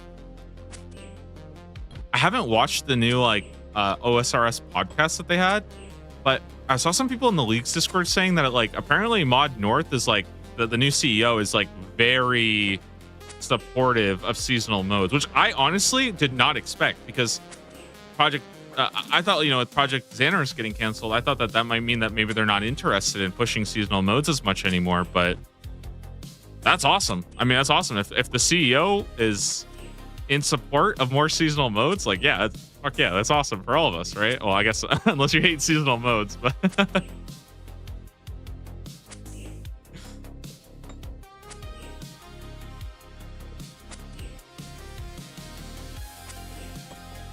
surprised you haven't routed Equilibrium's sailing strats yet.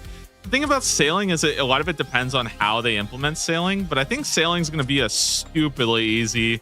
Like, sailing is just going to be so easy to level, because if you just chart everything, you'll get 99, right? Assuming you could actually do all the charting. Like, you get like 700k experience. So if you were at like 10x, for example, that'd be like 10 mil. That's honestly probably what I'm going to do, is I'm just going to chart everything for sailing.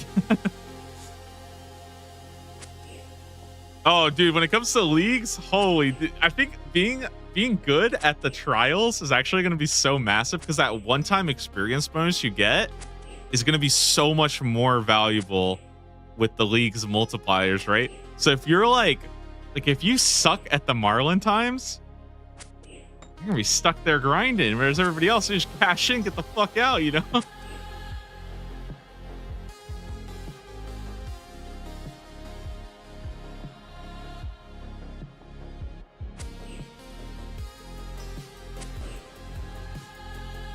Equilibrium could never return with trials. You get experience drops so often in Gwyneth Glide. Bro, that's just Equilibrium, okay? Like, listen, I am Equilibrium's like strongest soldier, okay? I will defend that relic to the end of the world. I don't think making sailing too fast is a problem. I feel like there are other reasons why people don't like Equilibrium.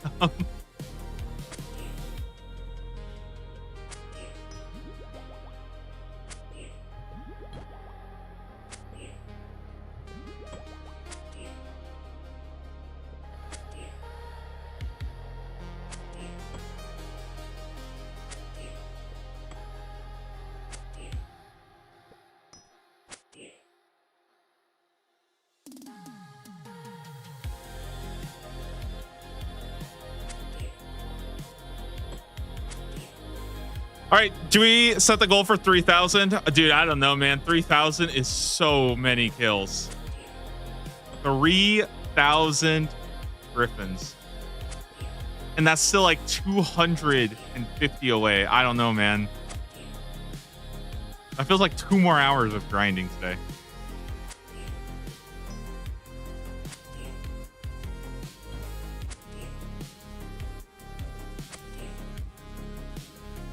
We'll see. You could design a sailing relic. What would it be? So I actually had an idea for this, and it wouldn't really be a sailing relic, but I think it would be really cool to have a teleport relic to all of the different docks and mooring points.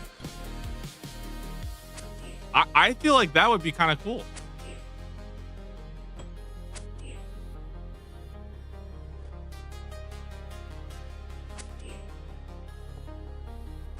It could be like the Wind Waker. You know how the Wind Waker like you use it to like teleport in Legend of Zelda? Dude, I'm telling you, give me a flute that teleports you to all the docks, all the islands, all the mooring points.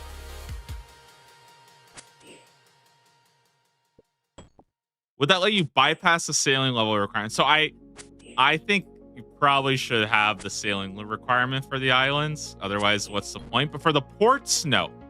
Like you wouldn't need it for all the ports, but only for like this like you know, like the charred island is like level 60. You wouldn't be able to like use the dungeon without it, because then like, well, what's the point of sailing, right? But I don't even know if I like hate it, even if it lets you do that. I think that'd be kind of cool, right?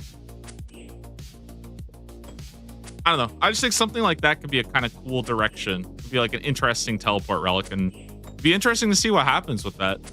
I don't know if it would be busted, but you know, maybe as more stuff comes out with sailing, having access to every single island would actually be kind of good, you know?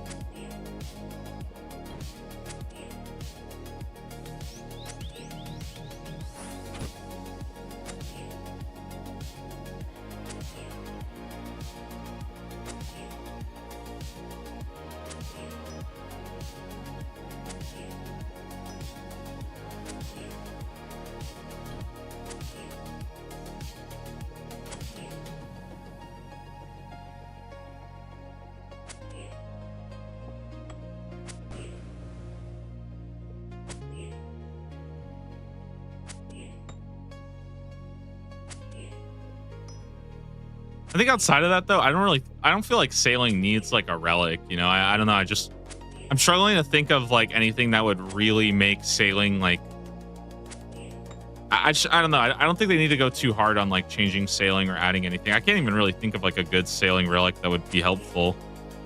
And honestly, sailing is so quick that I don't think it would like, I just don't think it would warrant it. I was thinking like, okay, maybe you can get like a fully upgraded boat, but that doesn't even sound that fun, you know, having like a fully upgraded boat.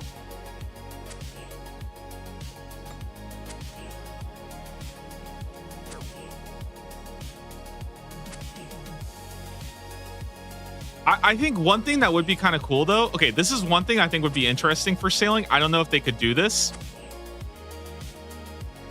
I feel like giving your boat a bank would be kind of cool, you know, like that would be kind of interesting if you could have a bank on your, I just wonder how that would change things to have a bank on your boat. It would be kind of cool. I don't know.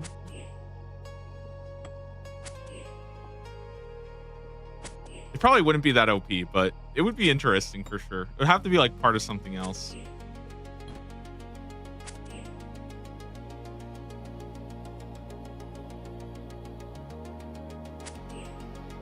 Oh, just like a banker crewmate. Yeah, that could be. Yeah. I get that. That would be kind of cool. That's actually a pretty good idea.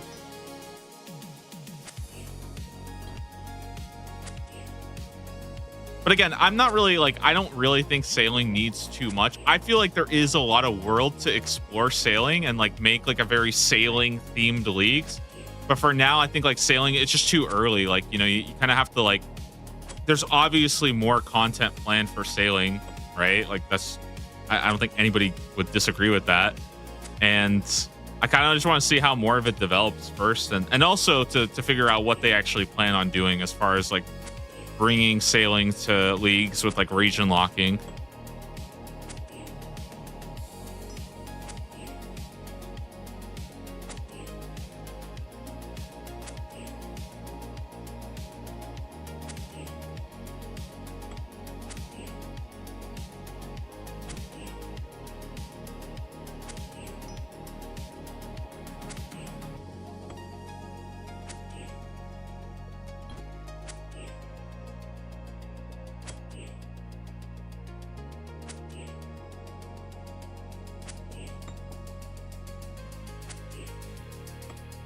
I think outside of task and maxing sailing would be fairly irrelevant in a league. Yeah, I agree. I don't think it's gonna like. I just don't think sailing's gonna really matter too much in leagues. I think it's gonna be something to train, but I think outside of getting the extra islands, it's, and I don't think it should be.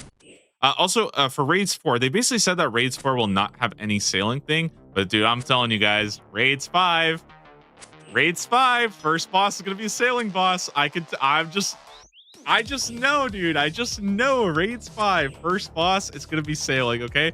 And it is going to be the single most split decision you have ever seen in your fucking life about how many people hate that shit and how many people absolutely love it, okay? I will 100% think it's a banger. I just know it, okay?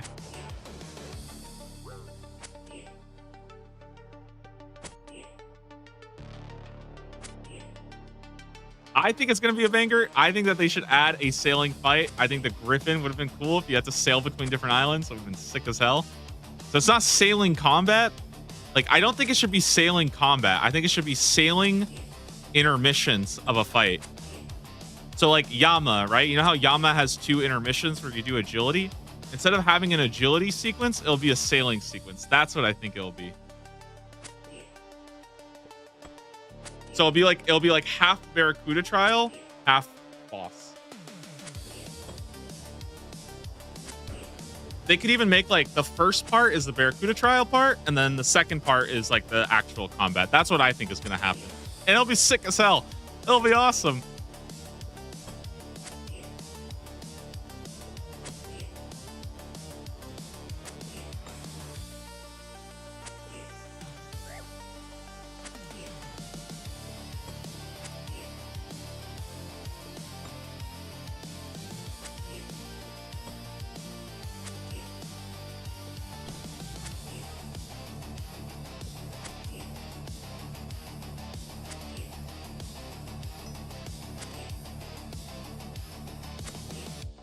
If it's a sailing raid, then no crewmates, only players on one ship. No.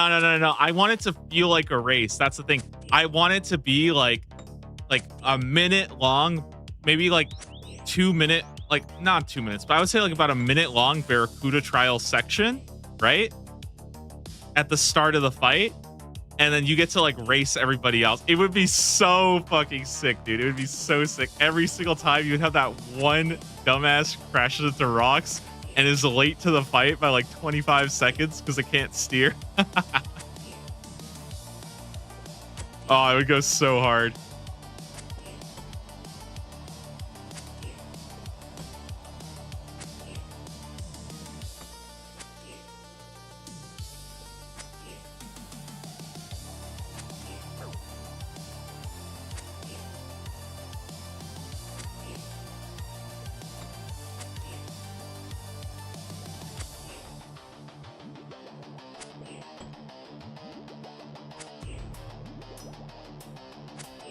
That sounds like something the HLC would hate. I think they would, okay? They absolutely would, like, despise it.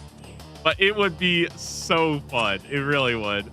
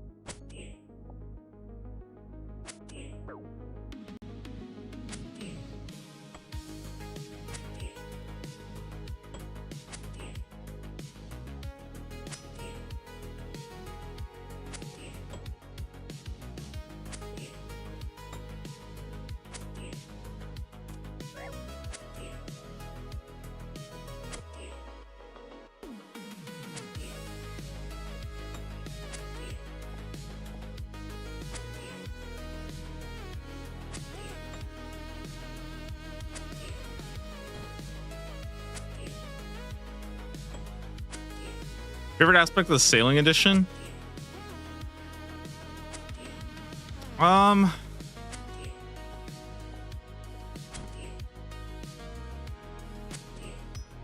Favorite is really hard. I don't know. I really enjoyed charting. I thought charting was a lot of fun. I kind of just wish it was like a real training method, but I thought charting was pretty cool. I thought that was fun. I feel like the Barracuda trials are really good. I don't know. I really, really like the Barracuda trials. I had so much fun going for all the times on them. Like,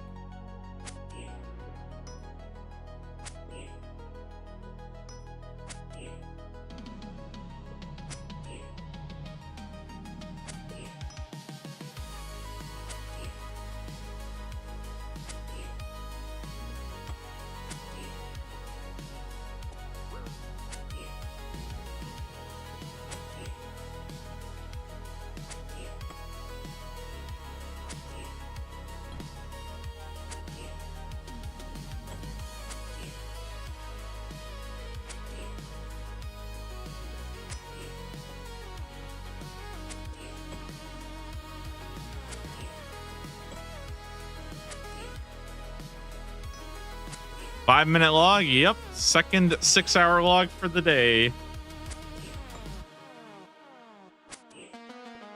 I've literally been at Griffin's for 12 hours straight today. Oh, what a day. What a day.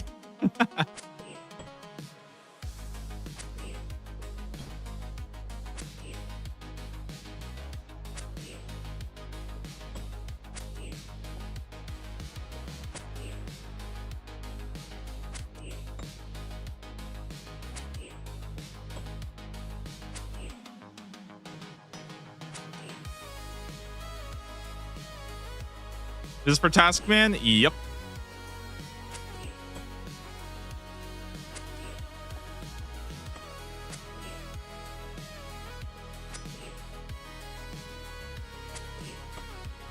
Going for the Horn and Plenty.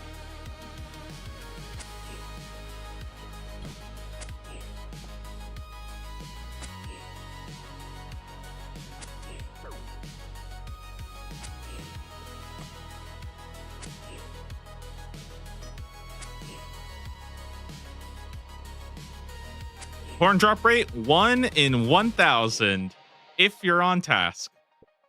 For me, it's 1 in 2,500.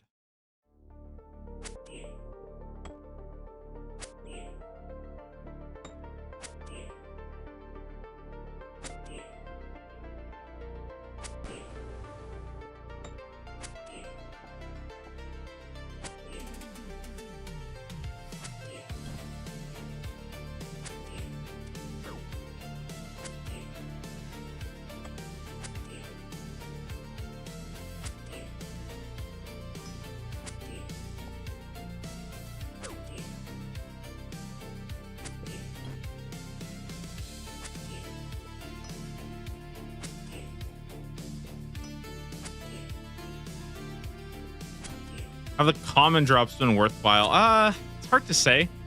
Gotten a lot of raw sharks. I kind of should bring it up real quick. I don't know. I'm kind of conflicted. I don't think they're great. Like the Mithril cannonballs, like you can buy those, right? I mean, 23 Ranars is good, but that's almost 3,000 kills. So it's not good. I think the raw food is all right. I don't think it's like super special. Yeah, I don't know. I mean, the herbs are okay. Like I would say it's okay. It's very mid. To me, the reason why I think this task is better than it looks is because you can do it in multi in the south room. You can actually go multi-combat. I think you can set up a cannon here as well. And I think if you were to cannon this task while you were doing the Slayer task at a 1 in 1,000 rate of the Horn, I think that's actually like pretty reasonable. It's just, to me, I think there's this sort of like weird issue where you have a task-only boss, which encourages you to go and do the task-only boss, but then you have a rare item that is boosted by being on task. So it's like, I don't know. It just feels like there's like a bit of a conflict there between wanting to go do the boss and wanting to kill these guys for the boosted rate. So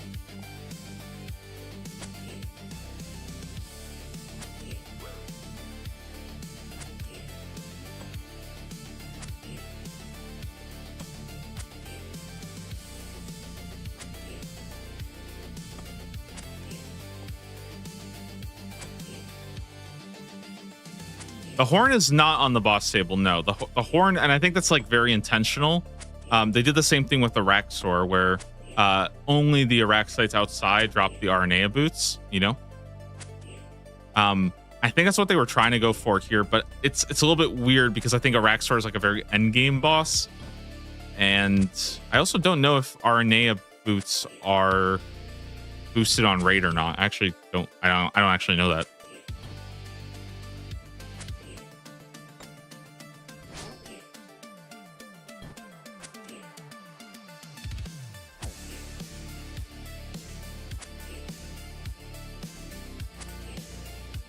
They are boosted on raid. Oh, okay.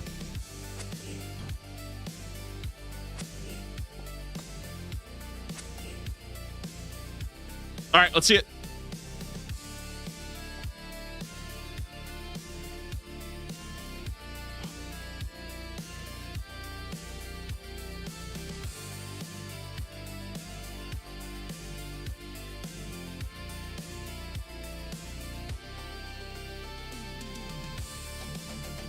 It's so sad. It's so sad.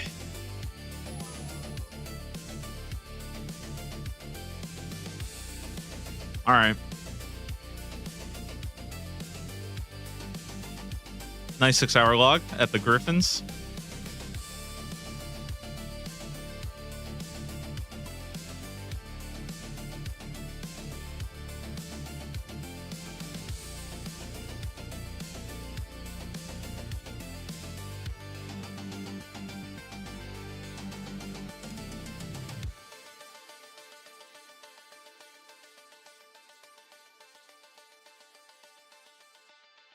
All right, let's go knock out 3 hard clues real quick. I want to knock these out, and then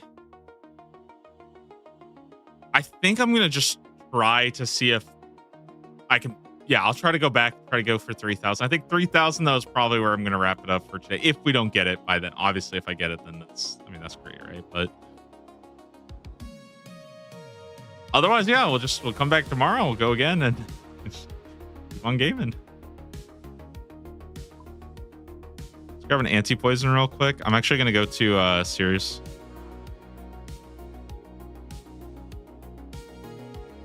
Okay, Lizardman Canyon, that's good. Agility Pyramid is good. Another Lizardman Canyon. All right, we're good to go.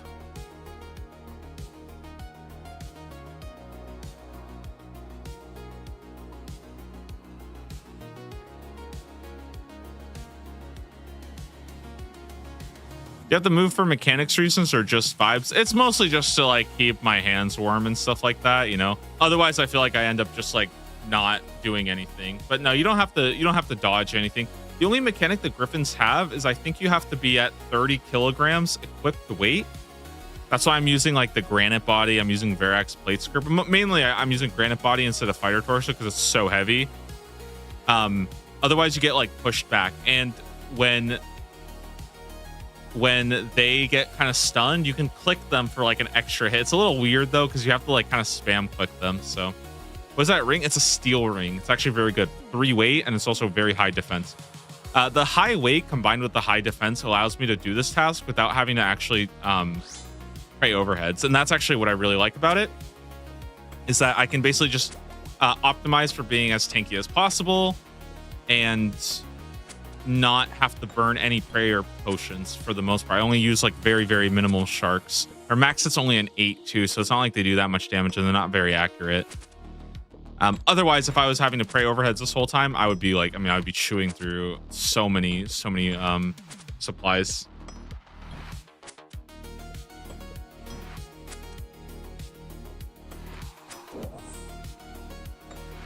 Okay, that's a wilderness. I can't do it.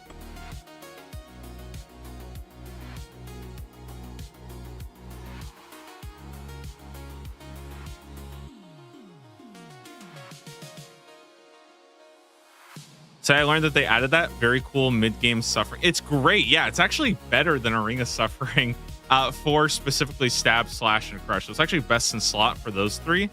Obviously, Ring of Suffering is just way better because it also has magic and range, and it has prayer bonus. Like Ring of Suffering is still really good, but I think it's nice to add like a tanky ring. It makes moons a little bit more palatable early, and it comes from the deranged archaeologist in the on Fossil Island. So I think that's pretty cool. Like overall, I think it's very smart. It's nice to have like a tanky ring option before Berserker Ring. Once you get Berserker Ring, I doubt you use this very much. I think you would always prefer to use an imbued Berserker Ring over it, but it's cool because I think rings are something that the game really needs and stuff, and just having some early jewelry to get is awesome. Especially when like the Amulet of Strength just kind of devours the entire amulet spot and there's not really much room to do anything there because Amulet of Strength is just so insanely good for how simple it is to get. Okay, Little Island AIR.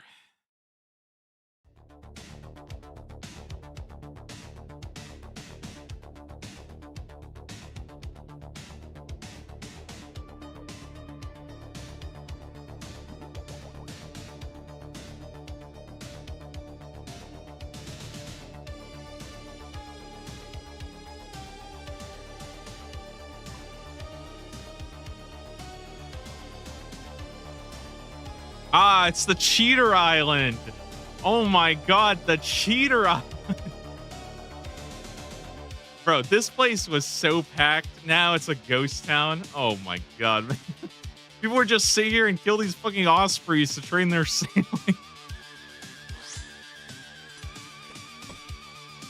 I know about this island though because it was one of the ways that you could hit a necromancer. You could set up your cannon and have somebody lure it over during leagues, which I thought was always pretty cool.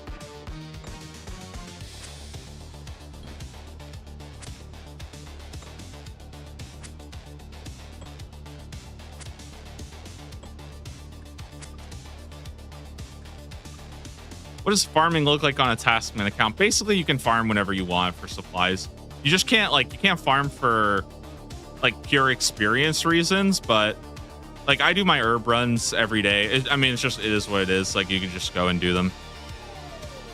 Agility Pyramid, Mystic Rope Top. Oh, we already have it all there.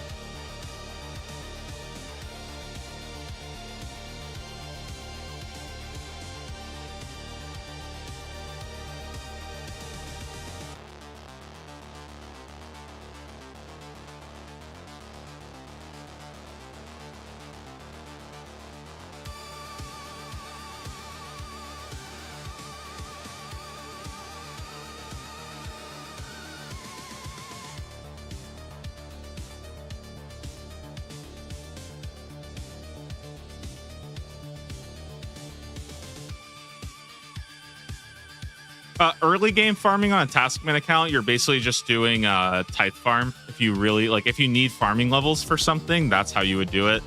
Otherwise, you're allowed to just do your herb runs and farming contracts like normal. And I do them. I don't make a huge point out of it. Like I'm not obsessive about it, but I'll do them pretty much all the time. Or I try to get at least a couple done every day. The thing is, though, is you get so many herbs from so many other things that it's not I don't think it's nearly as important as a lot of people think it is. Or at least on a Taskman, it's not as important because you get so many herbs and supplies from just grinding the fuck out of so much PVM. And you can kind of train your herb lore with that. You can see I'm 76 herb lore pretty handily. Just making the stuff that I need.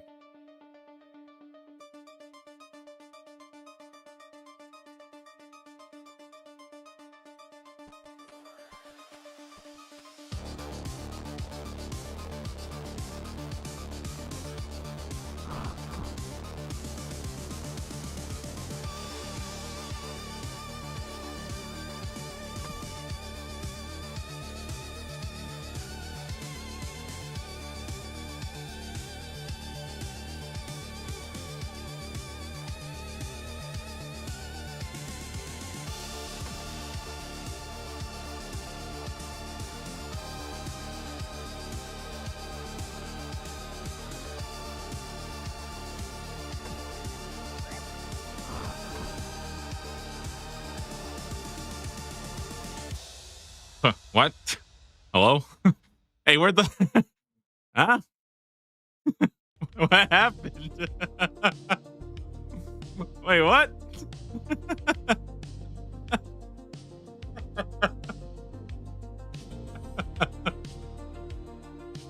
Where'd that block go?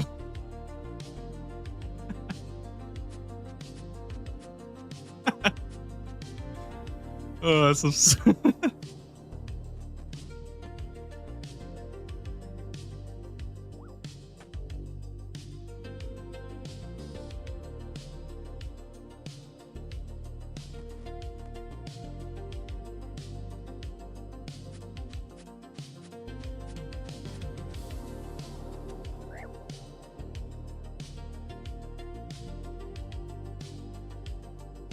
Block got tired. Dude, I know. It just fell off or something. Where'd it go? Hey, so whoever stole the agility pyramid block, please put it back.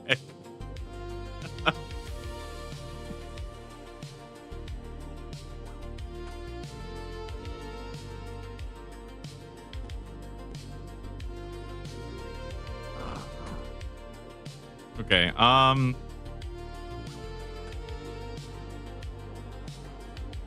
so talk a little stupid. Wait, where am I supposed to go with this? Oh, right here, right here. Okay, Mystic Robe Top. Any Rune Heraldic Shield. Okay, and what do? We cheer.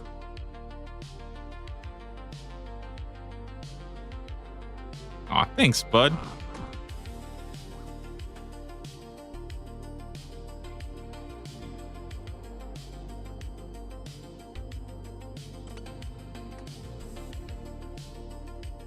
Agility area of the Tree Gnome Stronghold.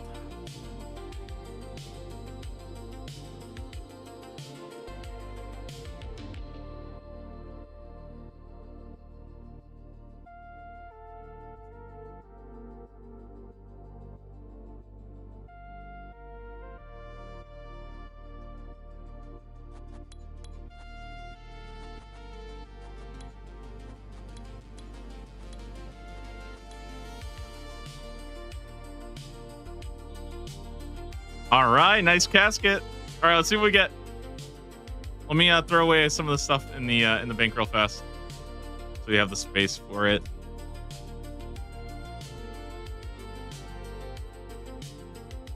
Okay, casket. The collection. Yo, we got Berserker Necklace Ornament Kit. That's kind of cool. Sweet. Okay, it's actually kind of nice. Very cool, very cool. I'll save that for later, but I don't have I don't think I have one. But you know, we'll hold on to this eventually. All right, new collection log. That's pretty nice. I think that's pretty sweet. And we get another pyramid top. I'm starting to grow my collection as well. Okay. Guys, I think I'm gonna quickly run, grab some water, and then I think I'm down to go send. I want to go send one more, like set of, I guess, Griffin kills. I don't know what you would call it, a lap or something. I mean, I'm gonna go for 3,000. I want to go for 3,000. I'll end at 3,000. I think that's a good number to hit. Hopefully, we get it by then. If not, I mean, you know, we just wake up tomorrow, keep on grinding, right? All right.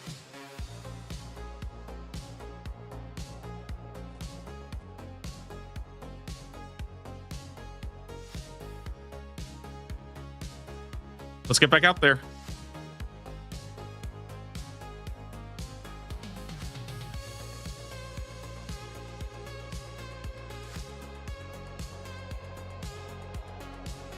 Conch Jatoba Quest.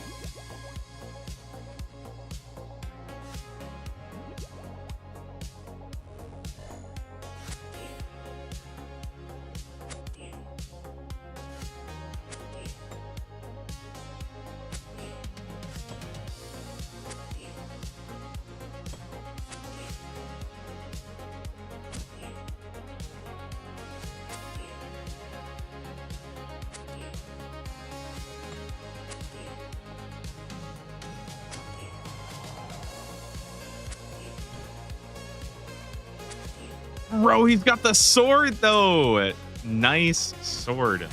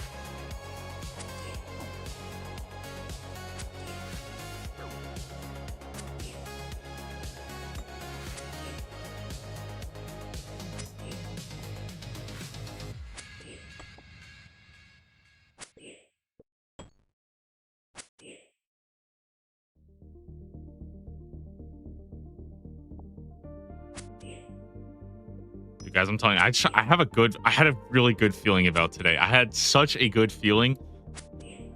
And I think if we just hit another 200, it's just going to happen. I really do. And then we get to end on a new roll. It's going to be so sweet. Maybe we go do some pirate shipwrecks. Maybe we do giant blue krill. Has anybody even seen a giant blue krill before? Nobody. Okay. I'll be the world first blue kriller.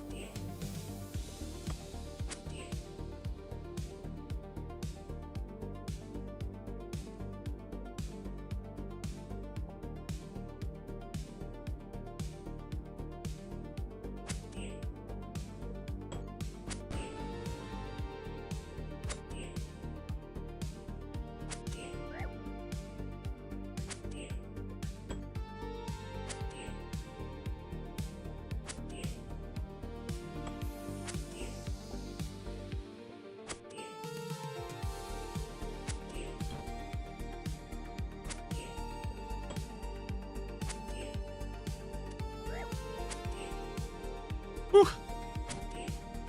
I should tell him how many I've killed.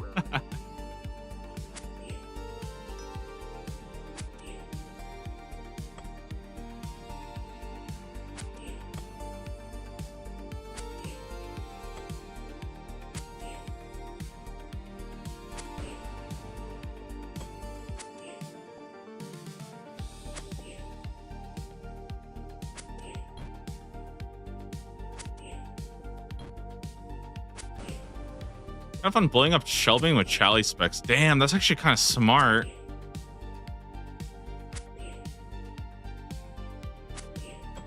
I didn't even think about that. That would be pretty cool.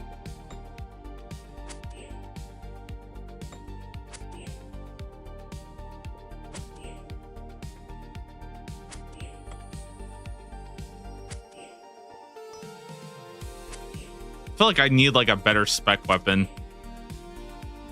So I could do stuff like that. It'd be pretty good.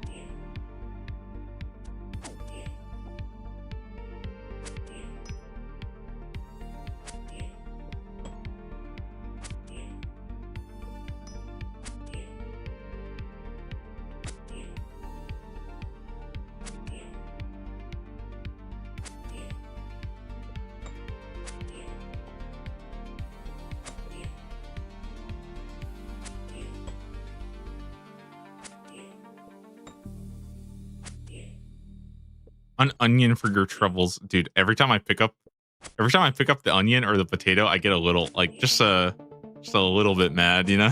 I'm just like, you know, really, onion and one feather. Oh, thank you, very generous.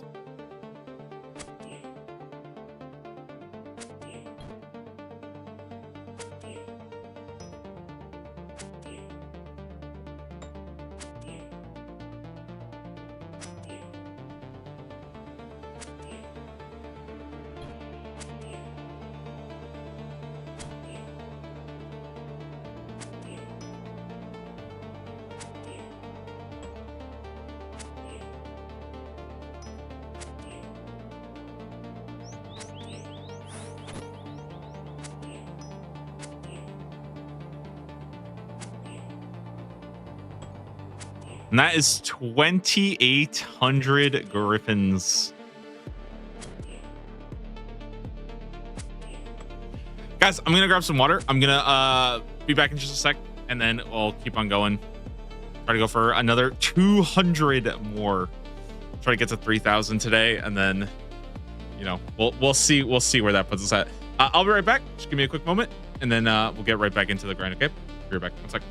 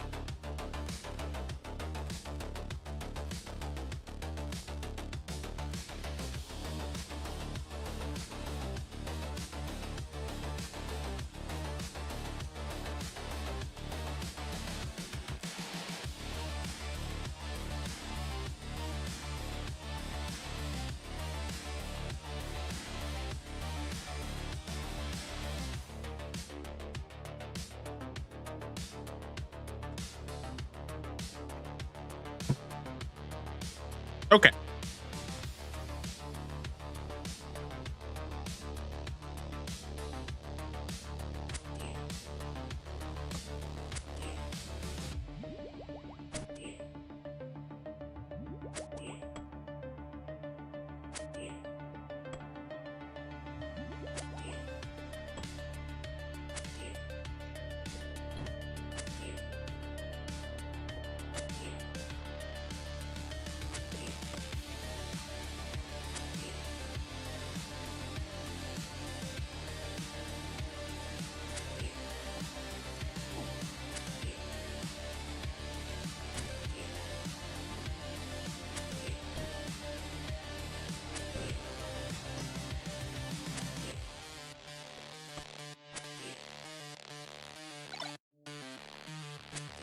Yo, Frog flipping with the resub. Thank you, Vivian. I hope you're doing well. Hope you've been doing well. I'm working on my group Ironman with my roommates. That's exciting. I'm really glad to hear. Hope you're having fun. I feel like group Ironman in general is like, it's honestly just I think it's just the best way to play the game. I think group Ironman is so sick, and I absolutely love it. And I think I'm glad you're enjoying it too. I guess speaking of group Ironman, guys, I think this week I am gonna be resuming the group Ironman series videos. So if you're interested in that, group Ironman episode 2 should be out this week. I will hopefully have that out by the weekend, and I will start to kind of roll those out and kind of catch back up on those. And I know it's a little bit weird because I've been playing it a bit more, and it's ahead, but I have a lot of stuff on that. It's all been kind of mapped out and planned. I just need to finish editing it, and that's it. That's it. Like, which is really cool. I put a lot of work into it. I've had a lot of pretty fun stuff, and I think a lot of people are going to enjoy that. So, group Ironman is fun until the group stops playing. Yeah, that's definitely I think a tough part, but you know, it is what it is. You know.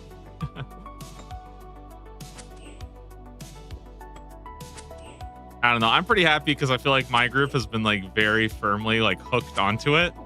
And to me, I feel like there's just something so like magical about playing as like a group and stuff. And I think I know for me, it makes me like very motivated because I feel like I'm really good at like contributing to help people. Like I'm very down for that. So, and I think that will be very reflective of what the group Ironman is. So, yeah, that's exciting. I'm really excited to get those videos going, and I think now is like a perfect time because there's gonna be a couple months before any like major updates, and I'll be able to just work on that and get caught up. I know that it's kind of weird because I'm sure if you guys watch the stream, you guys have probably seen me play it before, and you can tell I'm a lot more progressed. But I don't think I've spoiled anything significant.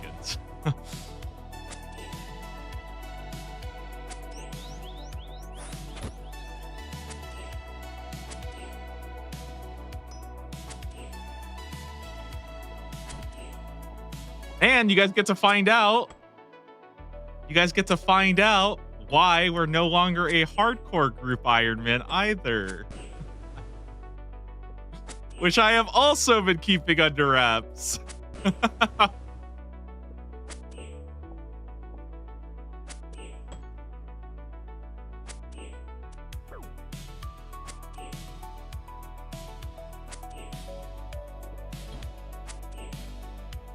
Oh, one thing I will shout out, by the way, if you guys are playing a group Ironman, okay, this is a huge game changer. There's a plugin called Discord notifications that you can set up. And what it will do is you can make like a you can set a Discord channel. And every time you get a certain achievement, like maybe a collection log or a level up, you can like set this all up. It will send a notification. And you can also send a screenshot to that Discord channel as well. And my friends and I have been doing this, and it's really fun because you get to like wake up and you get to see like a notification that somebody got like a new level up or they get a new collection log, right? Or a new drop. And it's actually a lot of fun. And I would really encourage you guys to do that. I think it's been a really cool way to like keep up with everybody's progress and stuff. And I think it's a lot of fun. So Oh, and we have all of our deaths as well, which I think is the most. I think that might be the most fun thing, is when it's like, you know, 2 a.m. or something, and you see that somebody died, and you get their screenshot of their death. It is so good, man. Like, it's so funny. And yeah, I would definitely encourage you guys to do that if you are playing a group Iron Man. I've actually thought about doing that as well for like, the clan, but I don't really know a way to do that wouldn't be like super, because the thing is that you need like a specific like code, right? You have to like share a URL. And I feel like if we did that, bro, there'd be like 7,000. Like, it would just be spammed by people. Like, you see. How do we do the webhook URL? I don't know that. I don't know how to set it up. I didn't do it, but I think it's done with like Wise Old Man or something like that.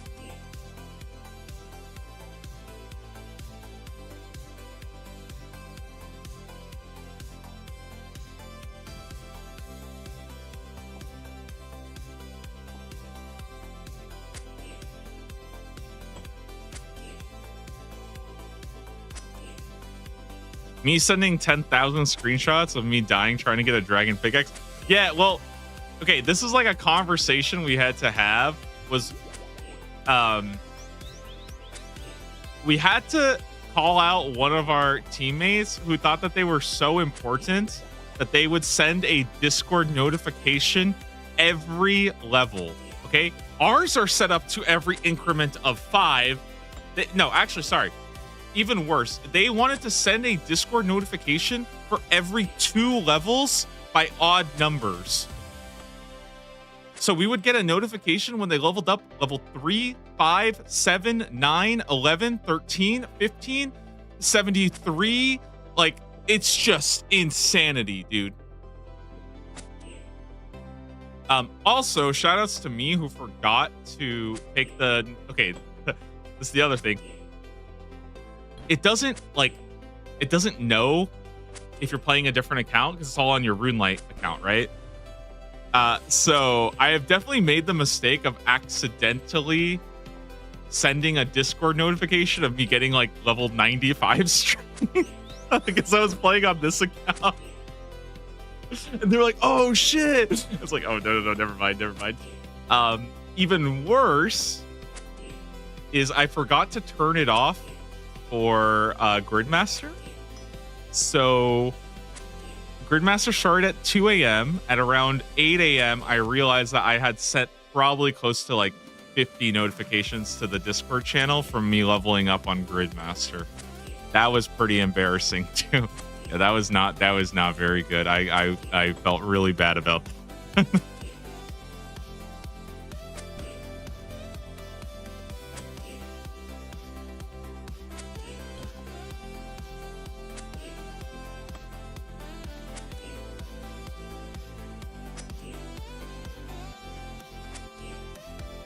But yeah, super cool plugin.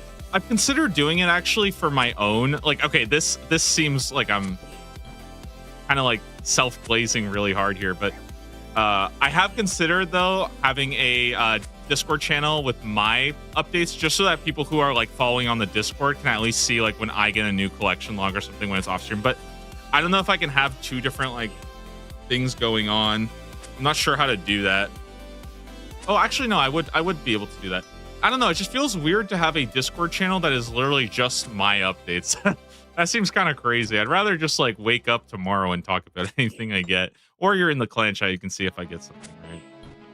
Mainly the biggest problem is that I if I do clues off stream, I always tell myself that is what my Blue Sky. I actually did do that on my Blue Sky for a bit. I'm so bad at like updating it. But yeah, I did use Blue Sky as like a collection log of all my collection logs that I got. Anyways, the biggest problem that I get is like, okay, outside of like when I'm grinding, if I ever do clues, I always tell myself like wait until the next stream to open it. And then that lasts for like 2 minutes, and then I just like I can't resist. I have to open up my clue casket to see what's inside. It's terrible. I have no self-discipline there at all. And the worst part is I try to cope too. This is how bad I am, because I know that I should just like fold the caskets and open them all together. Dude, I tell myself things like, there's probably not even gonna be a unique in there anyways. There's probably nothing in there, you know? So stupid.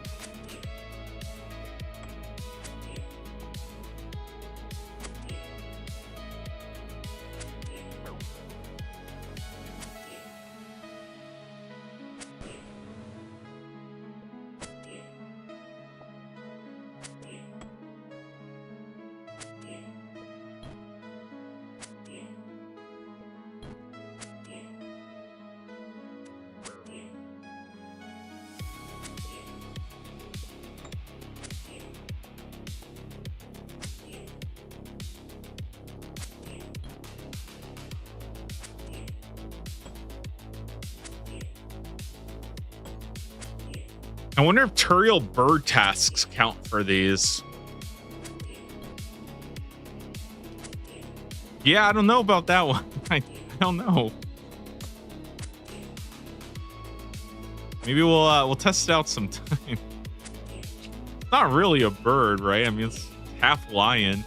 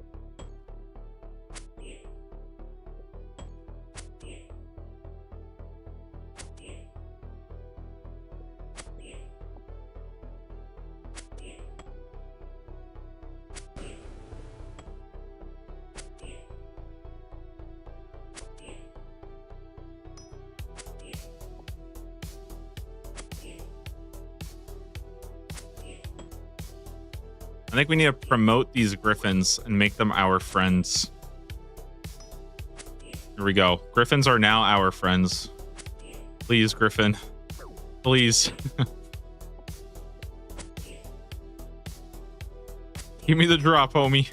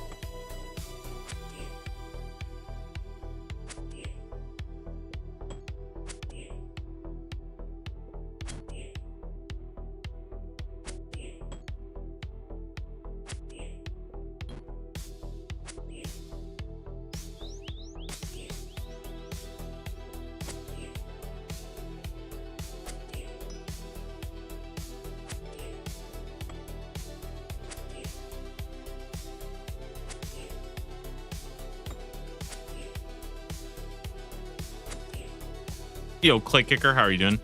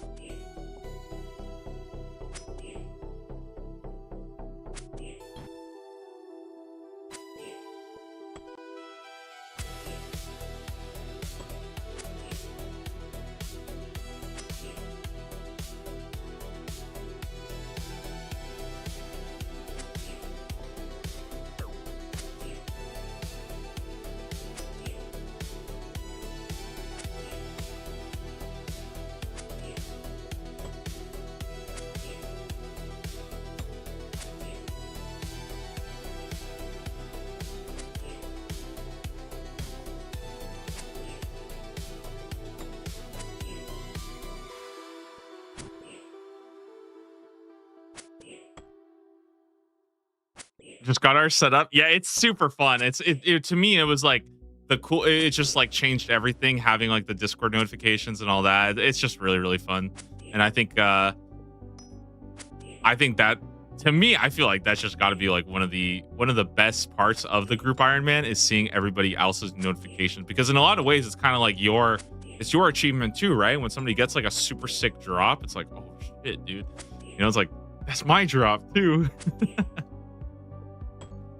So I think it's a lot of fun, and I think it just makes it like it's easier, I think, to see everybody else's achievements, because obviously not everybody's online at the same time, right? Like when it's like 4 streamers all playing and they're all online at all periods of time, then like, you know, yeah, they're gonna see each other's updates, right? But you don't always get to see like, oh, you didn't see that guy got like 75 construction earlier, right? Like the Discord's like a nice little, it's almost like a little like update channel of the group.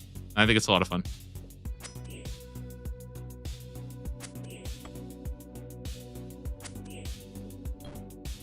It also means that you don't have to like post every one of your own achievements, because I think that also feels a little awkward too, where you're like posting all your own, like, oh my god, little lady, you know, it's like not always that fun.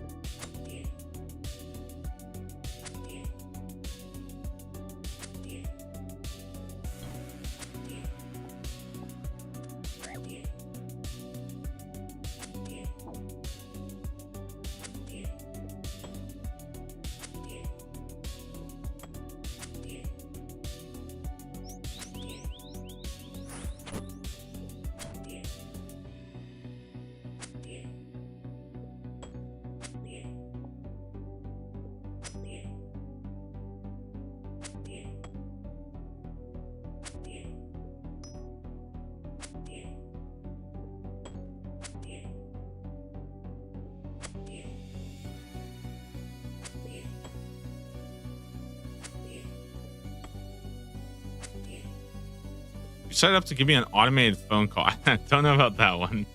I'm not sure I can do that. Potato drop. I don't want a potato drop.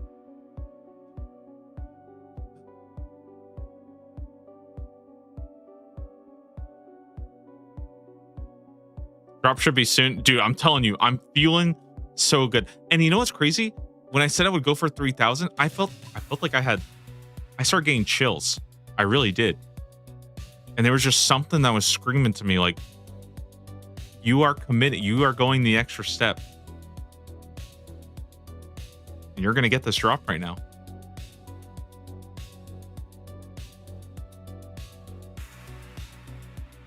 What do I always say, guys? It's 100% drop rate if you never stop.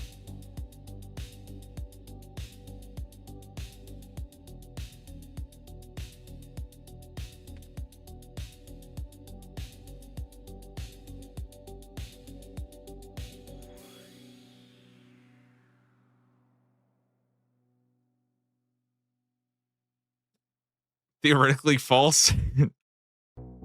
Listen, we have you just keep going an infinite amount of times, all right? As a low level, unable to do many clue scrolls, is it worth it to open them until I can do one? I mean,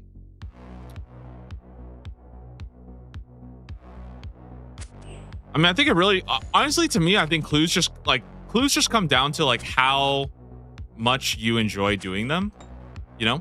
I think some people enjoy clues pushing you to new content. I personally have found though that I actually have really liked doing clues when I already have all my teleports set up.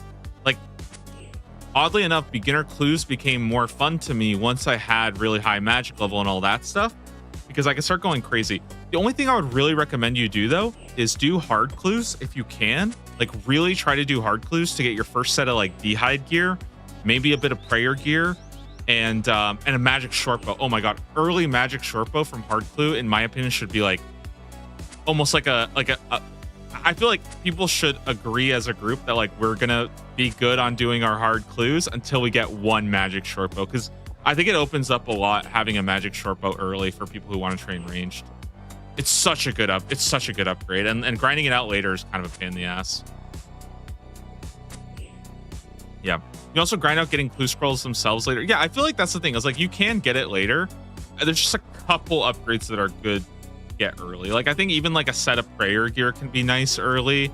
Like ancient dehides or whatever, you know, like it's nice to have that, but it's not like super important. I think the magic short bow is the only one that I look at that I'm like, it's not easy to get the skilling requirement for the magic short bow.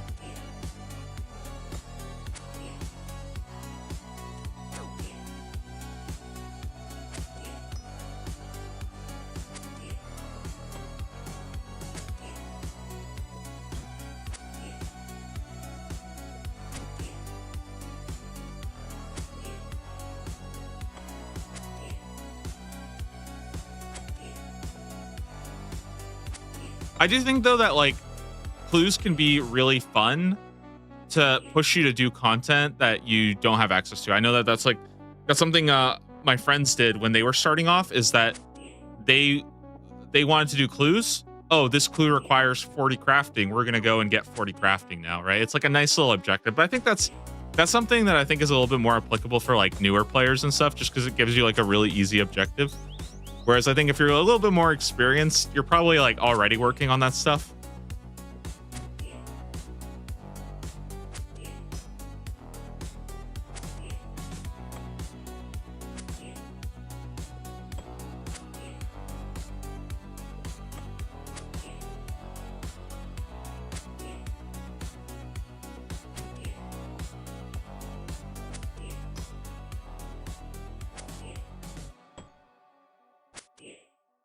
I do think though that like one of the best things you can do about clues is to be okay with having a stack of clues in your bank and not doing them.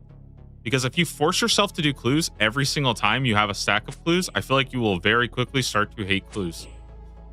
Me, I only do clues when I feel like doing clues or when the task says to. That's it. That's the only time I do them. But like if I have 3 of them, I'm not like, oh, I need to fucking do them or else, because dude, especially like easies. Oh my god, man. So much content just shits out easies. You know what I mean? It's like you can go spend like a couple minutes doing like salvaging. You get so much stuff.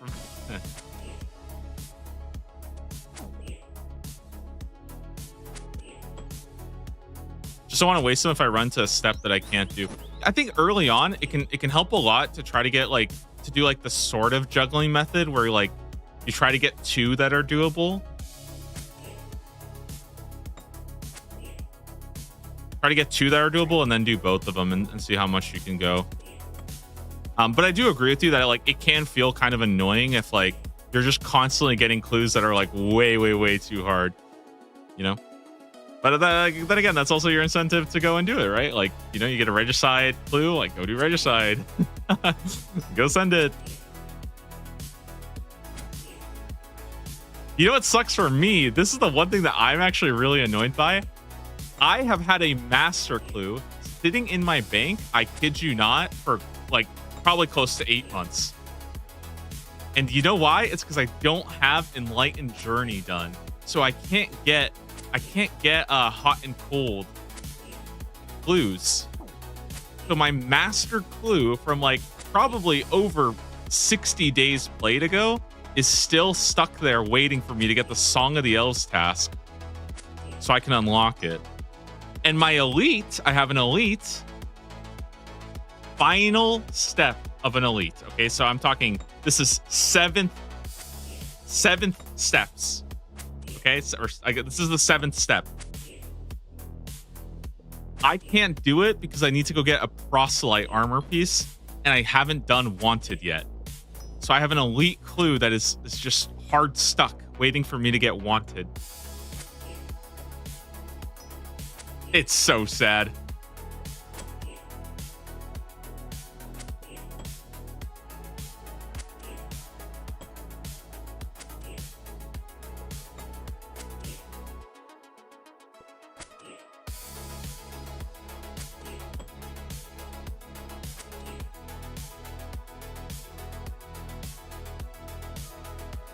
Oh, another scroll box. Okay, maybe we get a third one in the next 150, and then we can open up another 3.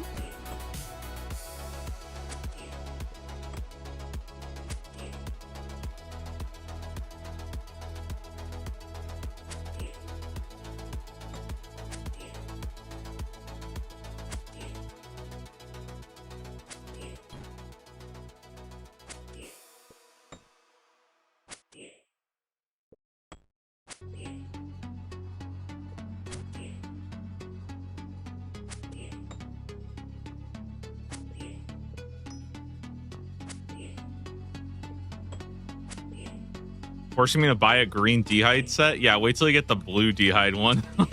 No, not blue D'hide. Actually, I think there is a medium that requires a blue D'hide, and I think it's a it's like a taskman discussion of whether or not getting like the 70 crafting or whatever is like a fair requirement. I think it's kind of like an optional challenge if you want to go get that. Yo, why are you killing these birds? I'm trying to get the horn, which comes... I'm basically trying to get their beak. A lot of beaks added, huh? Squid beak, griffin beak. Yeah, horn of plenty. More like horn of plenty of griffins died for it. I'm joking. It is just... Train was going in a direction. It did not land.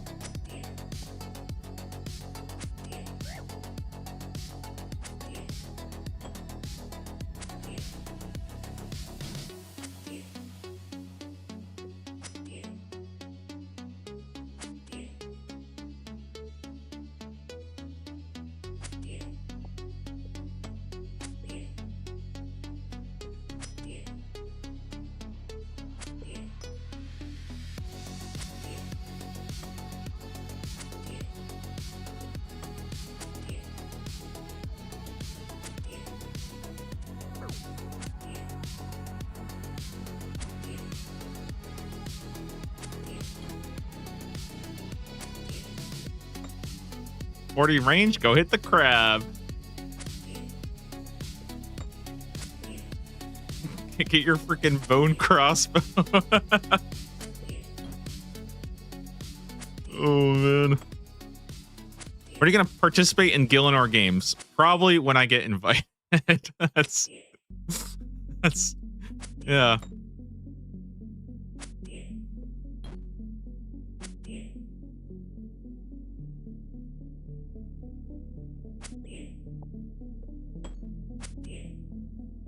I have been looking for ulterior ways, such as disguising myself as one of the other contestants.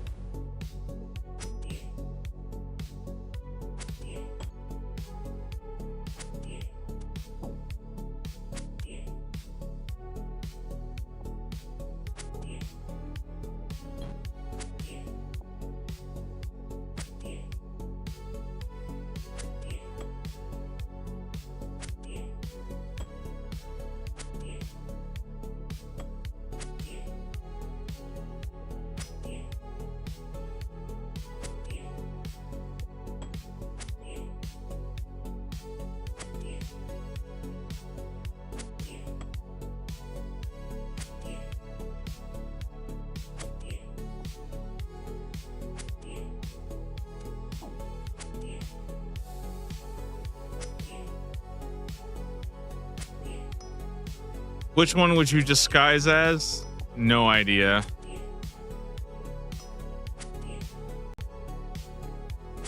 maybe I would just, blend in as Soup himself. Nobody could tell me apart.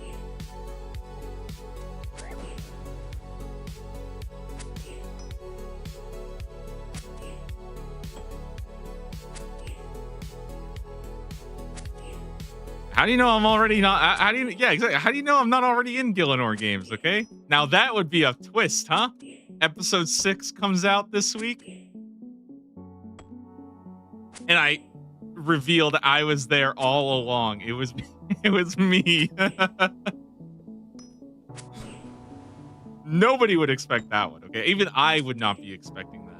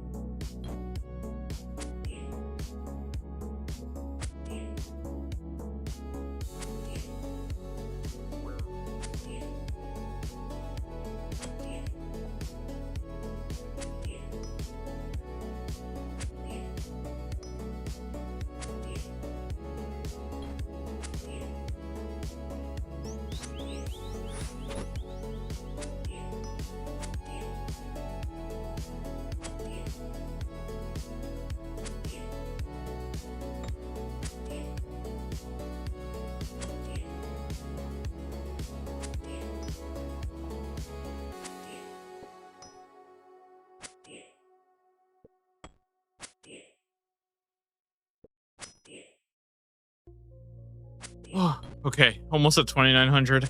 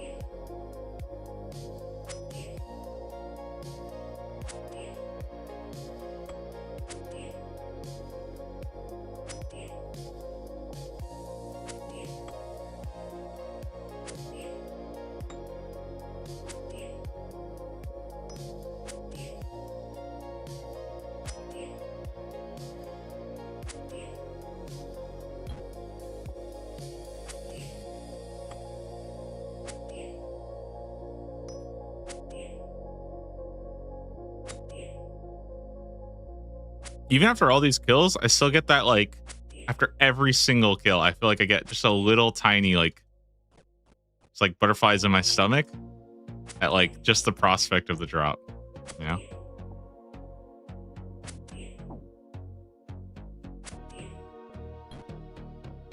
It's a tiny little bit, tiny little hope. Never visit a casino. Ah, dude, that's why I play RuneScape, so I don't go become a gambler. Are you kidding me? I will never ever touch a slot machine in my life. It's over for me if I do.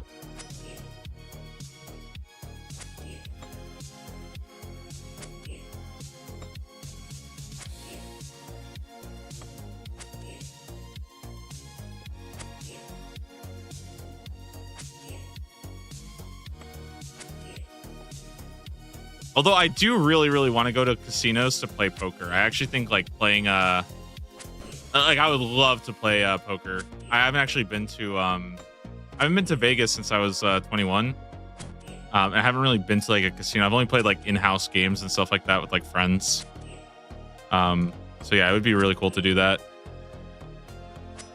I'm telling you, I'm pretty damn good at poker. I actually think I could be a damn champion, okay?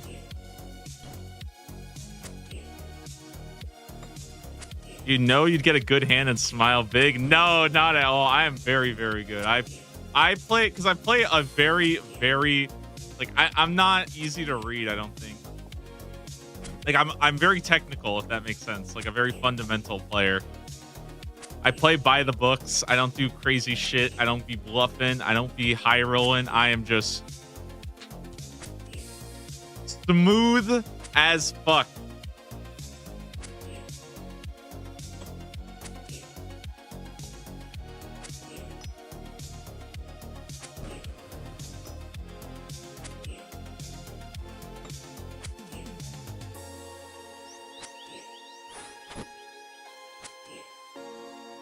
All right, 2,900. Let's see it.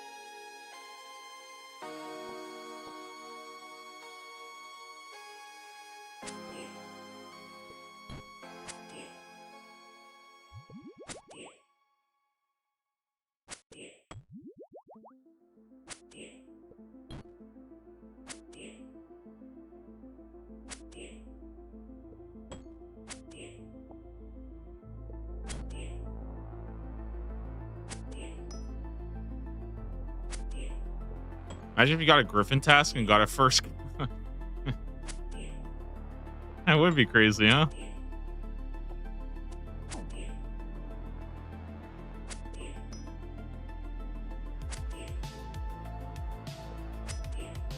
Okay, if I wake up tomorrow, right? Tomorrow's Wednesday, tomorrow's patch day, right? If I wake up tomorrow and they buff the Griffin drop rate, am I happy or am I depressed?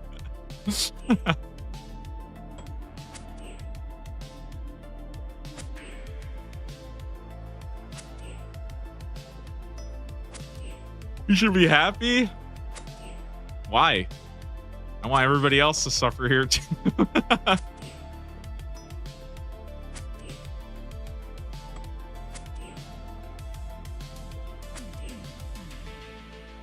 No, I'm kidding. I'm kidding.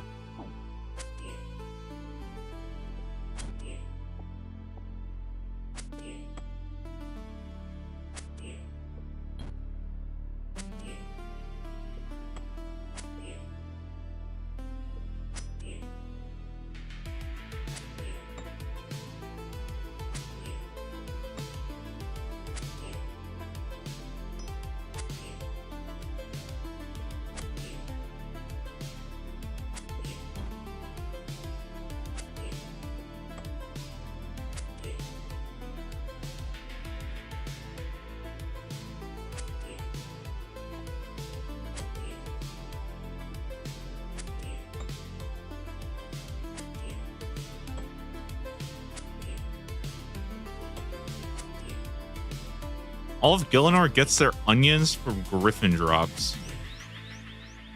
No way, man. These guys are probably stealing it from people. You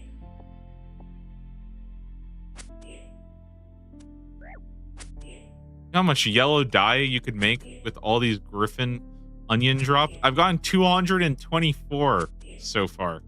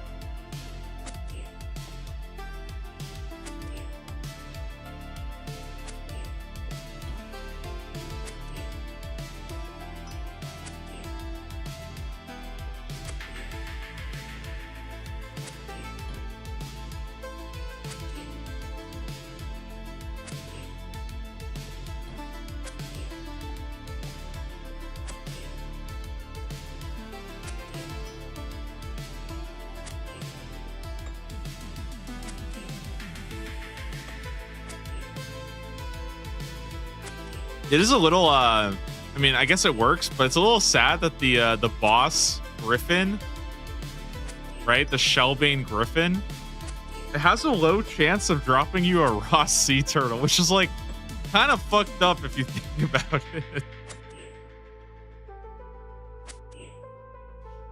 I mean, I guess if it's dead though, right?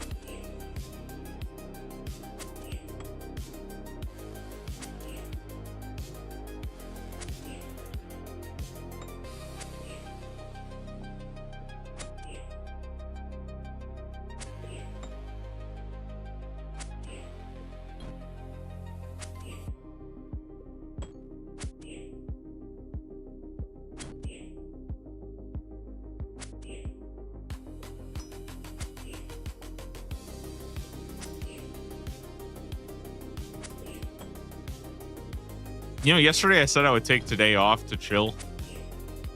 Yeah, that was a fucking lie.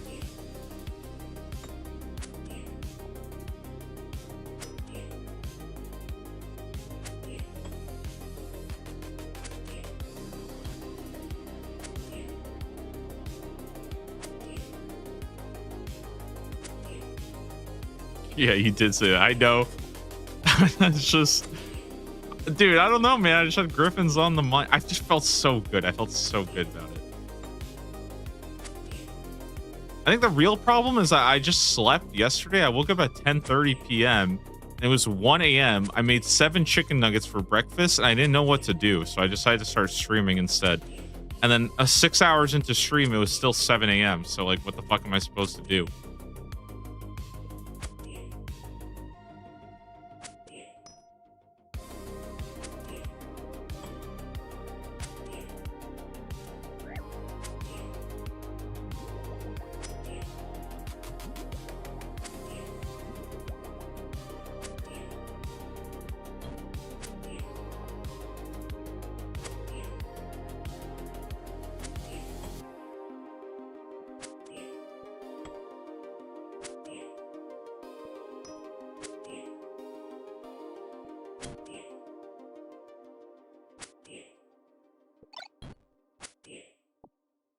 Yo, Frog Flippin' with the gifted sub. Thank you, thank you. Congrats to whoever got that. Celia. Very generous of you. Enjoy the free gifted.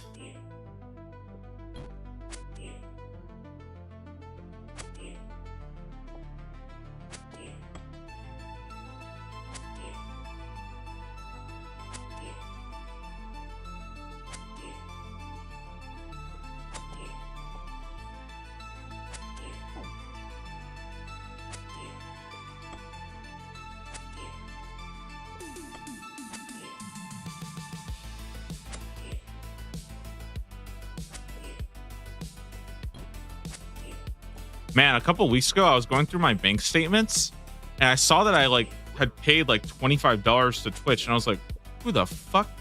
What did I do? And I was like, it's like 5 gifted I'm like, who did I gift subs to? And it was to myself. I was thinking like, why did I do that? And then I remember during Gridmaster, I made a bet that I would give out 5 gifted if Equilibrium wasn't there. But honestly, I was about to charge back gifted subs to my own channel. Okay, I got confused. Like, what the fuck? I like accidentally was a little too generous for Thanksgiving or something, you know.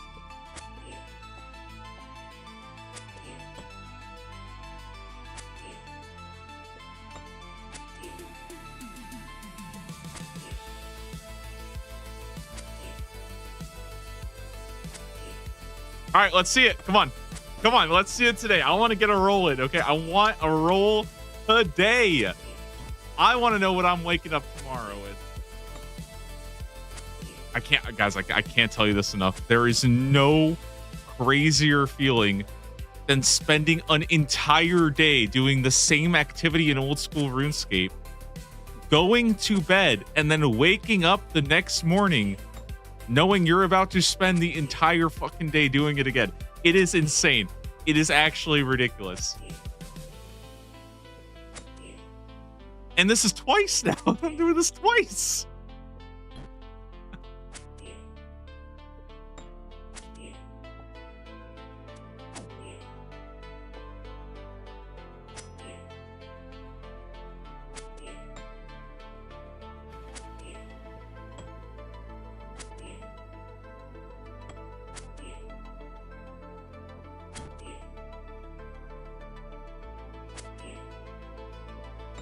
Think of Verf and Limport. You know what's funny about those guys? I feel like sometimes you watch a channel and you're like, damn, that sounds kind of fun. I want to try that. For me, when I watched Limport's first videos, it was kind of like it was a very similar feeling to when I watched the guy free solo El Cap and he climbed the entire like mountain in Yosemite with no ropes or anything, and if he ever messed up, he basically just falls to his death. I watched that and I had the same feeling where I was like, yeah, I never want to fucking do that. That doesn't even sound fun to even think about trying. Like, why would I ever do that to myself? That's how I feel with Limport, you know? It's the same feeling.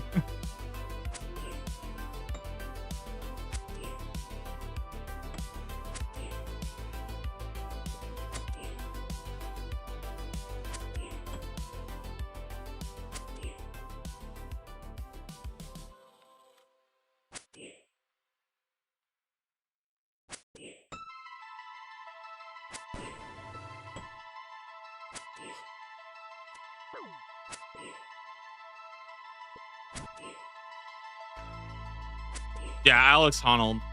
It was pretty fun to watch that documentary, though. I haven't actually watched a full documentary, but I watched like a piece of it, and it was pretty cool. I feel like it's kind of spooky, man. It's weird because like you're watching a documentary of a guy climbing, and like you know that he lives, right? But it's still like kind of spooky to watch.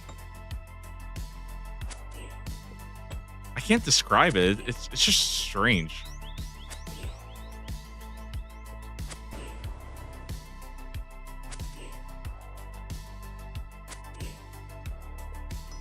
Oh, hard tier gamer in the clan?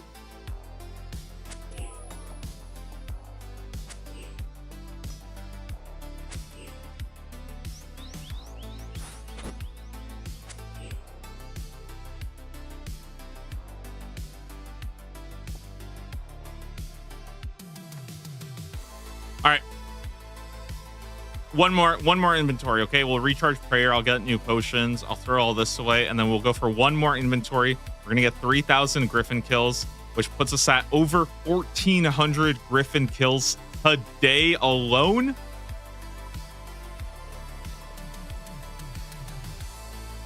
I'm obviously gonna get the drop. Build the cabbage collection log. 873 cabbages stocked up now. Beautiful. and let's get going back to it.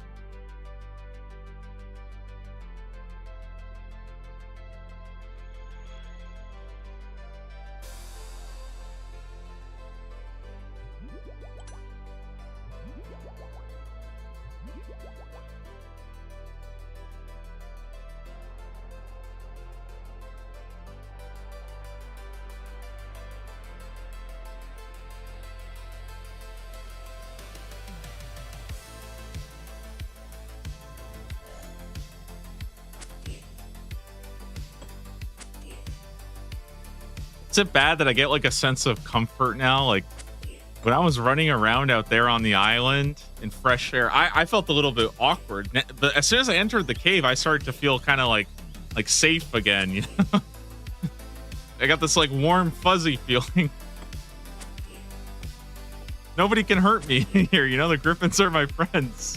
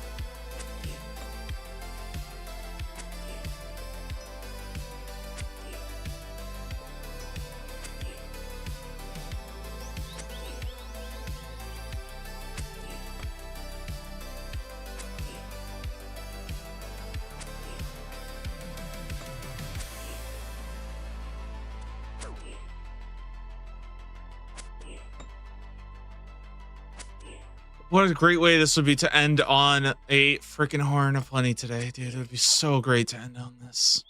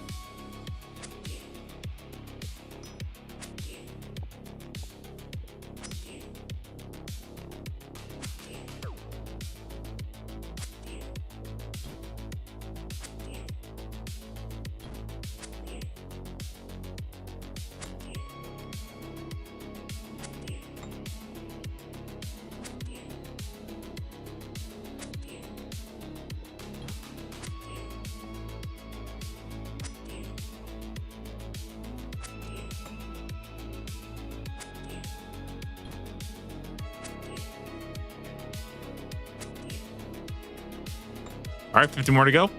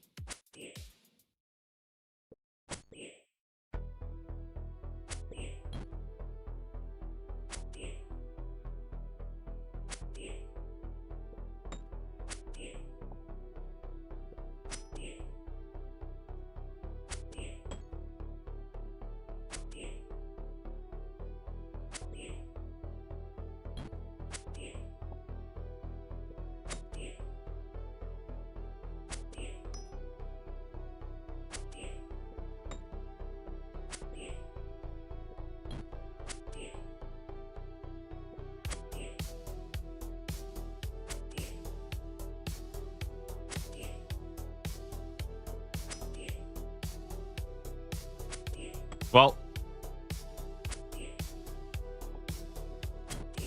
I'm hoping the Griffin boss goes well. Okay, I have thought about this. I feel like rolling back to back into the Griffin boss. That might like actually, that might like be disturbing for me. Go and kill the other Griffin now.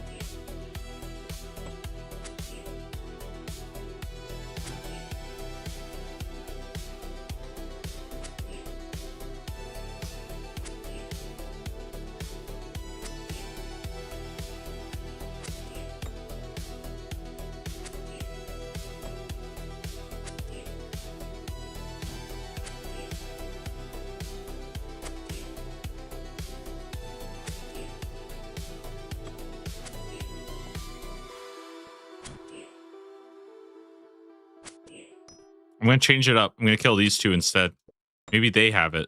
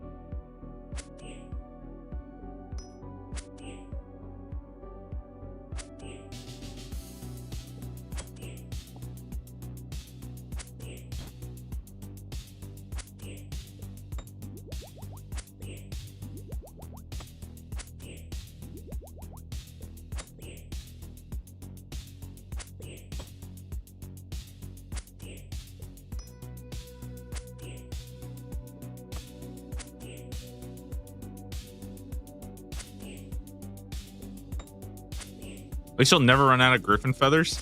See, that's what I was thinking. I was thinking like in a lot of ways, this is like a permanent 10% hunter buff.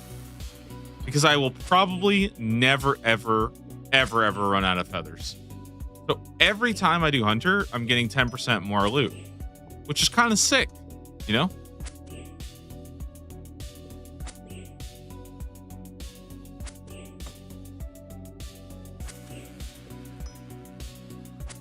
Now, was it worth grinding 20 plus hours for, considering I probably won't be doing hunter for 200 hours?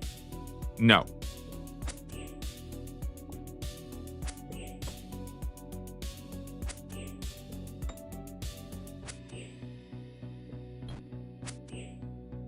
But I get a collection log, so, you know, that's a real win. Dude, yesterday I watched a trailer for the new Avatar movie. Man, I feel like I am not at all interested in the Avatar movies. I don't even remember watching the first one. I know I went to go see it in theaters, and I don't remember anything from it. Like, I feel like I've never been like so uninterested in a series, but it looks really cool. All I remember about it was there's a lot of, it was like the 3D movie. You know? I think a part of me just feels a little bit weird about it because like the first one came out like a decade ago, and then I was kind of expecting the third one to take a decade also, you know? Which doesn't really make sense. Kind of, but there's some reason that's what I was just thinking like, okay, maybe another 10 years.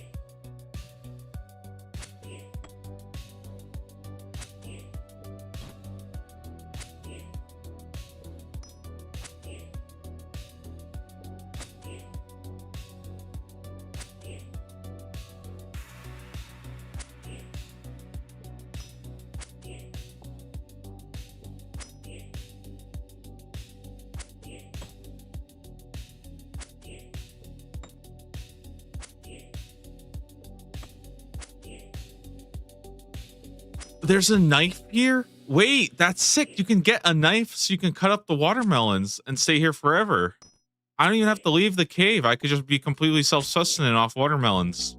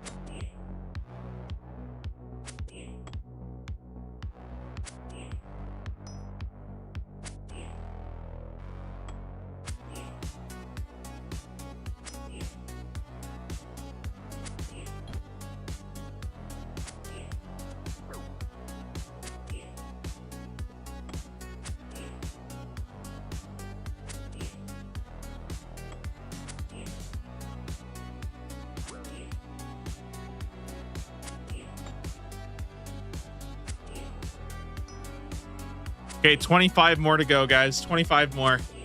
Please give me a drop. It's a 1% chance of getting it in the next 25, but I have gotten a 1% drop before.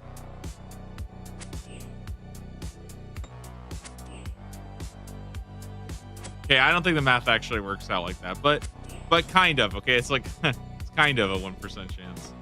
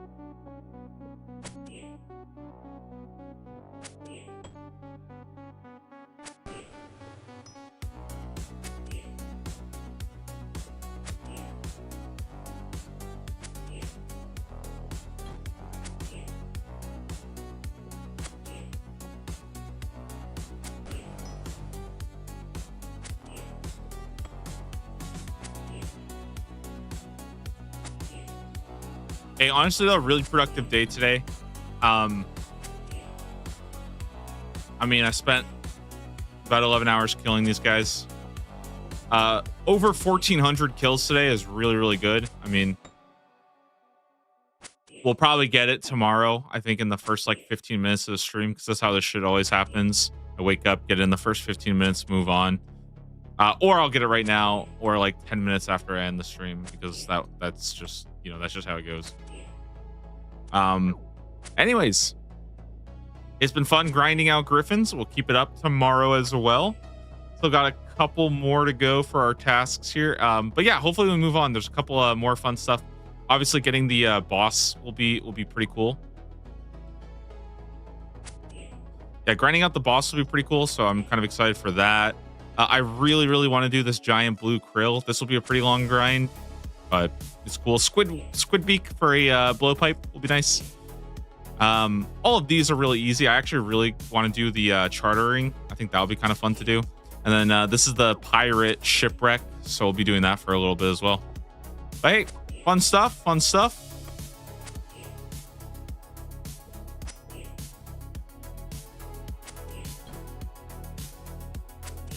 It's a shame to wake up tomorrow on the same task, but you know, that's just how it goes. My punishment for not getting this on task.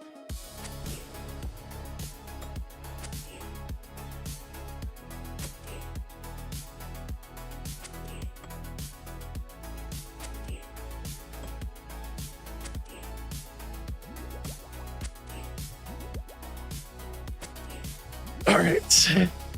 Okay, let's go.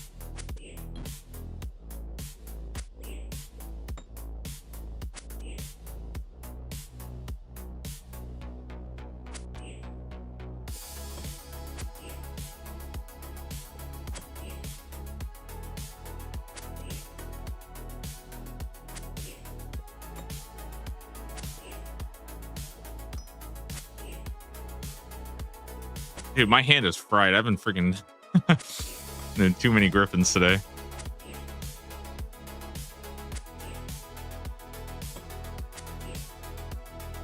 Time to take a nap, wake up, do it all over again. Cannot wait.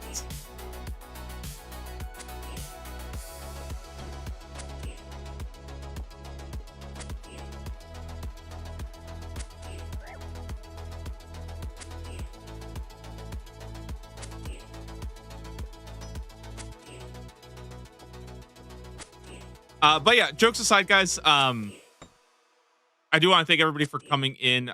It does, honestly, it makes the grind a lot better for me to you know, have some company grinding with all of you guys, seeing if we get the drop. Makes it, you know, a little bit more fun for me and stuff. Still a lot to get done. I'm really looking forward to like the deep sea trawling. I think that's something that has kind of gone under the radar a bit, but you know, I think going for the collection log, not really caring too much about the sailing or the fishing experience, that should be pretty fun to do. Seeing if we can get that. I definitely want to push to 67 sailing so I can go and get the deep fin point, which is like just honestly such a good bank. I'll do one last shout out. If you guys missed it, I did get chanced yesterday. So if you guys want to watch that clip, !chanced. Pretty fun to watch. I'll link it here for those who might have missed it. You can enjoy that. Did that work? It did work. Nice. And yeah, that's pretty much it. We'll be back tomorrow grinding out some more, seeing what we can get. A lot of clues done today as well, which is always nice. We got quite a bit of collection logs underway from that.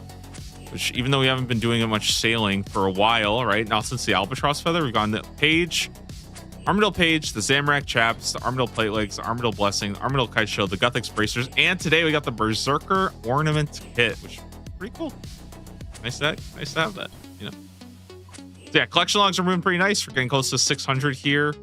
And I'm really excited because I think hopefully by next week, I should be caught up with all the sailing related tasks. And then we're back to the hard tier where there's going to be a much bigger and a much broader variety of tasks. There'll still be some sailing tasks, of course, but it's not just going to be, you know, back to back sailing tasks. There's going to be a large diversity of things from barrows to DKs to raids to maybe gauntlet.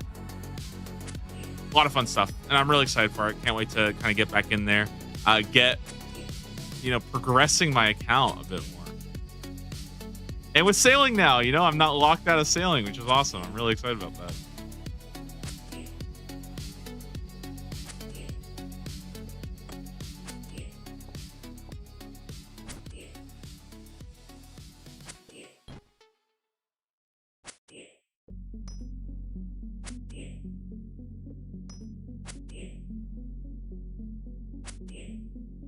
Okay, kill 3,000 coming up. 3,000 Griffins. Remember, it's a 1 in 2,500 drop rate off task, 1 in 1,000 on task.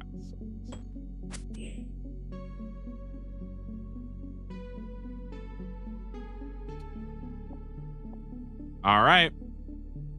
Let's do one more. One more for good luck. We always do one more for good luck, right? We always do one more for good luck. But this is the last one, guys. Last one.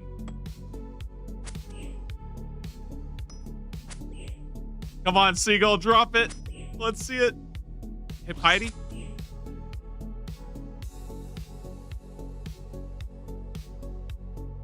was a good stream today, guys. I had a lot of fun today. Got a lot done. We went from 87 attack all the way to 89 attack. So there's a very good chance we hit 90 attack, which is crazy, tomorrow. I'll be back tomorrow grinding it out and getting more Griffin kills. So, yeah. With that being said, guys, have a wonderful day. Hope you guys enjoy your week. Tomorrow, there'll probably be a new patch. I'm sure they'll probably buff drop rates after watching me struggle because they know that I am... obviously, every single patch in this game is designed for me and exclusively for me. So, hopefully they'll buff it tomorrow just so I can get the drop. And I'll see you guys then. Have a wonderful rest of your day, wherever you are, morning, afternoon, night. Have a good one. I'll be back tomorrow getting some more stuff done.